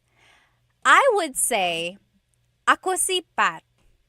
Ako si Pat. I am Pat. Now, if you are looking at like a Tagalog learning book, they would say, ang pangalan ko ay Pat. Ang pangalan ko ay Pat. So that is technically correct, but it's really formal. No one ever really speaks like that. Yes, very good. Mukbang got it. Ang pangalan ko ay McKenna. So that is correct. It is absolutely correct. It's just not very natural. If you were to say it in a common conversation, people would be like, it's like Shakespearean almost. So it's easier to just say, ako si Pat. Ako si pat. I am pat. Very good, very good. Okay? Very good. Next, I saw verbs for 100. Oh, we already did 100. Verbs for 200. Let's do that. Verbs for 200. How do you say to cook in Tagalog? To cook. How would you say to cook in Tagalog? To cook in Tagalog. To cook in Tagalog, let me see. Urkaz said, why don't we say, ikinagagalak kong makilala ka anymore? So do you know what see, I can't even say it without reading it. Ikinagagalak kong makilala ka. That means, like, I am happy to meet you. It's like great meeting you almost. But I think because it's just so formal, maybe we don't say that. Very good. Yes, Mukbak said magluto. Travis on YouTube got it. Sean got to. Very good. So to cook in Tagalog is magluto. Magluto. If you wanted to say I am cooking, it's nagluluto ako. Nagluluto ako. To be specific, it would be nagluluto ako ng adobo. Nagluluto ako ng pansit. So, ng means some or a thing. Nagluluto ako ng blank. Okay? Very good. Next, what should we do? This verbs one is gonna fall off. So, we have Tagalog facts, nouns, verbs, common phrases, questions, or Philippines trivia. What should we do? Should we do Tagalog facts, nouns, verbs, common phrases, questions? Okay, we should do facts. McClaskey said. Let's do Tagalog facts for 200. Tagalog facts.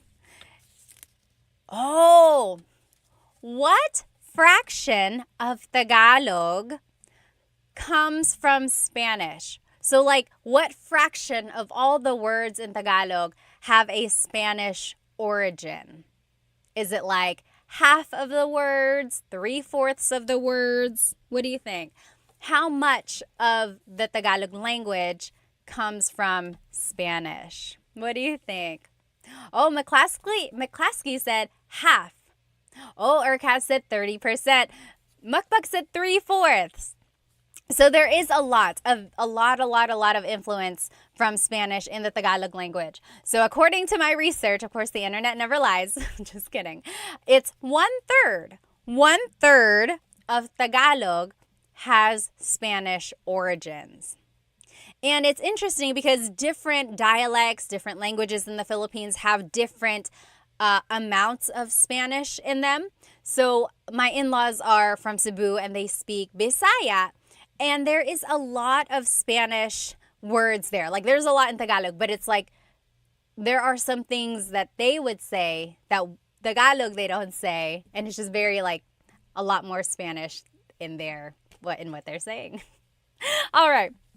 Yeah, so it's 1/3. 1/3 of Tagalog has a Spanish origin. 1/3 of all the words. Okay. I saw Philippine trivia. Let's do Philippine trivia for 100.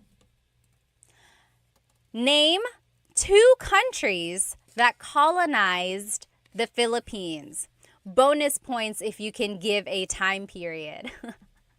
Name 2 countries that colonized the Philippines. Sean said, no way, it's as high as 33%. According to my research, again, the internet never lies. Well, it's 1/3. 1/3. And again, there's some variations because it's like, even though there are Spanish words, sometimes people prefer to use the true authentic Tagalog word for a certain thing. Yes. Oh, very interesting. TMD Texas said Spain and Japan. KFXXO said Spanish and the US. Oh, Japan and Spain. I'm seeing, Spain and India. I've never heard that one before. Yes, I'm seeing a lot here. So Spain, Japan, the US. Oh, Let's see here. So, E. Christ said Spain from 1800 to 1930 is actually way before the 1800s. I'll give you that hint. Yes. JB said Spain for 333 years. U.S. from 1989 to 1946. Sure, Spain for 300 years. U.S. after World War II. Yes, very good, very good. Okay, so Spain colonized the Philippines in the 1500s. And the oldest city in the Philippines is Cebu City. So Magellan and his crew all landed in Cebu. Magellan was actually killed by Lapu-Lapu. So Lapu-Lapu and his team kind of kicked Spain out. And Spain kept returning. And it wasn't for a while that Spain actually colonized. So like Lapu-Lapu killed Magellan. Their fleet kind of left and tried to keep coming back. But then they just kept getting like attacked by the natives. But then ultimately, maybe like with more and more weaponry and the development of war and everything like that, eventually Spain was able to colonize the Philippines in the 1500s until the early 1900s. Then in the early 1900s, late 1800s, like early 1900s, the U.S. came and colonized the Philippines. The U.S. bought the Philippines from Spain, and then the U.S. was there until World War II. So now people are saying Japan, right, in the comments. That's because during World War II, Japan occupied the Philippines. It was very, very sad. They were very, very mean. If you talk to people's grandparents or great-grandparents, they have some really, really bad stories of things that the Japanese did to Filipino natives there. There's like the Bataan March, and then just things they did to kids, and just a lot of torture. And then a lot of towns and cities were destroyed. So that's why Japan is being listed here. But technically, they didn't colonize. I don't think it's not really considered. Yes. McClaskey said Japan tried. They tried. They really did a lot of things there. And then after World War II, the Philippines was granted independence. And their Independence Day is actually coming up, June 12th. June 12th is the Philippine independence. What's interesting, actually, June 12th is the Philippine independence from Spain. July 4th is the Philippine independence from the U.S. And what's interesting, we'll get back to our Jeopardy game. I get so sidetracked. I remember in high school, I took AP U.S. history, and my teacher asked, when is the Philippines Independence Day? And I was so confident that it was June 12th. I know for a fact that it is because I was in the Philippines on June 12th one year when I was a kid, and there was a big celebration for Philippine Independence Day on June 12th. So I shouted it out. I was like, June 12th. And my U.S. history teacher said, no, it was July 4th. And he was very sure about that. And that's what it said in the book. And you're exactly right. G.W. Wenny said July 4th is considered Filipino American Friendship Day. That's kind of like when the U.S. granted us like independence from the U.S. But in the Philippines, their Independence Day, they consider it to be June 12th because that's when we got independence from Spain. Very interesting. I'll never forget that. Like, I was so confident. I was like, June 12th. And he was like, no, it was July 4th. And I was just so confused because in the Philippines, it was celebrated on June 12th. So now I get it. Okay. All right. Next. So are we going to do Tagalog facts, nouns, verbs, common phrases, questions, or Philippines trivia? Okay, Sean said it wasn't bought. It was a settlement given to the U.S. after the Spanish-U.S. War. I see. It was like their settlement there. Yeah. Yes, Sean said given the Philippines. Very good, very good. Oh, interesting. Dio said the reason the U.S. granted independence was because they didn't want to rebuild the Philippines after World War II. Oh. Okay, Jay said phrases. phrases for, let's do phrases for 300. That's 400. We're just going to do 400 because that's what I grabbed. How would you say, we already did this. My name is blank. My name, just try it again. How would you say, my name is blank? I didn't realize I made another one for that. So remember, we learned, how do you say, what is your name? Ano ang pangalan mo? And then if you want to say my name is, it would just be ako si blank. Ako si Pat. Very good. Okay. I saw one up here. Let's see. Trivia. Let's do trivia. Philippine trivia for 400, David Jr. said. Philippine trivia for 400. The last Philippine trivia here. Hang on. Can we get it? Who is the current president? Oh, Alpha, thank you on YouTube. Became a Tagalog Time subscriber on YouTube. Thank you so much. Who is the current president of the Philippines? Oh no, lost my audio and microphone. Is it back? Can you hear me on YouTube? It said lost the audio on the microphone. Hello. Let me know if you can hear it again. Okay, very good. Almost polyglot. So I think you can hear me because you're answering. So who is the current president of the Philippines? So yes, President Bongbong Marcos. Who is Bongbong? BBM, yes. So Ferdinand Bongbong Marcos is the current president. He is the 17th president of the Philippines. His father was the president as well in the 1960s to the 1980s, Ferdinand Marcos. So Ferdinand Marcos has had like varying degrees of whether people like him or not. Some people have said he actually really helped the Philippine economy. There were a lot of developments. Some say that the Philippine peso was actually worth the most during his term. But then also there's the understanding that he had some dictatorship qualities. He really enforced martial law, and he had a really long term from the 1960s to the 1980s. Like, he prolonged everything. And then there's just the reputation where his family kind of spent government's money, and they got money from, other things. So there's some people fully support him. Other people would like to think otherwise. But the current president, Bongbong Marcos, is his son, and their whole family really has a long line of politics. Like his sister, cousins, a lot of them are senators or just government officials in other areas as well. So that's just some facts. There's just some information. Feel free to look them up on your own. Okay. So next, are we, oh gosh, and there it goes. There's the verbs. So are we going to do Tagalog facts, nouns, verbs, common phrases, questions, or Philippine trivia? These sticky notes are the worst, I'm telling you.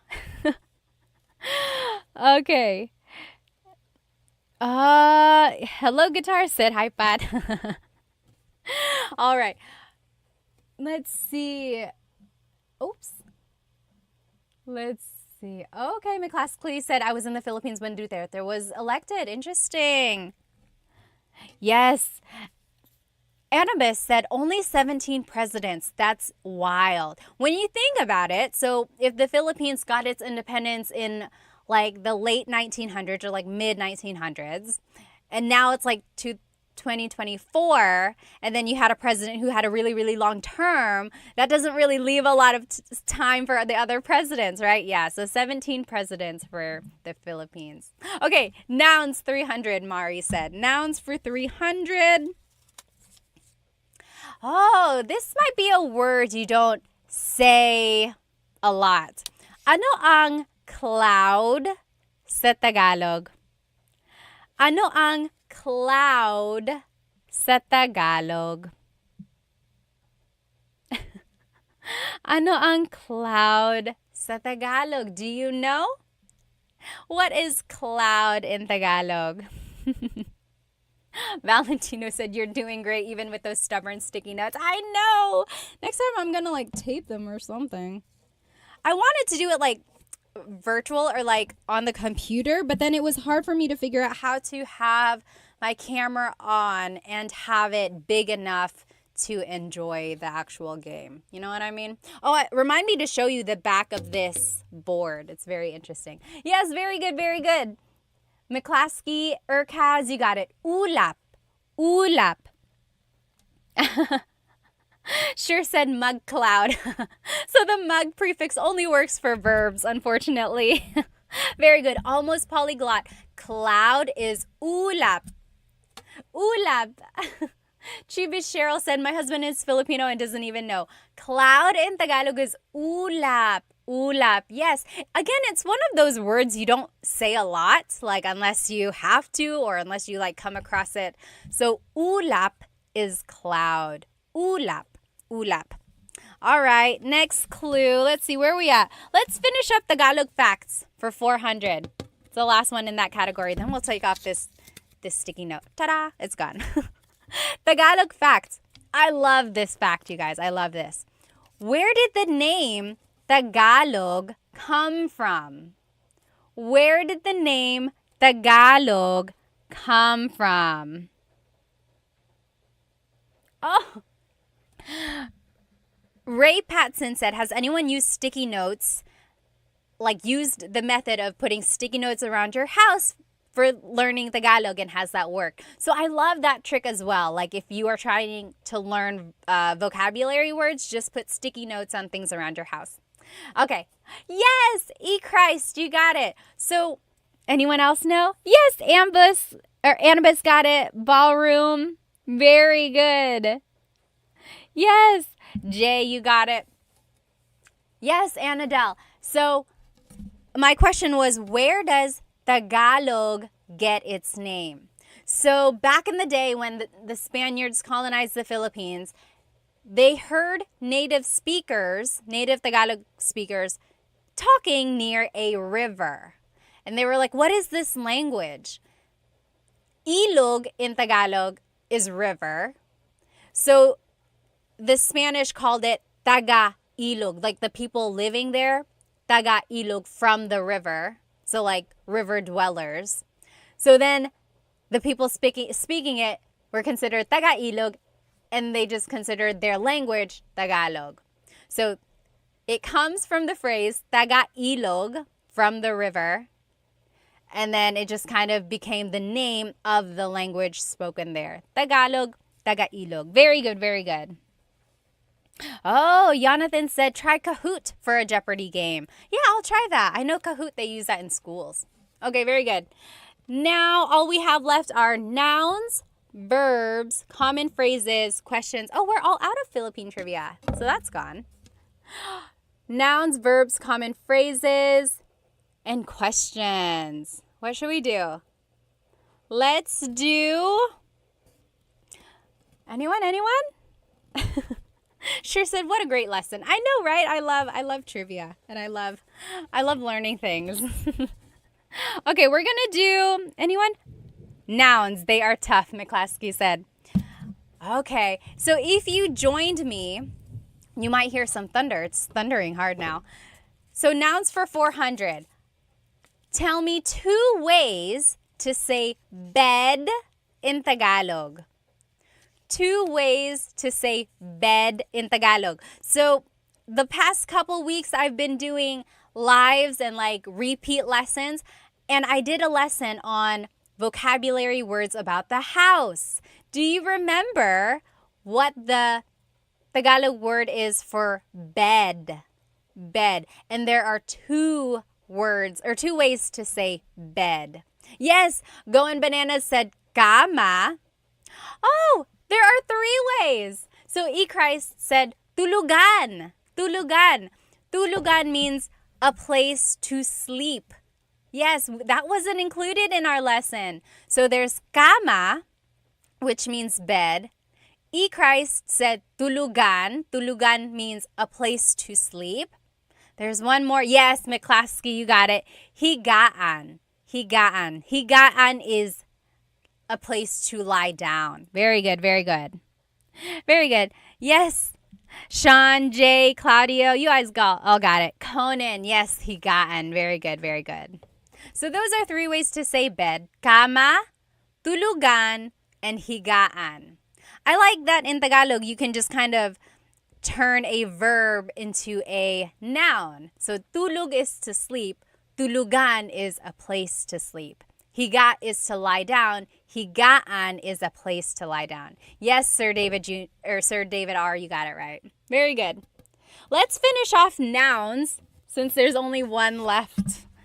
What is our last noun clue? Oh, this is kind of similar. How do you say chair in Tagalog? How do you say chair in Tagalog? Chair in Tagalog, 2 ways. 2 ways. I like this second way to say chair. It's not used a lot. Oh, yes. Binyeves said silya. So, okay, we'll say 3. That wasn't on my list. Yes, Mukbak said upuan. Upuan. Christ, you got it right. Oh, Annabis, it's tulog. Tulog means chair. Tulog. Not tulo. Tulog. Very close. Very close. Yes. Yes, Mark said upuan. Jay, maupo means, oh, manupo. It's almost like you're saying manupo. It's not quite manupo. Yes, silya, upuan. And then there's another Tagalog word. It's considered like a very deep Tagalog word. What is like a deep Tagalog word for chair? Anyone know? The deep Tagalog word for chair is salumpuet. Salumpuet. Literally, salo means to catch. Salo. Puet is your bottom. So something to catch your bottom. Salumpuet. Salumpuet. That's like the deep Tagalog word for that. Okay?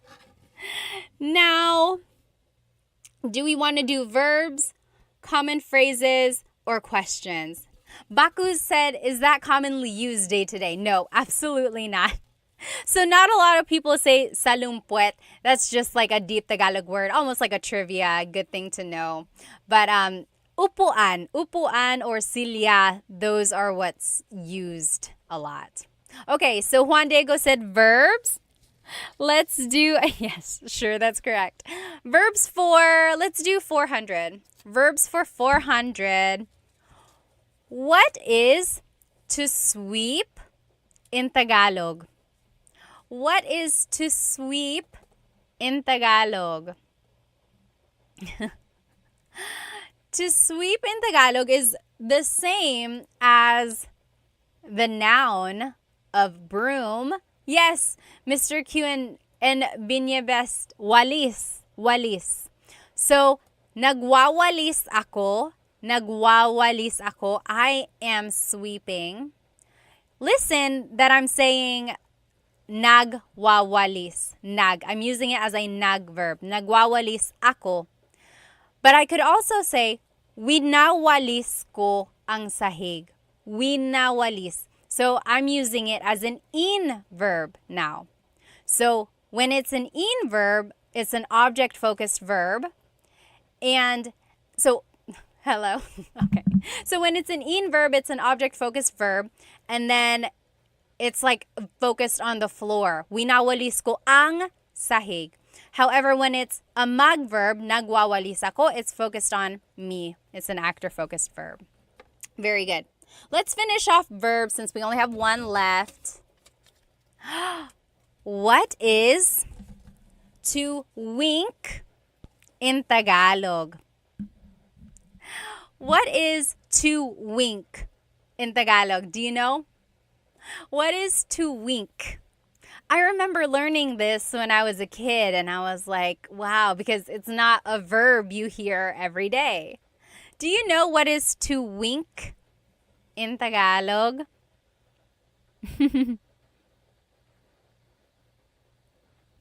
Sean said, why do Filipinos repeat words like walis-walis?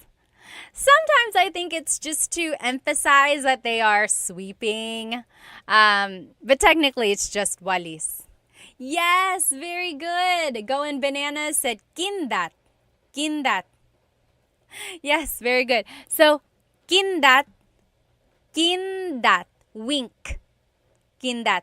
So, kumikindat ako, I am winking. Kumikindat ako. Kindat, wink. Okay? Very good, very good.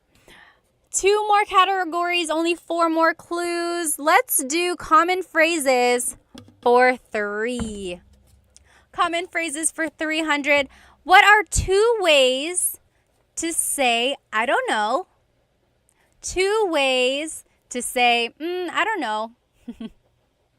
How can you say, I don't know, 2 different ways? Yes, Justin Dizon said, hindi ko alam. Hindi ko alam. And then Cosmo Scary said, ewan ko.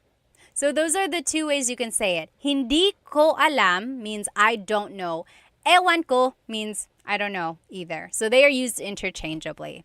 Hindi ko alam and ewan ko. Very good. Let's finish off common phrases since we only have 1 left. Common phrases. How do you say goodbye in Tagalog? Or like how would you say it in a casual way? So you might hear me say it at the end of my videos, but that's actually not the common way to say goodbye. I just say it at the end of my videos just to kind of close my videos off. Yes, I know everyone is saying paalam, paalam because I say it. That is technically goodbye in Tagalog, but how would you say it like in a casual way? Yes, E-Cry said, kita kits, kita kits. Kita kits means like, see you later, see you soon.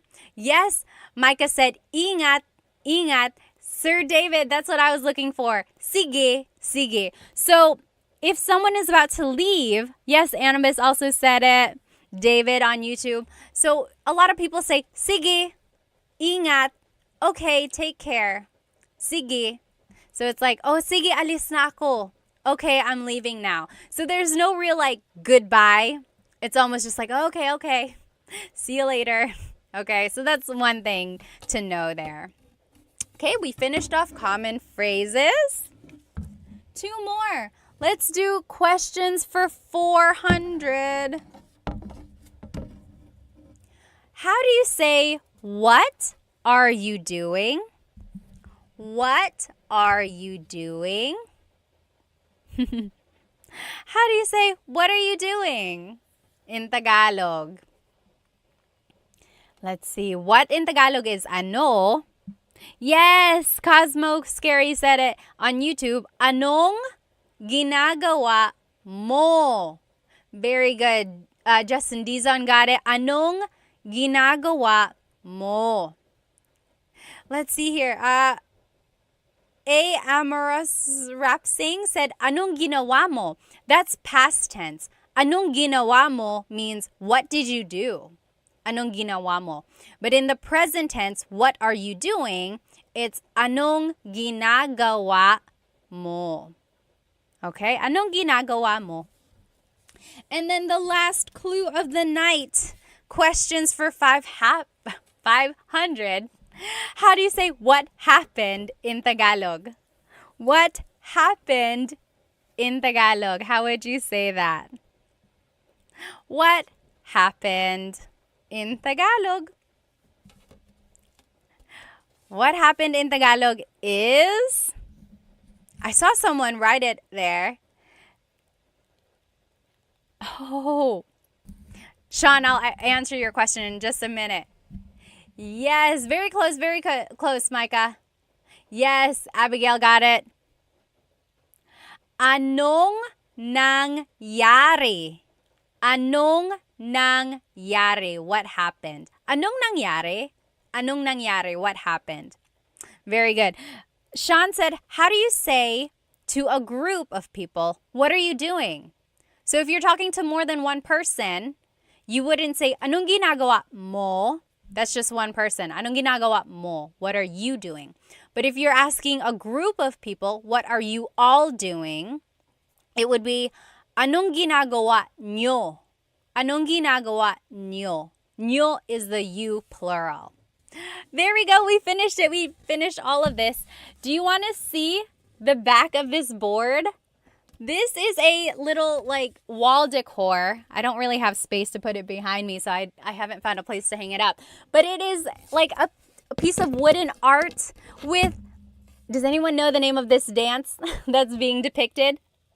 This is considered the national dance of the Philippines. Anyone know? This is the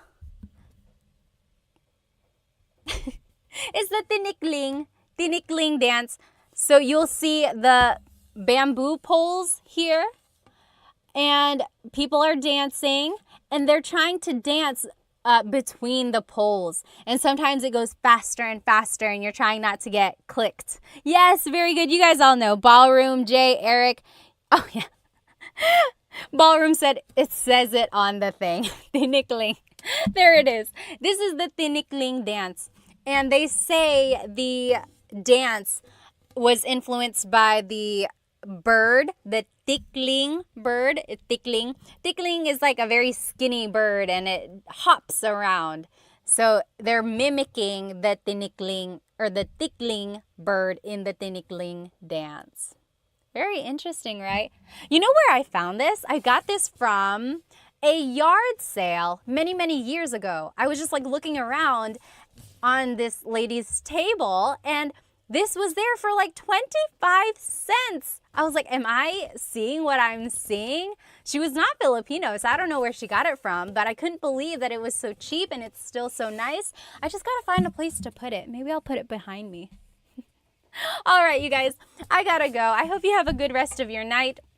I hope you have a great weekend. We will try doing this game again. If you jumped onto this live late, I will do a repeat live. I'll try to figure out how to stick these on a little bit better.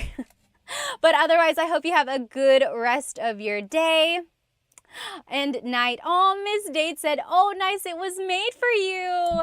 You're right, but you know, I wasn't even doing Tagalog Time when I found it. It just happened to to show up. Oh my goodness. I will see you guys next time, okay?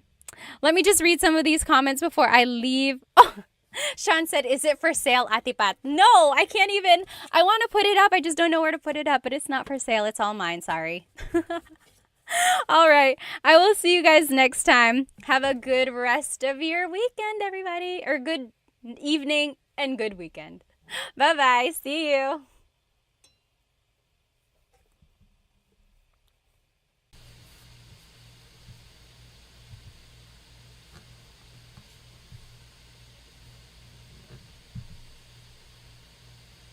Okay, good. So we are going to go ahead and get started. So sorry for the delay. I have only gone live on Instagram, so I've never gone live on YouTube, but I wanted to give it a try because I know YouTube can make it horizontal versus when I go live on Instagram, it's always vertical. And I wanted to share my screen with you because I have so much information I want to share. And the way I used to do it was that it would just kind of display behind me and then I would cover it and everything. Let's just give everyone another minute to get on here. That's a good question. Why is the video quality 480 versus 1080? That is a very good question. Oh, I think it says on my end, it says the stream's current bitrate is lower than recommended. You know, I'll have to play around with it. Is it really bad, like the quality? Can you not see? Like if I were to show this, can you see it? Can you read it okay? Okay, it looks like it might be bad. Hang on one sec. So, okay, so some people are saying it's clear, it looks good, it's not bad. Okay. Okay, we'll just keep it like this for now. If it goes really bad, then let me know. Alrighty, so today we are going to be learning some possessive pronouns and question formation. Also, how is my audio? Is it okay? Is it fuzzy? Is it too soft? Let me know. And sorry if I'm looking to the side because I have two monitors here. This one is where all of the information is, and over here is where all of the comments are. Okay, good. So it looks like the quality is good. We're going to go ahead and jump right into this. So go ahead and grab yourself a piece of paper and something to write with. Audio sounds good too. Good. We got everything going. We're going to get going here. So I'm going to actually turn off my face just because I'm covering up some of what we need to see. So this is what we're going to be learning today. So we're going to be doing some possessive pronouns. So my, your, his or her. Then we'll learn some adjectives. Then we'll put it all together into a simple sentence structure. And then at the very end, we will learn some question words, how to ask questions in Tagalog. And one of those question words is ba, which I'm sure you've heard many times if you've talked to anyone in Tagalog. Let me just catch up on some of these comments here. There is a delay on my end, so if I'm saying it, you're probably hearing it maybe like 10 seconds later. Okay, alrighty. So let's jump right into it. So here are some possessive pronouns. I will say that there are different types of possessive pronouns. We are going to be learning my, your, his or her, ours. But then there are also other possessive pronouns that are mine, yours, like it's yours, and then theirs. That's a different type of possessive pronoun. These possessive pronouns are the ones that can go in a sentence. If you hear me pause, it's just because I am catching up on some of these comments. I really don't want to miss anyone's questions. Okay, alrighty. So let's just start by going over some of these possessive pronouns. Ko is my, bahay, or I'm sorry, like bahay ko, my house, bahay ko. Mo is your singular. So bahay mo, that's your house, bahay mo.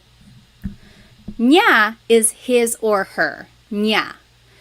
And as you can see, it's gender neutral. So this could be talking about a woman or a man. So bahay niya, it's his house or her house. You really have to listen to the context clues to determine who someone is talking about. And then natin is ours inclusive, namin is ours exclusive. So there are two different types of ours. Natin means you and me, all of us. We are all living in the same house. That's our house. Natin. Everyone is included, so that's inclusive. Namin is exclusive. So that's just like me and my husband, Chris. It's our house. Bahay namin. You're not included. I'm just telling you about it. Bahay namin. So that's exclusive because you're not included. Then there's ninyo and nyo, which is your plural. So maybe you all as a class, you all live in one house. Bahay nyo. That's your house, all of you. And then there's nila, their house. So over there, that's their house. Bahay nila. Okay, so those are the different types of possessive pronouns. And in order to make a sentence, usually we're using it to describe something. So it's like, my house is red. Pula ang bahay ko. So here are just some adjectives. We will start with colors. Colors in Tagalog is mga kulay. Pula is red. Kahel is orange. Dilaw is yellow. Verde is green. Azul is blue. Lila is purple. Puti is white. Itim is black. Abo is gray. Rosas is pink. Ginto is gold. Kayumangi is brown. So those are just some different colors. And now let's see how we can put everything together in order to make a sentence. So this is the general sentence structure. So the adjective goes first. Then it's the word ang, which means is or are. Then it's the object. Then it's the possessive pronoun. So if we were going to do this together, can you still see it when I minimize it or not minimize, make it smaller? So let's take a look at the first one. His pants are blue. The adjective blue in Tagalog is azul. So azul. And then it's the word ang. Then it's the object. Pants, in Tagalog, I gave you a hint. Pantalon. And then it's the possessive pronoun his. Let's take a look back here. Niya. Azul ang pantalon niya. So all we did was plug in the vocabulary that we know into this sentence structure formula. And in order to make something plural, technically it should be mga pantalon, but in common conversation, it's just pantalon. Azul ang pantalon niya. His pants are black. So go ahead and you try number 2 and 3. And we will go over it in just a minute. How would you say their car is black and my house is green and white? Remember, all you have to do is plug in the vocabulary you know into this formula, and then we will check it in the end.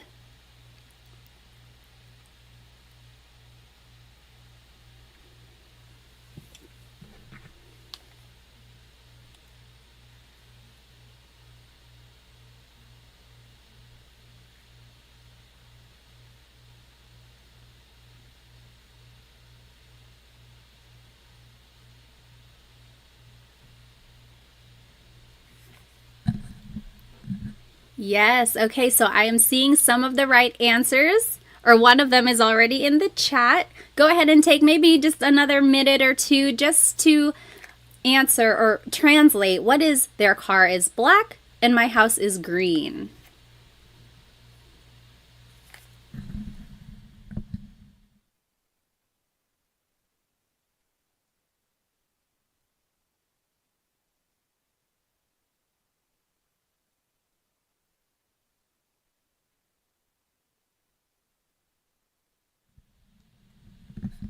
Alrighty, so number 2, their car is black.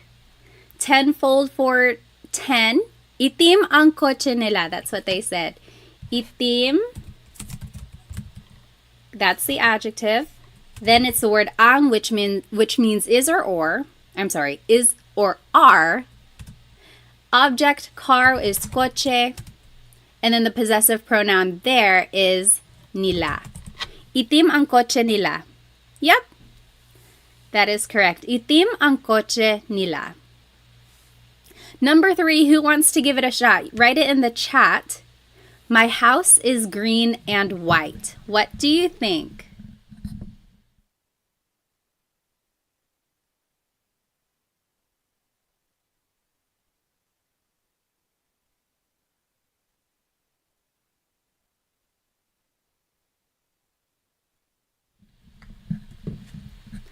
Oh, I see some good answers in the chat here. So let's see. Nellify, Chelsea G, Daniel, Maximilian. Yep, I'm seeing it all right. So green, verde, and in Tagalog is at. At. Verde at, puti is white. Ang, house is bahay, and my is ko. Verde at puti ang bahay ko. Very good.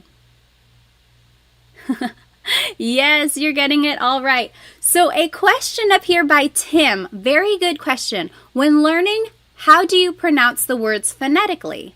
It's quite overwhelming seeing the words, and I'm taken aback. I completely understand that. Just from having learned a second language in high school, sometimes the pronunciation is the most intimidating part. You don't want to sound like too much like a beginner. It can get embarrassing. I totally understand. The good thing about Tagalog is that when you're reading it, just sound out every word or every sound and letter that you see. There are not very many silent letters. Everything is kind of how it's spelled. So I would say focus on the vowels. This is a whole lesson on itself, but let's just go over how vowels sound. I will actually go ahead and make a new slide for this. So the letter A is more like an ah sound, ah, ah.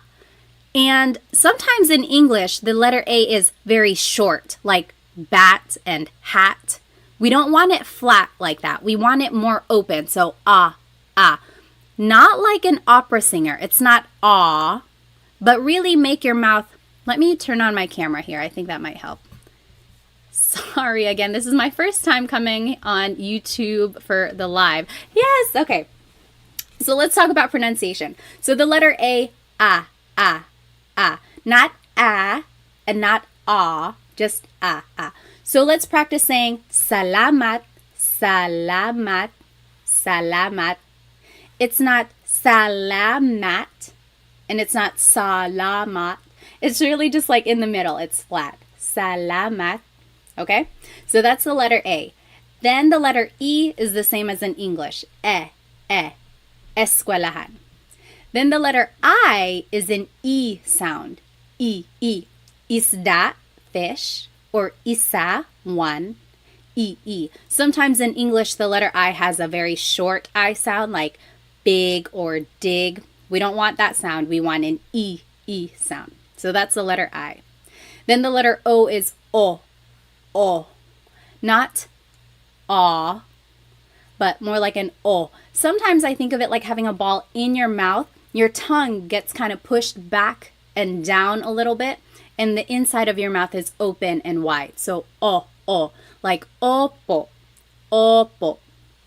It's not opo, it's opo. That's the letter O. And then letter U is an U sound, U. So ulan, upuan, rain and chair, U. Not like under or umbrella. The letter U in Tagalog has an U sound. So when you're practicing pronunciation, I would say focus more on the vowels first, and then consonants will come later, and then usually the stress goes on the second syllable. But all of that will come the more you practice Tagalog. Let's get back to our lesson. Very, very good question though. Let me just catch up on some of these comments here. Let's see. So again, we just learned the possessive pronouns. We learned some adjectives, and then we learned how to put everything together into a sentence. Yes, so Ben said, I heard Filipino only has one pronunciation for each vowel. For the most part, yes, all the vowels have a short sound. It's not like A can sound like 8. A always sounds like ah. Yep. I love your earrings. Thank you. They're from Sunkissed Pinay. I wear them all the time. Okay. Alrighty. So let's move on. So we just learned the possessive pronouns. Now we're just going to do some more practice.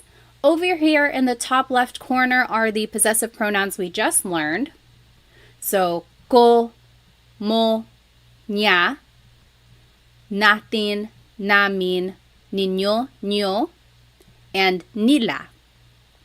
Those are the possessive pronouns. Then at the bottom left corner are the colors we just learned. And then in the middle are some vocabulary words that you might use in these examples. So aso is dog. Aso. Pusa, cat. Pusa. Coche, car. Coche. Bahay, house. Bahay. Damit, clothes. Damit. Buhok, hair. Buhok. And then top right corner are just some more adjectives. So masakit means something hurts. Hurts. Masakit. Sira, broken. Sira. Nawawala, missing. Nawawala. Masaya, happy. Masaya. Bago, new. Bago. Malayo, far, or far away. Malayo. Masarap, delicious. Masarap. And then malamig, cold. Malamig. So that was a lot of adjectives, a lot of vocab there. All of those things you might be able to use in these examples coming up. Then just to review, here is the sentence structure that we just practiced. Adjective goes first. Then it's the word ang, which means is or are. Then it's the object. And then it's the possessive pronoun. The possessive pronoun goes at the end. And then here's the example. His pants are blue. Azul ang pantalon niya. Everything just was plugged into this formula that we learned. So let's do the first one together. Your singular hair is black. So remember the adjective goes first. Black in Tagalog is itim. Then it's the word ang. Then it's the object. Hair is buhok. And then it's the possessive pronoun your, which is mo. Itim ang buhok mo. Any questions on that example or anything we've learned so far? If you have a question, just type it into the comments or in the chat. Otherwise, go ahead and do 1 through 5, and then we'll go over it. So just do half of them first, and then we'll go over it. So 1 through 5. Don't write it in the chat yet, just because I want everyone to be able to do it on their own. So go ahead and do 1 through 5, or I'm sorry, 2 through 5, and then we'll check it.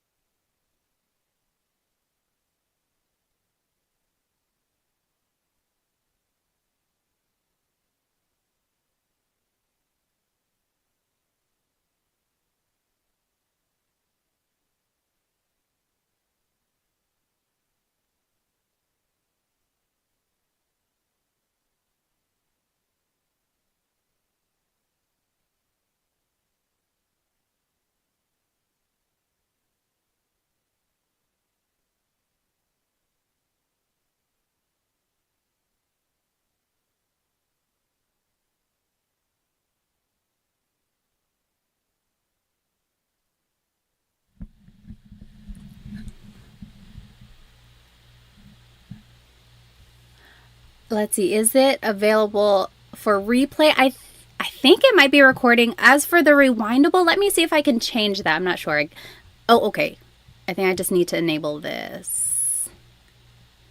Okay, I enabled DVR. We'll see if that helps. If you are just joining us, we are doing these examples. So we learned the possessive pronouns and some adjectives, and then we are using this sentence structure to make a simple sentence. We did the first one together. Your hair is black. Itim ang buhok mo.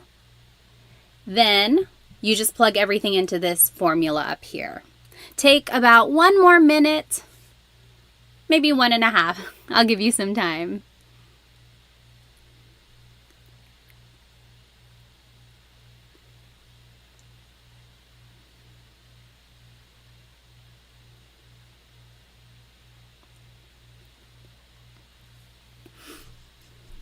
Oh, that is a very good question, Chelsea G.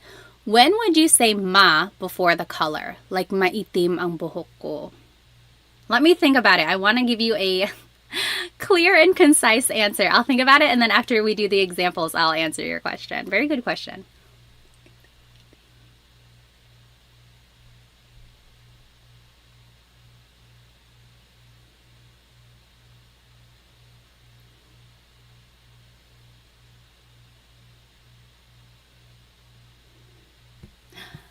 Okay, we'll go ahead and start with number 2. My head hurts. Head is ulo. Oh, Angel, missing in Tagalog in the top right corner, nawawala. Nawawala, missing. Okay, so number 2, you go ahead and write it in the chat. My head hurts. What do you think that is in Tagalog? My head hurts. Whoops, sorry.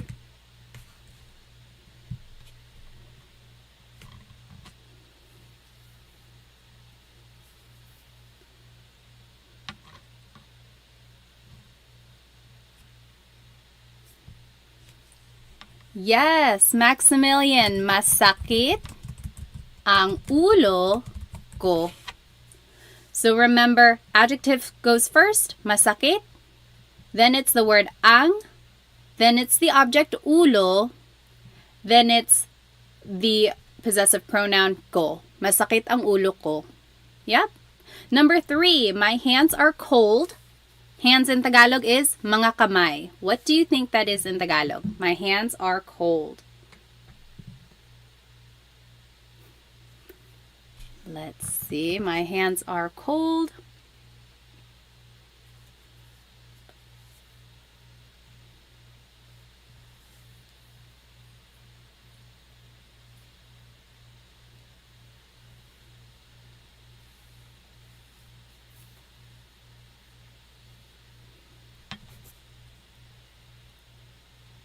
Let's see, the adjective cold is malamig. Yes, Bev. Malamig ang. Oh, very close, Bev. Malamig ang mga kamay ko. So malamig is the adjective. Then it's the word ang. Ang means is or are. So my hands are cold. Mga kamay is hands. And then ko is my. Mga is equivalent to adding an S to the end of a word. That's how you make something plural. Mga kamay. Very good. Number 4, our inclusive car is broken. Broken in Tagalog is sira.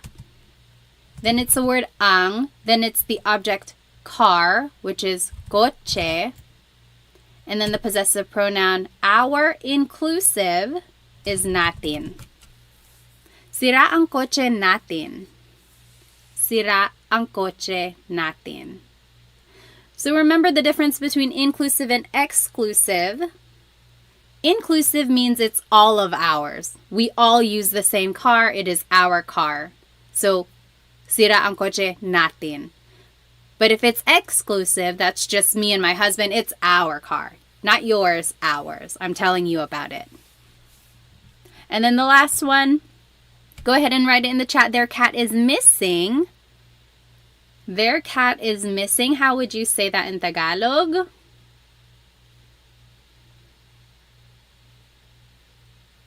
Yes. Dean got it. Nawawala. Nawawala, that means missing. Ang pusa nila. Nawawala ang pusa nila. Their cat is missing. So remember everything, all of the vocab is already here. It's just a matter of plugging it into this sentence structure. Let me catch up on some of these. No, you're not slow. Totally fine, totally fine. When would you use I versus ang for the verb is? Let me think about it. So, I see what you mean. Because sometimes I can mean is. So Rachel asked a good question. When would you use I, ay, versus ang for the verb is? I want to say I is more like an adverb. So it's more related to a verb versus ang, which is more related to an adjective. If I can think of a good I example, I'll write it in the chat or I'll mention it, but I can't think of one right now. For the most part, in these cases, ang is more fitting. And I think it is because like the adjective is going first. It's just the sentence structure in this case. Very good question. If I can think of an example when I is used, I'll bring it up. Back to the question for, let's see, when would you say ma in front of an adjective? So Chelsea G said, maitim ang buhok ko. That also means my hair is black. However, I would say in that case, maitim is like saying my hair is kind of black. My hair is kind of black. Versus like when you say itim ang buhok ko, my hair is black. So the ma prefix in that case is kind of making it not unsure, but it's like not as certain for some reason. That's how I've always heard it that way. But usually, yes, a lot of adjectives start with the ma prefix. Itim is one of those where it does not. Or like for colors, when you add the ma prefix, it's almost like you're just kind of describing it, but it's not exactly that. I don't know if that's making any sense at all. But it's one of those things where it's like, it's almost right. And if you said it in Tagalog, no one's going to be like, oh my gosh, they don't know what they're talking about. But it's just more correct to use itim without the ma. Very good question. Let's go ahead and finish up these examples. So 6 through 9. And go ahead and write the answers in the chat so that we can go over it a little bit quicker. I will make it a little bit bigger so that we can see it better. Okay, go ahead and take maybe 3 minutes. Just do 6 through 9 and then we'll go over it.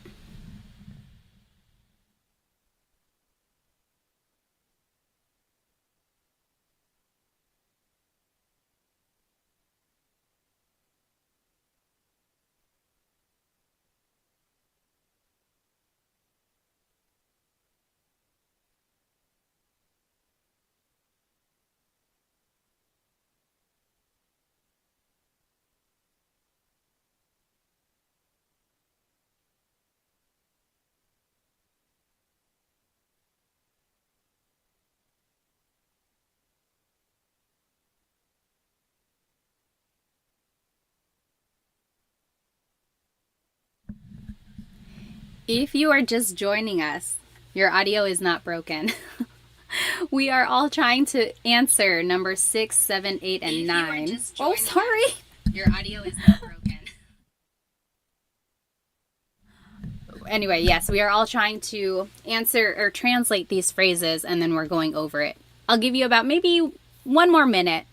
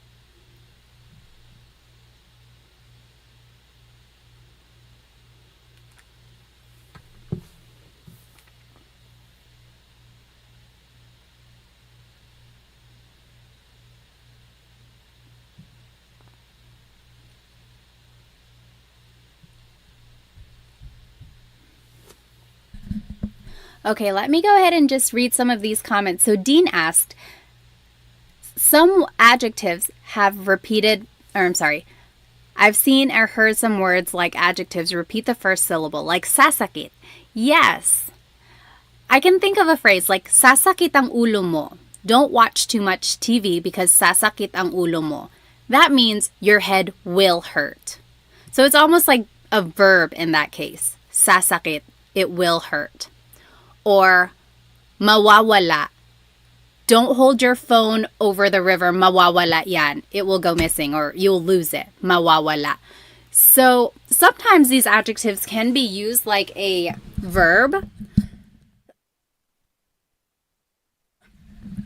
And that's usually when there is a repeated first syllable. Very good question there. Let's see. Number 6. Your food is delicious. Someone said it.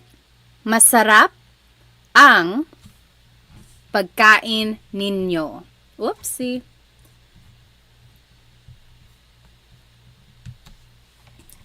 Delicious is masarap. Then it's the word ang. Then pagkain is food. Your, ninyo or nyo.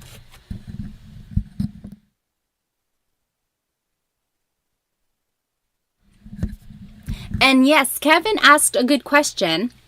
Is there a difference between niño and nyo? Or would you use them for different scenarios? Actually, nyo is just the shorter form. It's like slang almost. I added it because I hear nyo a lot more than niño. So if you hear nyo, just know that it's the same as niño. But they are exactly the same. Very good question. Next, his clothes are new. What do you think that is? Yes, Angel, bago ang damit niya. So again, you could add mga, because to make something plural, you have to add mga. But damit sometimes is understood as just being plural already. So you can add mga, or you don't have to. Doesn't make a difference. Bago ang mga damit niya, or bago ang damit niya. My kids are happy. Kids is mga anak. How would you say that in Tagalog?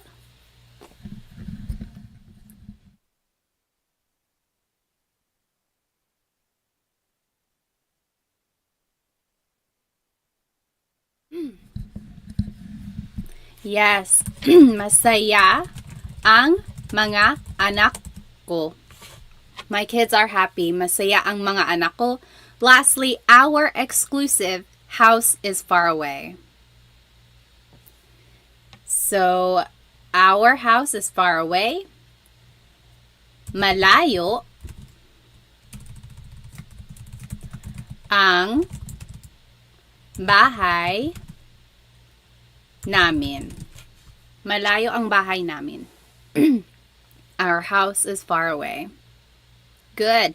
Yes, Angel, you can add mga, but again, you don't have to. That's perfectly fine if there's no mga damit. Any questions about possessive pronouns or adjectives or this sentence structure that we learned?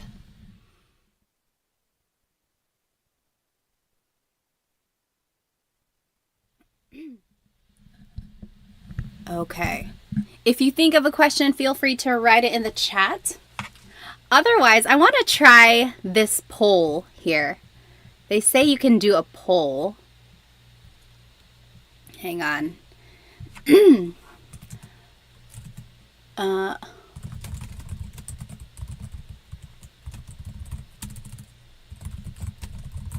Okay.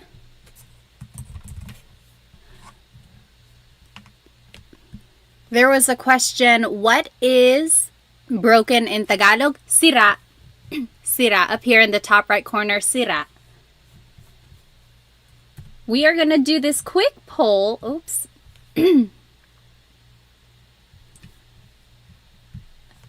Let's see. Okay. See if that works. We're going to do a little contest to see what our favorite food is. Oh, it's not even showing up on your screen. Hang on one moment.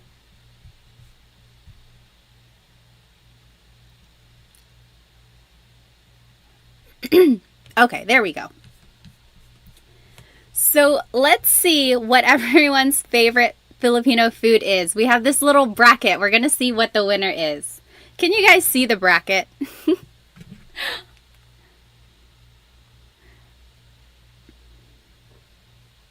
Okay. Oh, I see. It's very small. Well, you get the idea. I won't make it too big. Let's take about 30 seconds. Put your vote in. What is your favorite? Adobo or kare-kare? Right now, we are answering the poll. What is your favorite? Adobo or kare-kare? So adobo is soy sauce and vinegar, bay leaves, lots of garlic. Usually it's chicken, but it can really be anything. Pork adobo or squid, even green beans. Then kare-kare is usually beef, and it's like a peanut butter sauce. So yummy. I would actually choose kare-kare. Sometimes I have too much adobo. It's like my go-to. It's so quick.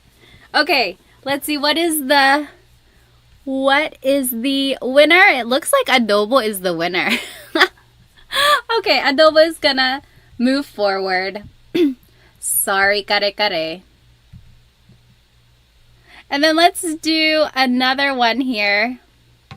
Whoops. What? Oh, no. Okay. And then Pansit or sinigang? Which would you choose? Hang on.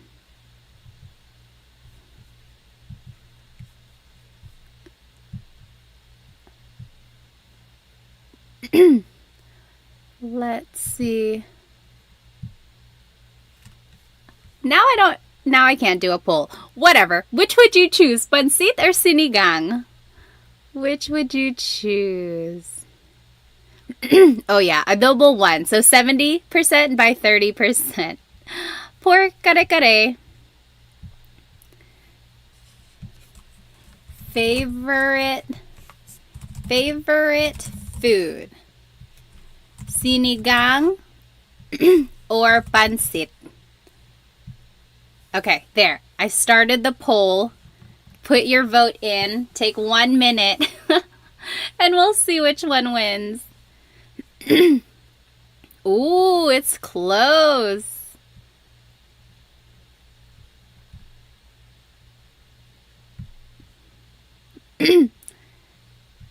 Pansit, again, is like adobo to me. I feel like I have it so much. Or just like at any Filipino farm. Oh my gosh, it's 50-50. Oh no, Pansit is winning. Everyone get their votes in. Sinigang or Pansit? It's very close. No, it's 50%. What are we going to do? Is there anyone who did not vote? Oh my gosh. Let's see how many people are watching right now versus how many people have not voted. Come on, get your vote in. It's so close. Okay, there are 57 of you and there are only 34 votes. Put your vote in. Pansit or sinigang? It is 50-50. We don't have a winner. Why is it nilaga on there? Well, there's still more choices. Oh, I see. On the bracket. Oh my goodness. There's no winner. Pansit. Okay, unfortunately, Pansit is the winner because we have to end the poll. Pansit is moving forward. Poor sinigang. Okay. Let's go back to our studying here. We'll finish up our contest in just a minute. Let me get back to the screen. This one. Okay. Now let's jump into question words. I asked what people were interested in learning. A lot of people said they want to learn more conversational Tagalog. And what is more conversational than questions? It's very good to start any sort of conversation with a question, like how is your day or what are you doing? So these are some good question words to know. Ano means what. Sino means who. Saan means where. Kailan means when. Paano means how. Bakit means why. And there's no particular reason why bakit is this lighter color. I think it just happened to be like that. So for any of these question words, you can say them by themselves. Like if someone said something and you didn't hear it, you can say ano. Just say it by itself. Ano. Or if someone is calling, or someone was like, hey, someone called you, and then you're like, who? Sino? Who? So you can say these question words by themselves. But if you wanted to expand on your question, there are certain prepositions or other types of words, sometimes an article, that has to go after the question before you continue on with the question. So for the word ano, usually it's ano ang blank. What is blank? Ano ang sabi mo? What did you say? Ano ang sabi mo? Another example, ano ang blank sa Tagalog? What is blank in Tagalog? So this is a good question to know. Ano ang wallet sa Tagalog? What is wallet in Tagalog? Or ano ang Cell phone sa Tagalog. What is cell phone in Tagalog? Both of those. Wallet in Tagalog is usually just said in English. Another question. Ano ang pangalan mo? What is your name? Ano ang pangalan mo? Next, the word sino, who, also uses ang. Ang. Sino ang blank? Sino ang kumakanta? Who is singing? Sino ang kumakanta? Also, sino yun? Who is that? Sino yun? So sometimes you can just use a demonstrative pronoun, this or that. Sino yun? Sino ito? Who is this? Next, saan and nasaan.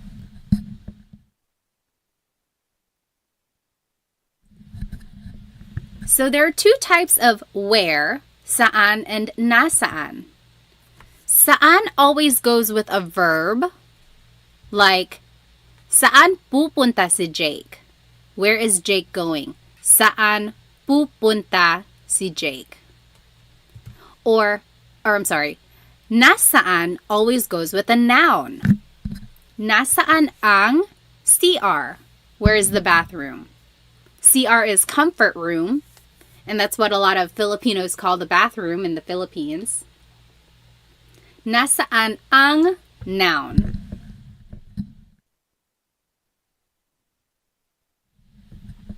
And a good way to remember that are nasaan and noun both start with the letter N, so that's kind of helpful. Then the word kailan, when. You might hear some people say kailan. Sounds like an E, but it's technically spelled with an AI. Kailan ang blank. Kailan ang exam mo? When is your exam? Kailan ang exam mo? Next, the word how is paano. Paano mo or paano niya, paano siya. So usually a pronoun comes after paano. How did you do something? How did she do something?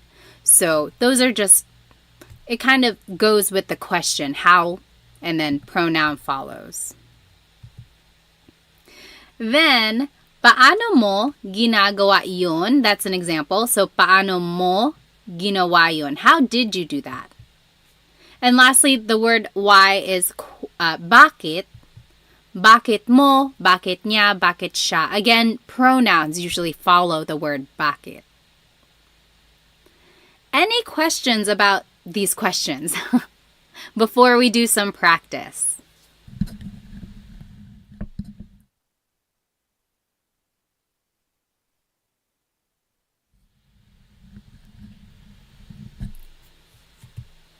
Let's see here.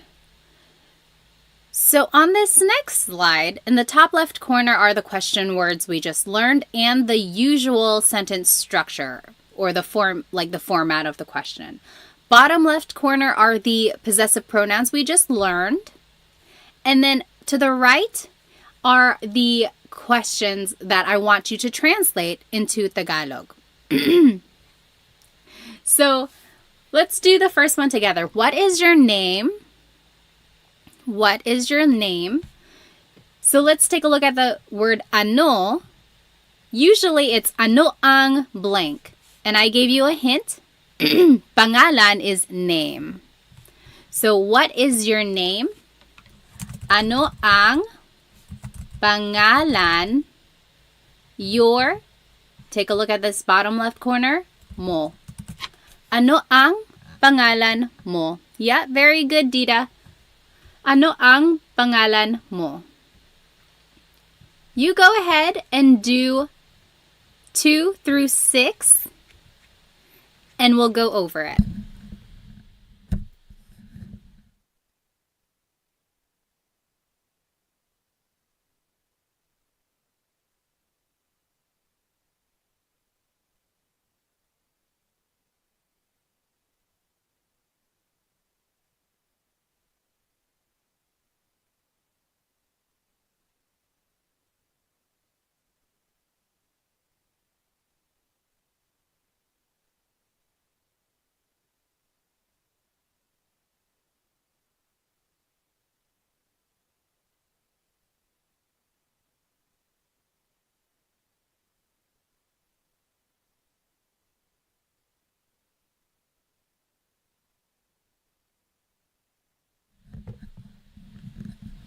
If you are just joining us, we are translating these questions on the right side into Tagalog. And we learned the Tagalog words, which are up here. They are the question words, and then the possessive pronouns are down here. Yes, James, good. So if you know the answer, you can start typing it in the chat, and you are welcome to check your answer. I'll give you maybe another minute or two.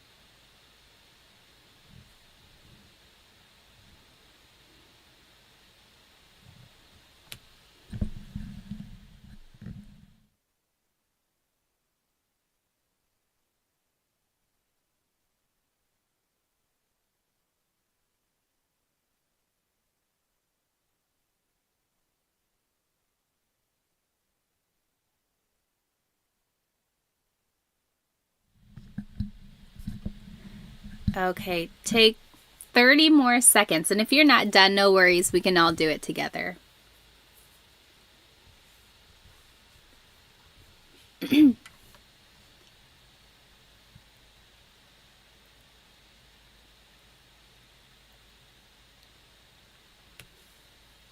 Okay, number 2, where is Alex going to sleep? Where is Alex going to sleep? So let's take a look at the word where. So we have to choose, is it saan or nasaan? So since it's matutulog, that's a verb. Saan matutulog si Alex.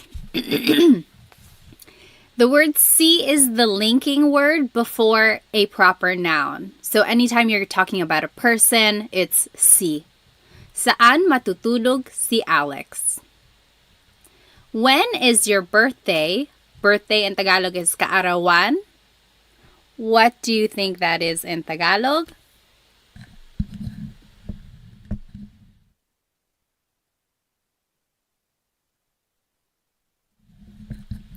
Yes, James. Kailan ang kaarawan mo? Kailan ang kaarawan mo? Oh, good question. So Maximilian said ni or si. So take a look back at number 2. Sometimes ni is the linking word. That's more of a possessive linking marker though. Like bahay ni Alex, coche ni Alex. So that's Alex's house, Alex's car. That's ni. But if you're talking about what Alex is going to do, it's si. So, saan matutulog si Alex? Okay, next. Who is their father? Tatay. Tatay is father. Sino ang tatay? There in Tagalog is nila. Nila. There was a question up here. Oh, Chelsea, when do you use ang versus yung? So we've been using ang, but sometimes you might hear sino yung tatay nila. Ang translates to is or are. Yung is also is or are, but it's very specific. Like like that specific dad. So who is their dad versus who is their dad? Okay, that's a very bad explanation. A good thing or like a good explanation is the dress versus the dress. So, ang damit versus yung damit. Yung is the emphasis, the dress. It's that particular dress or that particular dad or that particular thing. That's when yung is used. Yung is used a lot, actually, in common conversation.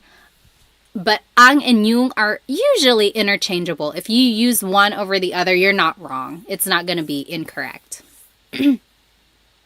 The more you hear Tagalog, I think you'll catch on to when people use ang versus yung.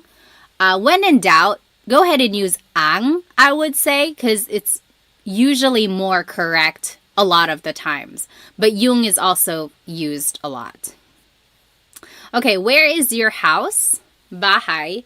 Where in Tagalog is either saan or nasaan. We're asking about a noun, so it's going to be nasaan.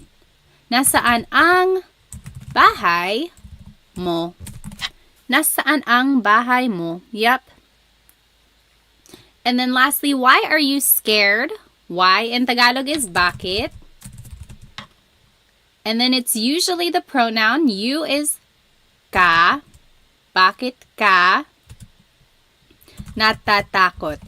I don't expect you to have known this because we didn't talk about the pronoun ka in this lesson. But if you have heard this phrase before or if you are familiar with ka, then that is the pronoun that you use. So it's different from mo because this isn't a possessive pronoun. Ka is a subject pronoun. And some verbs use a possessive pronoun, some use a subject pronoun. And that's another lesson in itself. Any questions about this lesson? So yes, James, what is the difference between nasaan and saan? Very good question. So saan always goes with a verb. So where is he going to sleep? What is he eating? What are they watching? Anytime it's asking about a verb, or I'm sorry, that last one wasn't one. It's like anytime it's related to a verb, you use saan. But if you're asking about where something is, then you have to use nasaan. Nasaan and noun, that's kind of how I look at it. I'm just reading the comments here. Yes. Okay. Any questions on these examples? Let me go ahead and let's finish our food battle here. If you weren't here for our first session of the battle, adobo, oh gosh, it's not capturing that window. Hang on one moment. So we are doing a bracket challenge here, just with our favorite Filipino foods.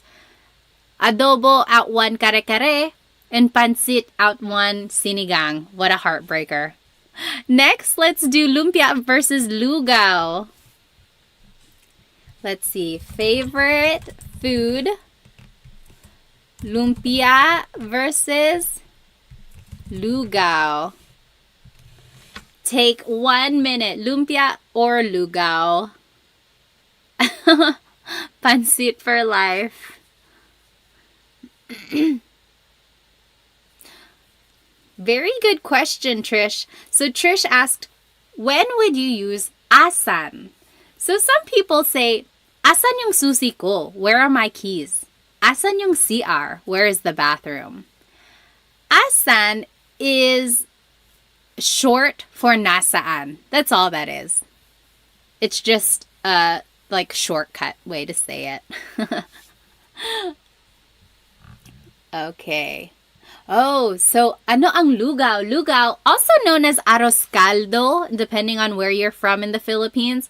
It's like a rice porridge. It has ginger, chicken. Some people put tripe and rice. The rice is what makes it really thick. It's super yummy. Sometimes it's topped with fried garlic or chicharon. I've seen that too. Yep, also known as arroz caldo. Oh my goodness, lumpia is winning by a landslide. I'm not surprised. I mean, you can't go wrong with fried spring rolls. Okay, so lumpia is the winner there. And then last one, dinugaan versus lechon. Hang on, let me make a new poll here. Poor lugaw. I like lugaw. I guess I have to be in the right place for it. If I'm sick or if it's cold. Dinuguan versus lechon. Rain asked, ano ang dinuguan? Does anyone want to explain what dinuguan is? So dinuguan is a kind of like a stew, usually made with pork, and there's like long green peppers in it, garlic, some ginger too.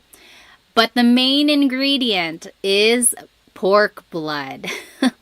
So if you look at it, it's like a really dark, almost black color, and that's from the pork blood. And a lot of people will joke and say, oh, it's just chocolate meat. It's a chocolate soup. But it's not chocolate. It's dinuguan. But it's very good. Don't knock it till you try it, I would say. Let's see who's winning. Oh, lechon. Lechon. You can't go wrong with lechon either, especially when the skin is so crispy. Lechon. Okay. Yeah, chocolate meat. Yeah, I think everyone has heard that, especially if you have someone who's not Filipino at a party. They're going to say, oh yeah, try this. It's just chocolate meat. Okay, let's go back to our lesson here. Now, we are going to be learning about this word ba. Let me switch over. Oops. Let me switch over to the other slide. There we go. So, ba. This is a question word. There is no real translation in English, but it's used when the question is asking for a yes or no answer. So, for example, kumain ka na ba? Yes or no. Have you eaten yet? Yes or no. Or, ready ka na ba? Are you ready yet? Yes or no. So, anytime it's asking for like a yes or no question, it's usually it has a ba in there. But whenever you want to add ba, there are certain placements of it in the question. It's not like the word po, where you can add po at the end of anything you say to make it respectful. Ba, you actually have to add in certain places in the phrase or in the question in order for it to make sense. Okay, so usually, ba goes after the word na, which means already, or after a pronoun like ka, mo, or ko. So if any of those appear in the question or in a phrase, ba would go after that. We will see examples of these. So, nandito na ba si Benji? Is Benji here yet? There's the word na. So ba goes after that. Remember, if na appears in the phrase, that's where ba would go. Or, bumili ka ba ng bigas? Did you buy rice? Bumili ka ba ng bigas? There's the pronoun ka. Remember, it was in the rule. Ba goes after a pronoun. Bumili ka ba ng bigas? Did you buy rice?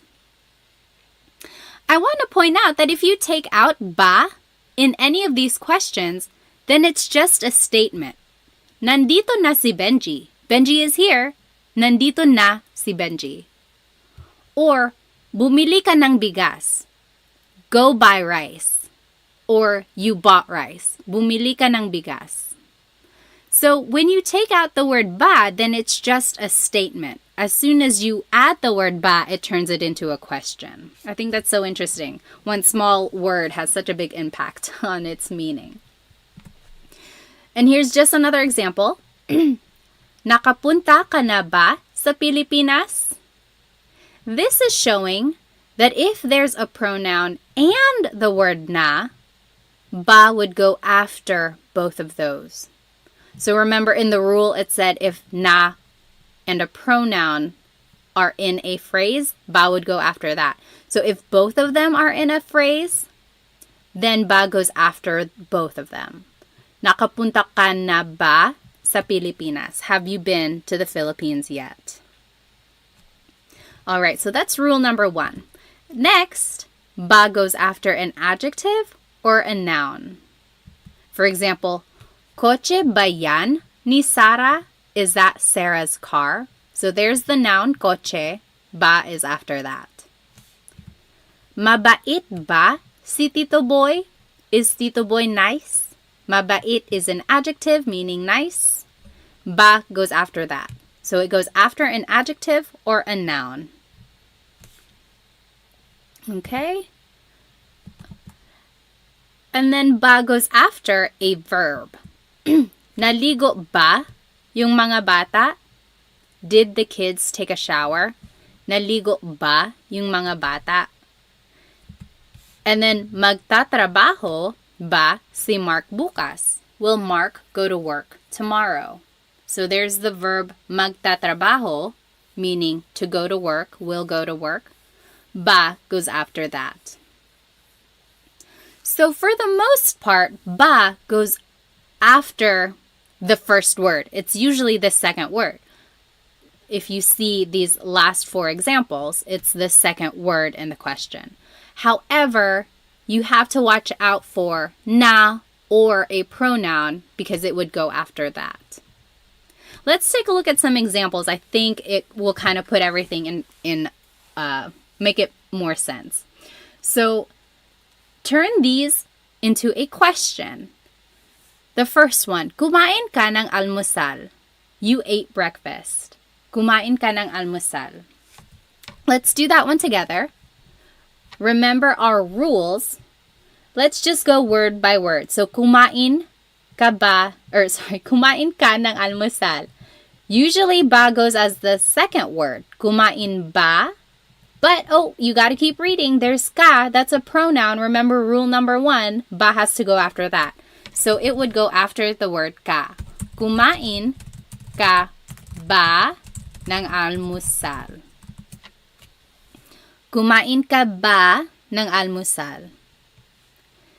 Because remember, technically it goes after a verb, like in rule number 3.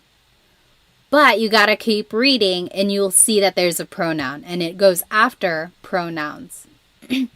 So I want you to go word by word throughout these examples and see if you can figure out where ba would go. So for number 2, nasa eskwelahan na ang mga bata. The kids are at school already. Where do you think ba would go? You can type it into the chat. Nasa eskwelahan na ang mga bata. Where would ba go?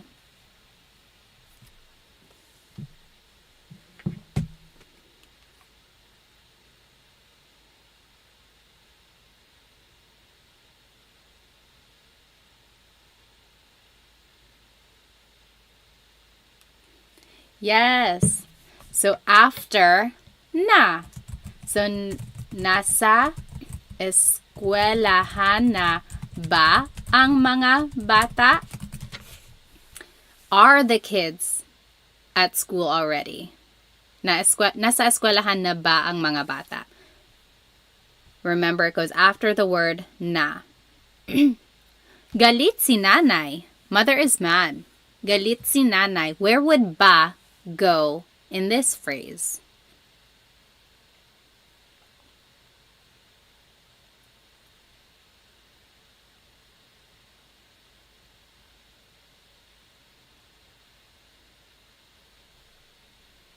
Galit si nanay. Mother is mad. Where would ba go?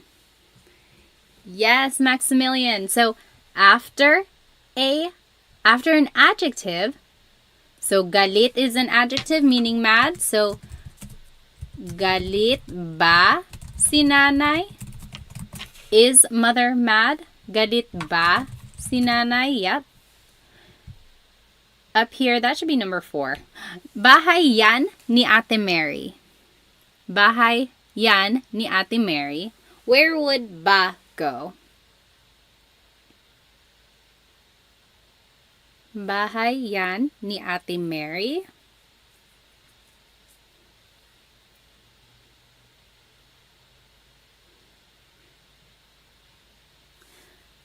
Remember, it goes after a noun. So, bahay ba yan ni Ate Mary. Yeah, very good. Number 4, aso mo yan. That is your dog. Aso mo yan. Where would ba go there?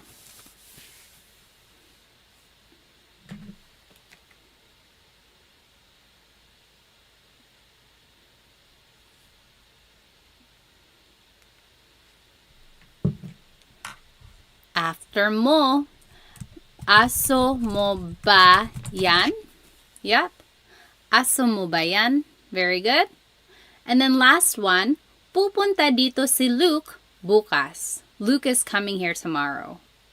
Pupunta dito si Luke bukas. Where would ba go?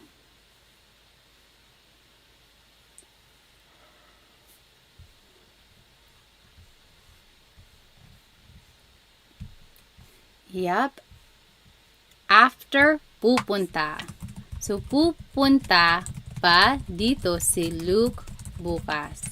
So, after a verb, that was rule number 3. Pupunta ba dito si Luke bukas. Any questions about ba placement? Usually, it's the second word in the question. You just have to watch out for na or any pronouns because ba would go after that. All right. Last thing here before I let you go. This last slide is an interesting activity because so far I've been having you translate things from English to Tagalog. But now I want you to translate things from Tagalog to English. So here are some common questions in Tagalog. I want to see what you think they mean. For the most part, you could probably figure it out, but towards the end, they're a little bit trickier. So jot it down. What do you think? Anong oras na? What do you think that means? Do 1, 2, and 3, and then we'll go over it. Translate these questions to English.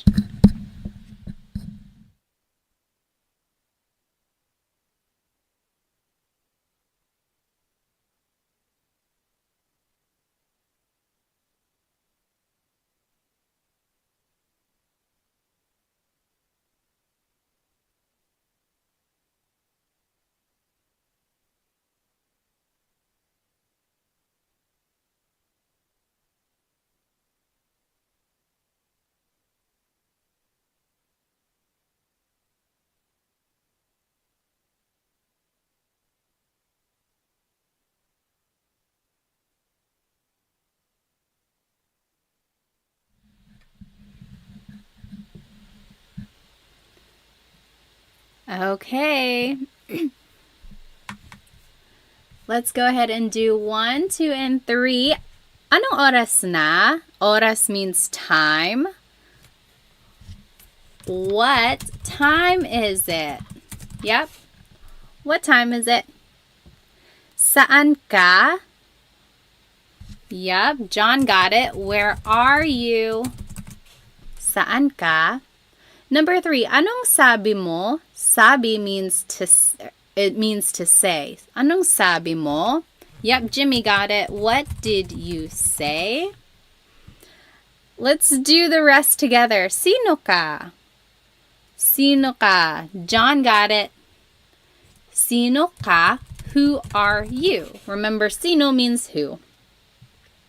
Saan ka pupunta? Saan ka pupunta? What do you think? Oh, good question. So Max said, why did you add ng to ano? Technically, this is ano ang sabi mo. And then you put it together and it's anong. That's all that is. Saan ka pupunta? Where are you going? Yes, Chelsea G, where are you going? Number 6, kailan ka uuwi? Uwi means to go home. Kailan ka uuwi? John got it. Good. John got them all. When are you going home? This one is interesting because it can mean when are you going home or when are you coming home. So if you're at a party and you're giving your friend a ride, you could say, oh, kailan ka uuwi? Can I ride home with you? When are you going home? Can I get a ride? But if your mom is calling you and she's like, hey, kailan ka uuwi? When are you coming home? It would be the same thing as well. So it's either going or coming. You just got to listen to the context. Sino ang kasama mo? Kasama means to be with. Tony got it. Who are you with? Sino ang kasama mo? Number 8, bakit ka umiiyak? Umiiyak means crying. Yes, Dita, why are you crying? And bakit ganito? These last two are tricky. Bakit ganito? So bakit means why. Ganito means like this. So it's technically asking like, oh, why is it like this? Why is it happening? Why is it happening? Why is it like this? So it's like, oh no, I got a flat tire. Bakit ganito? It's more rhetorical. And then number 10, paano na ngayon? Paano means how. Na means already. Or like an emphasis sometimes. And then ngayon means now. So it doesn't translate directly, but it means like, what am I going to do now? What now? So these last two are just rhetorical. They're not like literal. So if you hear anyone say these last two, that's just what they mean. Bakit ganito? Paano na ngayon? Those are things that you say when things go wrong. You're like, oh no, why is this happening? What now? Alrighty. So those are the questions that you might hear in Tagalog. And then now you know how to use ba. You know some question words as well. Let's see, does anyone have any questions before we finish our food contest? Any questions about anything we learned today? We learned so much. Hopefully you can use some of these questions the next time you are talking to someone. Let's go back to this last contest here. Let's see. Okay, final poll of the night. Oh wait, am I missing? Oh, no. Now we got to do adobo versus pancit. Wait, how is that going to work? I think I'm missing like a step. But anyway, favorite food. So adobo versus pancit. What is it? What do you think? Adobo versus pancit. Take 1 minute. Which is your favorite? If you just joined us, welcome. We learned some possessive pronouns and we learned some sentence structures to make some conversational phrases using adjectives. Then we learned some question words and how to use ba in a question, and then we finished off with some common Tagalog questions. I'm pretty sure this video is going to be on my page afterwards. You're welcome to watch it again. There's lots of examples that you can do. Right now we are doing a favorite Filipino food bracket. So go ahead and get your vote in. We are doing adobo versus pancit. What do you think? Take 10 more seconds. All right.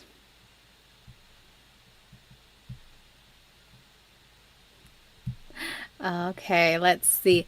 Oh, adobo is the winner.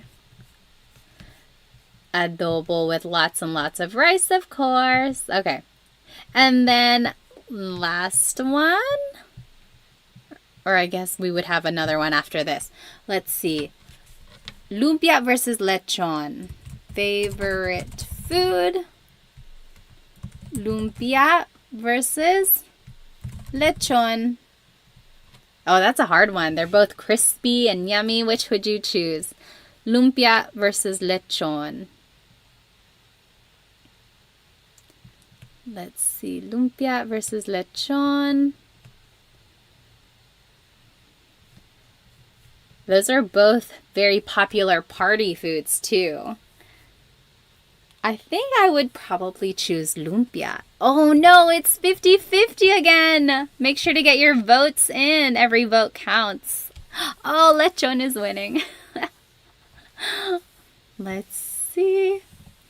Get your vote in. Lumpia versus lechon. 10, 9, 8, 7, 6, 5, 4, 3, 2, 1.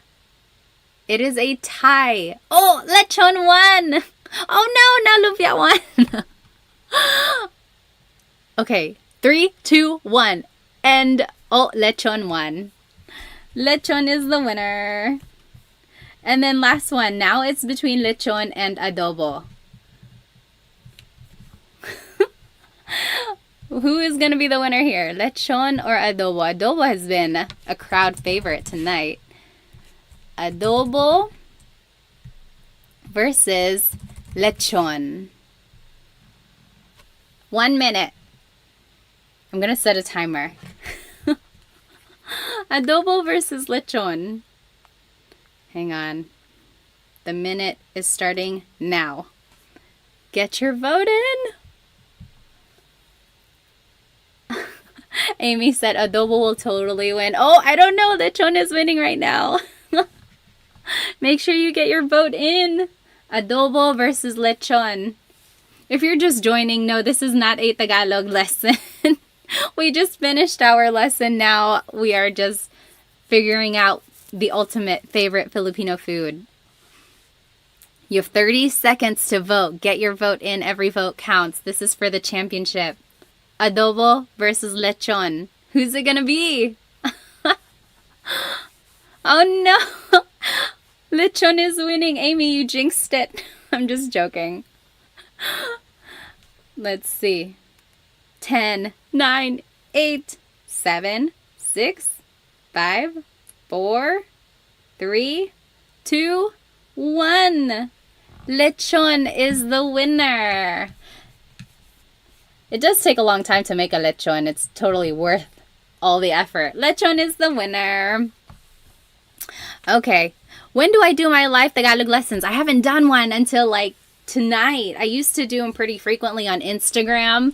And then I went to the Philippines and then life got so busy. But now I'm hoping to do these a little bit more. Thank you so much for sticking with me. And sorry I was late. I was trying to figure out this whole technology thing. I usually did them on Instagram. And on Instagram, it's usually vertical. So this was my first time doing these on YouTube because I wanted to share my screen. So it looked like it was working. Hopefully we can do it a little bit more efficiently next time. Let's see. I think Dita was asking, what is the difference between saan and nasaan? So yes, saan always goes with a verb. Saan ka pupunta? Where are you going? Saan ka matutulog? Where are you sleeping? Versus nasaan is with a noun. So nasaan ang mga bata? Where are the kids? If you're asking about